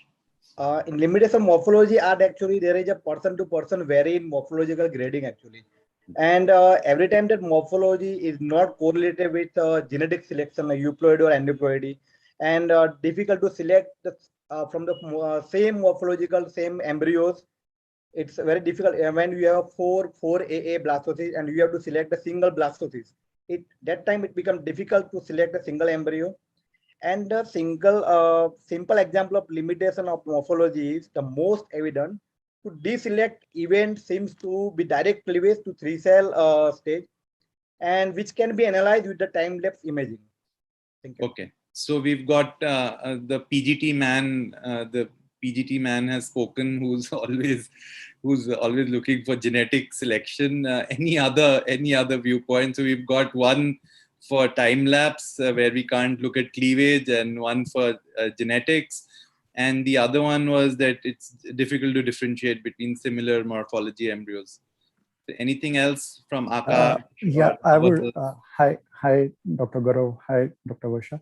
I would like to just add on that it's inter-observer as well as intra-observer. First thing, variation. If you just rotate the embryo, it's a 3-dimensional structure. So many times the morpho will just change our opinion ourselves. That would be one.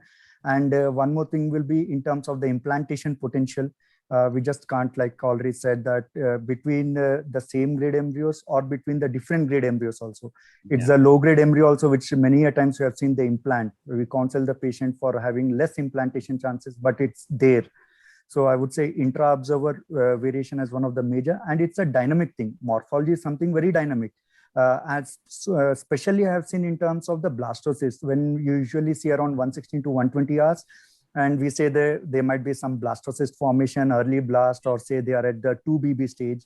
So, and you just see them after 4 to 6 hours, and you have very beautiful expanded blastocysts. So it's a very dynamic thing. So we just can't pinpoint it. So I think those are the two add-ons from my end. Great, thank you. To add on to it, very well explained. Anything else from? Otherwise, we'll wrap up this question.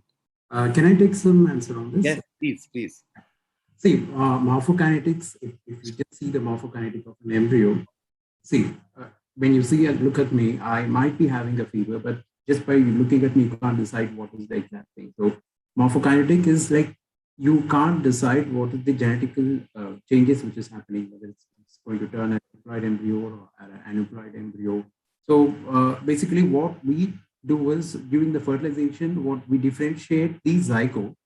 Say, for example, if it is like 2PN and 2 polar body, we segregate separately. 2PN, 1 polar body, again, that may probably lead into a aneuploid embryo. So we start from the zygote. Naval, right? This is Naval.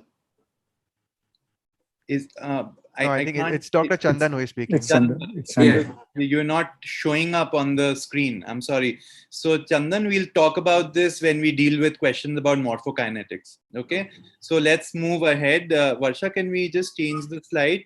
So I'll just make a quick review exactly about what Akash said.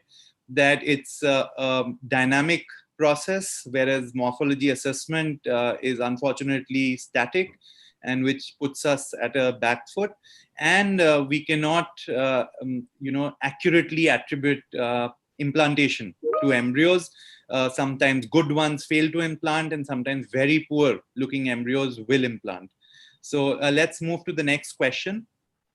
And so now just to setting base for the rest of the discussion, I'd quickly like you guys to list what are the different methods of advanced embryo assessment other than morphology.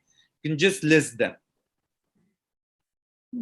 PGT, as has been already said.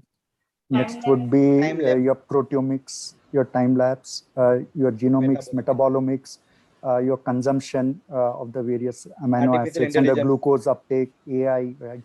And respirometry, if that is there, glucose uptake. The time lapse started, along with that artificial intelligence started. So initially we were having a manual annotations. Now we have an artificial annotations. So that's another tool which we have these days available in the time lapse machines. Great. So, okay. So there's time lapse, and we heard obviously pre-implantation genetic screening. I need the slides to go further ahead. Yeah. So, and we heard omics from Akash, that there are metabolomics, proteomics, and transcriptomics. And we've got one thing additional in addition to all of what we heard is now cell-free DNA and imaging, advanced imaging techniques. But I think that is enough. Varsha, we can now move to the next question. Okay, so since we all seem to be more fond of time-lapse imaging, and there's no doubt time-lapse imaging is probably here to stay, and many of us are already using it. We all know how beneficial it is, and we always keep speaking about how it is so very non-invasive, how it releases the laboratory from the constraints of time.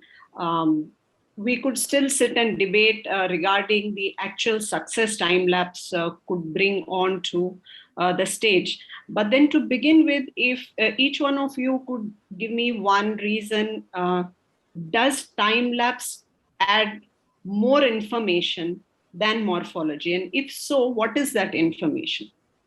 If any one of you can just give us pointers, 1, 2, 3, 4. I don't see any much. It's all completely related to the morphological changes, how the plane of division, how they divide, what are the cell numbers. That's what majority we can look into in the time-lapse system. But what are the intrinsic factor? What I'm talking about, the DNA content of it, and how the genetics is changing inside. So that we cannot. That's a limitation which we cannot look at. No, the question is time-lapse giving you any more information than morphology? And if so, what is that information? Not much. See, one thing which we can find is during the zygote formation, how the pronuclei are expressed. It's a 2pn or 3pn. Sometime in this thing, if we miss out the 3pn, so that may turn into good embryos, but okay, so it is giving you information on morphokinetics. Other than that, any other more information which morphology doesn't provide, which time-lapse provides? I think probably direct cleavage and reverse cleavage, as was told earlier. That's a very important exclusion criteria. Abnormal division, sometimes reverse cleavage, multinucleation, fragmentation, grading, we can see. And you have enough time, so you can sit and around 10-15 minutes, and you can see whole division of embryo, and you can get small information at a time. Yes, definitely. So morphokinetics is something which morphology doesn't provide. Also, some of these abnormal or aberrant cleavage divisions, and which are known to show significant impact clinically, like reverse cleavage, direct cleavage. These are the important information that time-lapse provides us, which morphology does not. So we do know that the way annotations are formed for time lapse are based on two parameters. One is the quantitative parameters, what we also call as morphokinetics, the timelines between different cell divisions. And the second parameters, second parameters are the qualitative parameters. Those are the abnormal cell cleavages that we already discussed. So time-lapse images combines both, and this is the biggest benefit it gives over morphology.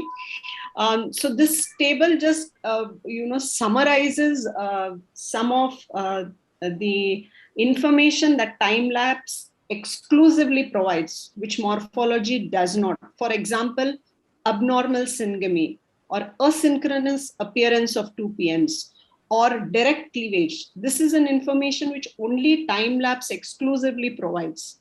There is some information which morphology may provide, but then time-lapse provides it in a better format. For example, cell exclusion. Right? This is a information which time-lapse provides us in relation to when this exclusion happened, how it happened, whether it reassembled back to the embryo. So these are some of the information, important parameters that time-lapse provides, which morphology does not. So now that we've discussed the benefits of time-lapse over morphology, or if any one of y'all, I can ask the panelists, how many of y'all use time-lapse in your clinics? Yes, so we Not have using. Harsha, we have Paresh. Sorry? I'm not using it. So. Okay, so doesn't matter. Those who are using it, if you could, through your experience, tell us what were the challenges you faced when you were first introducing the time lapse in your system, or you continue to face. Because this will help people who are already planning to get into time lapse, or who already have time lapse equipments. It will help them gain through your experience. Initial costing, and second is maintenance cost. Each dish disposable is costing around 3,500 rupees. So it add on lots of money. No doubt it is a very helpful tool, but anything other than money. If you set aside the cost, then what was challenging while introducing time lapse? Was it difficult to annotate embryos in the beginning or select embryos, or did you it need dedicated one person at a time to see whole development and experience? Analyze with that. And it's a time-consuming process. Actually, you have to prepare the special dish for the embryoscope, and you need a particular person who do every day that annotation and all the process. How much time it takes to annotate the embryos, Paresh? How much time you have to dedicate? No, if actually, you have to look at 100 embryos, can you give an estimate about in a day how much time will you have to separately sit down and do this annotation? I can't say the particular time, but I know that when we are doing at our center, we have one assigned person only every day. Okay. So from morning to evening, he's already doing all this annotation from day 2, day 3, and blastocysts. And again, there is a selection of the blastocysts.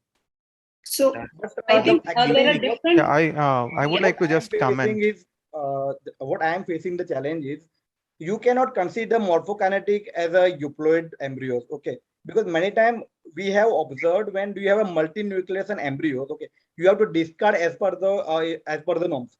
But this embryo, when they are converting to blastocysts and you do biopsy, you have a chance of having euploid. Okay, that's controversial. Yes. Controversial. I would like to comment in. This is Naval here. Certain points, like when we are preparing a dishes, I have used time lapse previously and we are going to invest it again in further, so I am aware of certain problems. One is the annotation is dependent on the user, so different users will annotate it differently, which may not have standardization. Secondly, while preparing the dish, you have to be very careful because it are micro drops and there is a chance of bubble formation, and if the bubble forms onto the drop, then you cannot annotate embryo because you cannot see it. Then you have to change the media or remove the bubble. that is again exposing it in the external environment. Third, it can be breakdown because there are no engineers available in India. So if the incubator breaks down, you have to arrange an engineer from some external country, and during that particular time, that entire time lapse is closed down, and you have to use your conventional incubators again. So there are certain this kind of challenges which you also face while you are using time lapse. Yes, excellently summarized, Naval. But then, like Paresh said, there's a lot of time spent on these annotations, but there are different methods of doing the annotations. One could be manual, the other could be automated or semi-automated, and third, you have the AI assisting you. So I think that problem, moving on to the automated annotations could probably solve that to some extent, and AI could help us a lot more better, on these aspects. However, I think another aspect, when you bring the time lapse into your own individual lab, every clinic has a different method, different clinical protocols, different ways of, different medias are being used, your culture conditions are different. So do you think these impact these morphokinetic parameters? Do you think these annotations are affected by these parameters? Naval, you can take this. Yeah, sure. Maybe on my the comment from my side, yes, it differs. I would also give you one of the examples when the juniors are not pretty learned on this. Many a times people do change the media on day 3. Now there have been certain situations, challenges faced in past that when they were changing the media on day 3, the exposure was so high that a good compacting embryos failed to reach at the blastocyst stage because of that exposure which was given to the embryos. And with regards to annotation, as I said, that when you're annotating, there are something called as gold standards. So if you contact VitroLife, there have been 2 or 3 experts who are the best annotators. And the person whom you are teaching annotations, if that is matching somewhere on the graph with this people, with this scientist who have developed this, then they say that you are a very good annotator and you get a proper graph which can help you to select or deselect the embryo. But if you are not on those lines, because the reverse cleavage can be the challenge, the multinucleation can be the challenge, and with that the annotation changes and the entire selection deselection with the graph will change, because then if it is a semi artificial intelligence, then user is annotating and the artificial intelligence is selecting. So the artificial intelligence is selecting on basis of the annotation done by the user, and here then there will be a difference with regards to what machine says and what the user says. So ultimately it's the embryologist, I think, his experience which will count. Naval, I cannot imagine that annotating, that there can be so much intra-observer variation in annotation. I mean, it could be slight, minuscule variation, but it cannot be too much, because at the No. end of the time, you can take your own sweet time. Right, what happens is there has to be a proper breakage of the cell. So say so till 2 cell, 4 cell, they can observe this when there is a proper formation of 2 cells or 4 cell. When you go ahead, now those bridges, when is it actually dividing? There can be a variation of minutes. Now the time lapse is taking the images after every certain intervals, at times 5 minutes, at times 15 minutes. And if that one frame is also shifted on, it is completely separated or not, or it is separated and then that user is annotating, then that lends to the variation in the annotation. So it is not difficult, but it is challenging because the frames are different, and somebody may put it one frame earlier, somebody may put it one frame later, and that is when you learn along with your experience. Yes, I think this is the biggest concern when annotations are done manually, because your start point and end point of that annotation might differ. For example, you're seeing a 2 cell. Now, where do you put the start point? Is it the starting of the furrow, or when the furrow is almost 50% there? So those can impact the timelines. So now we do know that these are all the different factors that can affect, influence morphokinetics, and there is enough evidence in literature about that. So when individual clinics invest into a time-lapse equipment, it is important for them to define, their annotations which are applicable to their setup. select the relevant ones, analyze these. So there has to be a pilot study done by individual clinics to then finally say that these are the ones that work for me. These are the annotations that are significant for outcome in my clinic. So that is ideally how a time-lapse equipment should be introduced in any setup. So moving on from time-lapse to the next one, which is pre-implantation genetic testing. Over to you, Gaurav. So, okay, now for this question, I will like individually all the panelists to give me the one indication that they feel is where PGTA is most beneficial. The only one indication. So Harsha, in your opinion, which is the indication where it is most beneficial? Higher age patient. Higher age, okay. And Dr. Recurrent implantation failure. Dr. Paresh, you think that for so if you will give recurrent implantation failure more importance than advanced maternal age? That's what you mean? No, more important is advanced maternal age, but it's already told by ma'am. Okay. Second is recurrent implantation failure. So anyone who has repeated IVF failures, you will advise PGTA. This is despite the fact if the patient is a very young patient, say she's 30 years old, still you will recommend, and you sincerely feel that PGTA will make a big difference for such a patient? Yeah, actually many times in PCO patient it makes a difference. In PCO patient only, non-PCO patient it will not make a difference? Yeah, in normal responder it may not make any difference, but in PCO it patient may not. Okay, it may not. I want to know the opinion of Akash Agarwal and Chandan. Yeah. I think especially this. Yeah, please okay, go ahead, Mr. Akash, you go first. Come on. Okay, so in terms of RIF, I feel there is a role to play. Especially, you'll at least come to know whether the patient is having a euploid blastocyst. I mean, if you are transferring blastocyst, yeah, euploid embryo you are having, and the patient can definitely go in for more cycles with their own gametes.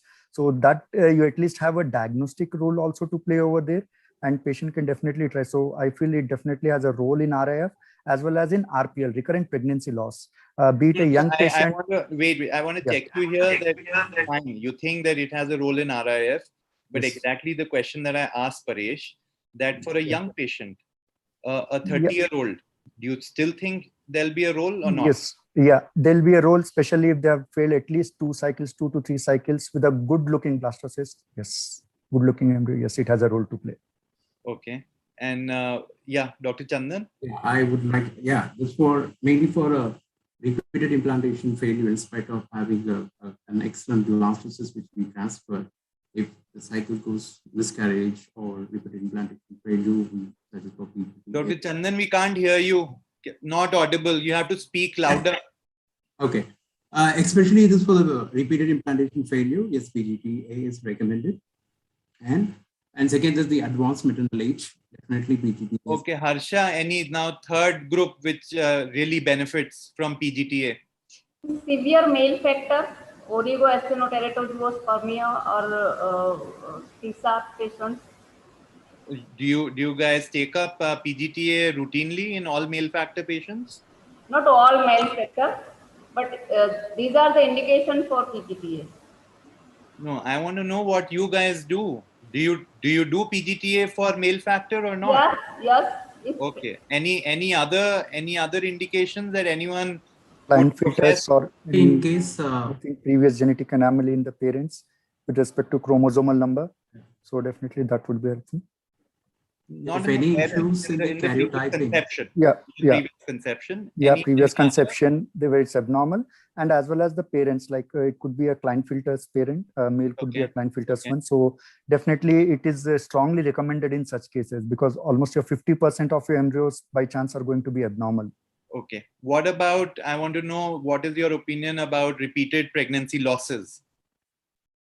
Does PGTA help there? Yeah, repeated pregnancy losses, especially we have 2 ways of it.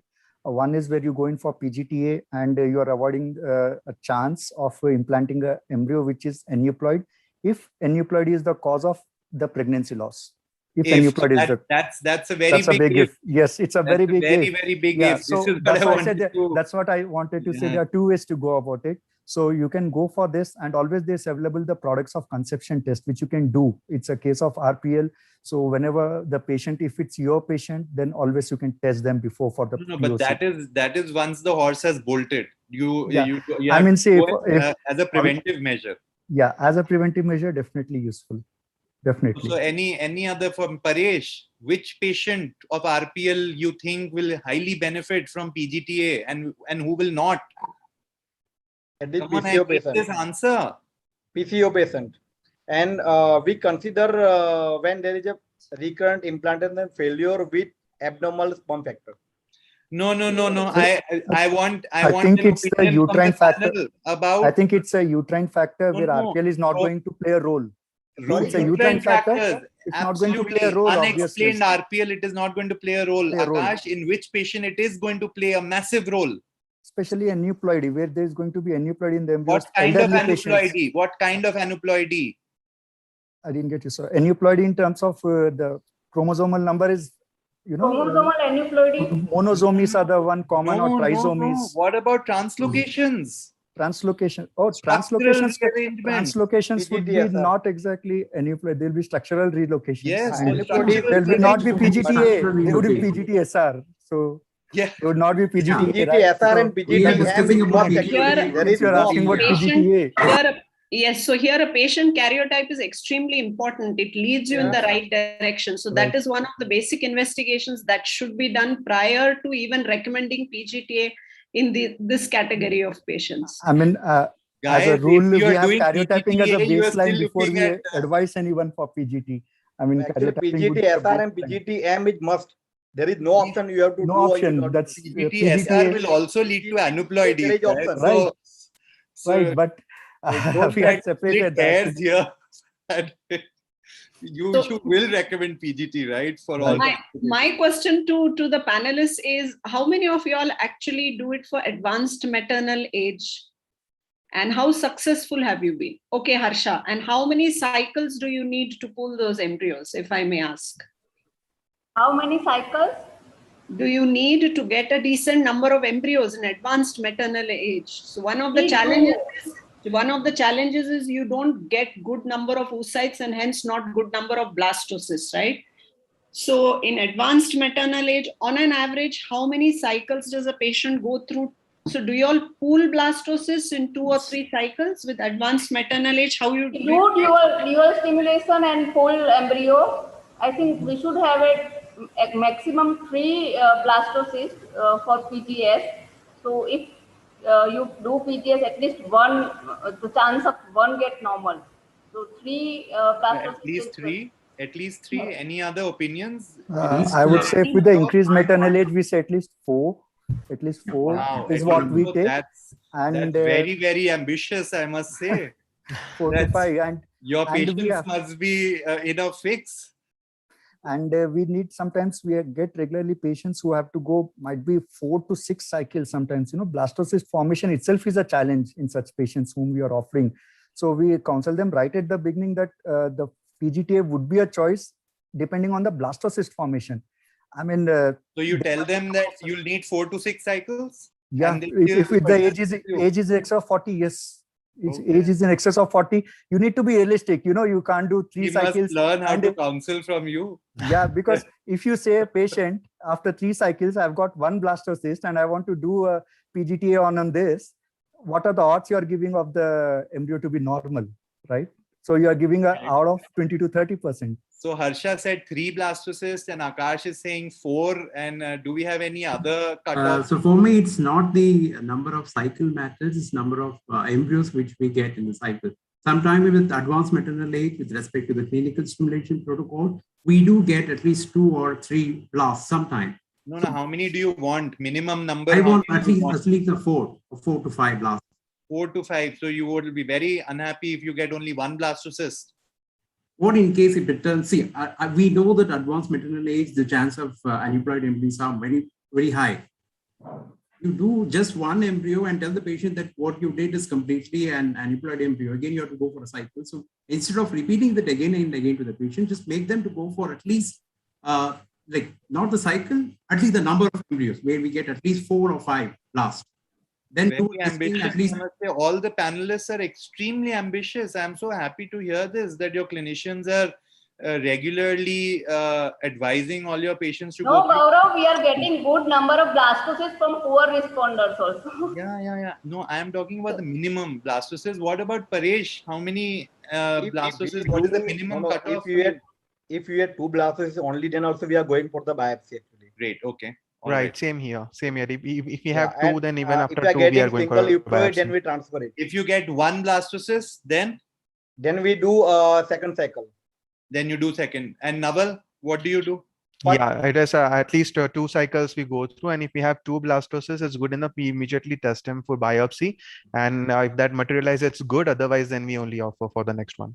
Okay, great. Okay, next part of the question: do you think PGTA has any role for young patients, good responders, or for that matter, in donor recipient cycles? Anyone among the panelists recommending it for donor cycles? For male factor infertility? Because oocyte alone cannot play In oocyte donor cycles. Yes, PGTA is recommended because it's not only the oocyte deciding factor. The sperm. What is the deciding factor there then? So it's a combination of zygote. It's not only the oocyte. So obviously. No. You have to give me proper indications. Anyone about A sperm, cycles? a male factor considering. Male factor in oocyte. Only male factor is there when you are doing oocyte donation. Okay, good luck. So when we say male factor, can we be little precise in what we mean? Is it a borderline male, severe male, it's a severe male factor. Severe male factor. Severe oligoactinoteratozoospermia, TISA injected sperms. High DFI. DFI, high DFI. High DFI patients. And sometimes increased Do maternal you age. also do for high DFI? There is actually no evidence present in literature which links DFI to aneuploidy. None at all. So we need to be careful before advising PGTA for just high DFI. It's for severe male factor that we are, as such we are advising if the patient is interested. One thing for oocyte donation, and what we have seen a recent trend is the patient themselves wants it to be tested. You know, there's so much of Google knowledge nowadays. That's elective.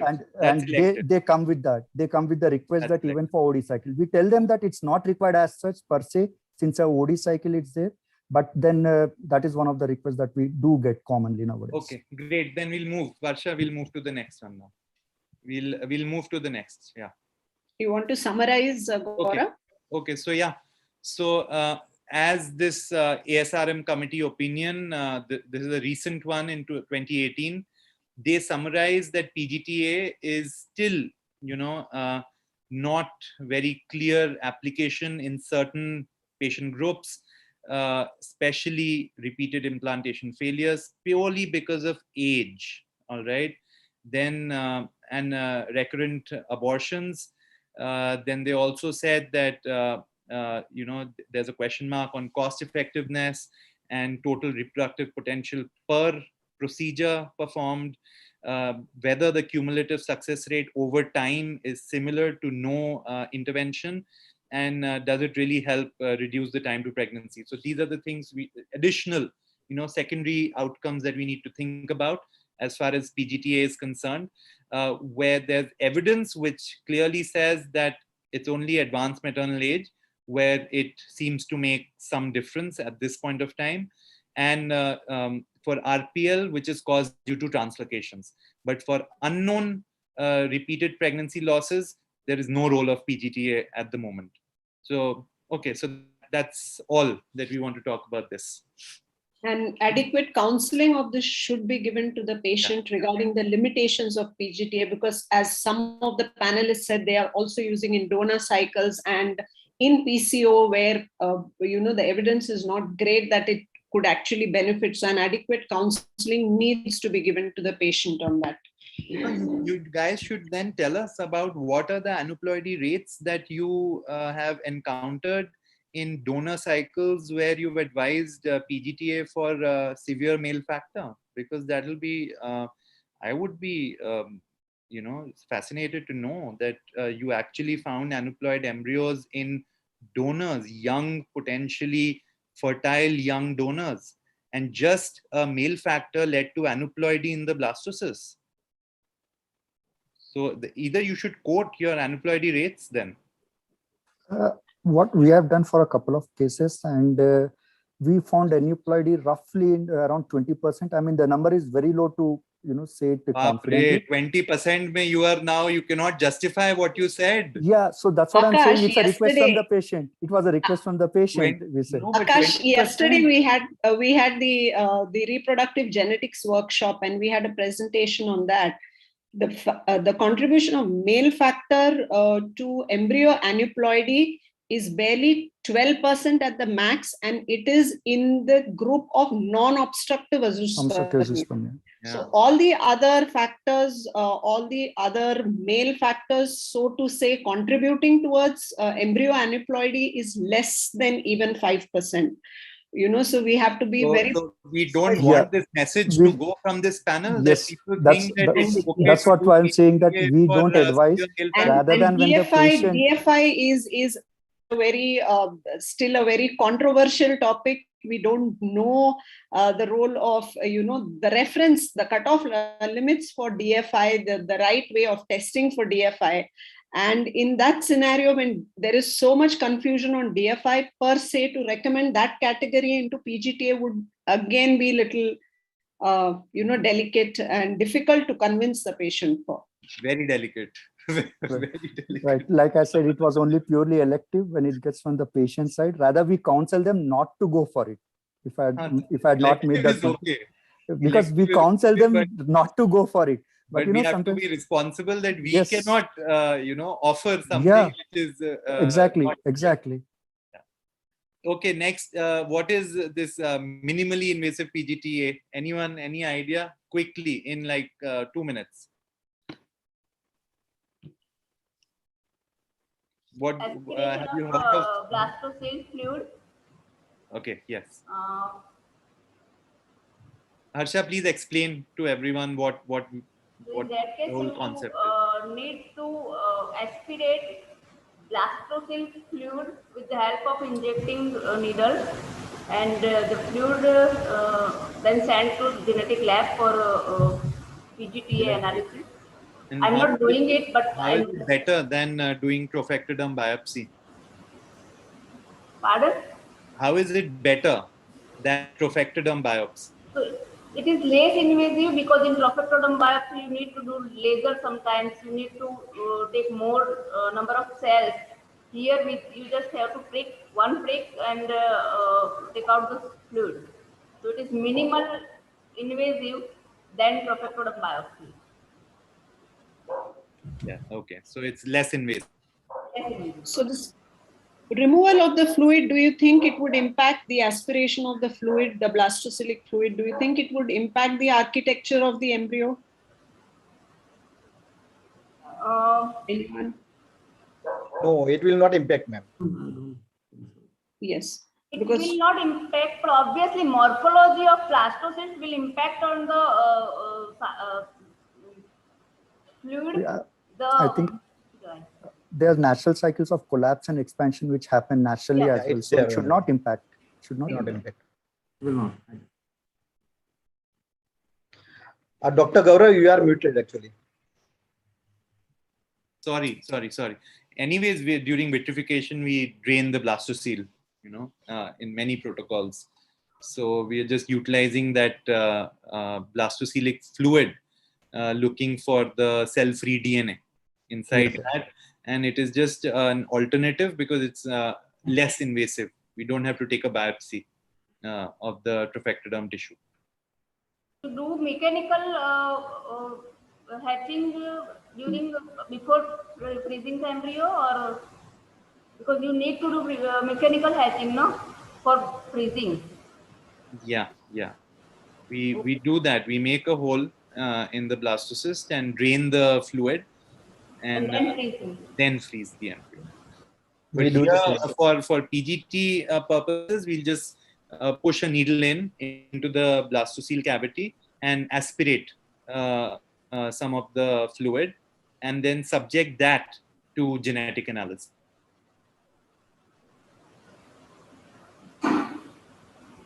Gaurav, would you So, like but to summarize? ahead, maybe to the next slide. Yeah, anything here? So yeah, so the volume of the fluid analyzed may impact the result, and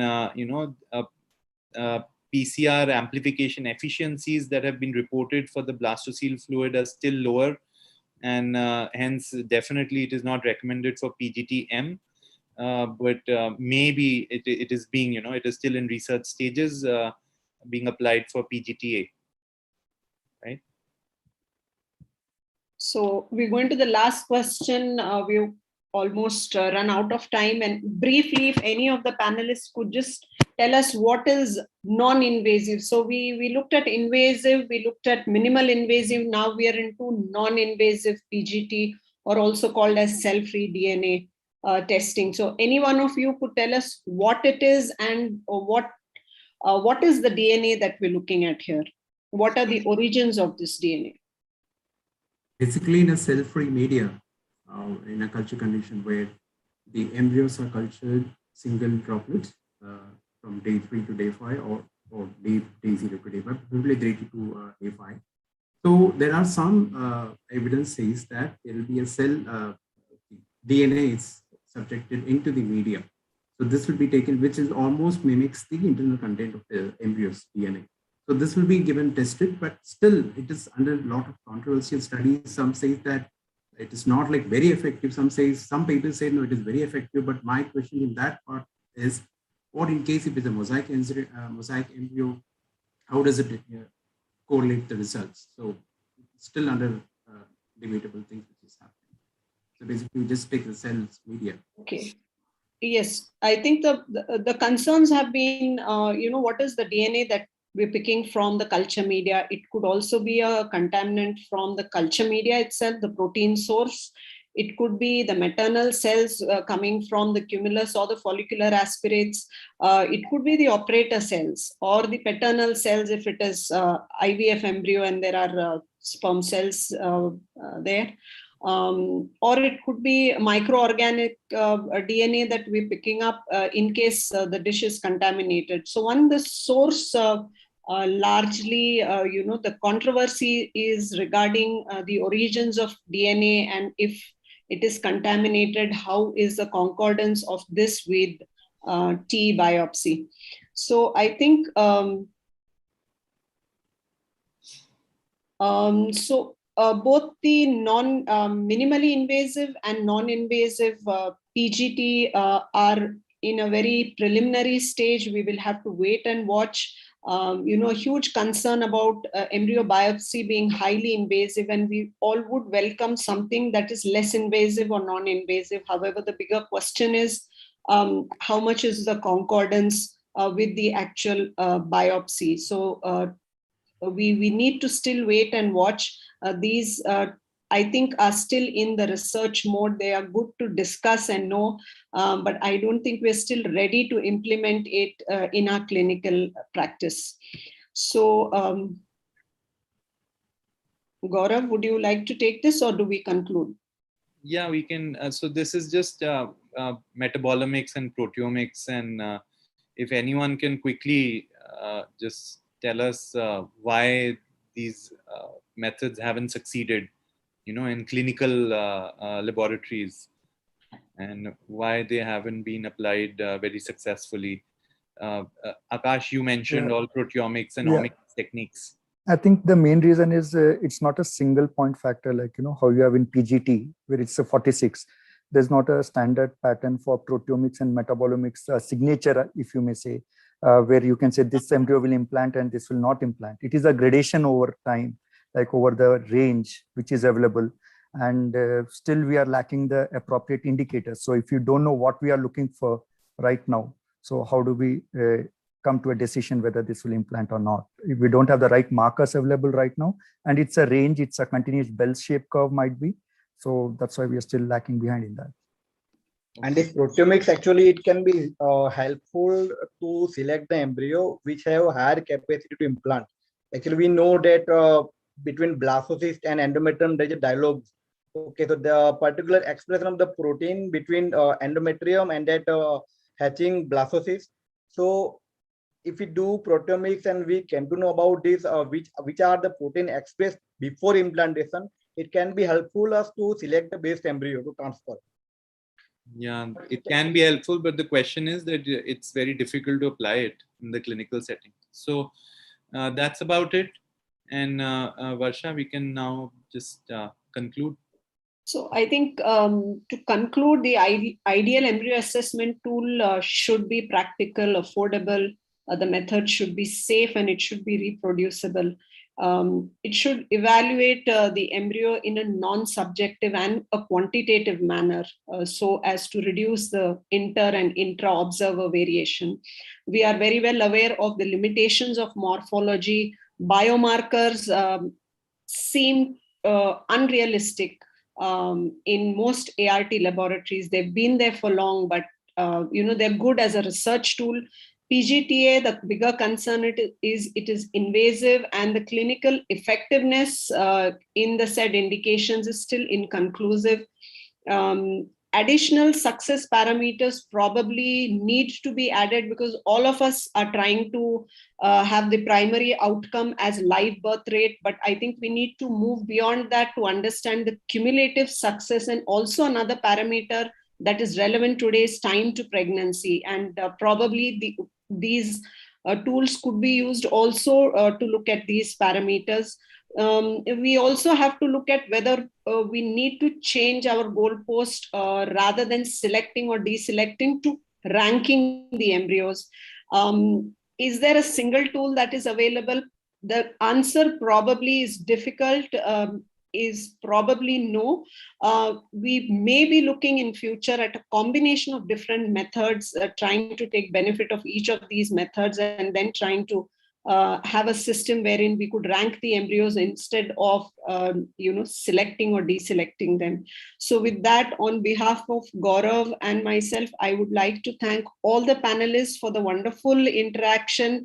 I especially would like to thank Naval, Chandan and Madhumita for obliging to be on this panel at the last minute. We greatly appreciate that. Thank you, Harsha. Thank you, Paresh. Thank you, Akash, for being here. And we thank the organizers for having us here. Thank you so much. Gaurav, would you like to say something? Nothing. So great. Thank you, everyone. And it was a pleasure conducting this panel. And like Varsha said, that it's now ranking. After listening to Christina Hickman's lecture, I thought after some time there'll be no space for us in the laboratory. Only artificial intelligence will take over. So on that note, have a good evening, everyone. And thank you to the organizers for having us participate in this panel. Thanks to moderators and organizing committee of ACE. Thank you so much. Thank you, everyone. Thank you to the moderators, especially. Yeah, thank you. I mean, though it was last moment, but it was a good discussion. So thank you for considering us at last moment, and our pleasure. Anytime for anything for us. Thank you, Naval. Thank you. Okay. Thank you for the spirit you have shown. Thank you, Chandan, also for the spirit you have shown at the last moment. Thank you so much. Thank you, Paresh. Thank you, Akash. Thank you, Dr. Harsh. Thank you, Dr. Parag. Yes. So now we would move forward to the ACE quiz session. It is already 5:40. So thank you.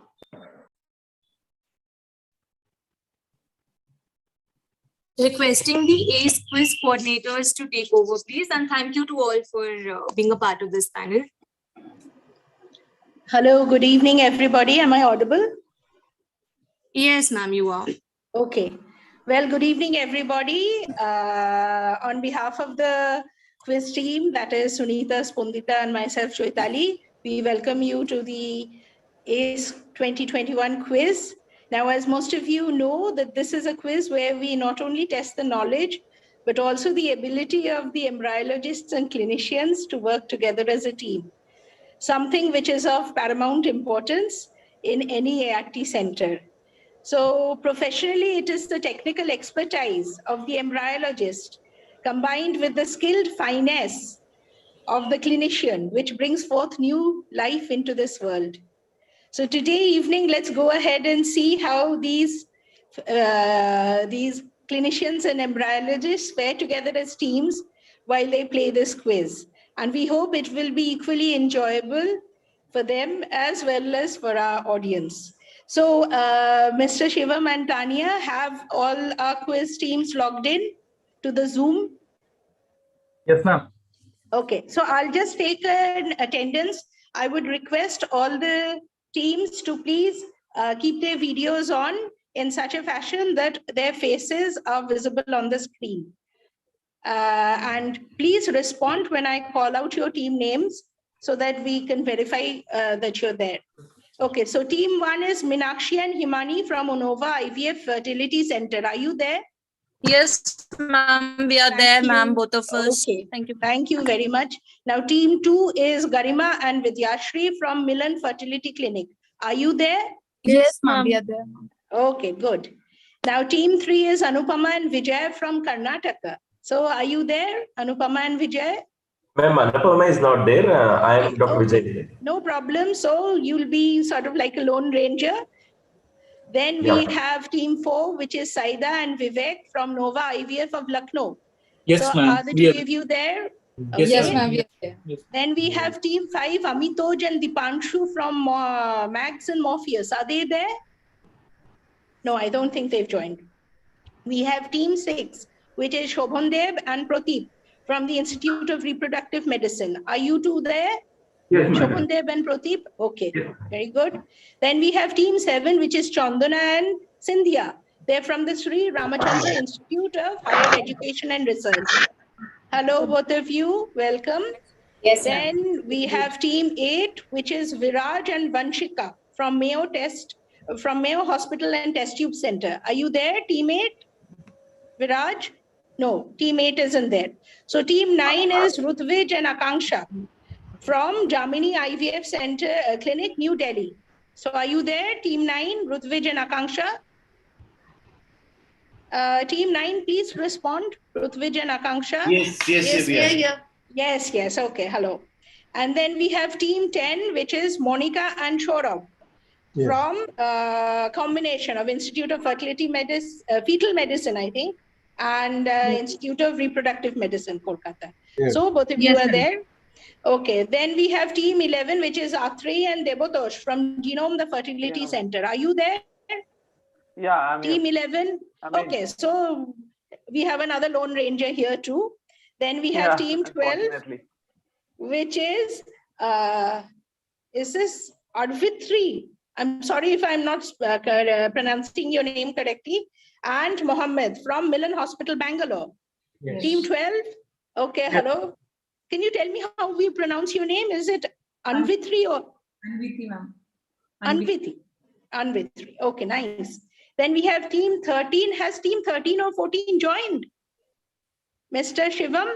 Because I don't think I saw their names in the participant list. Ma'am, which team, ma'am? 13? Team 13 is Rashmi and Hussein from Apex Super Specialty Hospital and IVF Center. And team 14 is Gunjan and Pooja. No, ma'am. No, so I think more than 15 minutes is over, so they had enough time to join. I think now, Mr. Shivam, you should share the Kahoot password on the WhatsApp group. And Yes, I request all the teams to join into Kahoot with their team number only.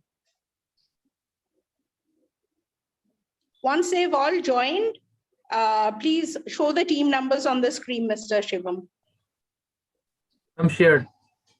Yeah.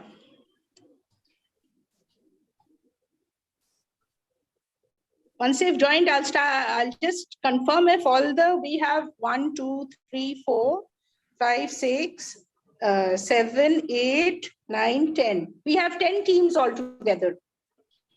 So we'll have those 10 teams on Kahoot. Most of you were there in the practice run on Thursday, so I don't think it's going to be a problem for you. You know how it works.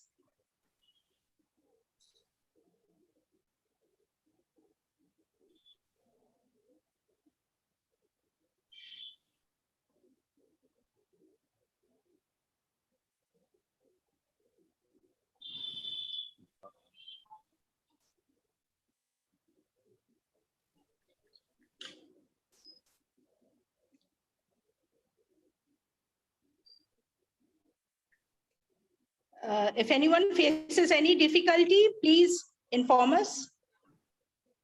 Our coordinators are there to help you out.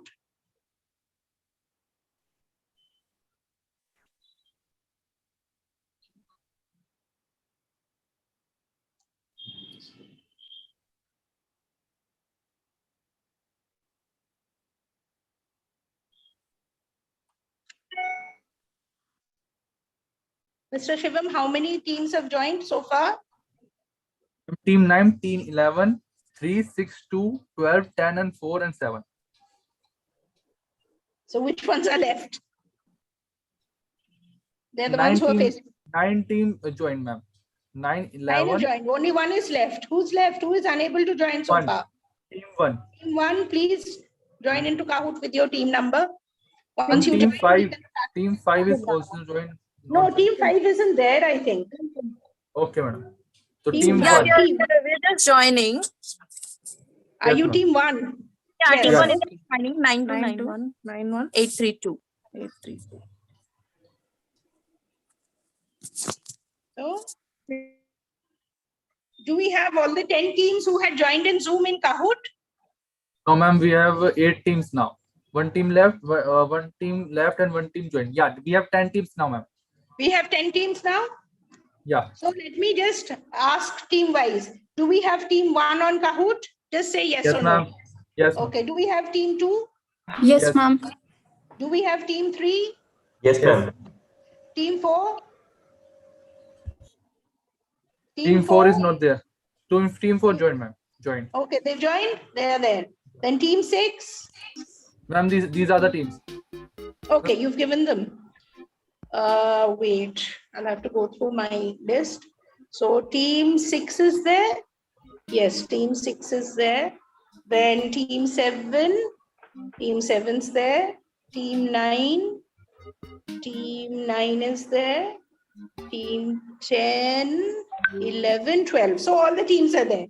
Okay, so since all of you have joined into Kahoot, I will quickly run through the rules of the quiz for both your as well as the audience's benefit. So here are the rules. Firstly, all the quiz questions are either in MCQ or true-false format. Number 2, you will get 30 seconds from the first display of the question to submit your answer on Kahoot in your team's second device. You may submit your answer while I am still reading out the question and its options. After these 30 seconds are over, the correct option will be displayed on the screen along with a slide which shows the relative performance of the teams for that question.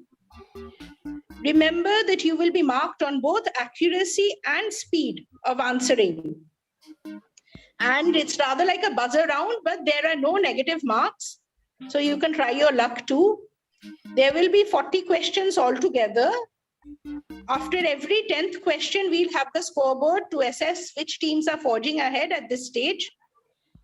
Now, this is just a word of caution that any sort of use of unfair means results in an automatic disqualification. I don't think I need to tell you this. This is just part of the rules of the game. And finally, as in any quiz, the decision of the quiz master is final. So I think all of you are ready. I hope all of you are ready to play the game. We just wanted to know combined yes or something. Is team 1 is like, are you able to see team 1 over there? Please join in again. Team 1 is showing on Kahoot. Look into your Zoom screen, please. Yeah. See, team 1 is showing. Okay. No, ma'am, team 11 is there. Oh, that's 11. Then where's 1? Right, Yeah. that's 11. Then where's team 1? Hasn't team 1 joined us yet? They had joined Ma'am, initially. actually, but it got disconnected again. We have to join actually. No worries, ma'am. You can join now. Yeah, we have 10 teams now. Dr. Chitali, team 1 joined. Yeah, so I think I got disconnected in between. Can you hear me? Am I audible? Yes, ma'am, you are audible. Okay. Acha, I just want to reiterate once, in case it's all a part of internet connectivity, in case I am somehow disconnected, Spondita is there. Spondita will carry on the quiz questioning, or Sunita. Either one of them will carry on in case I get disconnected. Okay, but the quiz will go on, the show will go on. Okay? Okay, madam. So then I think we will start the quiz now. Contestants, all of you are ready. So, Mr. Shivam, please start.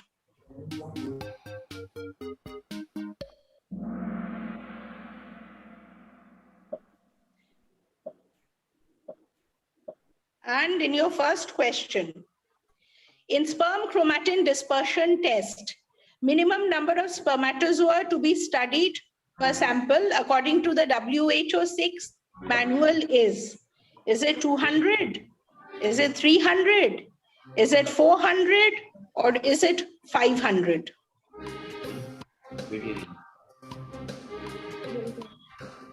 Always remember accuracy plus speed. You can't go in for speed, and the answer is 500, and we've got a mix of people answering. Mr. Shivam, let's go on to the next question. Okay, the Mickey Mouse sign is seen in all of the following except, is it progressive supranuclear palsy? Is it relation between common femoral artery vein and great saphenous vein? Is it gastroschisis or is it anencephaly? Which is it? Which is the exception here?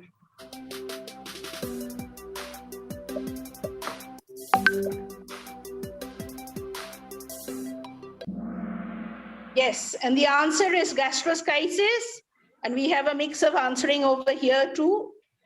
So now let's go to question number 3. In question number 3, the womb may be more important than the home theory was proposed by, was it Wilcox, Randstrom, Palermo, or Barker? Who proposed this theory?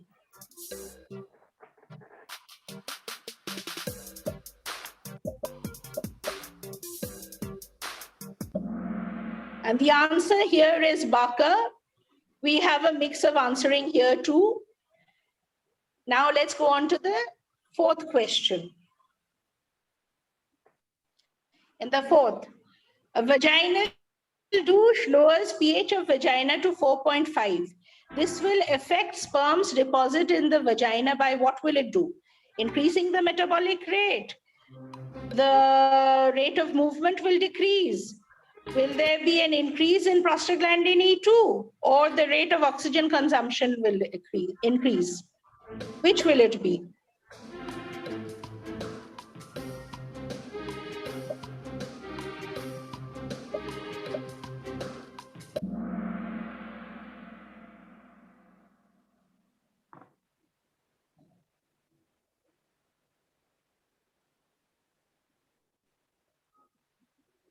And the answer here is that the rate of movement of the sperms will decrease. So we have a mix of answering over here too. Now let's go on to question number 5. Question number 5, please. We'll have the scoreboard after 10 questions. Okay, the following are causes of male infertility due to primary gonadal disorder, except, is it Addison's disease? Is it microdeletion in Y chromosome? Is it mumps? Or is it histiocytosis X? Histiocytosis X, sorry. Which one is it? And the answer is histiocytosis X. Okay, so now let's go on to the next question. Identify this personality. So is this Dr. Shubodh Mitro? Is this Dr. V.N. Shirodkar? Is this Dr. Paul Devroy? Or is this Dr. Shailesh Kuntambekar? Who is this personality?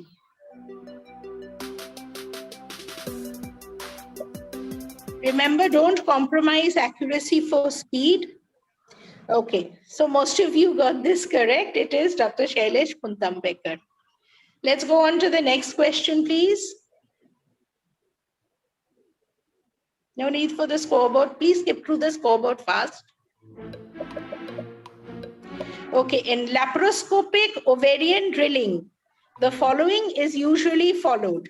Is it the rule of 6, the rule of 5, the rule of 4, or the rule of 3? Which is usually followed? And the answer is the rule of 4.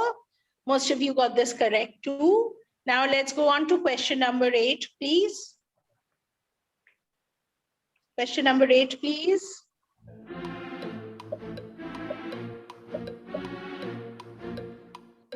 Okay, the acrosome of the sperm is derived from, is it the centriole, the Golgi apparatus, the mitochondria, or the nucleolus? From where is it derived?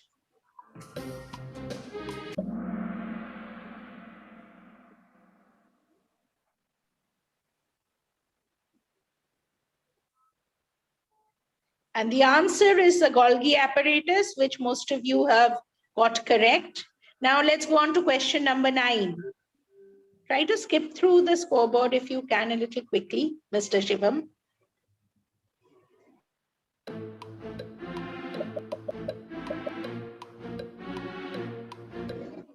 Okay, the most common reason for a spontaneous abortion in the first trimester is an endocrine disorder. Is this true or false? All of you got this correct, which was expected. Now, the 10th question, please.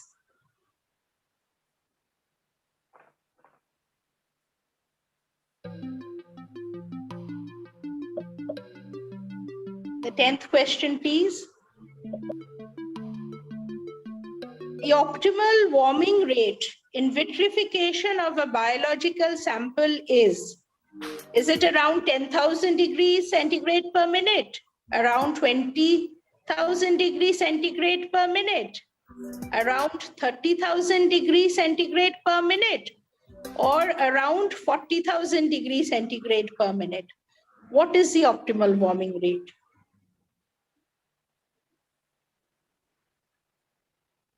And the answer is around 40,000 degrees centigrade per minute. Now I'd like a look at the scoreboard if you could show it to us. Okay, so at present we have team 10 ahead, followed by 9, 2, 12 and 1. But we still have another 30 questions to go. So we have a lot of upsets ahead in front of us, I suppose. Now let's go on to question number 11.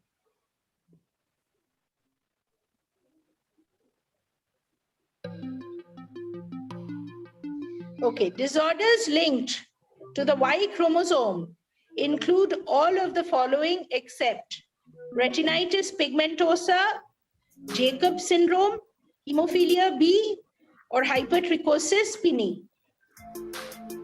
Which one isn't linked to the Y chromosome?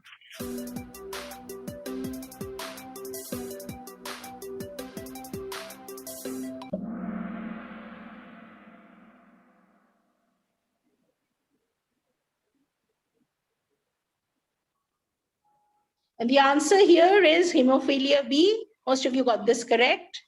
Now let's go to question number 12. Question number 12.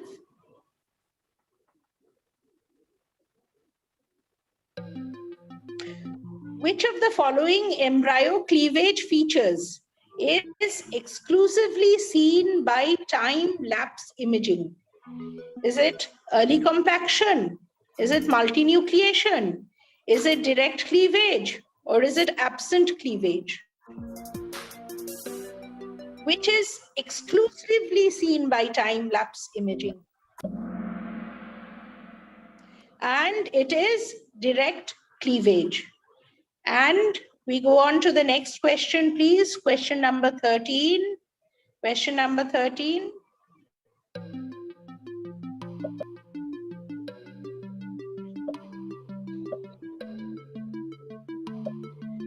Okay, here the question is, which of the following is the major estrogen secreted after menopause? Is it estrone? Is it estradiol?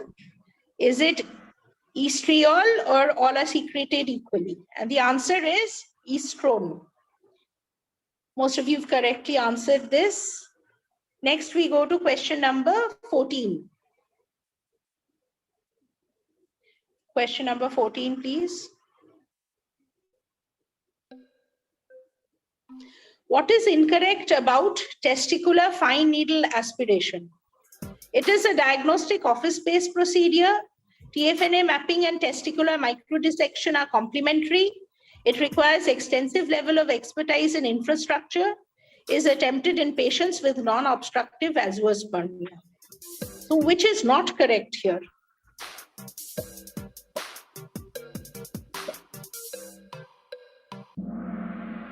And the answer is that it requires an extensive level of expertise. So most of you got this correct. And next, let's go on to question number 15, please.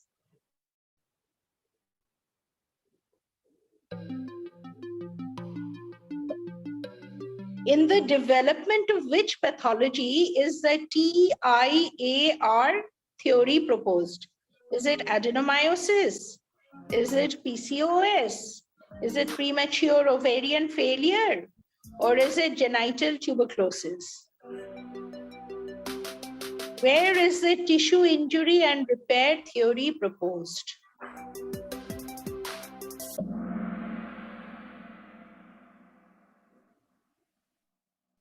And the correct answer is adenomyosis.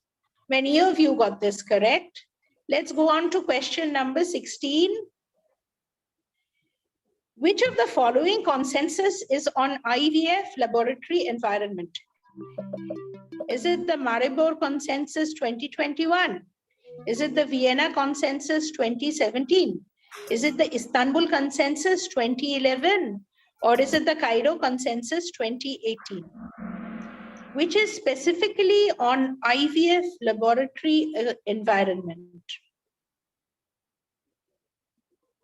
And we have the answer, which is the Cairo Consensus, and many of you have got this correct. So let's proceed to question number 17. And in question number 17,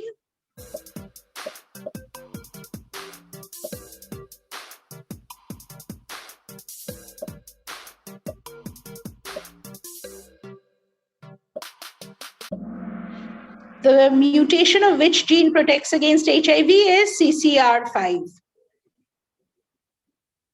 And many of you got this correct. Now let's go on to question number 18. The production of testosterone in the interstitial cells is stimulated by luteinizing hormone. Is this true or false?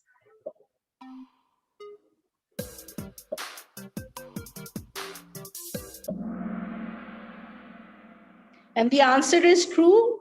It was a 50-50 over here. So now let's go on to question number 19, please.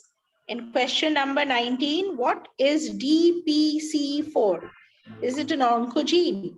Is it a tumor suppressor gene? Is it a telomerase? Or is it a mitotic spindle inhibitor? What is the DPC4? And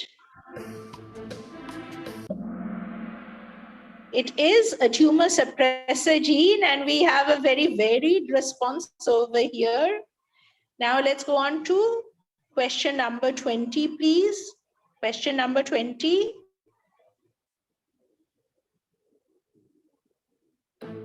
motile sperm organelle morphology examination utilizes real-time magnification at about 3,300 times, 5,300 times, 6,300 times, or 8,300 times.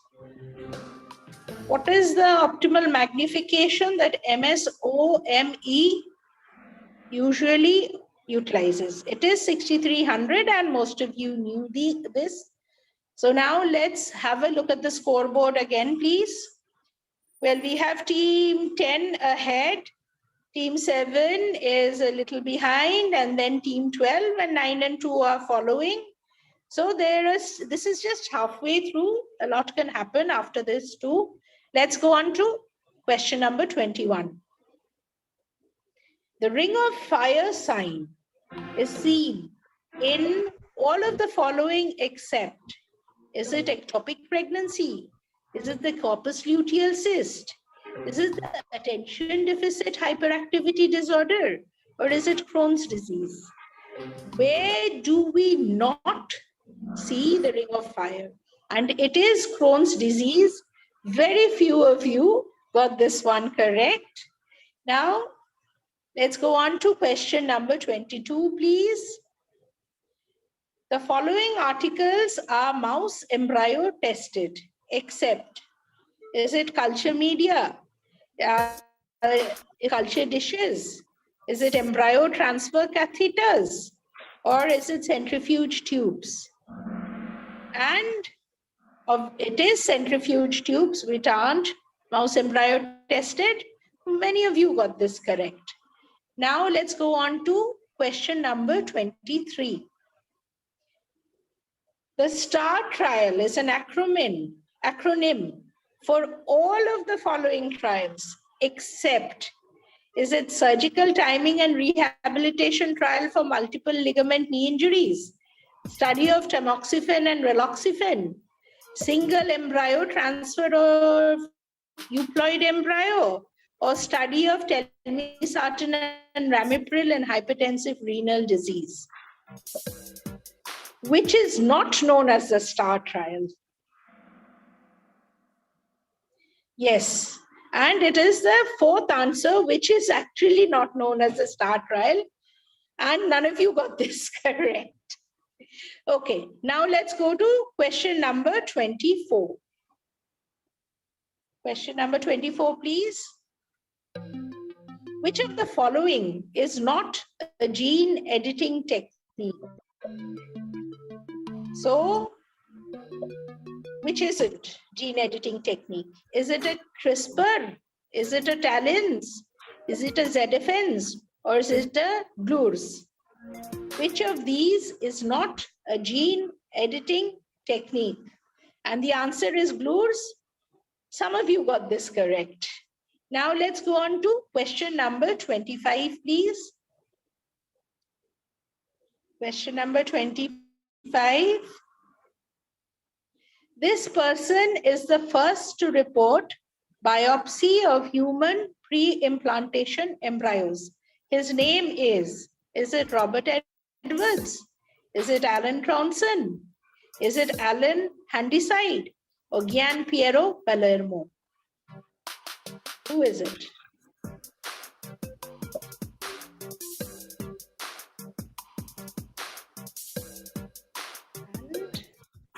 Time's almost up. For those of you who haven't answered. And, okay, so the answer is Alan Handyside. Many of you got this correct. And let's go on to question number 26, please. Question number 26. Stem cell from inner cell mass is. So what is it? Is it pluripotent? Is it multipotent? Is it totipotent? Or is it unipotent? Which potent is it? So, and the answer is pluripotent. Many of you got this correct. Now let's go on to question number 27, please. And in question number 27, which of the following is a closed system device? Is it a cryo-tip, a cryo-top, a cryo-leaf, or a cryo-lock? Which is a closed system device? We've already got 7 answers and 10 seconds left. So the answer is a cryo-tip, and this was a varied response from all of you.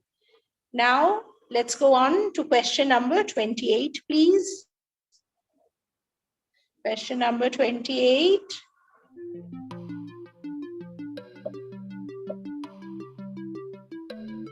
The question is, the most likely karyotype of a patient with a partial mole would it be 46XX diploid, 46XY, diandric triploidy, or triploidy with 2 haploid set of maternal origin?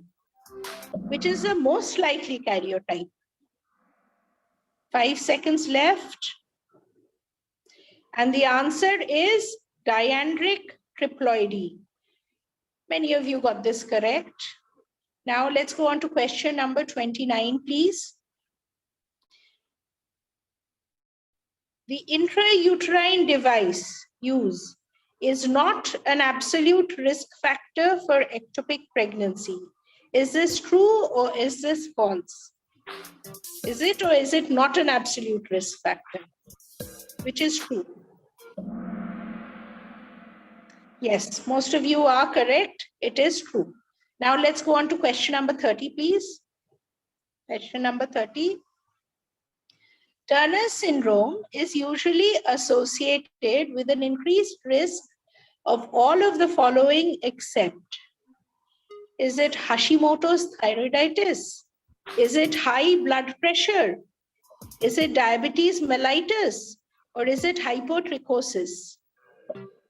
Which is not associated with Turner syndrome? And 2 seconds left, and the answer is hypotrichosis. And this was also a varied response from all of you.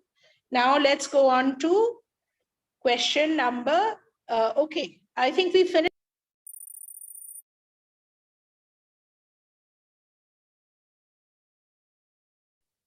Dr. Chetali, you need to unmute. Yeah. Pardon, can you hear me? Yes, ma'am. Yeah. Am I audible now? Yes. Yes, ma'am. So team 10 is ahead still. We have team 7 following, team 12, the 9 and 1. Now let's see what the last 10 questions hold in store. Question 31, please.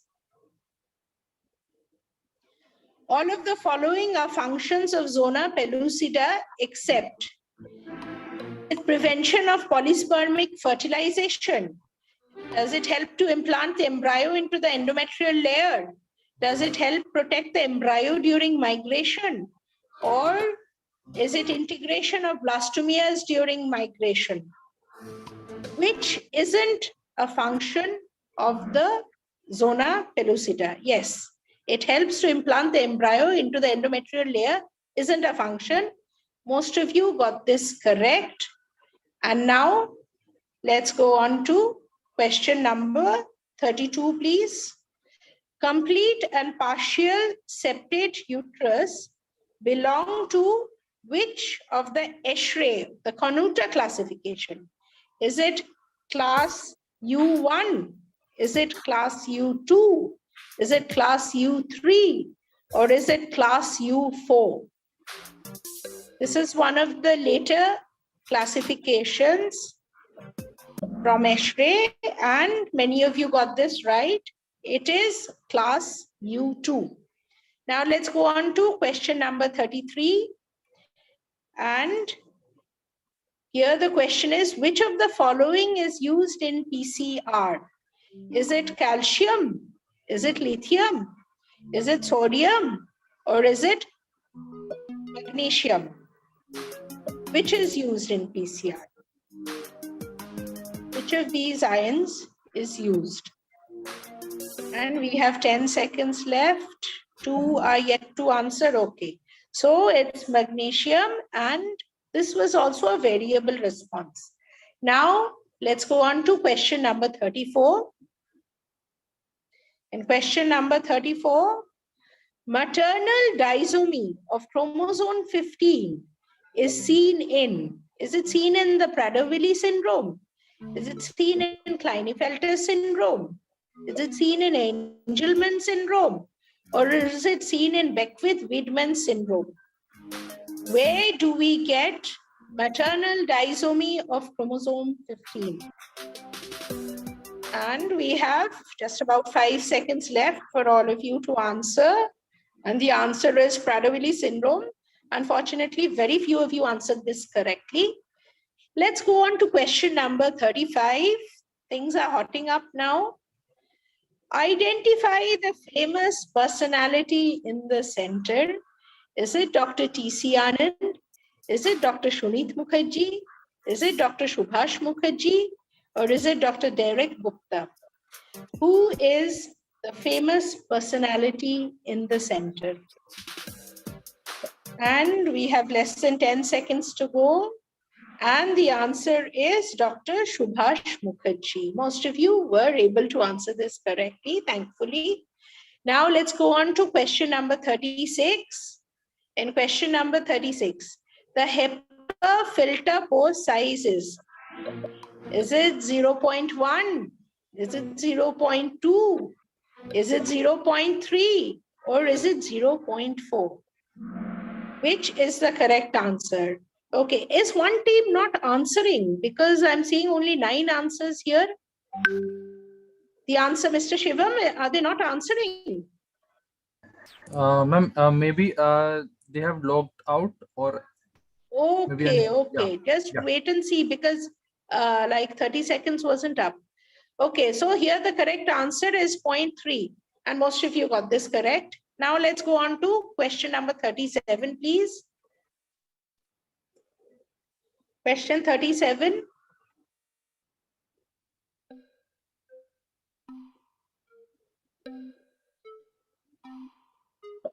What is the type of randomization shown in the above picture? Is it a simple randomization? Is it a block randomization? Is it a fixed allocation or a stratified randomization?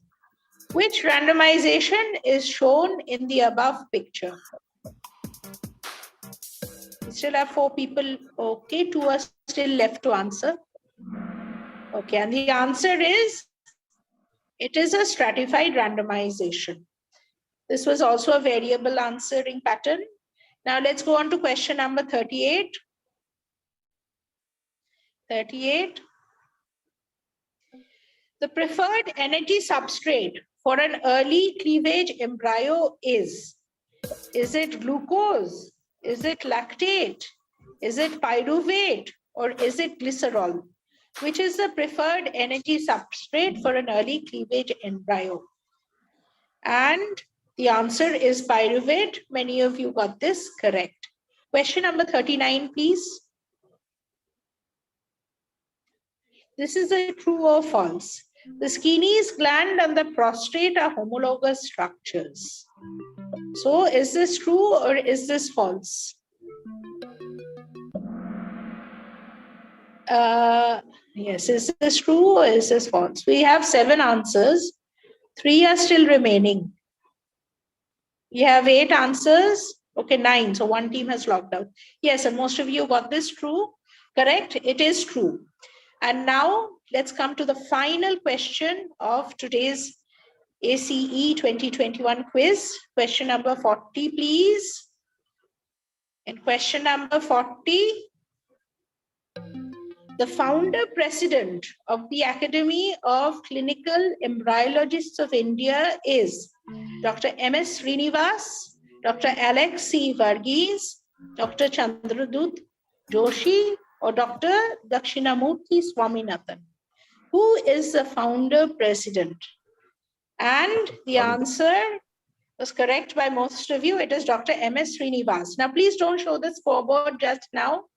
I would request Ratna Madam, to please say a few words while they make the final score, the final podium. Ratnadi, are you there? Yes, yes. Hello? Yes, madam. Yeah. This podium is yours. I am visible?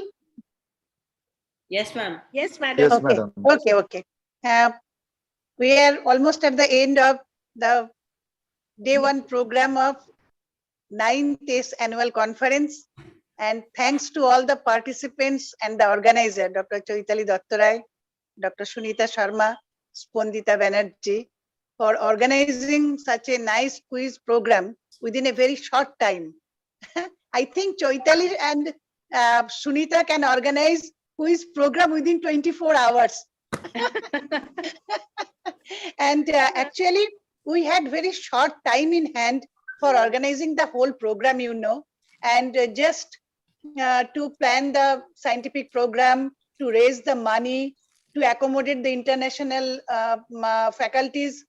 We almost missing the most attractive event, that is the quiz. And just realized very late that we are missing this program. So just the savior was Chaitali and the savior was Sunita and Spondita.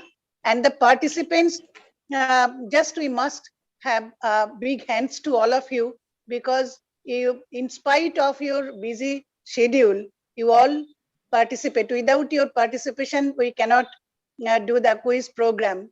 And because you love quiz, you are passionate about quiz. That's why we, the organizer, were possible to organize this nice quiz program.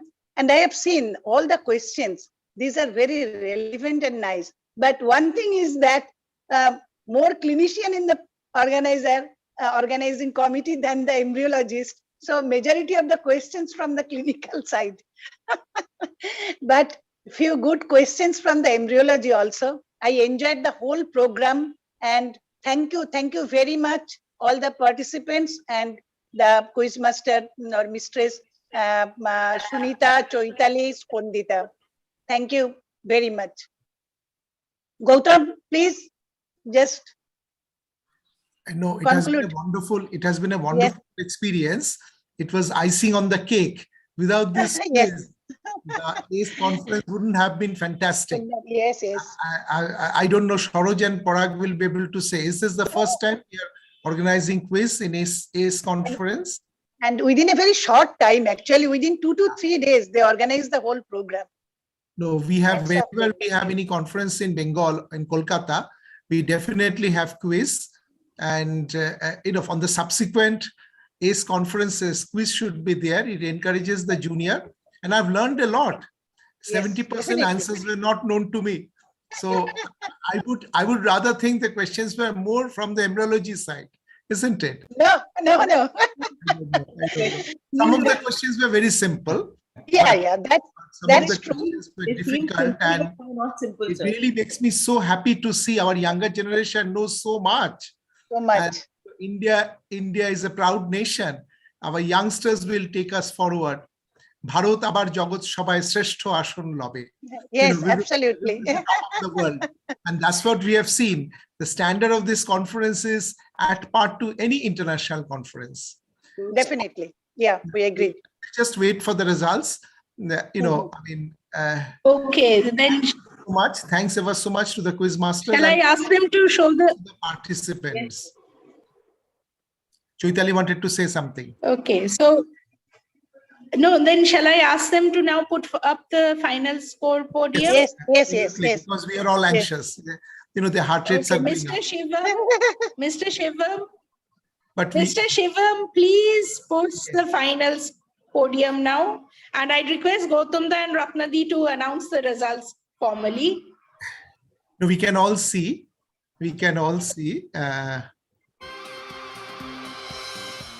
Oh, wonderful. You can see, Ratnadi, you announced the result in the third position. The most difficult part. Every team did very well, but just to say something about that result.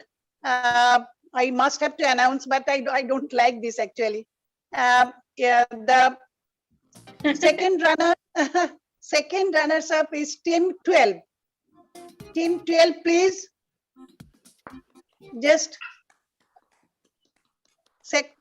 So can we have Team the name of 12 team is 12? Anviti and Mohammed. Oh, great. Congratulations, Anvriti. Oh, sorry, what happened? We wanted to see the result. Yeah. Shivam. Wait a second. Wait a second. Back again, please. Don't be in a rush. I'll just announce the names. You keep the podium there. I'll announce their names and then focus on them once. So that we can see them. We have the podium, please. Right. And the audience must see them also. Yeah, definitely.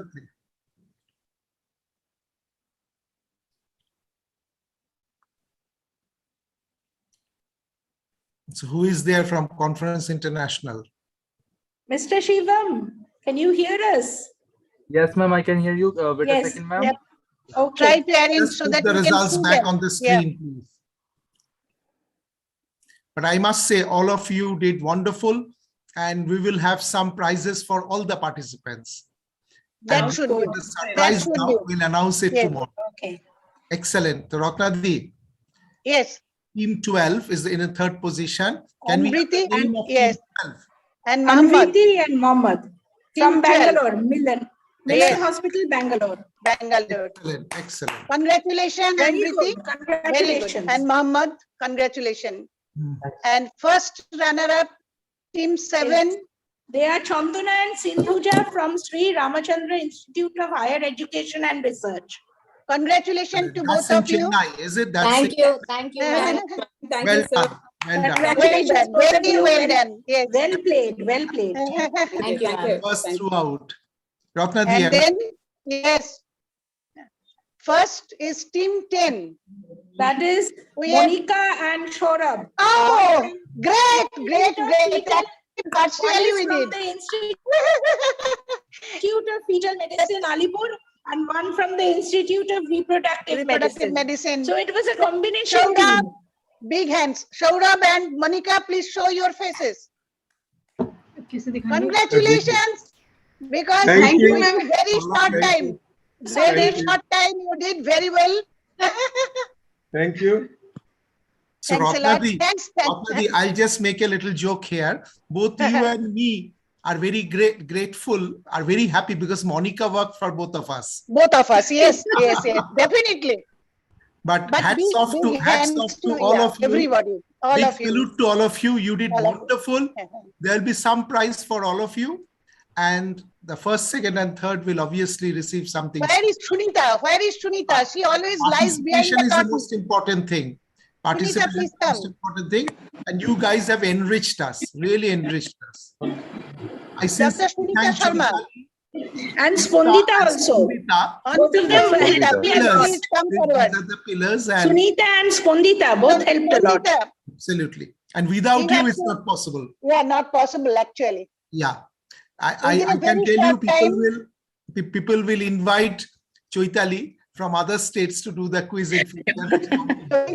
Choitali is able to organize this program within a very short time, within 24 hours also. That, madam, is because I have the whole setup. I've been doing this for such a long time. Sharoj and Parag, do you want to say something? I think Ved sir is here. Ved sir can say 2 lines, sir. Yes. Okay. Yes. Okay. Dr. Ved I Prakash. especially, Welcome, Dr. Ved. Yes. I especially sit down to see this quiz. Actually, I was very excited how you people are doing this. Of course, we have done earlier also this kind of activities. I think in first, second, and third, we Yes. did this kind of activity. After that, we are not doing after that. But today I enjoyed. It was excellent work done by Dr. Chetali and team. Thank you so much. Thank you. And Thank you very much. congratulations to everyone who has participated, and congratulations to first, second, and third team to get the winner prize. Thank you so much. Thank you. Thank you, Ved. Thank you. Thank you. So we all meet tomorrow then for the scientific session tomorrow, 3rd. we have a great session lined up tomorrow also. Let's just get on with it tomorrow. Today's program is a kind of stress reliever. We enjoyed a lot. Right. Very well put questions, ma'am. I was like, so nice just seeing that. We wanted, maybe we could have been a part of a team only. But ask Sunita and Spondita to come forward. Chaitali, please ask Sunita and Spondita. I've been telling them, please come forward. I don't know where they're hiding. We can Thank see you, ma'am. Spondita. We are always like that. Where are you, Shunita and Spondita? Please show your faces. Thank you, ma'am. Thanks, everyone, for giving me this opportunity. Thank you, There she Spondita. is. Very nice questions you prepared. Thank you. Lovely. Thank you all. See you tomorrow. See you Thank tomorrow. you. Bye-bye. Okay. Bye-bye. We will miss the local team member and we will miss the central committee member from tomorrow onwards. We will miss your company, Saroj and Parag. We are here, ma'am, every time. Whenever you call, we are here with you. Thank you. Thank you. Thank you. That's a real team spirit. Bye-bye. Bye-bye.